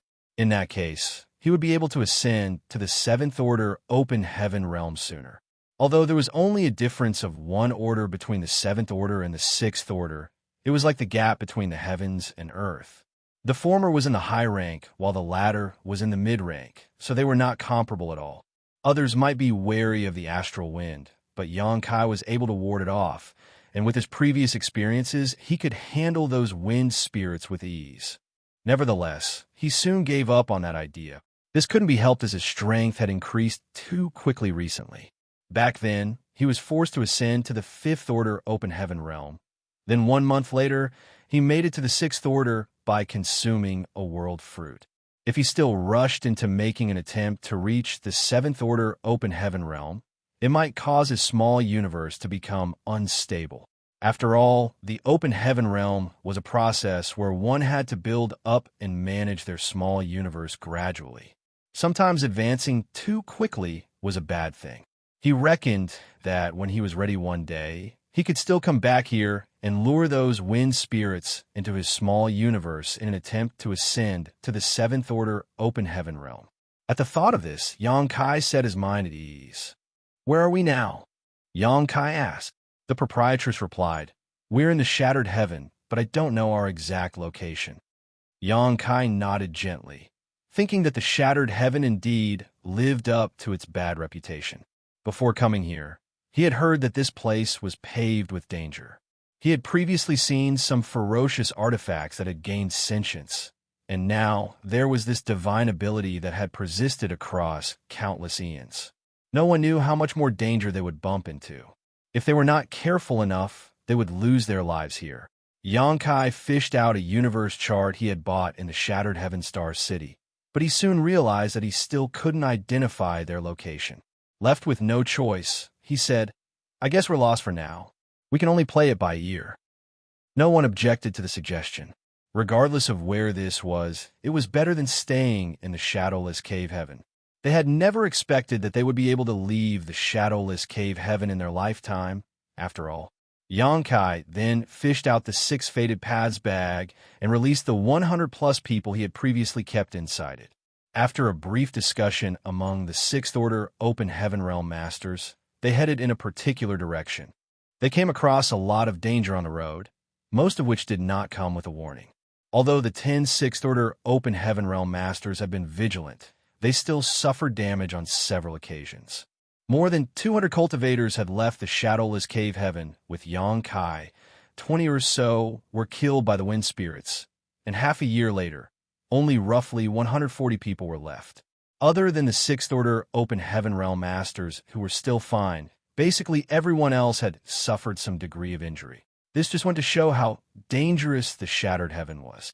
Over the past 6 months, the group did not just travel in the same direction. Instead, they would change course from time to time. Unfortunately, after such a long time had passed, they still hadn't encountered anyone, which made it impossible for them to identify their location.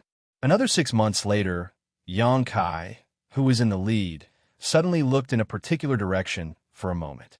Then, he became elated and exclaimed, "There's movement over there." Upon finishing his words, he charged forward. The people behind him became energized as well and hurriedly followed after him.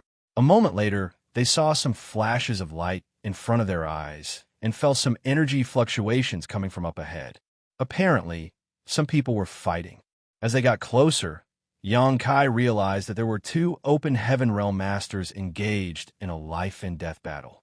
It wasn't certain why they got into a scuffle, but the battle was quite intense. Both of these two were powerful fifth-order open heaven realm masters. It wasn't certain how long the battle had lasted, but their auras were pretty weak, and they were practically covered in wounds and blood.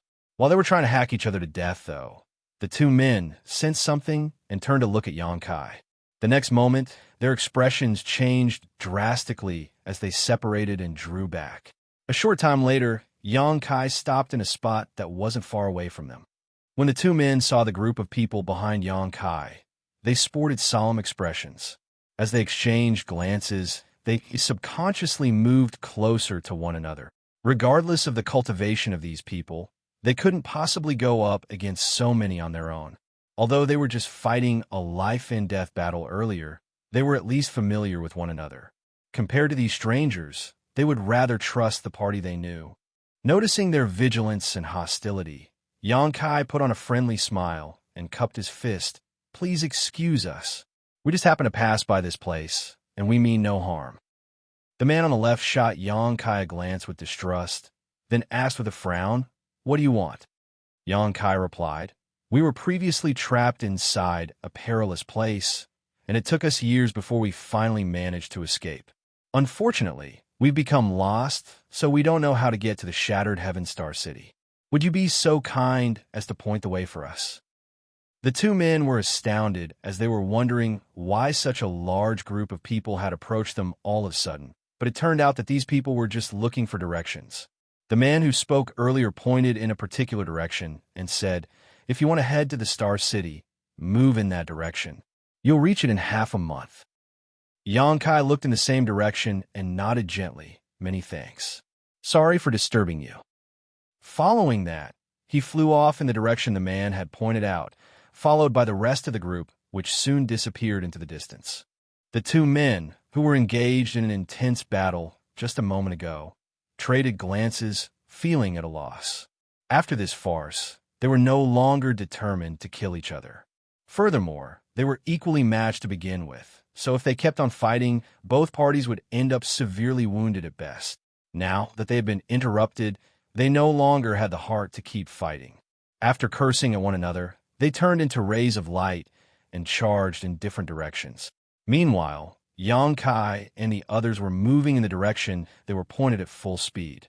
As expected, the further they went, the more cultivators they came across. These people had obviously just left the Shattered Heaven Star City. Regardless of who they were, though, these people would always run away when they saw such a large group of open heaven realm masters approaching.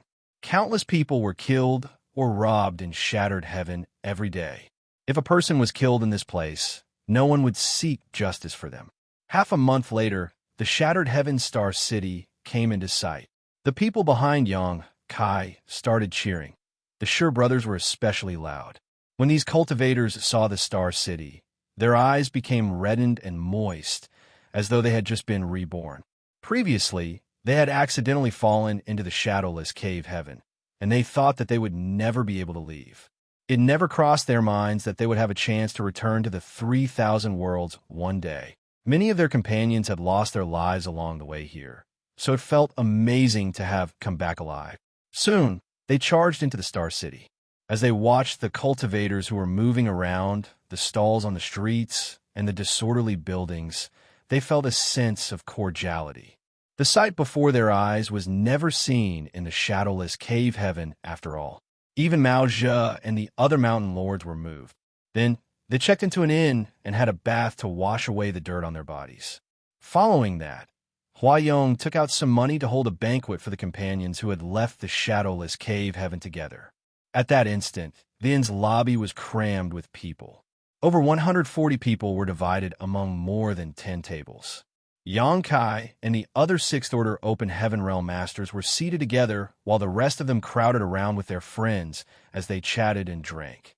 The place was bustling with noise.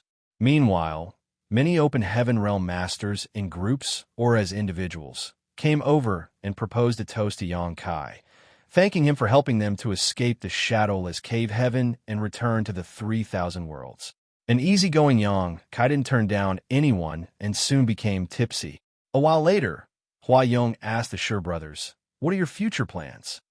Presently, Xianxia was gnawing on the thigh of some kind of roast beast, and his lips were covered in grease. So upon hearing Huayong's question, he took a large swig of alcohol and asked back, "What do you mean?" Huayong said with a helpless smile, "Since you've left the shadowless cave heaven, you'll need to look for a place to stay. It's not like you'll just keep wandering around, right?" The Sure brothers were astounded upon hearing that as they traded glances for a moment. Then, Xianxia scratched his head and said, "That's right. What should we do next?" Xianxia said in a muffled voice, "You're the big brother, so I'll listen to you." On the side, Xianxia nodded repeatedly.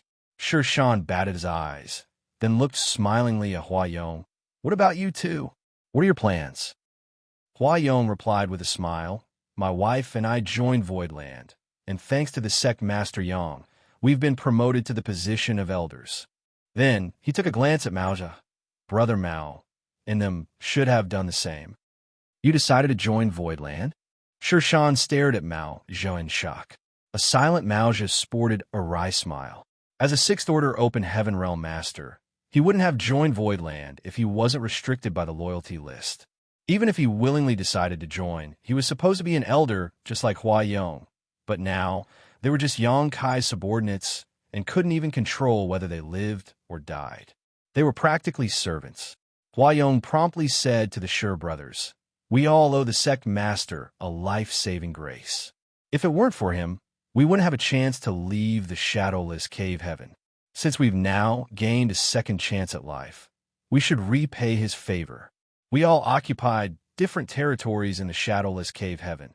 However, since we've left, why don't you also join Voidland? Given our friendship over the years, we can take care of each other in the future. What do you think?" The Sure brothers fell silent upon hearing that. A moment later, Xianxia said in a small voice, "Big brother, why don't we join Voidland as well?" Xianxia furrowed his brow. "If we join Sect Master Yang's great force, we'll be under his control. What if he doesn't allow us to drink wine and eat meat? It certainly doesn't feel as great as having our own territory." Xianxia dipped his head. "Big brother is right." Xianxia said, "We can join forces and venture into the outside world. I don't believe we'll fare poorly. It's better than getting bossed around by someone else. When we manage to make a name for ourselves, we can do whatever we want." Martial Peak, Chapter 4422, Voidland's Yang Kai has come. Their voices were neither loud nor small, so the Open Heaven Realm Masters at the scene were able to hear them. Seeing that the brothers were not willing to join Voidland, Huayong was ready to keep persuading them when Yang Kai raised his hand to stop him. "Just let the Sure brothers do whatever they want. This Yang wishes all the best for your future." Xianxia gazed at Yang Kai with a grin. "We'll venture into the outside world for now. If we really can't make a name for ourselves, we'll come join you." Yang Kai replied with a smile, "Good. The doors of Voidland are always open for you." These Sixth Order brothers were triplets who had mastered a profound combination technique. When they joined forces, they would be far more powerful than an ordinary Sixth Order Open Heaven Realm Master. If they could join Voidland, the Great Force's collective power would increase tremendously. With that said, before Yang Kai even left the shadowless cave heaven, he had subdued the three mountain lords of profound Yang Mountain, and then Huayong and Shu Mu Dan requested to join Voidland.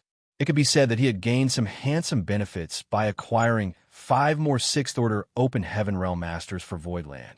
Since the Sure brothers were not willing to work under him, Yang Kai naturally wouldn't force them.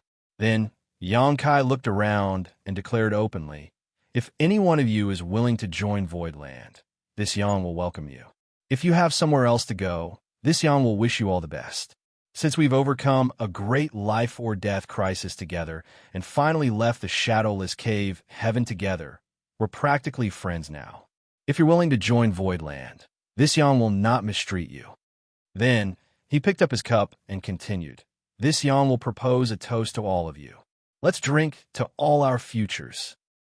Following that, these Open Heaven Realm Masters rose from the chairs and picked up their cups, their gazes filled with gratitude and admiration. When they were done with the wine in their cups, they took a seat again as the lobby once again became bustling. After finishing up the ample meal, They returned to their own rooms and took some rest.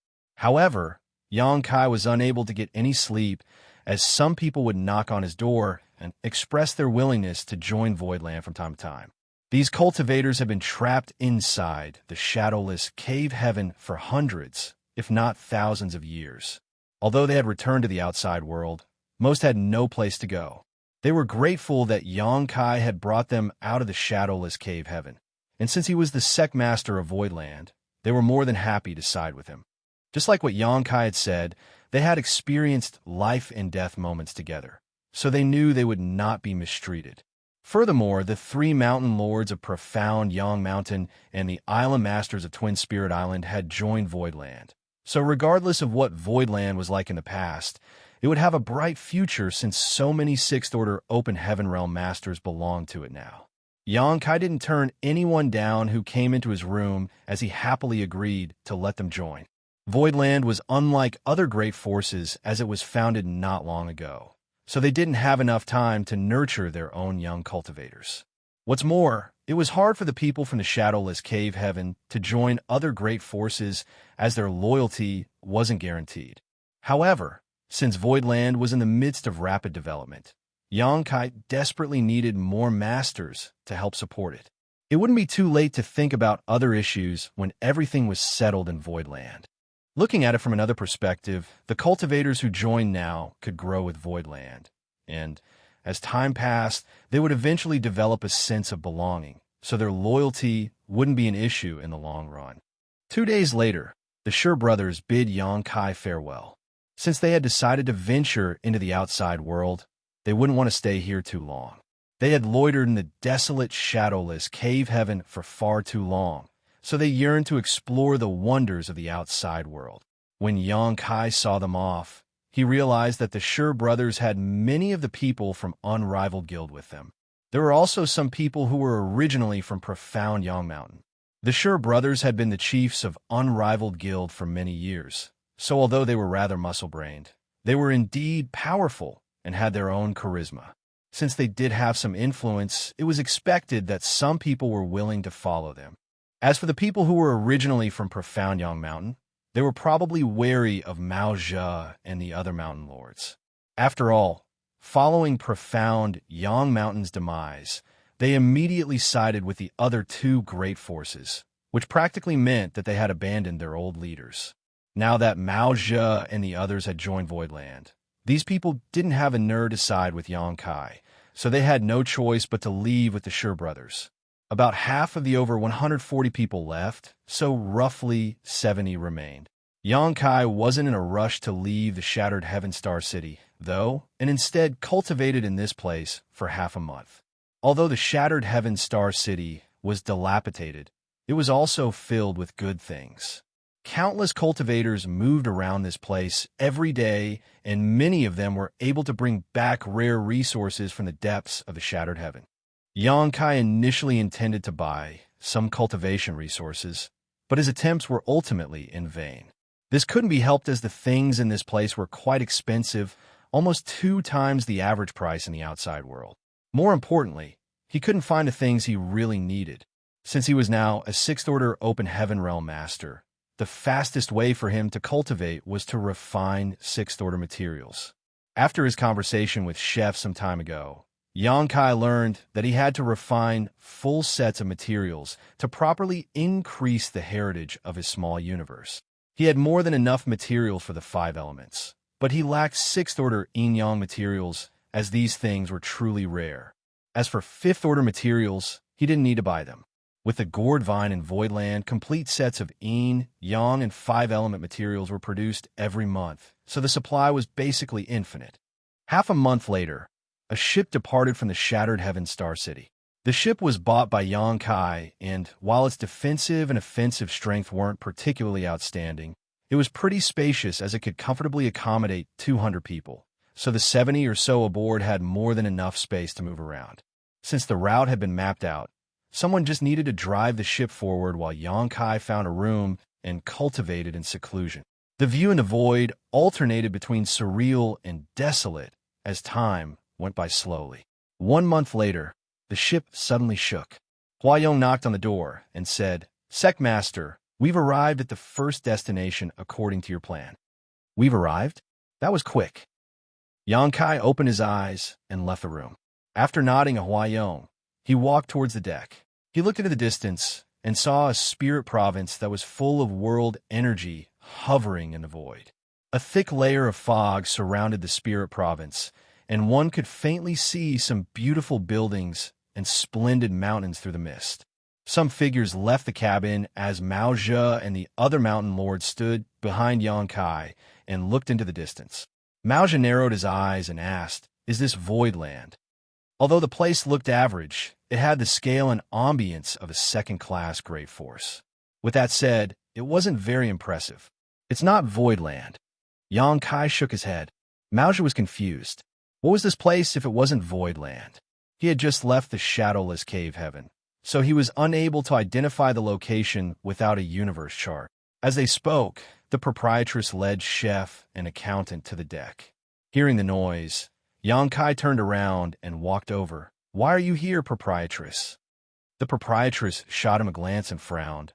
"What are you trying to do?" Xianxia replied with a smile. "You know full well what I'm trying to do." The proprietress furrowed her brows and parted her lips. "I was just spouting nonsense since I was infuriated at that time. Many years have passed, so let's just put it behind us." Xianxia shook his head. "Although many years have passed, you'll be restricted by your oath if it is not resolved, meaning you won't be able to make it to the high-rank, open heaven realm in your lifetime." He paused for a moment, then asked, "Are you worried that there will be too many casualties?" She said with a conflicted expression before she sighed, "There must be some innocence. Once a war breaks out, many people will lose their lives." After a moment of silence, Xianxia said, "I'll try to limit the casualties then." Seeing that she was about to keep dissuading him, he cut her off by saying, "Your heart demon oath must be resolved. Furthermore, when Heavenly Sword Union made things difficult for me in the past, they also participated. Since they have the guts to invade Voidland, they must be ready to pay the price." Seeing that he was determined, the proprietress let out a sigh and stopped trying to dissuade him. On the other hand, chef and accountant rolled up their sleeves as they realized Xianxia's intention. Huayong and the others were puzzled, not knowing what they were talking about. Wuxia secretly spoke to Huayong, who replied, "I have no idea either. We've come to this place according to the route that Sect Master mapped out. The place in front of us is apparently called Boundless Altar." A glint flashed through Wuxia's eyes as he darted his gaze between Xianxia and Boundless Altar. At the same time, he paid a silent tribute to those from Boundless Altar for a moment. The people from Boundless Altar must have offended this walking disaster. Otherwise, Xianxia wouldn't have directly come all the way here after leaving the shadowless cave heaven. Boundless Altar was doomed. A top second-class great force was usually managed by 1 or 2 sixth-order open heaven realm masters at most. However, there wasn't a lack of sixth-order open heaven realm masters on this ship, as there were 7 of them in total. No second-class great force in the world was able to go up against such a lineup. As they spoke, the ship continued moving towards the spirit province. In just 1 hour, they arrived at the periphery of the spirit province. As they got closer, they could see the view in the spirit province clearer. They saw that many people were moving around in Boundless Altar. Rays of light could be seen flying between the magnificent spirit peaks. There were also a lot of exotic beasts that flew through the air. The ship was neither small nor big, but as it navigated through the void, it was still pretty conspicuous. The guard around Boundless Altar had noticed the ship some time ago, and seeing that it was directly coming at them, they immediately sent a message to their higher-ups. Soon, a figure shot out from one of the spirit peaks in Boundless Altar. Hovering within the coverage of the Grand Array, he looked intently into the sky. What came into his sight shocked him, for he could see a lot of people on the ship. Due to the distance and the fact that these people weren't releasing their auras, he wasn't able to discern their cultivations. However, he had a feeling that those people were ill-intentioned. Hence, he bellowed, "This is Boundless Altar. Who goes there?" His loud voice reverberated across the void. The ship didn't seem to have any intention to stop, and simply charged towards Boundless Altar. The person's expression changed. As a beam of light flashed across his fingers, he sent a message to some people. The next moment, the grand array lit up. With a dispassionate expression, Yang Kai lifted his hand and forcefully brought it down. Seeing that, Hua Yong and the others immediately made a move as well. In an instant, a crack appeared in the grand array around Boundless Altar, and the ship directly flew inside. On the deck, Yang Kai's clothes flapped in the wind as he shouted, "Voidland's Yang Kai has come." Martial Peak, Chapter 4423, Two Choices. Yang Kai's thunderous voice spread across the entire Boundless Altar. In an instant, the world shook as countless eyes looked in the direction where the voice came from. Most of the cultivators in Boundless Altar were puzzled, as they had never heard of Voidland or Yang Kai before. That was because they were weak and they had rarely stepped out of Boundless Altar. Despite that, they could still clearly sense the hostility in the person's voice, so they leaped into the air and charged in a particular direction. On the other hand, a small number of people had their expressions changed drastically as their gazes were filled with horror. Although Voidland wasn't a household name, as it wasn't comparable to the cave heavens and paradises, it was still a rising star in recent years. This great force was rising at an unprecedented speed. The long-lost legendary heavenly Yuan seal stabilizing pills were found in the star city of that great force, which drew the attention of other great forces from all over the 3,000 worlds. Before that, the 100 Sex Alliance, led by Heavenly Sword Union, invaded Voidland, but after the battle, the Alliance was defeated, and even the Union Master of Heavenly Sword Union, Kong Feng, was executed on the battlefield. More importantly, Boundless Altar was a part of that alliance, and they had suffered immense losses. Great Elderling Xianxia and a number of other Open Heaven Realm Masters were killed in Voidland, leaving no corpses behind. Initially, Boundless Altar and Voidland had no contact with one another. After all, they were separated by several great territories, and they had no relationships of any kind. However, since the incident of the 100 Sex Alliance, grudges had been formed between both parties. Certainly, those from Boundless Altar were heartbroken at the fact that Ling Chunxiu and the others were killed. Even though Boundless Altar was considered a second-class great force, its heritage was weak. A fifth-order Open Heaven Realm Master was an important pillar in their great force, so Ling Chunxiu's death did have some negative impact on Boundless Altar. Nevertheless, there was nothing they could do about it. The idea of avenging Ling Chunxiu's death never crossed their minds, as the 100 Sect Alliance was defeated and nearly wiped out. So how could Boundless Altar achieve anything on its own? Rather than them looking for revenge, they had to consider themselves lucky if the other party didn't come seeking trouble. It could be said that all the great forces that besieged Voidland at that time shared the same sentiment. Recently, they had been hiding inside their great forces and doing their own things as they were afraid that those from Voidland would retaliate against them one day. Those from Boundless Altar had never expected that Yang Kai would arrive at their great force and directly break their grand array. Boundless Altar was considered a well-established second-class great force with a few tens of thousands of years of heritage. Supposedly, its grand array shouldn't be so fragile to be broken with only one move. The reason this was happening was that none of them had expected that there was such a reckless person in the world who would directly barge into their headquarters without even giving a warning.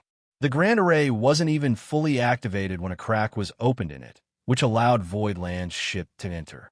Furthermore, 5 Sixth-Order Open Heaven Realm Masters had made a move at the same time. So regardless of how sturdy the Grand Array of Boundless Altar was, it could never endure the bombardment from so many powerful masters. Even if it was fully operational, it would only have been a matter of time before it was destroyed. Even a 9 heavenly layers was broken through once, to say nothing of the fact that the Grand Array in this place was significantly weaker than the 9 heavenly layers. After moving through the crack, the ship silently hovered in the air with Yang Kai standing on the deck and looking down coldly at those below. The person who came from the spirit peak turned pale and stared solemnly at Yang Kai as he asked, "Are you Voidland Sect Master Yang?" Yang Kai looked condescendingly at him. "Who are you?" The person cupped his fist and replied in a bitter voice, Altar Master of Boundless Altar, Xianxia. Please forgive me for not greeting Your Excellency earlier, as I was unaware of your arrival. Yang Kai arches brow. You're the Altar Master of Boundless Altar? Xianxia dipped his head. Yes. Yang Kai sized him up, and judging from the faint fluctuations coming from his body, he should be a fifth-order open heaven realm master. Yang Kai thought that Boundless Altar was pretty weak, as the Altar Master was only a fifth-order open heaven realm master. Since the increase in his strength, the height of Yang Kai's vision had also grown significantly. Before going to the Shadowless Cave Heaven, he was still immensely pressured when he was faced with a fifth-order open heaven realm master. When he was returning to the star boundary back then, he was completely powerless to resist someone like He. In the end, he had to use a precious mid-rank world fruit to help Lu Shui ascend from the fourth-order open heaven realm to the fifth order so that she would have the power to fight back against He and eventually subdue him. Now, he was a sixth-order open heaven realm master who had defeated Mao Zhe, a peak sixth-order open heaven realm master. Numerous fifth-order open heaven realm masters were also killed by him before. Therefore, Yang Kai's attitude was now different when he was faced with someone like Xianxia. It had only been a short time since he arrived in the 3,000 worlds, and he hadn't come into contact with a lot of great forces, so he wasn't aware that this was actually the norm amongst second-class great forces. According to the classification of great forces in the 3,000 worlds, any place with mid-rank open heaven realm masters, assuming command, could claim to be second-class. If a sect had several fifth-order open heaven realm masters, their heritage could be considered impressive. Some of the second-class great forces only had fourth-order open heaven realm masters leading them. Although they were also second-class great forces, they didn't have the scale and power to match. Such great forces were actually found everywhere. After sweeping a glance over Xianxia, Yang Kai asked, "Do you know an old fart named Ling Chunxiu?" Upon hearing that, Xianxia sported a bitter expression, knowing that his biggest fear had come to haunt him. When he heard Yang Kai mentioning his great force earlier, he knew that he was in trouble. It was apparent that those from Voidland were here to retaliate against them. Therefore, at the mention of Ling Chunxiu, he knew that his speculation was right. He couldn't help but secretly curse at Ling Chunxiu for offending Voidland for no reason. Heavenly Sword Union's Kong Feng had some ulterior motive for heading to Voidland, so it wasn't necessary for Ling Chunxiu to butt into that affair. Boundless Altar had nothing to do with Heavenly Sword Union to begin with, so they didn't need to join forces with the latter. Now that Yang Kai had stormed into Boundless Altar, how were they supposed to deal with him? Xianxia said in a helpless voice, "To be honest with you, Sect Master Yang, Ling Chunxiu is the great elder of Boundless Altar. He left with some people a few years ago, and he's gone missing since then. Why did you mention him all of a sudden? Have you come across him somewhere?" It wasn't like he could say he had no idea who Ling Chunxiu was. As the great elder, Ling Chunxiu held an important position in the sect. It would be insincere if he said he didn't know him. Now, he could only try to separate Boundless Altar from the feud so that they would be able to avoid calamity. As for avenging Ling Chunxiu's death, he wouldn't even dare to think about it. He had seen the people on the ship making a move earlier. There were 5 sixth-order open heaven realm masters, so they could easily destroy the entire Boundless Altar. He went missing. Yang Kai sneered. Is that really the case? Xianxia's forehead was covered in cold sweat as he nodded. I wouldn't dare to lie to you, Sect Master Yang. Please understand. As they spoke, the cultivators from Boundless Altar were flying over from different directions. They still had no idea what was going on when they stood behind Xianxia. However, upon seeing that the Altar Master was quite anxious, they realized that they were in a perilous situation, so they sported solemn expressions.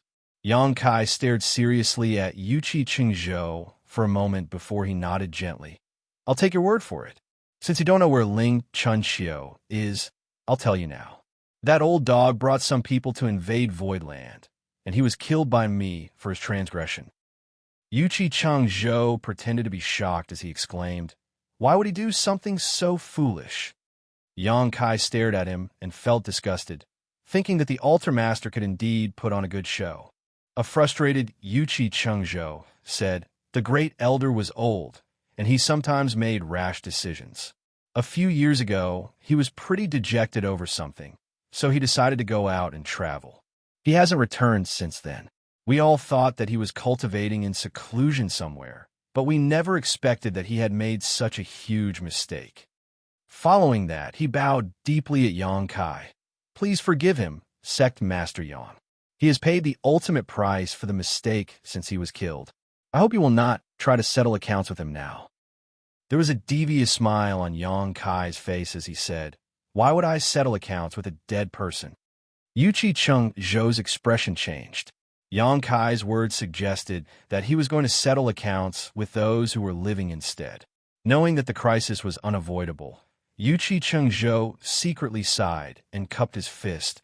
Regardless of his reasons, Ling Chunxiu was the great elder of Boundless Altar. As he has offended Sect Master Yang and Voidland, we'll have to bear some responsibility. Since you've come all the way here, we're willing to pay a price in the hope of appeasing your wrath. Please give us a chance to live." After he finished speaking, the people behind him appeared vexed. No one would feel pleased when they had to act so subservient in their own headquarters. However, none of them dared to express their fury.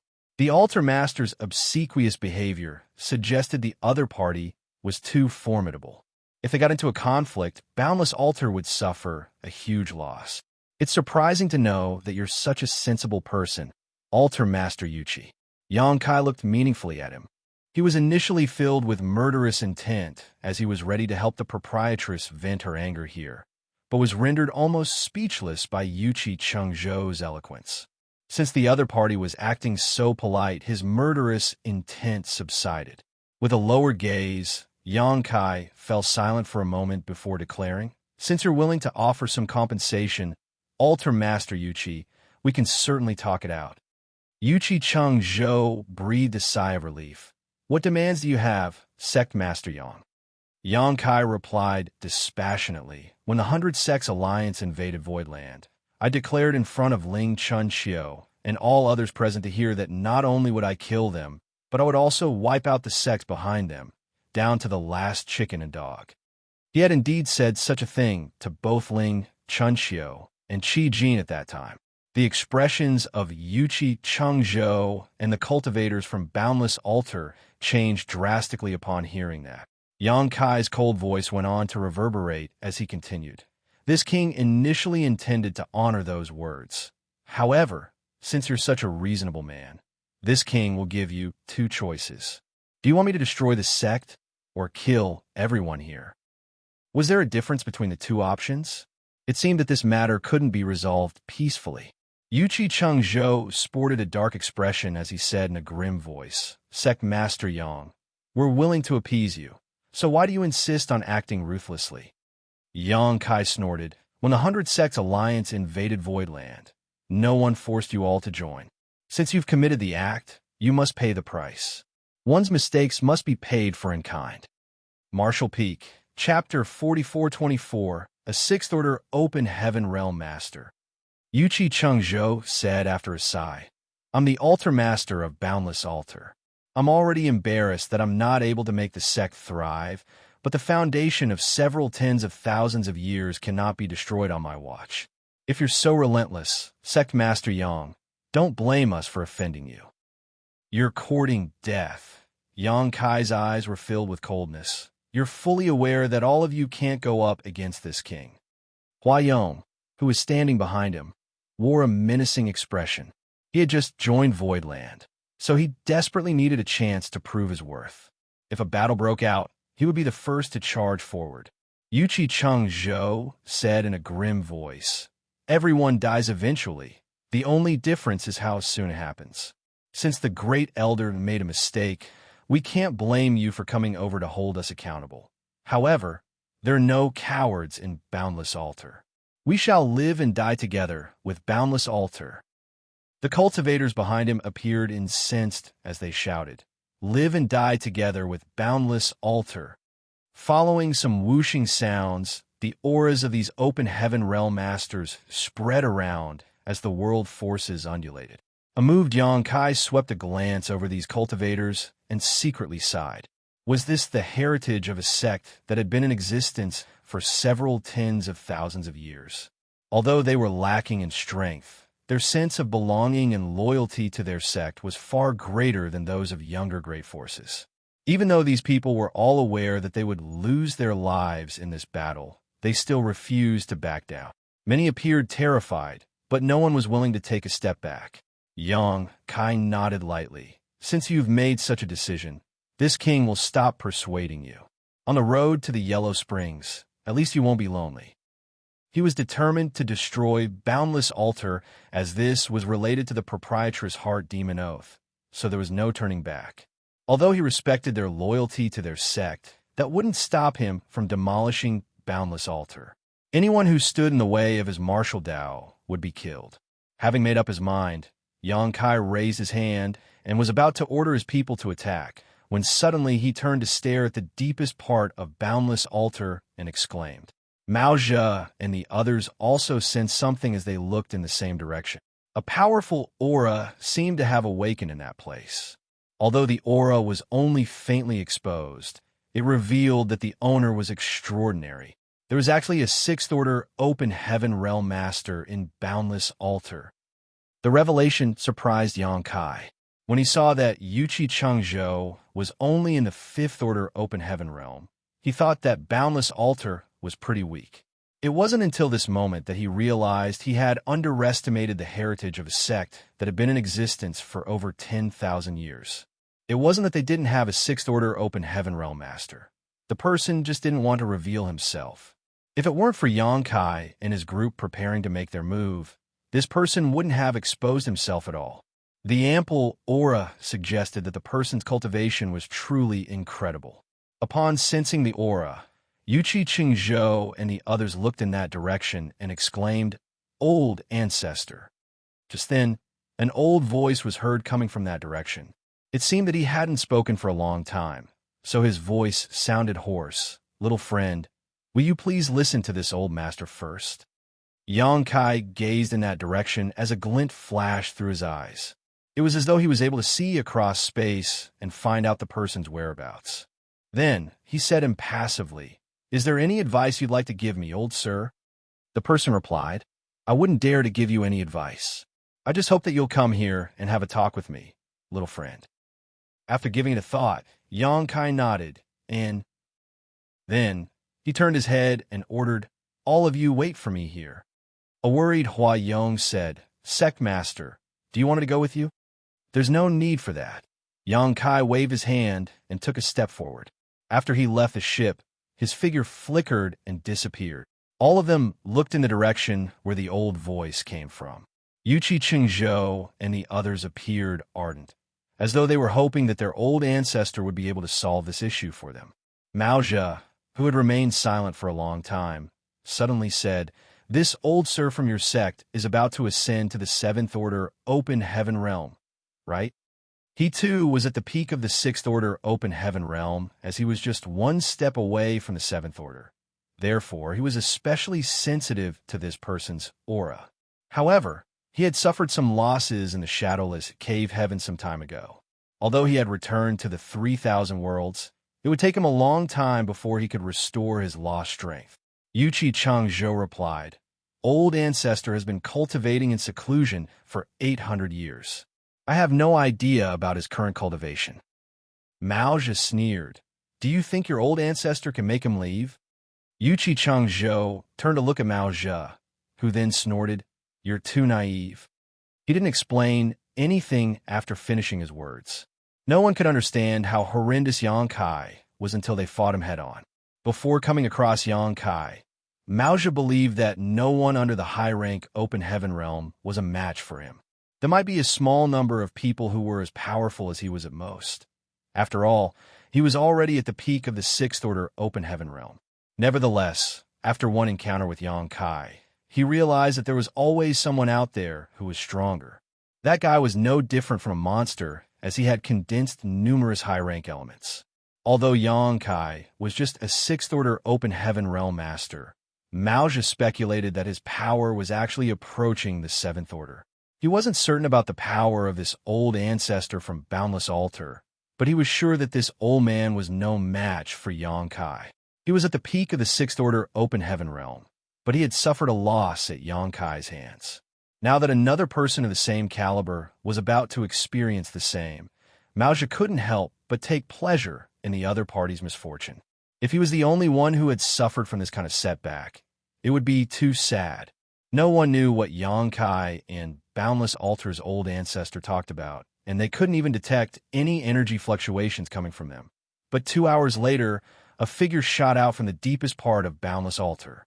The person was clad in a gray robe that matched his hair and beard. With his Sixth Order Open Heaven realm aura, it was apparent that he was Boundless Altar's old ancestor. Xianxia and the others flew over as they cupped their fists as they bowed. Old ancestor. The old ancestor took a glance at them and declared, "All of you, order the disciples to pack up now. We will leave within 1 hour." Old ancestor. Xianxia's pupils contracted as he couldn't believe what he had just heard, but when he caught a glimpse of the blood at the corner of the old ancestor's mouth, he exclaimed, "You're injured?" The old ancestor wasn't willing to delve into this topic, as he simply waved his hand. "Do it now." Certainly. Xianxia wouldn't dare to disobey. After taking a glance at the place where the old ancestor cultivated in seclusion, he clenched his teeth and cupped his fist, yes. Then, the order was passed on to everyone. Soon, the entire Boundless Altar was bustling with noise as the disciples quickly packed up as many things as they could. 1 hour later, thousands of Boundless Altar's members gathered together in the same place. Many of them hadn't figured out what was going on. They just heard that a person named Xianxia from a force called Voidland suddenly barged into their home, and then they were ordered to leave. The old ancestor swept a glance over Boundless Altar's foundation that had stood strong for several tens of thousands of years. Although he was reluctant, he still turned his head and cupped his fist to Huayong and the others. "Please tell your sect master that this old master has complied with his demand and hope he gives us a chance to survive." Huayong nodded his head. "Don't worry. My sect master is a righteous person who won't kill others unnecessarily." It was then that the old ancestor nodded and cupped his fist again. "Farewell." Then he turned around and led the thousands of Boundless Altar's members to leap into the sky, soon disappearing. The Open Heaven Realm Masters aboard Xianxia's ship exchanged puzzled glances. They initially thought that a battle was inevitable. Many of them had even rolled up their sleeves as they wanted to prove their worth to Xianxia. It never crossed their minds that the matter would be settled in such a way. They wondered what Xianxia had discussed with or done to Boundless Altar's old ancestor that made the latter easily give up his sect's foundation. Although they had no idea what had happened, they were certain that the old ancestor had suffered a loss at Xianxia's hands. Outside Boundless Altar, Xianxia and the others appeared humiliated as they followed behind their old ancestor. Although there were many people, none of them said anything, which made the atmosphere quite gloomy. All of a sudden, the old ancestor, who was leading the way, sprayed out a mouthful of blood which quickly boiled and evaporated in a horrifying display. "Old ancestor!" Xianxia quickly flew over. The old ancestor waved his hand with a dejected expression. It's true that there will always be young and talented people to replace the old. Such power at such a young age. Incredible. An embarrassed Xianxia said, "Forgive this junior for being so useless, dragging old ancestor into this mess. Our 10,000 years foundation was lost in my hands. Please punish me." The old ancestor shook his head. "It's not your fault. Moreover, as long as the people of Boundless Altar still live, our inheritance will never truly be lost. There are countless spirit provinces in the 3,000 worlds, so why should we worry about not rising again?" Xianxia felt crestfallen as the old ancestor consoled him. The old ancestor took a deep breath to suppress the weltering vitality in his chest, then asked, "What is the background of Voidland? Why do they hold a grudge against us?" Xianxia then reported to him the incident of the 100-Sex Alliance invading Voidland. The second elder provided some additional information once the sect master was finished. Old ancestor. I heard Great Elder mention that he held some grudges against a woman named Lanyu Rua. At that time, he joined forces with the leader of Golden Rainbow Province, Qi Jin, and ambushed that woman. The reason he took part in that alliance was that Voidland has some kind of close relationship with Lanyu Rua. He was trying to lure them out so that he could destroy them once and for all. Golden Rainbow Province? Old ancestor arched his brow upon hearing that. Yes. The second elder bowed his head. Xianxia said, "It seems that those from Voidland are trying to settle accounts. That's why they invaded Boundless Altar today. I guess Golden Rainbow Province won't be able to avoid this calamity either." A glint flashed through the old ancestor's eyes as he said, "Get someone to head to Golden Rainbow Province and tell them what happened here today." A shocked Xianxia said, "Old ancestor, we're neither family or friends with Golden Rainbow Province, so why should we inform them about it?" It wasn't that he wanted to take pleasure in Golden Rainbow Province's pending misfortune. He just didn't find it necessary to inform them about it. Those from Voidland were determined to destroy Boundless Altar, and this old master is too weak to repel them. However, perhaps there are others who can teach them a lesson in our place. The fact that Boundless Altar was destroyed was definitely an irresolvable blood feud. However, he was unable to get his revenge since he wasn't strong enough. He had no choice but to remain silent about it. Nevertheless, he wouldn't mind seeing those from Voidland suffer some losses or even lose some lives. Martial Peak, Chapter 4425, Rumors are a terrifying thing. Since the old ancestor had given the order, they wouldn't dare to disobey him despite the fact that they were puzzled. The second elder offered to do it and left the team before heading towards Golden Rainbow Province. The other party might not believe them if the messenger wasn't of some importance, and since Great Elderling Xianxia had lost his life in Voidland, the second elder was the best suited to do this job. After taking a look in the direction of the Sex Foundation, the old ancestor heaved a sigh. If he'd known such a calamity would befall Boundless Altar, he would have broken through to the Seventh Order Open Heaven Realm sooner in order to save their inheritance.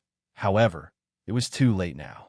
Everyone from Boundless Altar was now gone, leaving only the dozens of Open Heaven Realm masters that came with Xianxia behind in the spacious Spirit Province.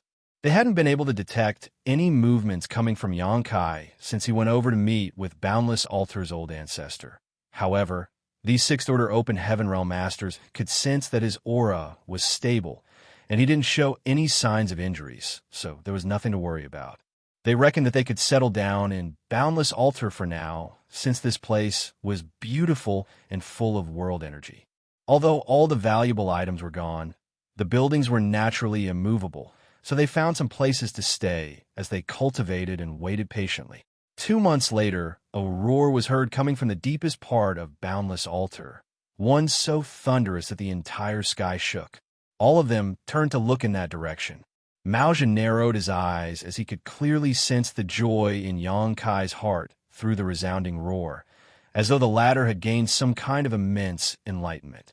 More importantly, Xianxia's cultivation seemed to have improved.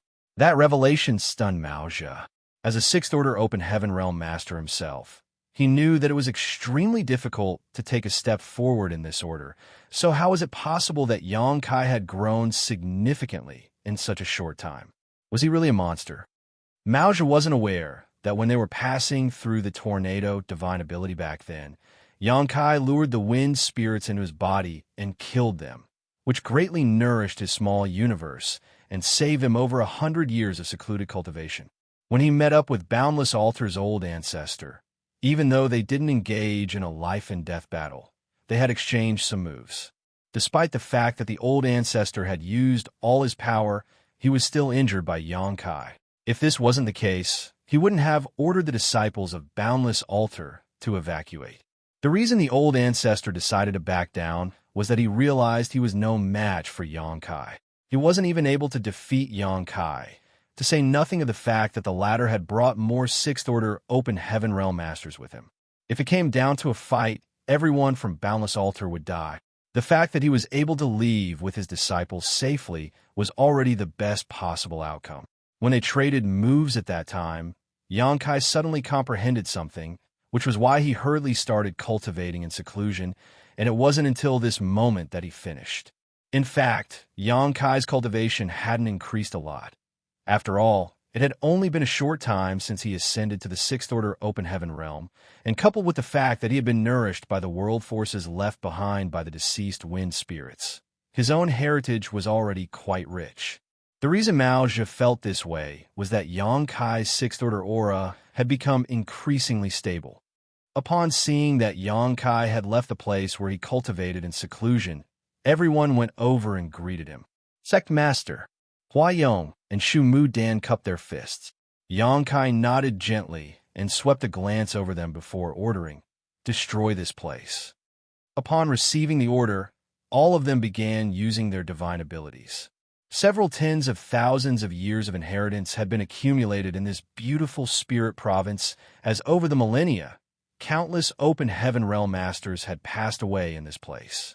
After their deaths, their small universes fell apart, and their world forces were partially absorbed by Boundless Altar to strengthen its own heritage. It was a shame to just destroy it like this. However, since Xianxia had given the order, they had to obey. It wasn't difficult to demolish a place no one was defending. Dozens of open heaven realm masters joined forces and turned Boundless Altar into a shattered spirit province in just 2 hours. On the deck, Xianxia stood beside the proprietress as they watched the sight in silence. The proprietress remained silent, and it wasn't until a long time later that she sighed. She wasn't a ruthless person. Although she had a fiery temperament, she still couldn't bear to see a spirit province being destroyed just because of her oath from back then. At that time, she was truly incensed because Bai Qi was disturbed while ascending to the open heaven realm, almost dying as a result. That was the reason she made such a heart demon oath against Ling, Chun Xiu, and Qi Jin. Now that she was restricted by the oath, she had to fulfill it if she wanted to make it to the Seventh Order Open Heaven realm.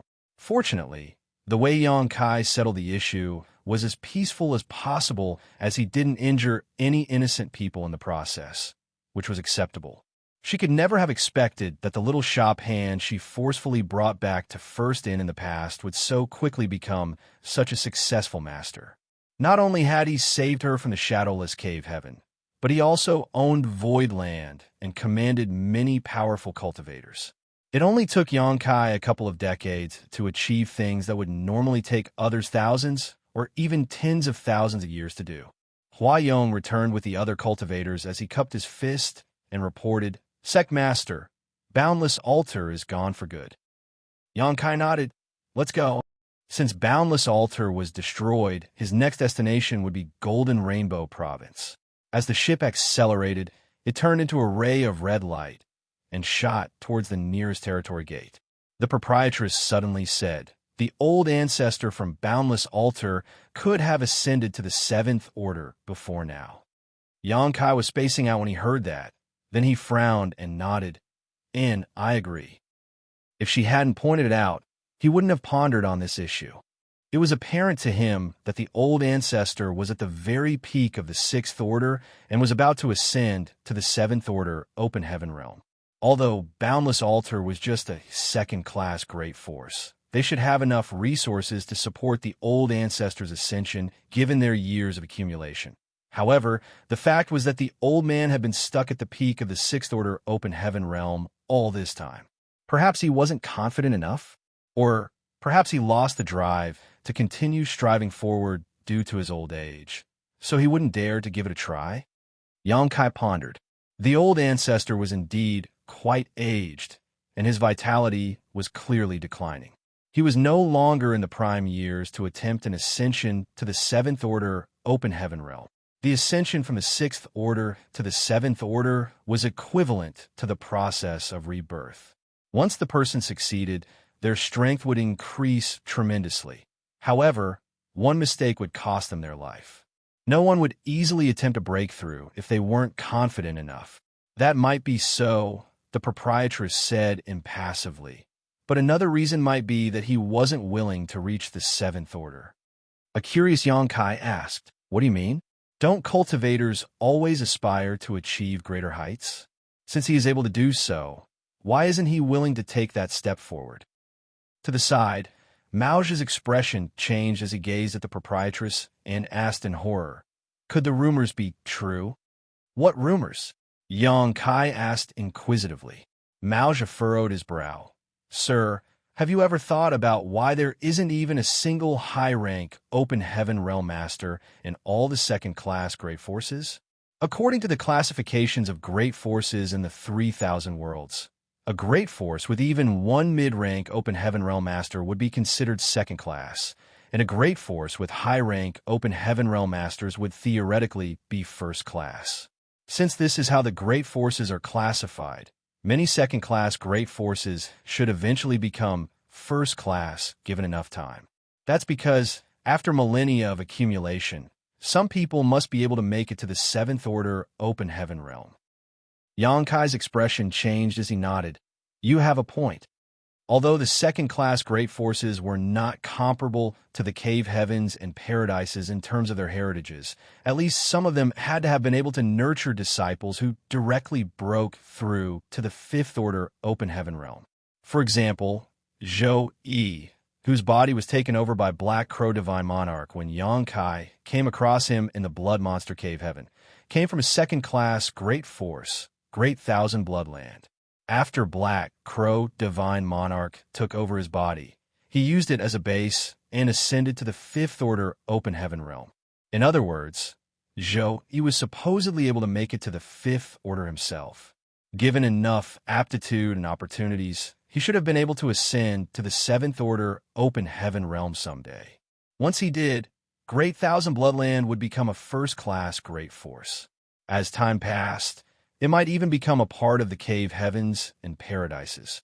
Over the years, Zhou Yi was certainly not the only one who was nurtured in Great Thousand Bloodland. Over their entire history, Great Thousand Bloodland must have raised tens of thousands of disciples, of which at least a handful should have similar aptitude to Zhou Yi. However, in the end, Great Thousand Bloodland remained a second-class Great Force, as they didn't have a single high-rank Open Heaven Realm Master. The other top second-class Great Forces should be in similar situations. Where were the core disciples that had directly made it to the fifth order Open Heaven Realm over the years then? It was impossible that no one had managed to ascend to the seventh order Open Heaven Realm. Questions naturally arose when they looked at the issue from this perspective. The proprietress took a glance at Mao and asked, "What kind of rumors did you hear?" With a dark expression, Mao replied, "In order to sustain their statuses in the 3,000 worlds, those from the Cave Heavens and Paradises would make a move once anyone outside their own ranks tried to reach the seventh order Open Heaven Realm. They would either nip the crisis in the bud or force that new high-rank Open Heaven Realm Master to join their great forces so that they can strictly supervise them."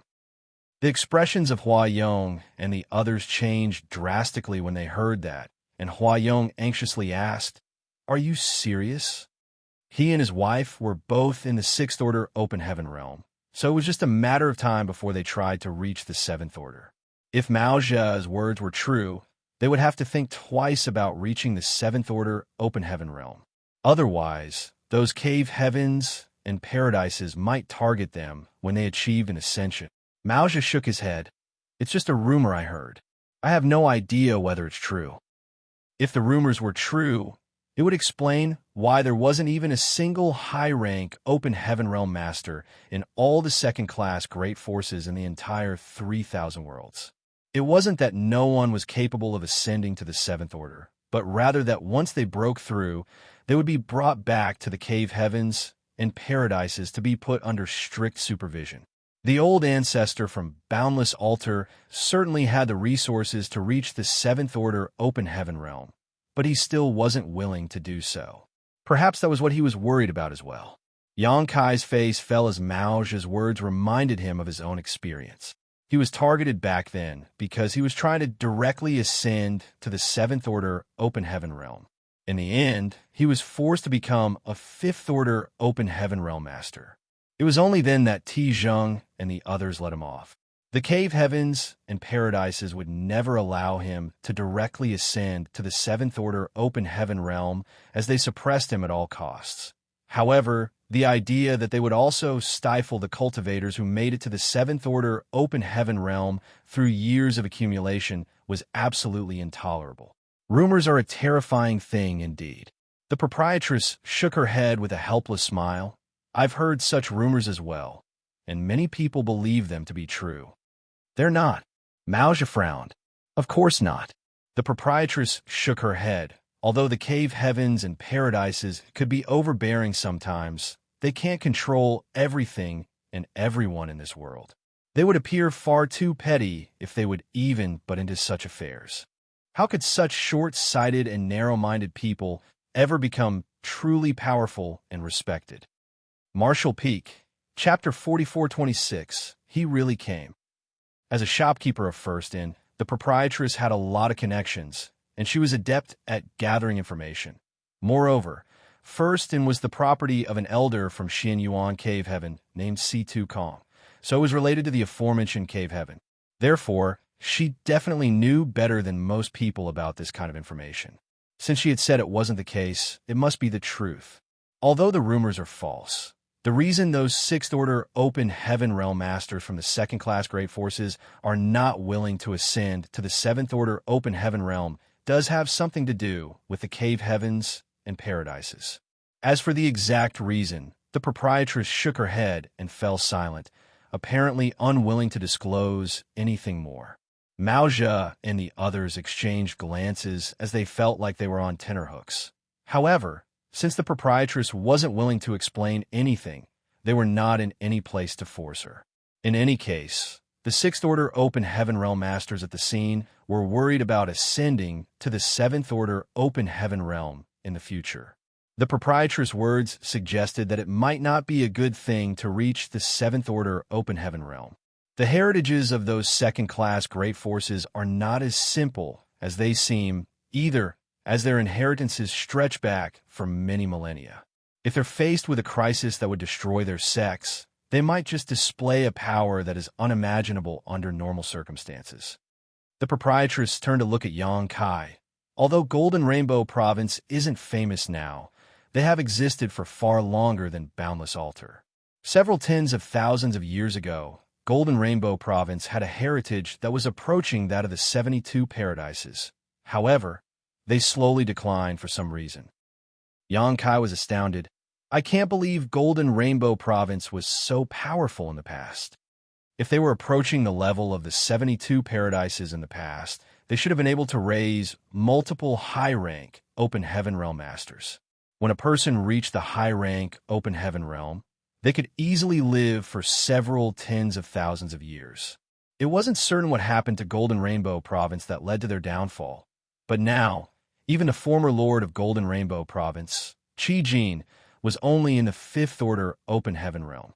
With that said, what happened in Boundless Altar should serve as a warning to Xianxia. His encounter in Boundless Altar made him realize that these long-time great forces might have some hidden powers, so he should never let his guard down. Otherwise, he was bound to suffer a setback.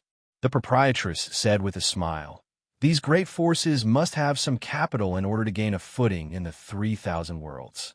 Golden Rainbow Province and Boundless Altar are the epitomes of such great forces. You must not be so reckless when you go about your business in the outside world.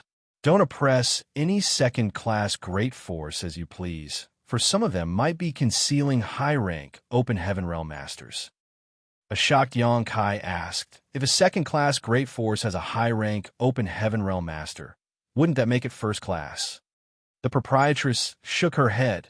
It doesn't work that way. When people mention first-class great forces, they're talking about the cave heavens and paradises. Those that are under cave heavens and paradises cannot be considered first class. A solemn Xianxia said, got it. He looked in Golden Rainbow Province's direction and wondered how much heritage they had. The ship continued moving forward. Xianxia had been to Golden Rainbow territory once before, when Bai Qi was about to ascend to the fifth-order open heaven realm. The proprietress brought him and Bai Qi to this great territory, and it was in this place that they were besieged by Qi Jin, Ling, Xianxia, and the others. Bai Qi was disturbed during his breakthrough and almost lost his life as a result. The reason the proprietress brought Xianxia to that place was to let him observe the process of ascending to the open heaven realm so that he could gain some experience from it. At that time, he had only condensed his wood and fire element powers, but now he was a sixth-order open heaven master. Things had changed greatly, even though not long had passed. Faced with the siege of those open heaven realm masters, Xianxia, an emperor realm cultivator back then, was unable to do anything. In the end, he had to use one of Meng's golden feathers to kill a fourth-order open heaven realm master, thus alleviating some of the proprietress' burden. Now, that he was a sixth-order open heaven realm master, though, a fourth-order open heaven realm master was no different from an ant in his eyes. Although Golden Rainbow Province sounded like a third-class great force, it was second-class in reality. It was just that they had been in existence for a long time, so they didn't want to bother changing their name. Golden Rainbow Province was undoubtedly the ruler of Golden Rainbow Territory. Just like the status of Void Land in Void Territory, Golden Rainbow Province was in charge of more than 10 third-class great forces and dozens of universe worlds of different sizes in this great territory. An expansive spirit province was hovering in the void, and its natural landscape was as beautiful as a painting. There were some light barriers around the spirit province that reflected the view around the void, and in front of every light barrier stood a Golden Rainbow Province disciple that was staring out intently, as though they were waiting for something. All of a sudden, a ship appeared right in front of a certain light barrier as the vessel charged towards Golden Rainbow Province. The disciple responsible for guarding the light barrier straightened up and performed different hand seals as the reflection of the light barrier magnified before his eyes. Soon, the figures on the deck clearly came into his sight. After making out the appearance of a particular man, the disciple yelled, "He really came." Just then, Xianxia, who was standing on the deck, turned to look in a direction and snorted before pushing out his palm. The power of the palm seemed able to move both time and space in silence. The light barrier in front of Golden Rainbow Province that reflected the ship broke apart in an instant. The open heaven realm master, who was guarding the light barrier, was sent flying away as though he had been struck by lightning. He sprayed out a mouthful of blood, then got to his feet with difficulty. His expression had been transformed by horror. Void spying secret technique was a method used by those from Golden Rainbow Province to monitor their surroundings. It was supposed to be silent and impossible to detect. However, the other party had noticed his observation and even harmed him by pushing out his palm from afar. It had to be noted that it would still take the ship 2 or more hours before it reached Golden Rainbow Province. The person on the ship was clearly extraordinarily powerful, since he was able to send the force of his palm across such a vast distance. Given the disciple's cultivation, he was probably as fragile as an ant in front of that person. Not daring to be negligent, he immediately sent a message to the higher-ups. On the deck, Xianxia lowered his gaze and fell into his thoughts. They seemed to be monitoring the surroundings from every angle in Golden Rainbow Province. Are they guarding against someone? He had a feeling that something was off, but he wasn't able to put his finger on it. On a certain spirit peak in Golden Rainbow Province, the new leader, Chang Chi-Shui, abruptly opened his eyes as a glint flashed through his gaze. Then he said, "That person is here." The very survival of Golden Rainbow Province hinges on all of us. Fellow brothers, I hope you'll be united with me to fend off our enemies. The previous leader of Golden Rainbow Province was Qi Jin. However, just like Ling Xianxia, he was killed in Voidland.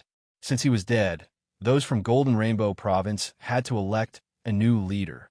Just like Qi Jin, Chang Chi-Shui was also a fifth-order Open Heaven Realm Master, one of the remaining 3 in Golden Rainbow Province. As Chang Chi-Shui spoke, 2 grunts of agreement came from Void. "Left and right protectors, come with me to greet our guests." Chang Chi-Shui rose from where he was sitting, and then 2 rays of light shot from 2 different peaks and stood behind him. They were the 2 protectors of Golden Rainbow Province who were both 5th Order Open Heaven Realm Masters. All 3 5th Order Masters of Golden Rainbow Province were present, which went to show how highly they regarded these visitors. With that said, it wasn't like they could take the visitors lightly. About 1 month ago, Boundless Altar's second elder unexpectedly came to visit them, thinking that the other party might have some serious matters to discuss. Xianxia Shui personally greeted him. Then, he heard a piece of terrible news from the second elder. Boundless Altar was destroyed, and its thousands of disciples were now homeless. What was worse, Golden Rainbow Province was probably next. Xianxia Shui was flabbergasted, but upon some probing, he learned that it was the doing of Void Land's Yangkai. The previous leader Qi Jin had followed the Union Master of Heavenly Sword Union, Kong Feng, to invade Void Land. Everyone in Golden Rainbow Province was aware of that fact. In the end, Qi Jin was killed in battle, along with all the disciples and elders who went with him. There were not a lot of 5th Order Open Heaven Realm Masters in Golden Rainbow Province to begin with, and Qi Jin was the strongest among them, but he was killed mercilessly. It could be said that the battle had caused immense losses to Golden Rainbow Province. Recently, they had been staying in Golden Rainbow territory. In fact, they had thought about avenging the former leader's death. Regardless of what the grudges were between Qi Jin and Void Land, or who was in the wrong, those from Golden Rainbow Province couldn't pretend that nothing had happened since their leader was killed. However, they could only remain silent since they were not powerful enough to seek revenge. It never crossed their minds that those from Void Land would be so relentless as to launch an attack on Boundless Altar and force all of its members to flee. According to Boundless Altar's second elder, Yangkai had only brought with him about 70 people. Despite that, they were all in the Open Heaven Realm, and there were 6 or 7 6th Order Open Heaven Realm Masters. Such a lineup was truly terrifying. Upon hearing the second elder's words, Xianxia Shui felt his heart sinking as a coldness came over his entire figure. There were only 3 5th Order Open Heaven Realm Masters in Golden Rainbow Province, but they were now faced with 7 6th Order Open Heaven Realm Masters. How were they supposed to survive?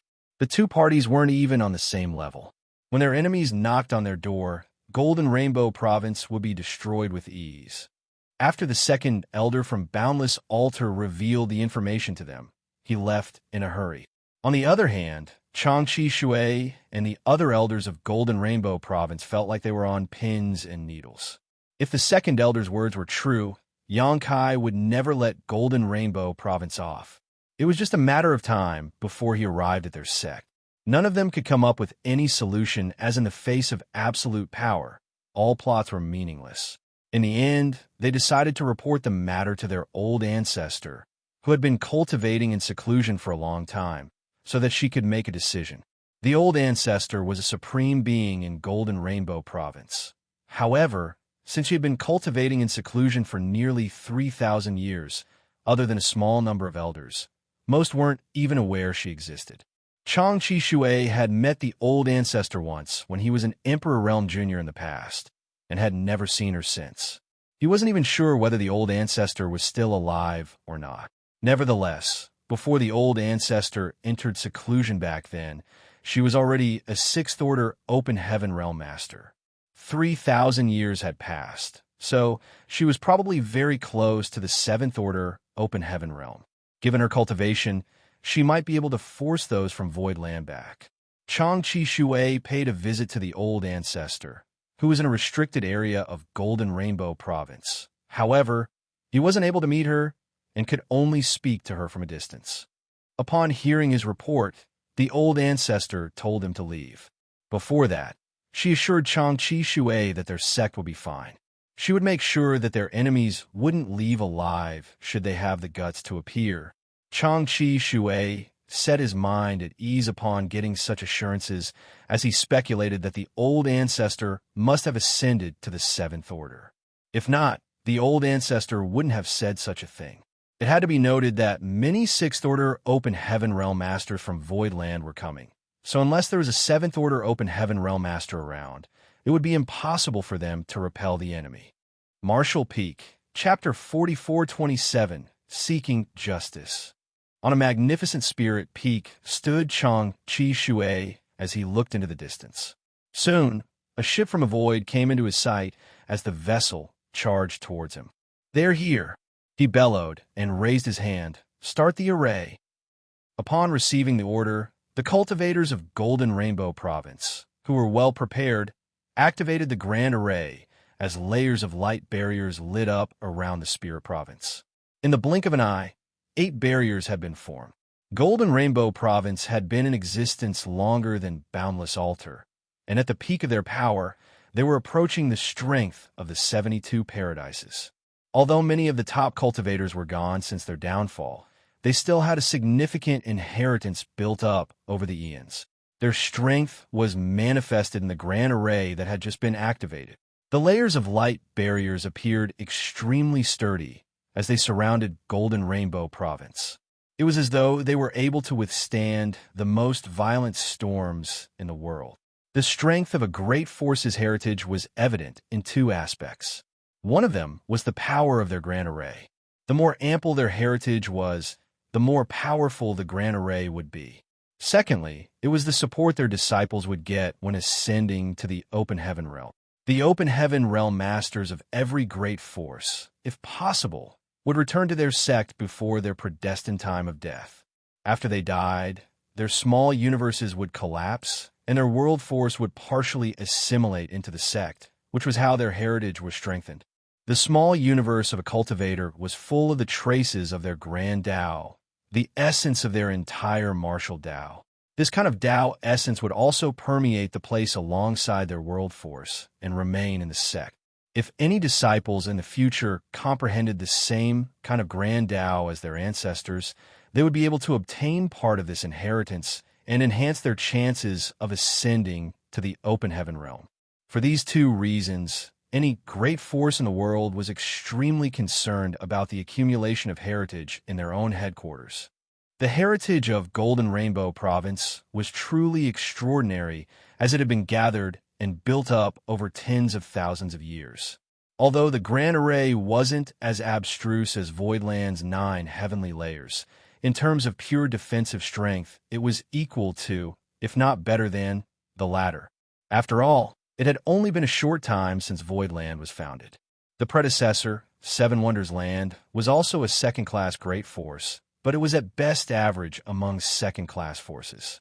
Even though its heritage had been accumulated over many years, it wasn't comparable to that of Golden Rainbow Province. When the heritage of Voidland became ampler after thousands to tens of thousands of years, the power of 9 heavenly layers would be significantly strengthened. Therefore, despite knowing that about 7 Sixth Order Open Heaven Realm Masters and dozens of Masters below the Sixth Order from Voidland had arrived, Xianxia still had the confidence to fend them off. Besides the promise from the old ancestor, he still had the Grand Array of Golden Rainbow Province. They might not have as many Open Heaven Realm Masters as those from Voidland, but they had the power to fight since the Grand Array was in place. On the ship's deck, Xianxia gazed silently at the Spirit Province, which was protected by a glistening Grand Array, and snorted. "So they've been waiting for us." Earlier, he felt that something was off when he noticed that those from Golden Rainbow Province were monitoring their surroundings, as he wondered who the people were that they were wary of. It wasn't until this moment that he found out those from Golden Rainbow Province were guarding against him and his companions. How did those from Golden Rainbow Province find out that Xianxia was coming, thus allowing them to get prepared in advance? The only explanation was that someone from Boundless Altar had come over to warn them. Xianxia snorted. Do they think they'll be safe by hiding behind their Grand Array? Naive. Voidland's 9 heavenly layers weren't able to persevere for long when they were besieged previously, let alone the Grand Array of Golden Rainbow Province.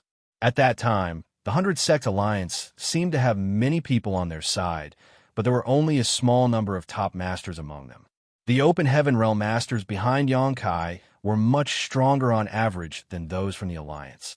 In just a moment, the ship reached a spot that wasn't far away from the Grand Array of Golden Rainbow Province. Atop the deck, Xianxia looked through the Grand Array and saw that the natural landscape in the Spirit Province was as beautiful as a painting. They did have an extraordinary heritage. On the highest Spirit Peak stood 3 figures as they looked silently in Xianxia's direction. The person at the front was a muscular and decent-looking man. As their eyes met, this man yelled, "Who are you?" "Voidland's Xianxia." Xianxia replied and shot him a glance. "Who are you?" "Golden Rainbow Province's Xianxia Shui." The man at the front replied before asking, "Why have you come all the way here to Golden Rainbow Province, Brother Yang?" Xianxia looked down at him and said, "The previous leader of Golden Rainbow Province, Qi Jin, invaded Voidland for no reason.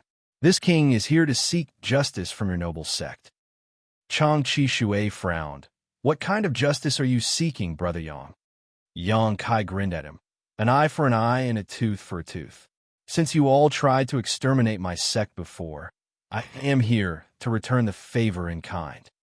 Xianxia Shui's face fell as he bellowed, "Stop boasting shamelessly, Brother Yang. Do you think we are pushovers? Although we may be weak now, it doesn't mean you can oppress us as you please. Qi Jin offended you, and he only has himself to blame that he was killed in Voidland. When we learned of this matter, we allowed the matter to drop and have no intention of avenging him. However, if anyone dares to invade our sect, all of us from Golden Rainbow Province will fight with you until our death." Xianxia gazed dispassionately at him and said, "The reason this king has come all the way here is to destroy your sect, but I'm not interested in unnecessary killing. However, if you dare to resist, many innocents won't be able to see the sunrise tomorrow, so please think twice." Xianxia Shui roared, "None of the disciples from Golden Rainbow Province is a coward. If you're really concerned about the potential loss of innocent lives, leave now, and the grudges between us will be considered settled. However, if you remain obstinate, you are the ones who will end up in a horrible state." Xianxia bared his fangs. "It seems that you're determined to struggle until death. Do you really think your Grand Array can stop this king? Well, you'll have to try to find out." Xianxia nodded. "I'll grant your wish, then. I hope you'll remain obstinate until the very end. Don't wail in pain while you die later." Then Xianxia raised his hand and swung it down as he coldly ordered, "Kill!" The cultivators on the deck had been waiting for this moment. Previously, they were prepared to prove their worth in Boundless Altar. Since they had decided to join Voidland, they had to prove to Xianxia that they were valuable to the sect. Unfortunately, there wasn't any conflict in Boundless Altar, as Xianxia managed to settle the issue without taking any lives. As a result, none of them had a chance to showcase their capabilities. Certainly, they hoped to see those from Golden Rainbow Province remain stubborn. Following Xianxia's order, the dozens of open Heaven Realm Masters on the ship turned into rays of light and took a plunge. The next moment, countless divine abilities struck the grand array of Golden Rainbow Province, causing the light barriers to flicker as ripples spread across its surface. The sight was truly horrifying. On the spirit peak, Xianxia Shui turned pale as he could feel the energy fluctuations coming from his enemies. The second elder from Boundless Altar was right to say that there were 7 sixth-order open Heaven Realm Masters in Voidland, which made Xianxia Shui feel jealous. Golden Rainbow Province only had 1 sixth-order open Heaven Realm Master, the old ancestor who had been cultivating in seclusion for 3,000 years.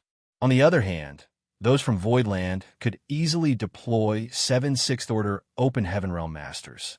Both parties were not equally matched at all. Fortunately, they had the Grand Array in place. If these attacks actually struck the Spirit Province, none of them could have warded off their enemies. Many of them would have been injured or killed for even trying to resist. Loud booms were continuously heard as the violent attacks landed on the Grand Array, which caused the entire Golden Rainbow Province to tremble. The disciples turned ashen as they looked up at the sky in horror. The disciples who were in charge of the Grand Array were madly pouring their strength into it to keep it operating. All of them knew that once the Grand Array was broken through, they would be killed ruthlessly. Only by keeping the Grand Array running could they hope to fend off the enemies. However, regardless of how sturdy the defense was, it couldn't possibly endure a constant bombardment of attacks. Back then, After Grandmaster Wu Yang was done arranging the 9 heavenly layers, he passed the array jade to Yang Kai and told him that the array was solid enough to endure the attacks of 10 mid-rank Open Heaven Realm Masters for several days. The mid-rank Open Heaven Realm Masters he was talking about should be in the 6th order, just below the 7th order. In fact, when the 100 Sect Alliance invaded Voidland, the 9 heavenly layers actually didn't last for long. It wasn't that Grandmaster Wu Yang's calculations were wrong. Instead, it was because they didn't have enough energy supply.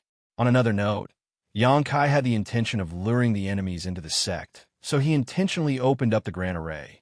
If even the 9 heavenly layers wasn't invincible, there was no way the Grand Array of Golden Rainbow Province could last for a long time either. In just a quarter hour, the first of the 8 light barriers broke apart, which caused a commotion in Golden Rainbow Province as the disciples became apprehensive. The myriad of divine abilities continued to blossom as the Open Heaven Realm Masters on Yang Kai's side had no reservation when it came to casting their attacks. Xianxia Shui was anxious as he kept looking in the direction where the old ancestor cultivated. At this rate, it would only take half a day before the Grand Array of Golden Rainbow Province was destroyed. If the old ancestor still hadn't appeared by then, they wouldn't be able to stave off these ferocious people on their own, which would be as good as giving up and dying. However, despite the fact that the Grand Array was under attack, no movements could be felt coming from the old ancestor's place. Xianxia Shui was unable to figure out the old ancestor's intention, nor did he have any idea about what she was waiting for. He felt like he was standing on pins and needles. There was nothing else he could do other than urge the disciples to keep the Grand Array running. Another quarter hour later, the 2nd layer of light barriers came apart, followed by the 3rd and the 4th layers of light barriers. Seeing that there was only one barrier left, Xianxia Shui decided to stop defending passively and ordered, "Change the array." Upon receiving the order, the disciples, who were in charge of the Grand Array, activated their powers to make a shift happen in the array. In an instant, the wind gusted and the water rose. The entire Golden Rainbow Province was suddenly shrouded in a thick layer of mist, allowing no one to see through it. A glint flashed through Yang Kai's eyes as he snorted. "How dare you show off this kind of paltry trick in front of this king? Come with me." After he finished speaking, Yang Kai led the way and charged forward, followed by dozens of people who soon disappeared into the mist. Martial Peak, Chapter 4428, Li Luo Shui. They were unable to see clearly in the mist, and even their divine senses were greatly restricted. Also, there seemed to be a great danger lurking in the mist, waiting to burst out. Rumbling sounds were suddenly heard as a world-shaking force undulated. The force far surpassed the 5th order Open Heaven realm and reached the 6th order in scale. Other than the old ancestor who had been in seclusion for a long time, Golden Rainbow Province didn't have 6th order Open Heaven Realm Masters. The reason they were able to unleash such an attack was that they had made use of the Grand Array. Exclamations were heard as some of the cultivators from Voidland, who were inside the mist, were struck. Some of the low-rank Open Heaven Realm Masters were instantly killed due to negligence.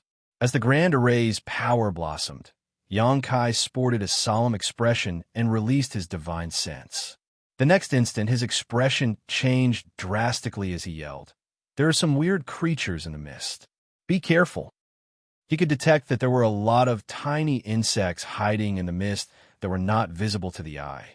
While they were unsuspecting, these insects snuck into their bodies through the pores and began draining their blood essence. As Yang Kai spoke, he surged his golden crow's true fire. In an instant, a layer of black flames started burning around his figure as though he had turned into a fireball, illuminating a radius of 1,000 meters around himself. Crackling sounds were continuously heard as the golden crow's true fire burned the tiny insects in the mist. Yang Kai flew forward, and wherever he went, the insects were instantly killed. However, due to the fact that his divine sense had been restricted, he was unable to find out the enemy's whereabouts. At the same time, he had to be careful not to accidentally hurt his companions, so his movements were rather restricted. It wasn't until this moment that he had a taste of what the 100-Sex Alliance went through when they barged into the bewildering array of 9 heavenly layers, and it was certainly awful. Although the grand array of Golden Rainbow Province wasn't as abstruse as the 9 heavenly layers, there were indeed some similarities. A second-class great force like Golden Rainbow Province was able to ward off Xianxia's powerful subordinates using their accumulated heritage. In the entire 3,000 worlds, basically every great force had their own grand array. Now, Xianxia realized if he rashly decided to invade a Sex headquarters, he might still suffer a setback even though there was a huge gap in power between both parties. The reason he was able to easily take down Boundless Altar some time ago was that they were unprepared for what was about to befall them. Before they could even activate their grand array, Xianxia had broken through it and barged into the sect. If Boundless Altar had prepared in advance and activated their grand array, there would have been an intense battle. Rumbling sounds were continuously heard as more people shrieked, and it wasn't certain whether it was the enemies or Xianxia's subordinates who were screaming. Xianxia was incensed as he had come with a large group of Open Heaven Realm Masters in an imposing manner. If he wasn't even able to take down Golden Rainbow Province, he would become a laughingstock in the future. As he shook his figure, the Golden Crow was heard calling. A great sun leapt into the sky from behind him with a 3-legged exotic bird seeming flying around within it. In an instant, a dazzling sun hung above the sky of Golden Rainbow Province. Regardless of how thick the mist was, it was unable to block out the sunlight. Under the scorching sunlight, the mist instantly evaporated, and the tiny insects hidden within were all killed. Golden Crow cast the sun was a divine manifestation that Xianxia had comprehended that was extremely powerful. In order not to accidentally hurt his companions, he was unable to fully activate its power. Therefore, he had been careful when using it. Despite that, after the mist dissipated, many of his subordinates were seen with reddened faces, and their skin that was exposed to the air was covered in blisters. The weaker cultivators were more severely affected, while cultivators in the 4th Order Open Heaven Realm and above were less impacted. With the mist gone, they were able to see their enemies clearly. Certainly, Wuxia and the others, who were quite frustrated already, wouldn't miss this opportunity and instantly charge towards the exposed array nodes. Soon, people were heard shrieking as the disciples of Golden Rainbow Province, who were in charge of the array nodes, were completely powerless to stop Wuxia and the others and were directly killed. In just over 10 breaths of time, the grand array of Golden Rainbow Province was completely destroyed.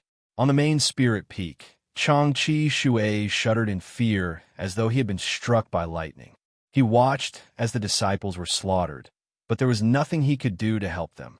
He let out a sigh, thinking that Golden Rainbow Province would be destroyed on this day if the old ancestors still didn't appear.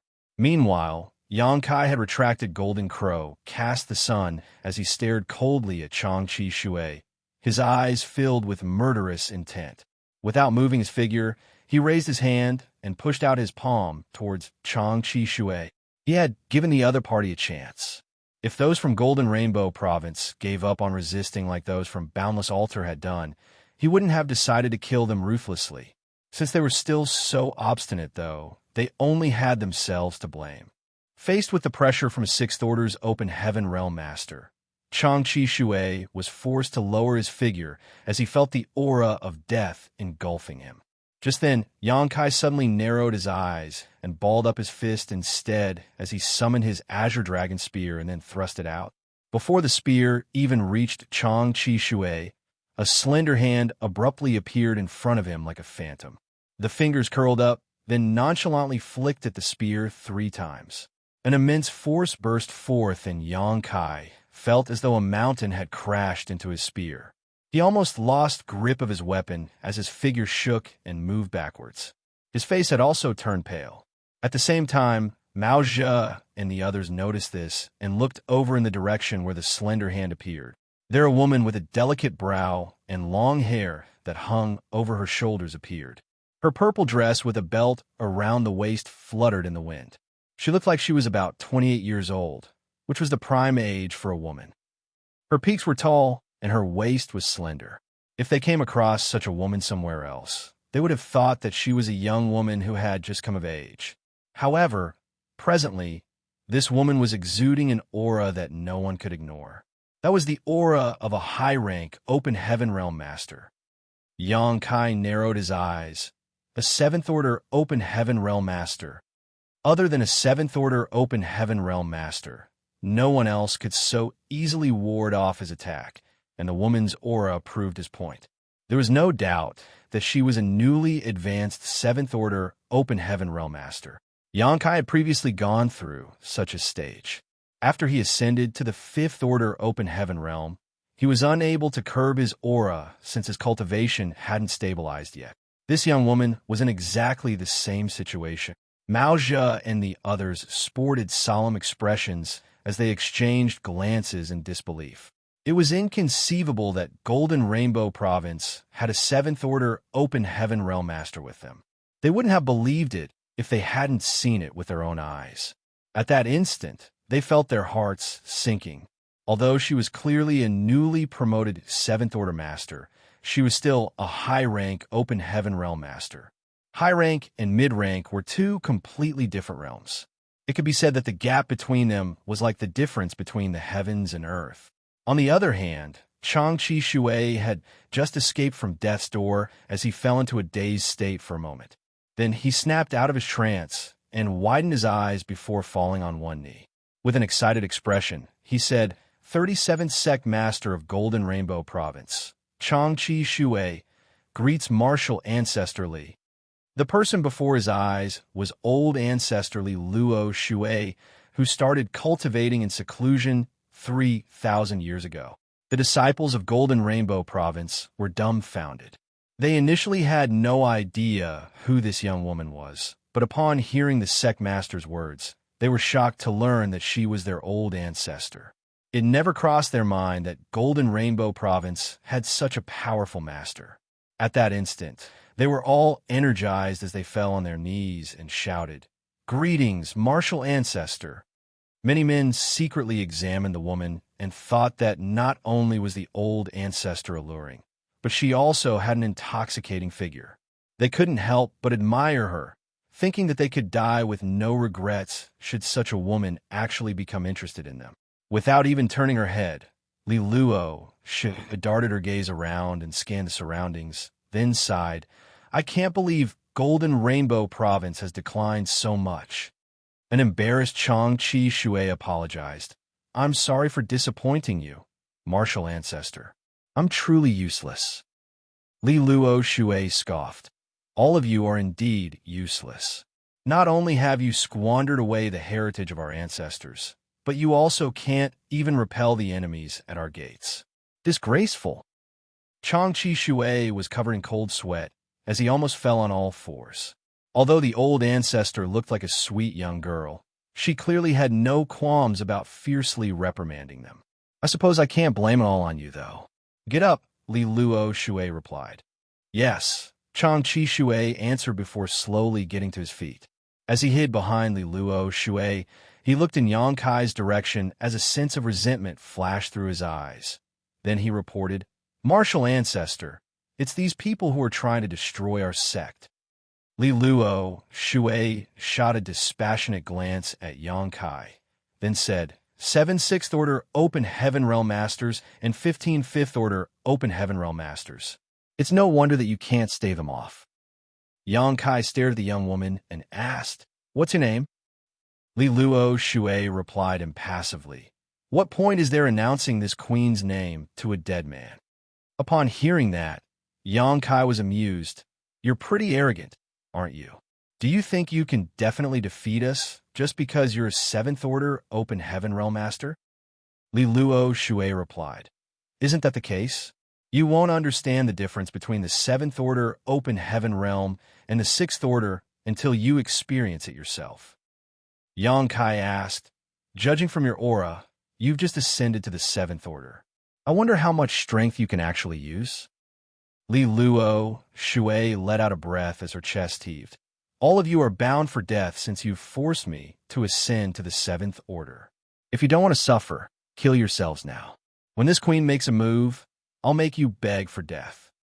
"Shameless boasting," Xianxia yelled and pointed his spear forward. "I have never killed a 7th Order Open Heaven Realm Master before. I guess I'll give it a try today." Li Luo Shui shot him a cold glance. "It's the first time I've come across someone as reckless as you are." "Enough nonsense. Taste my spear." Xianxia bellowed and thrust out his weapon. He had no reservations as he infused all his strength into the spear. A thunderous dragon roar reverberated across the sky. A dazzling light glistened from the tip of the azure dragon spear, and as the dragon pressure erupted, a great dragon seemed to have come to life as it bared its fangs and brandished its claws. At that instant, the entire world seemed to have paled as the spear became the only thing that shone brightly. Martial Peak, Chapter 44-29, Azure Void Universe Augmentation Grand Law. The light of the spear expanded. Faced with the attack, Li Luo Shui bellowed, "Impudence." She raised her hand and pushed out her palm at Xianxia. A 7th Order Open Heaven force fluctuated around her slender hand as it filled Xianxia's vision. The world seemed to have disappeared as all he could see was her palm. He stiffened and squirmed as he instinctively felt a great sense of danger. It was the first time he directly battled against a high-rank Open Heaven Realm Master. Although he had witnessed battles between high-rank Open Heaven Realm Masters several times before, he never actively participated in any of them. Be it the war when the 100 Sects Alliance besieged Void Land, or Zhu Jiuyin's battle against 4 high-rank Open Heaven Realm Masters outside the Shadowless Cave Heaven. He was only a spectator. Although Xianxia was able to feel the formidableness of high-rank Open Heaven Realm Masters at those times, it was too far beyond him to truly understand. It wasn't until this moment that he realized the huge gap between the mid-rank and high-rank Open Heaven realms. Faced with this palm, Xianxia felt as though he had turned into an ant, and that there was no way he could dodge. With a great roar, he thrust out his spear even harder, causing it to give off a terrifying radiance. Violent explosions were heard as a horrifying force spread out.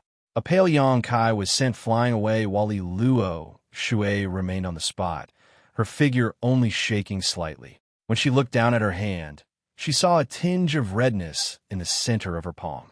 Although the wound soon healed, she couldn't believe that the other party was able to harm her during the exchange of moves just now. This was inconceivable to her. She had ascended to her current realm from the peak of the 6th Order Open Heaven realm, so she was fully aware of just how much strength a 6th Order Master should be able to exert. Initially, she thought that she could easily kill this arrogant boy, but the situation turned out far different from what she had imagined. Just like Xianxia had said, she was a newly promoted 7th Order Open Heaven Realm Master, so the power she could use was limited. On the other hand, the enemy was quite intimidating as they had 7 6th Order Open Heaven Realm Masters and 15 5th Order Open Heaven Realm Masters. Facing such a force, she might not be able to save Golden Rainbow Province. She initially intended to kill one of the enemy's 6th Order Masters first to deter and intimidate the others, but it turned out that not only could the other party escape from her strike, but he even had the power to counterattack. The young man's capabilities were beyond her wildest imagination, and at that moment, she sported a solemn expression.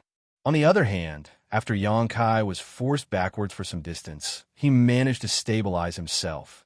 He didn't even bother to wipe away the golden blood at the corner of his mouth as he looked down condescendingly at Li Luo Shui and sneered, "Is this all you, a 7th Order Master, has to show?" Back then, when the 100 Sects Alliance invaded Voidland, other than using the 9 heavenly layers to kill Kong Feng, Xianxia could only stand back and watch. When Zhu Jiuyin battled against 4 masters outside of the Shadowless Cave Heaven, he could only watch the intense battle from the sidelines.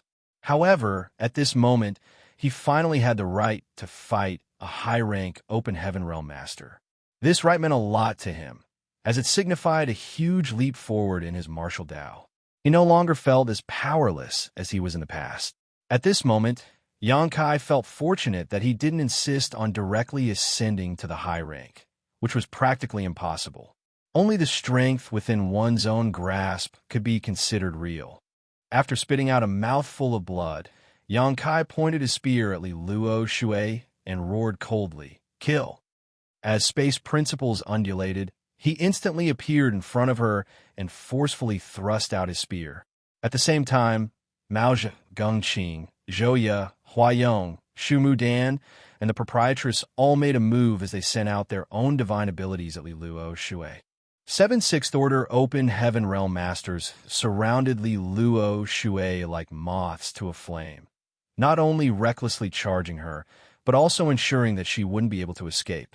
In an instant, the entire Golden Rainbow province shook and the world itself paled. Horrifying forces reverberated across the sky, causing the ground to crack and spirit peaks to crumble. Xianxia Shui and the others had already fled since they were unable to interfere in this kind of fight. Turning their heads, they saw that the old ancestor was surrounded by many figures as the lights of divine abilities dazzled their eyes. The energy fluctuations caused Xianxia Shui, a fifth-order open heaven realm master, to tremble. He secretly prayed that their martial ancestor would be able to kill all the enemies. Otherwise, Golden Rainbow Province would be doomed on this day. Just then, he heard someone yelling at him, "Go to hell." Turning his head, he saw a fatty who looked like a chef coming at him with a kitchen knife in his hand. The man was clad in an apron with a giant slaughter character emblazoned on him. The fatty was accompanied by a man with drooping eyes who was holding a golden abacus. While he was flying over, he fiddled with the beads which soon shot forward. Every bead seemed to contain a terrifying force behind it. A flustered Xianxia Shui immediately met the enemy head-on with the left and right protectors. However, there was a huge gap in power between both parties. Golden Rainbow Province only had 3 fifth-order Open Heaven Realm Masters on their side, while the enemy had 15 Open Heaven Realm Masters in the same order as them. These fifth-order Open Heaven Realm Masters wouldn't dare to take part in the battle against Li Luo Shui, so they decided to pinch the soft persimmons instead. Ma Tian Yuan, chef and accountant, engaged the 3 fifth-order Open Heaven Realm Masters from Golden Rainbow Province, while the rest plunged into the sect and launched a bloody massacre. Soon, the ground was covered in corpses and blood formed rivers across the land. Although Xianxia Shui was incensed, there was nothing he could do to help them. Horrifying forces spread around and caused the spirit peaks to explode as the 7 Sixth Order Open Heaven Realm Masters engaged in an intense battle against the 7th Order Master. From time to time, someone would grunt in pain before they were sent flying away, spraying out a mouthful of blood in midair. Li Luo Shui was a new 7th Order Open Heaven Realm Master whose realm was still not stable. But despite that, the 7 Sixth Order Open Heaven Realm Masters could only force a draw in the battle against her, while Yang Kai alone had to bear half of the pressure. Yang Kai couldn't help but think that the high-rank Open Heaven Realm was indeed a completely different realm from the mid-rank. Li Luo Shui was already so powerful even though she had only just achieved an ascension. When she managed to stabilize her realm and accumulated some heritage, how much more power would she be able to exert? How formidable must Zhu Jiuyin be, since she was able to deal with 4 high-rank Open Heaven Realm Masters on her own outside of the shadowless cave heaven back then? It had to be noted that the 4 high-rank Open Heaven Realm Masters from that time were unlike Li Luo Shui. All of them ascended to the 7th Order a long time ago, so they were certainly much stronger than Li Luo Shui currently was. Since a 7th Order Open Heaven Realm Master was already so strong, what about the 8th Order or 9th Order? When Li Luo Shui saw that many of the disciples from Golden Rainbow Province were either killed or critically injured, and that the sect had descended into chaos, her alluring face contorted into a hideous expression. Her moves became increasingly powerful, as though she was adapting to her current realm. However, even though she was a 7th Order Open Heaven Realm Master, she found it extremely difficult to kill any of her opponents. The leading young man was a master of the Tao of Space, and his strength far surpassed the other 6th Order Open Heaven Realm Masters. He had practically borne half of her attacks. If it weren't for this young man, Li Luo Shui had the confidence to kill the rest in short order. After just half an hour of combat, Xianxia and everyone on his side was injured, but Li Luo Shui wasn't in any better condition. She no longer looked like a sweet young woman as presently.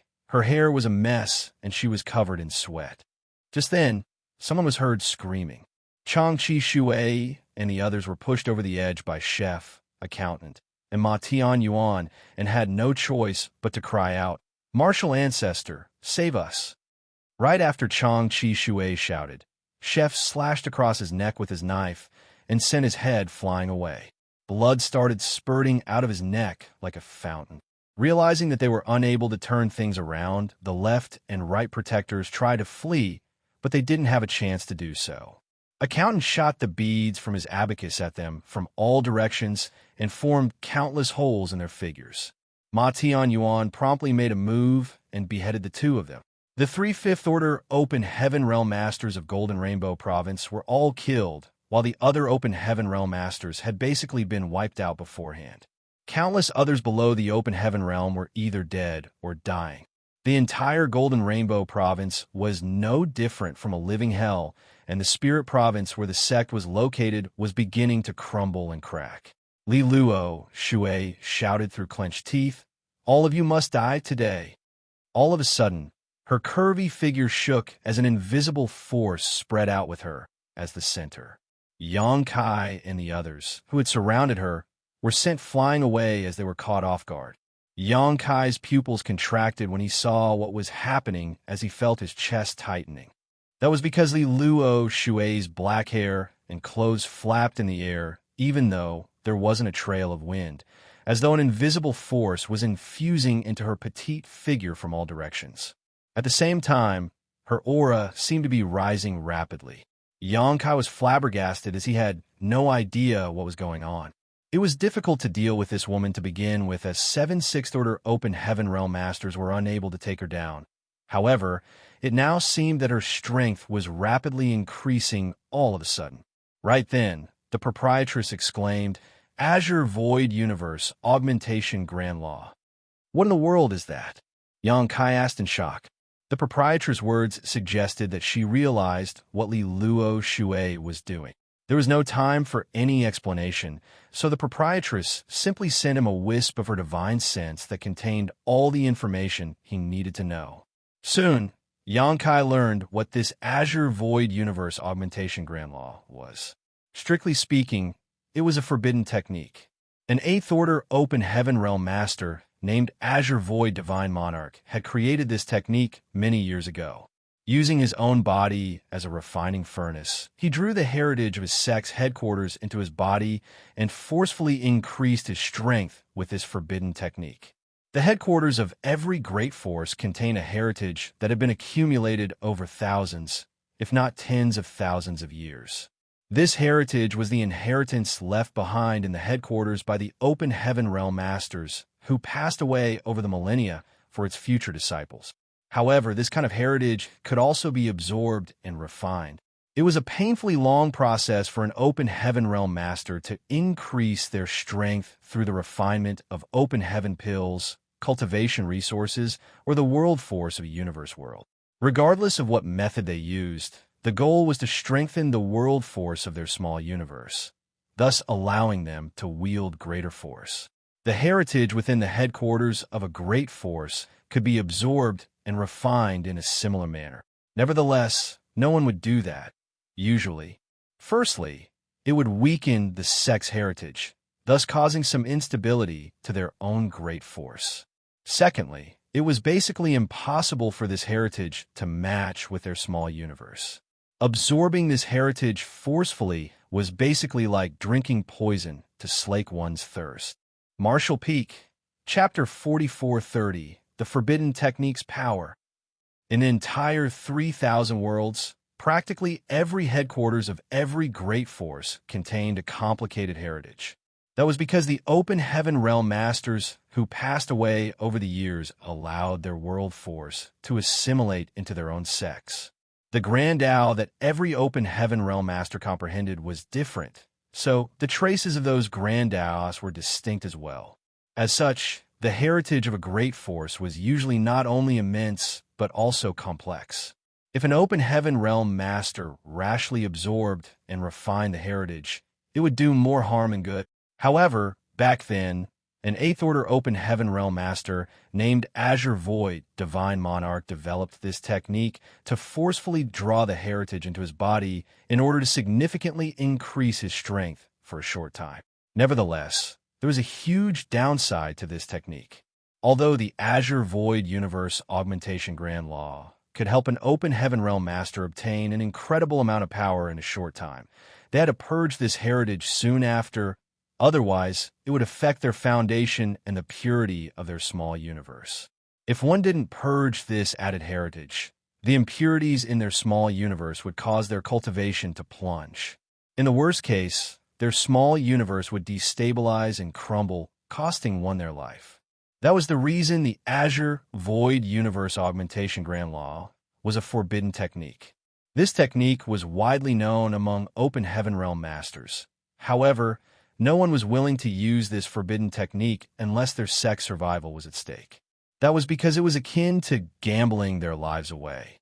It was apparent that Golden Rainbow Province was at a life-or-death moment.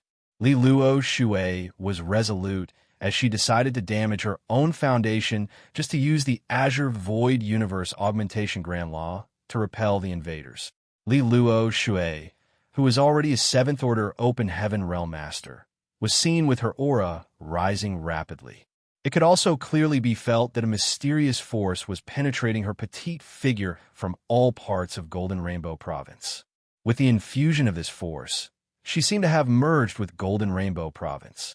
Her aura was so imposing that no one would dare to directly gaze at her. In short order, Li Luo Shui's aura completely changed, as though she had transformed into an entirely different person. As she opened her eyes, a glint flashed through her gaze. She stared coldly at Xianxia and the others before saying through clenched teeth, "All of you must die today for daring to invade my Golden Rainbow Province." As she performed different hand seals, she sent out divine abilities right at the 7 6th Order Open Heaven Realm Masters. Xianxia lifted his spear to parry the attacks, but his figure shook as he felt a tremendous force coming right at him. As though an entire world had crashed into him, the bones in his arms were instantly dislocated. He was sent flying away while the vitality in his chest weltered. At the same time, he sprayed out a mouthful of golden blood in midair. Meanwhile, the rest of the 6th Order Open Heaven Realm Masters became injured and spat blood. Li Luo Shui, having used the Azure Void Universe Augmentation Grand Law, seemed able to exert a force that was 2 times greater than what she could previously. The power of her divine abilities had also been greatly augmented. Faced with her attacks, the 7 felt as though they were unable to counterattack, and all they could do was wait for death. Mao's gaze was transformed by horror, and he had the intention to flee. Faced with such a formidable enemy, he would be doomed if he stayed. However, when he turned his head, he saw Xianxia charging forward again. He secretly cursed at the man before he too dashed forward alongside Gongqing and Zhouya. They had left their names on the loyalty list, so Xianxia had total control over their lives.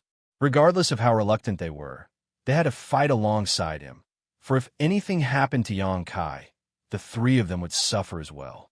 On the other hand, Hua Yong and Shu Mudan were more reserved. Firstly, they were not restricted by the loyalty list.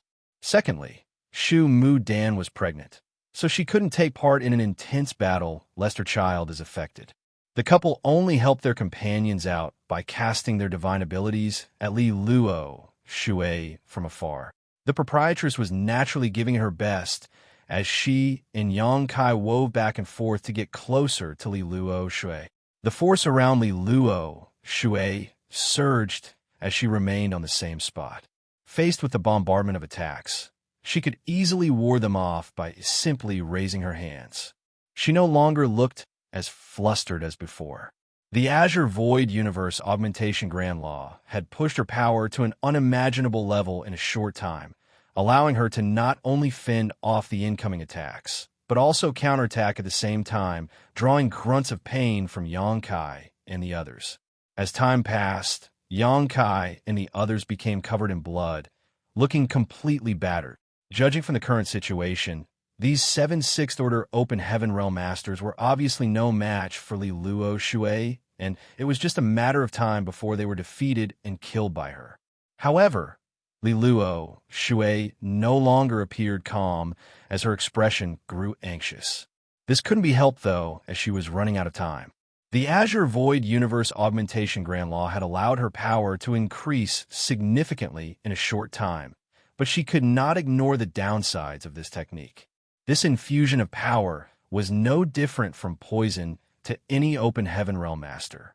The longer this kind of state persisted, the more unstable her small universe would become, and the more difficult it would be to expel all the impurities in the future and stabilize her cultivation.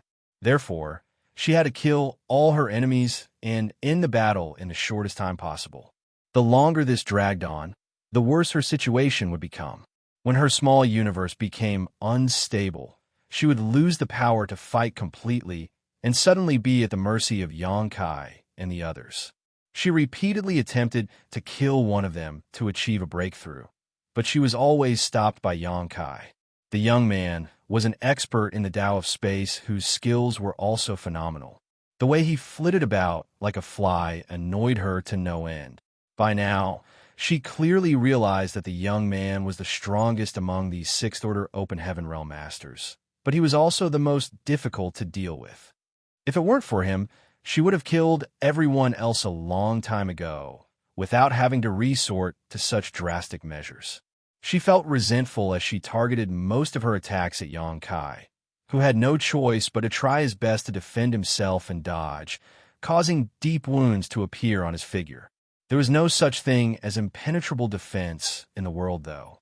There came a moment when Li Luo Shui's eyes lit up as she saw an opening Yang Kai exposed and pushed out her palm as she bellowed, "Die!" Yang Kai had just stabilized his figure when he was faced with this attack.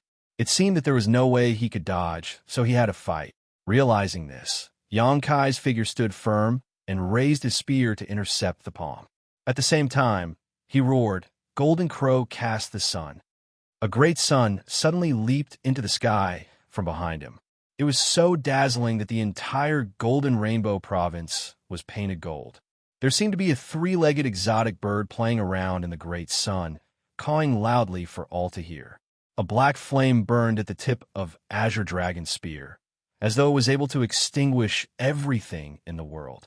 Upon sensing the great sun's power, Li Luo Shui narrowed her eyes and exclaimed, "A divine manifestation!" She felt her chest tightening. If she hadn't seen it with her own eyes, she wouldn't have believed that a Sixth-Order Open Heaven Realm Master was able to use a divine manifestation. Even though she was a Seventh-Order Master now, she was still far from comprehending her own divine manifestation. How was a Sixth-Order Open Heaven Realm Master able to use one then? Regardless, the sight before her eyes forced her to acknowledge reality. Faced with this spear, Li Luo Shui halted her movement for a moment before she channeled even more force into her strike. If she missed this chance, it would probably take a long time before Yang Kai made such a mistake again, and time was the one thing she didn't have. So she decided that even if she was injured in return, she had to kill this little bastard with this one strike. As long as she could kill him, the rest wouldn't be a threat to her. Following a loud boom, Li Luo Shui was sent flying away while Yang Kai was also forced backwards. Using his divine manifestation Golden Crow cast the sun, Yang Kai, a Sixth-Order Open Heaven Realm Master, traded moves with Li Luo Shui, who had used the Azure Void Universe Augmentation Grand Law with difficulty. Before Li Luo Shui could stabilize herself, the proprietress and the others had already pounced on her. She hurriedly dodged their attacks as she looked in Yang Kai's direction with glee, thinking that the brat's corpse must have exploded into nothingness upon impact. The next moment, though, she widened her eyes in disbelief.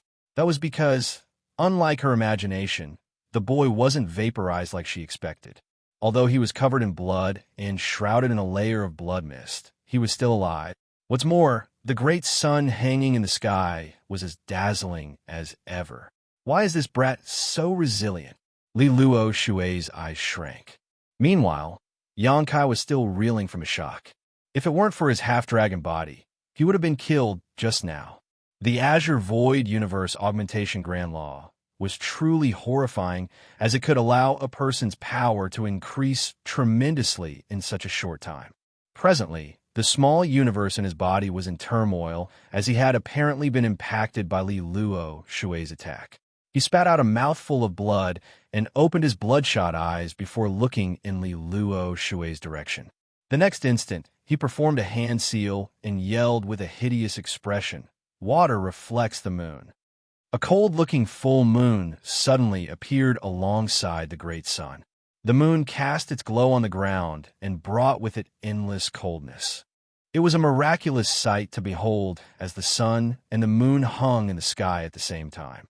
The sensations of cold and hot mingled, which made it impossible for them to identify whether it was day or night. Maoja felt his chest tightening as his heart clenched in fear. He had previously seen the sight of the sun and the moon appearing together on profound Yang Mountain the day his sect was destroyed. He couldn't believe that he was seeing the same sight again. Then, he quickly sent a message to Gengqing and Zhouya before they leaped away at the speed of lightning. While his allies were hurriedly retreating, Yang Kai's voice reverberated across the world. Sun and Moon Divine Wheel. The sun and the moon began to rotate in an endless cycle above his head, kicking up a storm that shook the world itself. Space and time principles blended into a single entity and formed into a mysterious space-time strength. While the sun and the moon spun about, time warped wildly, and it felt as though only a breath had passed, but at the same time it was like millions of years had gone by. Besides time, space had also become strange. Those who seemed close by suddenly appeared in the distance, though they still looked as though they were standing right in front of their eyes. Everyone's senses became incredibly distorted.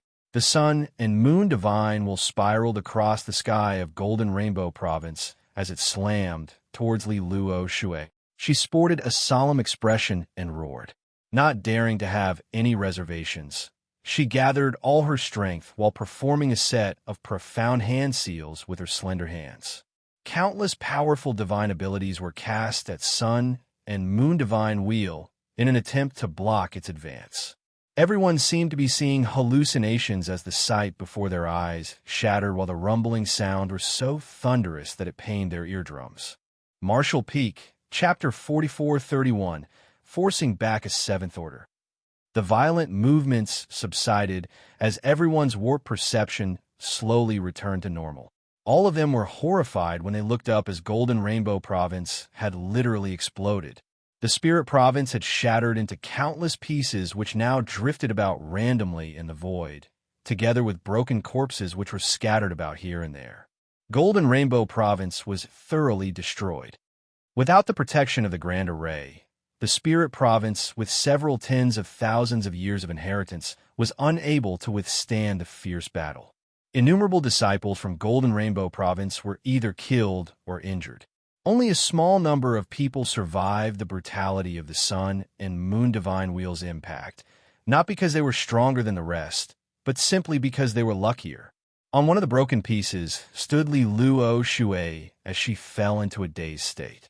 At this moment, this Seventh Order Open Heaven Realm Master was battered, and her hair was a mess.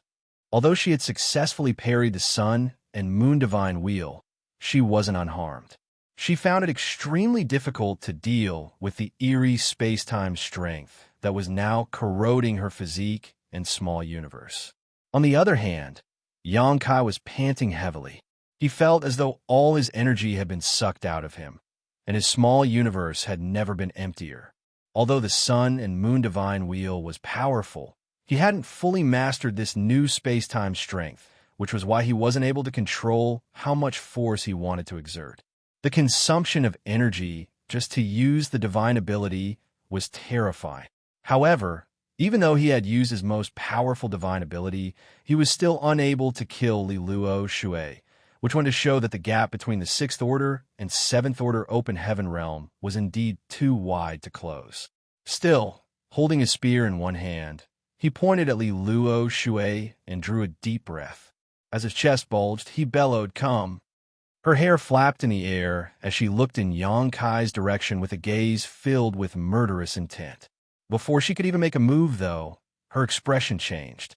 Following that, her aura became extremely unstable as her face alternated between pale and livid. Li Luo Shui sprayed out a mouthful of blood, and as if struck by lightning, she staggered backwards as a chaotic world force started exuding from her petite figure. With a vicious-looking gaze, she shot a glare at Yang Kai, as though she was trying to imprint the man's face in the deepest part of her mind before she snarled through blood-soaked clenched teeth, "This queen will never forget what you've done to her today, and swears she will seek revenge." Right after she finished speaking, more blood streamed out of her mouth. Then, she moved and dashed into the distance. "Where do you think you're going?" Yang Kai bellowed and attempted to chase after her. He certainly knew that he had to kill this enemy to avoid future calamity.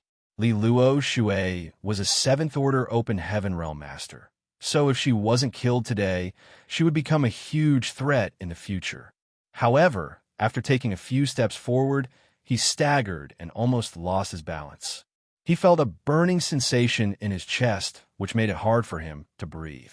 His small universe was in turmoil, making it impossible for him to focus. Stabbing his spear into the ground, Yang Kai looked up, but quickly realized that Li Luo Shui was nowhere to be found. Unresigned, he pounded his fist on the ground. The proprietress dashed towards him and supported his weight before asking worriedly, "How are you?" Yang Kai's aura was extremely unstable. Unable to speak, he just shook his head to indicate that he was fine. Then he quickly sat down with his legs crossed and emptied his mind in an attempt to stabilize his small universe. Mao Zhe and the others took a glance at him before letting out a breath of relief. The battle today had been extremely dangerous. They had never expected that they would have to directly face a 7th Order Open Heaven Realm Master and even engage in a life-and-death battle with her one day. More amazingly, all of the participants had survived even though they were severely injured. With that said, all this was thanks to Yang Kai. If he hadn't borne most of the attacks from Li Luo Shui, a number of them would have been critically injured or even died. The outcome was acceptable. It had to be noted that the person they faced wasn't an ordinary 7th Order Open Heaven Realm Master. She was a 7th Order Open Heaven Realm Master who had used the Azure Void Universe Augmentation Grand Law inside her sex headquarters. It was more difficult to deal with such a person than an average 7th Order Open Heaven Realm Masters, as the power she was able to unleash was simply horrifying. In the end, Li Luo Shui fled from the scene. It wasn't because she was wary of Yang Kai's strength, but rather because something had gone wrong with her small universe. The Azure Void Universe Augmentation Grand Law had a very serious backlash. Although she was able to increase her power significantly for a short time, following the infusion of an immense force, she would also be left with an unimaginable potential danger, as this was a heterogeneous force. While they were in an intense battle, the mixed world force continuously assaulted her small universe, which eventually made her lose the power to fight. If she forcefully kept exerting her strength, her small universe would completely destabilize. By then, without the need for anyone else to make a move, she would lose her life following the explosion of her small universe. At the thought of this, Mao Zhe felt extremely fortunate. If Li Luo Shui hadn't suffered from the backlash of the Azure Void Universe Augmentation Grand Law at that moment, all of them at the scene would have been killed except for Yang Kai, who might have been able to escape since he was a master of the Tao of Space. Li Luo Shui probably wouldn't be able to get her revenge anytime soon, either, since she had to deal with the backlash of the Azure Void Universe Augmentation Grand Law. Unless she could completely get rid of the impurities left in her small universe due to using this forbidden technique, she wouldn't appear again. Such a process might take her a few years, several dozen years, or even a few hundred years to complete, depending on the extent of the damage. These 7 6th Order Open Heaven Realm Masters sat down in different places and focused on recuperation. Yang Kai was the most severely wounded in the battle, and after he used his Sun and Moon Divine Wheel, he was on his last legs as his small universe descended into chaos. Meanwhile, chef, and accountant led the others to clean up the battlefield.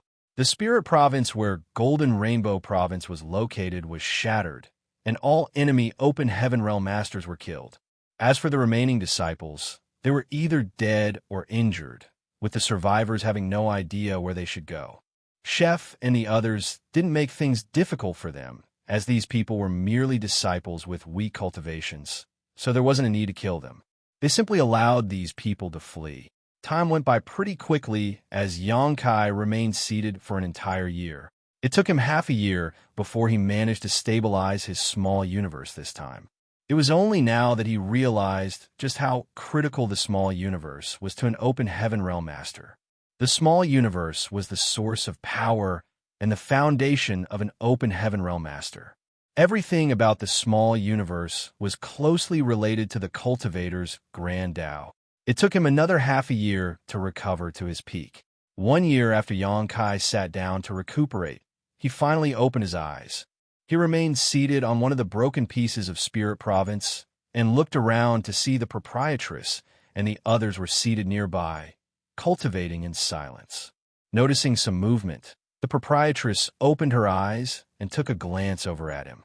As their eyes met, she put on a faint smile. "You're finally awake." Xianxia nodded and got to his feet. After looking around, he realized that the people who had left the shadowless cave heaven with him were still around, and the ship was anchored a short distance away. Wuxia and the others opened their eyes as well. Their injuries were less severe than Xianxia's, so it only took them a few months to fully recover. Then they just waited for Xianxia to awaken. Xianxia briefly asked about the battle that took place a year ago and learned that some of the low-rank open heaven realm masters on his side were killed by the grand array of Golden Rainbow Province when they were stuck in a mist. Life could be fragile at times, and there was nothing he could do except pay a silent tribute to them.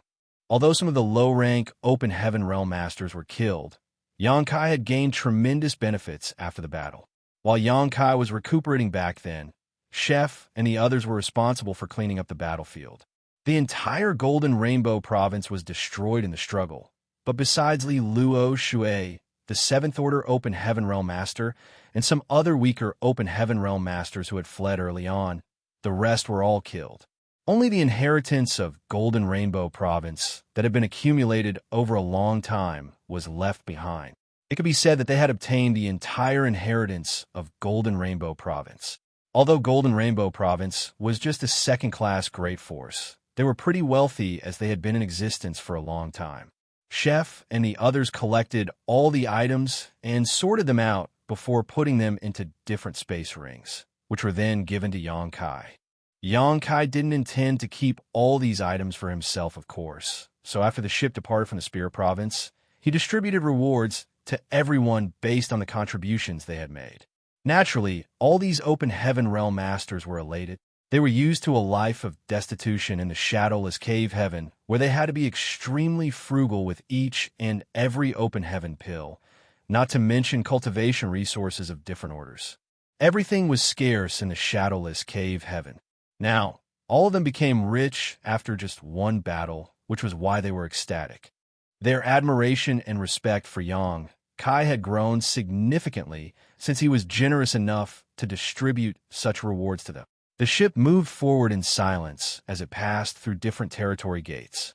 Xianxia didn't step out of his room as he focused on cultivating in retreat.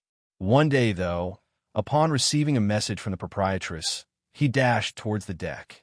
On the deck, the proprietress was leaning against the railing while chef and accountant were standing behind her in a respectful manner. Sensing Xianxia's arrival, she turned her head and flashed a smile at him. "Are you leaving, proprietress?" Xianxia was reluctant to part ways with her, but she had just sent him a message to tell him that she was going to depart. The proprietress replied, "I'm heading to Thousand Bird Star City. I have to put an end to some issues. Do you need my help?" Xianxia asked. Although he had no idea what she was going to do, he reckoned that he could lend her a hand as he was now a 6th Order Open Heaven Realm Master. The proprietress shook her head. "I'm not going to fight with anyone. What's the point of you tagging along?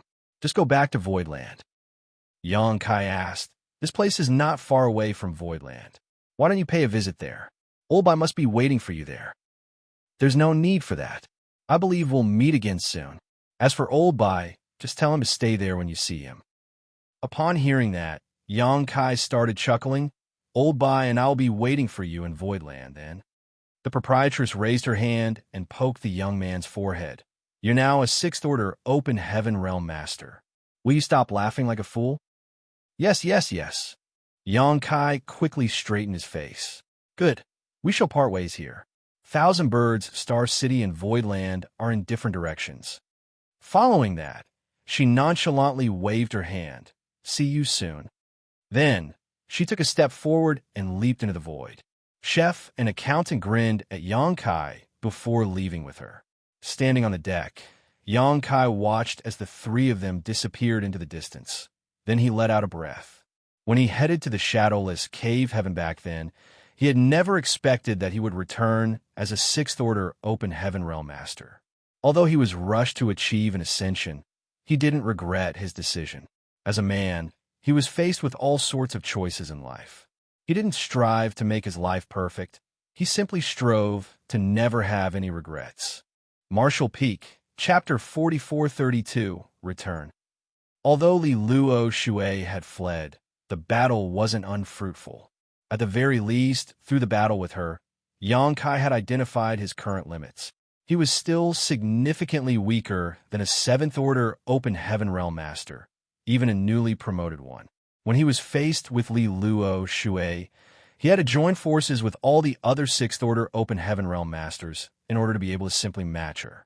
Every move she made contained a terrifying power, and each strike that landed on him caused his vitality to welter and soul to tremble. Furthermore, after Li Luo Shui used the Azure Void Universe Augmentation Grand Law, her strength increased tremendously, to the point that she was completely capable of killing all of them off if she was given enough time. However, she was forced to flee in the end due to the backlash of that forbidden technique. Otherwise, all of them would have died on that day. At the thought of this, Yang Kai couldn't help but be gripped by a lingering fear. If things were just like what the proprietress had said, even second-class great forces like Golden Rainbow Province, which had declined over many years, might have some unimaginable hidden hands. It was true for both Boundless Altar and Golden Rainbow Province. So what about the other great forces? Although it was impossible to find out, these great forces certainly had some top cultivators who had been cultivating in seclusion for a long time. Yang Kai realized that he had to be more careful in the future when it came to matters like these, lest he suffered a setback instead. On the highest spirit peak in Voidland, several dozen disciples were seated with their legs crossed inside a palace.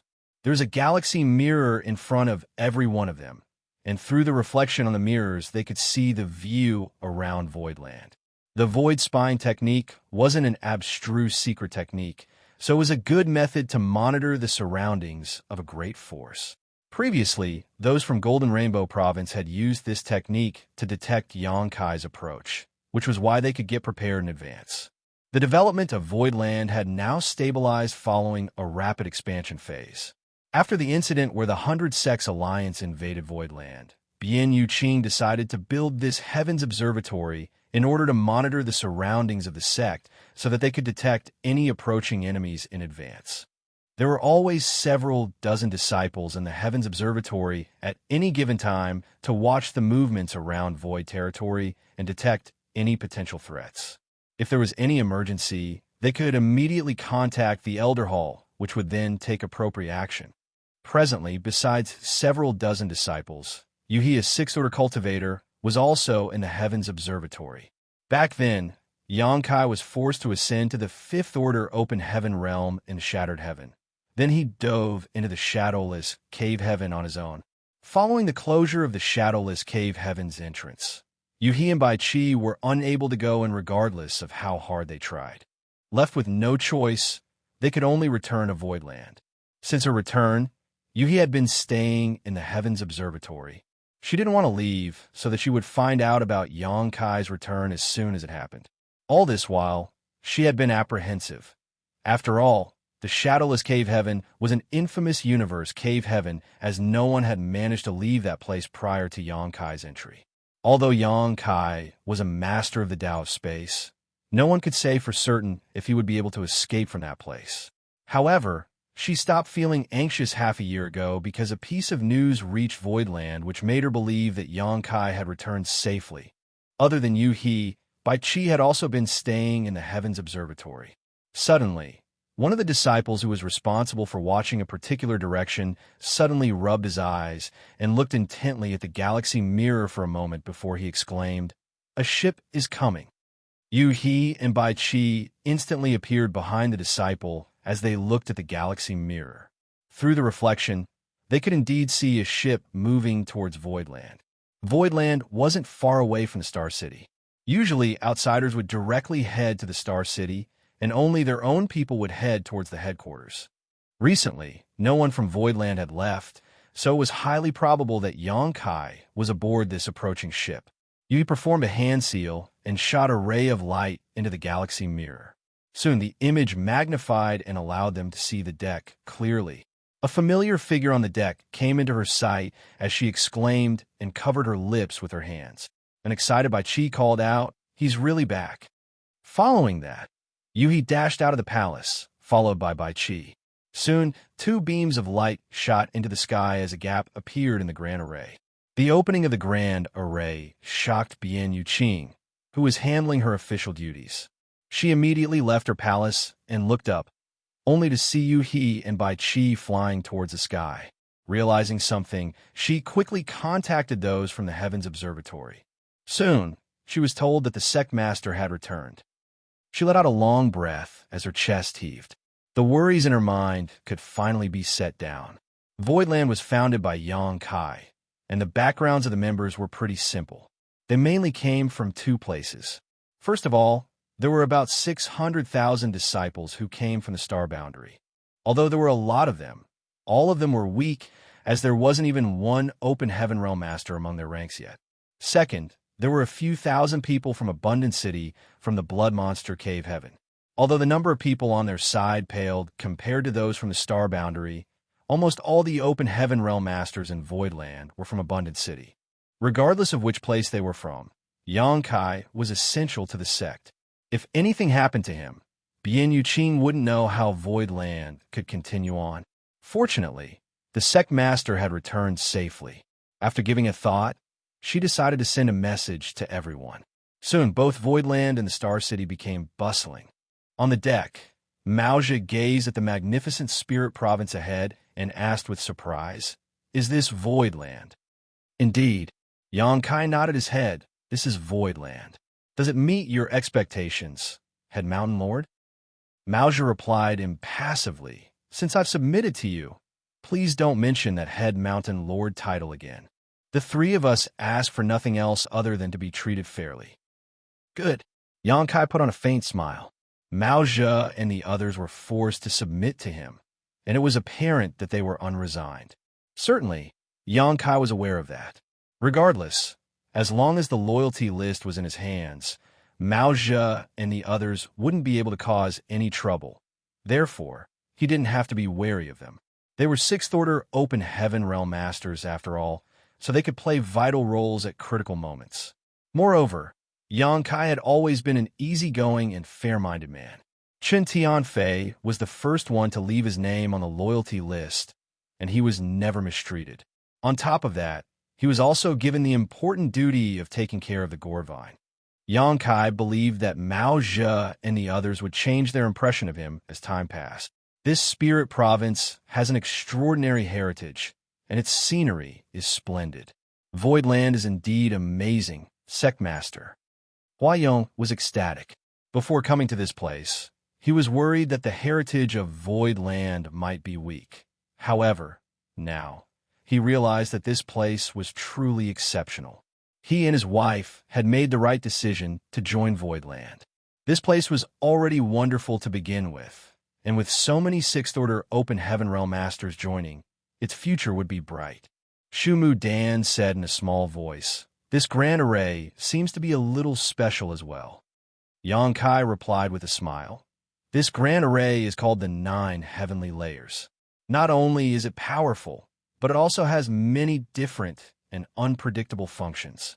In the past, 100-sect alliance led by Heavenly Sword Union invaded us, but they were all trapped in this grand array, and most of them were either killed or critically wounded.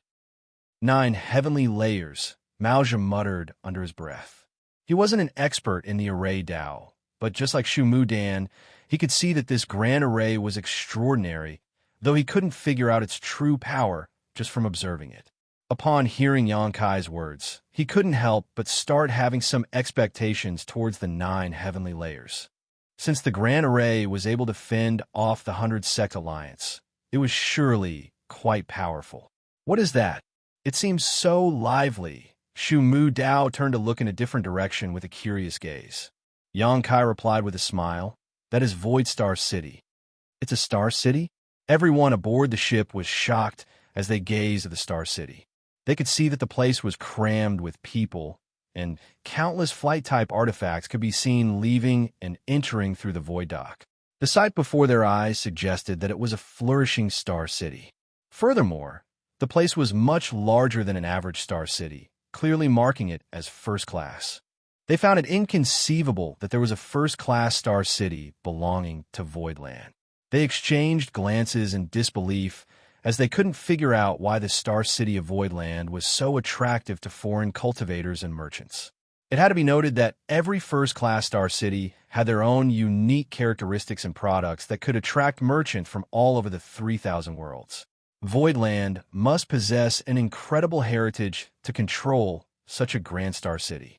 If they were not powerful enough, this kind of profit-making place would have been snatched from them long ago. With such a star city as their support, those from Voidland wouldn't ever have to worry about resources. A glint flashed through Maozhi's eyes as he realized that he had always underestimated Voidland. He initially thought that Voidland was just an average second-class great force, but the sight before his eyes proved him wrong. Voidland was clearly a peak-level second-class great force. As they were speaking, the fog around Voidland suddenly roiled as though a gigantic creature was about to emerge. The people on the ship became flustered as they secretly circulated their powers to prepare themselves. When they looked up, they saw a gargantuan head appearing from the fog, its eyes as big as stars, and its mouth full of enormous fangs, looking like they were capable of swallowing the entire void in one fell swoop. The gigantic head appeared to be moving slowly, but it soon arrived in front of the ship. Compared to the head, the tiny ship looked like a blade of grass before a towering tree. Maozhi and the others stiffened in horror as though they had been struck by lightning. They did not doubt that if the mouth parted, they would be immediately swallowed. "Oh, it's Yang Boy." The mouth parted and spoke in the common human language. On the deck, Xianxia saluted him and replied, "Many thanks for your concern, Senior." "Oh, you ascended to the 6th Order Open Heaven Realm?" The voice sounded again. Xianxia replied, "I was left with no other choice in that situation." Martial Peak, Chapter 4433, Shocking. Good. It's good that you've achieved an ascension so that others will stop bothering you. Enough chatting for now. Come visit me when you're free. The 2 little ones miss you too. Xianxia replied respectfully, "I'll pay you a visit when I'm done with everything." The head then retracted as the fog swelled up and covered up any traces of it. Maozhi and the others felt as though they had just escaped from death's door, and their backs were all drenched in cold sweat. "Husband, what was that?" Shu Mu Dan was pale as she leaned close to Hua Yong, as though she was trying to seek a sense of security.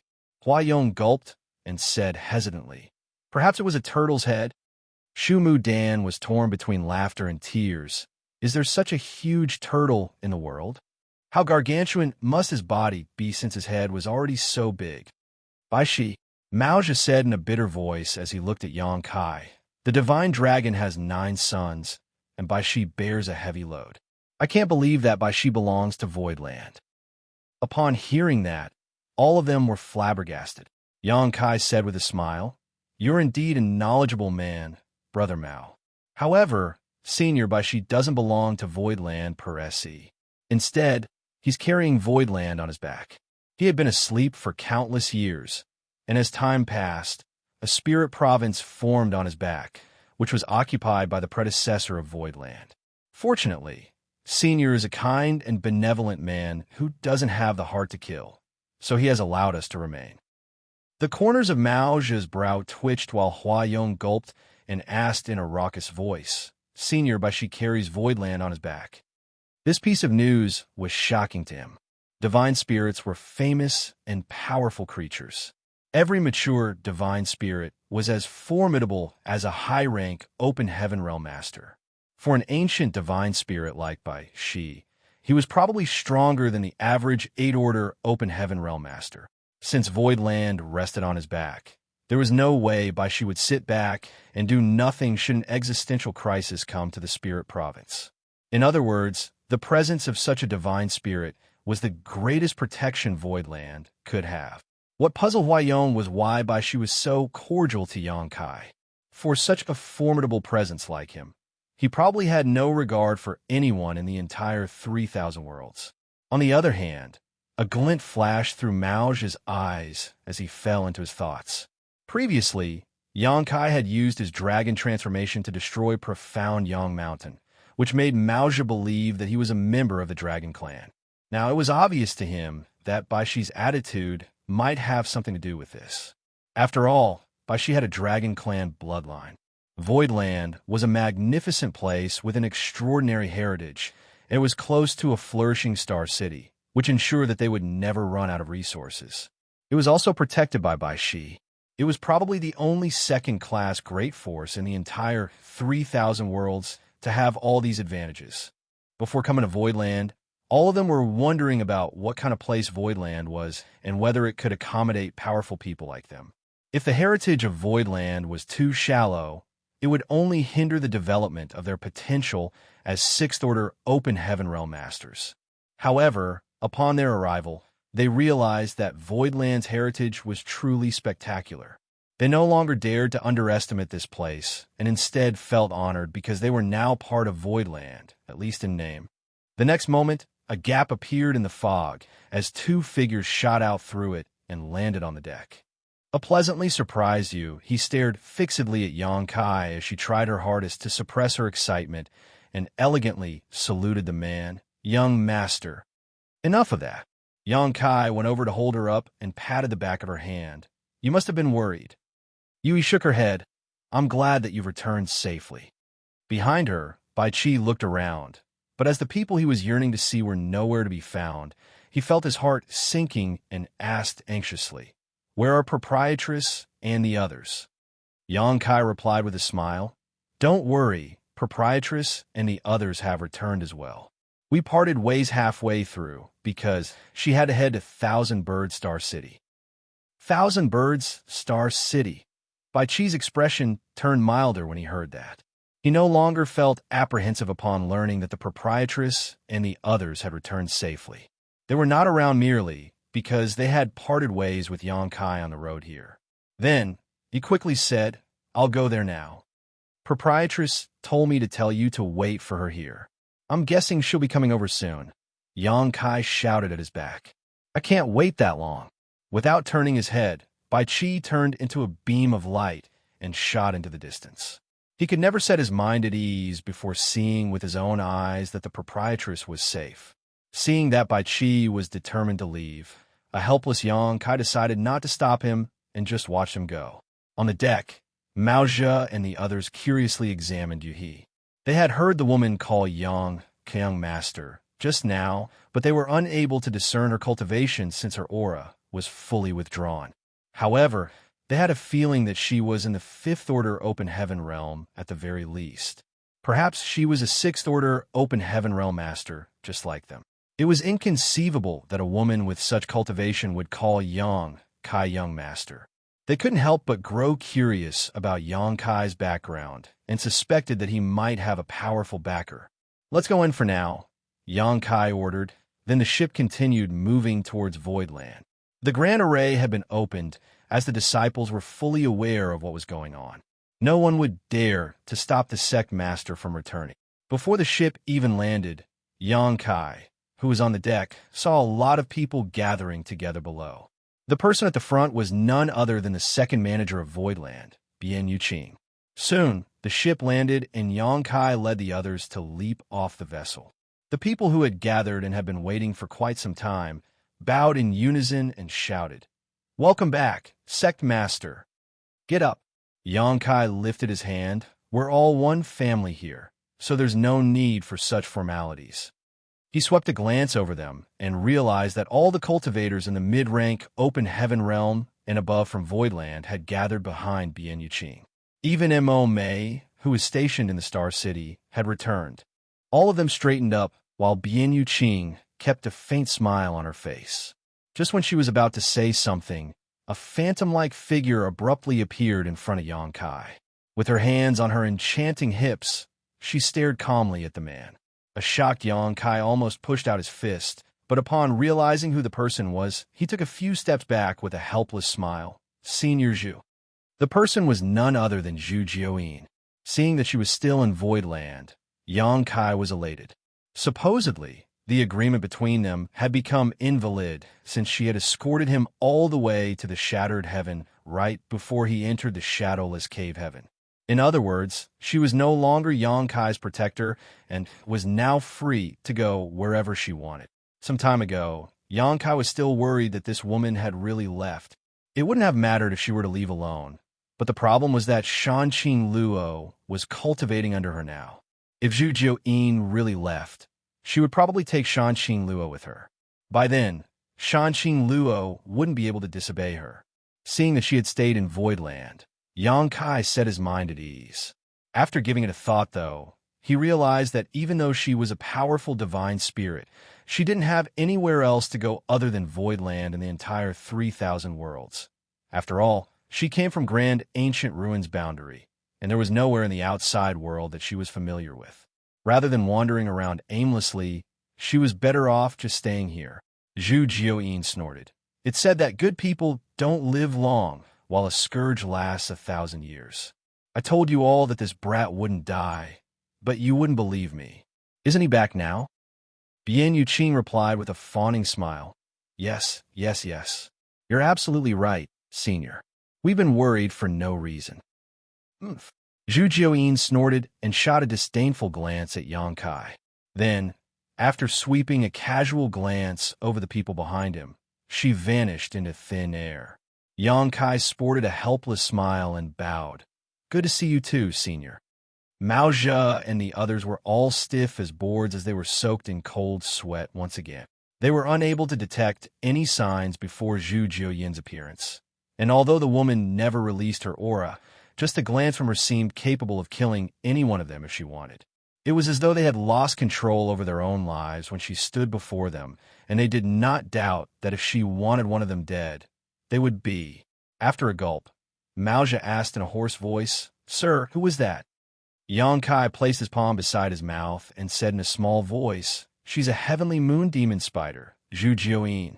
That woman is pretty foul-tempered, so you should watch your words when you see her in the future." Audible gasps were instantly heard as they gazed at Xianxia in disbelief, as though they were trying to figure out if he was joking with them.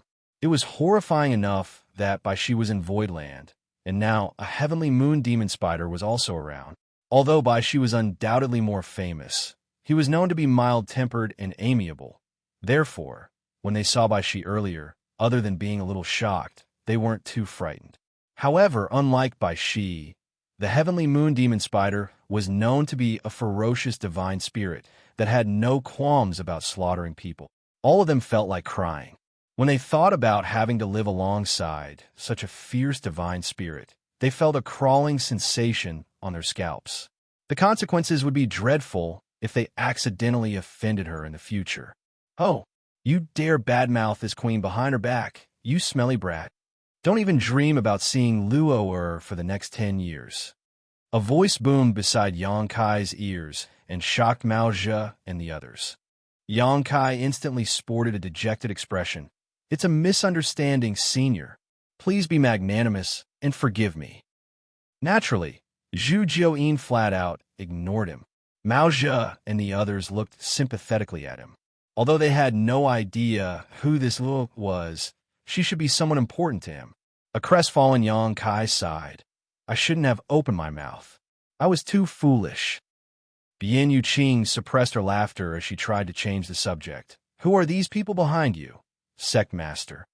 Yang Kai took a deep breath to cast away his dejectedness, then introduced them to her. They have left the shadowless cave heaven with me. Since they're willing to join Voidland, we're one family now. The eyes of Bian Yuqing and the others lit up when they heard that. Bian Yuqing was still too weak, so she was unable to determine these people's exact strength. However, Imo Mei and the others could sense that the people behind Yang Kai were all strong. Yang Kai briefly introduced them to each other. On Voidland's side, there was Bian Yuqing, Imo Mei, Yuhi Lu Shui, Pang Duo, Gong Yang Shi, Jin Yuan Lang, Mu Xianxia, and the other high-ranking members. On the Shadowless Cave Heaven's side, there was Mao Zhe, Geng Qing, Zhou Huayong, and Shu Mudan. They saluted one another, and although they wouldn't immediately become friendly with each other, it was only a matter of time before they became familiar. For now, they just needed to introduce themselves.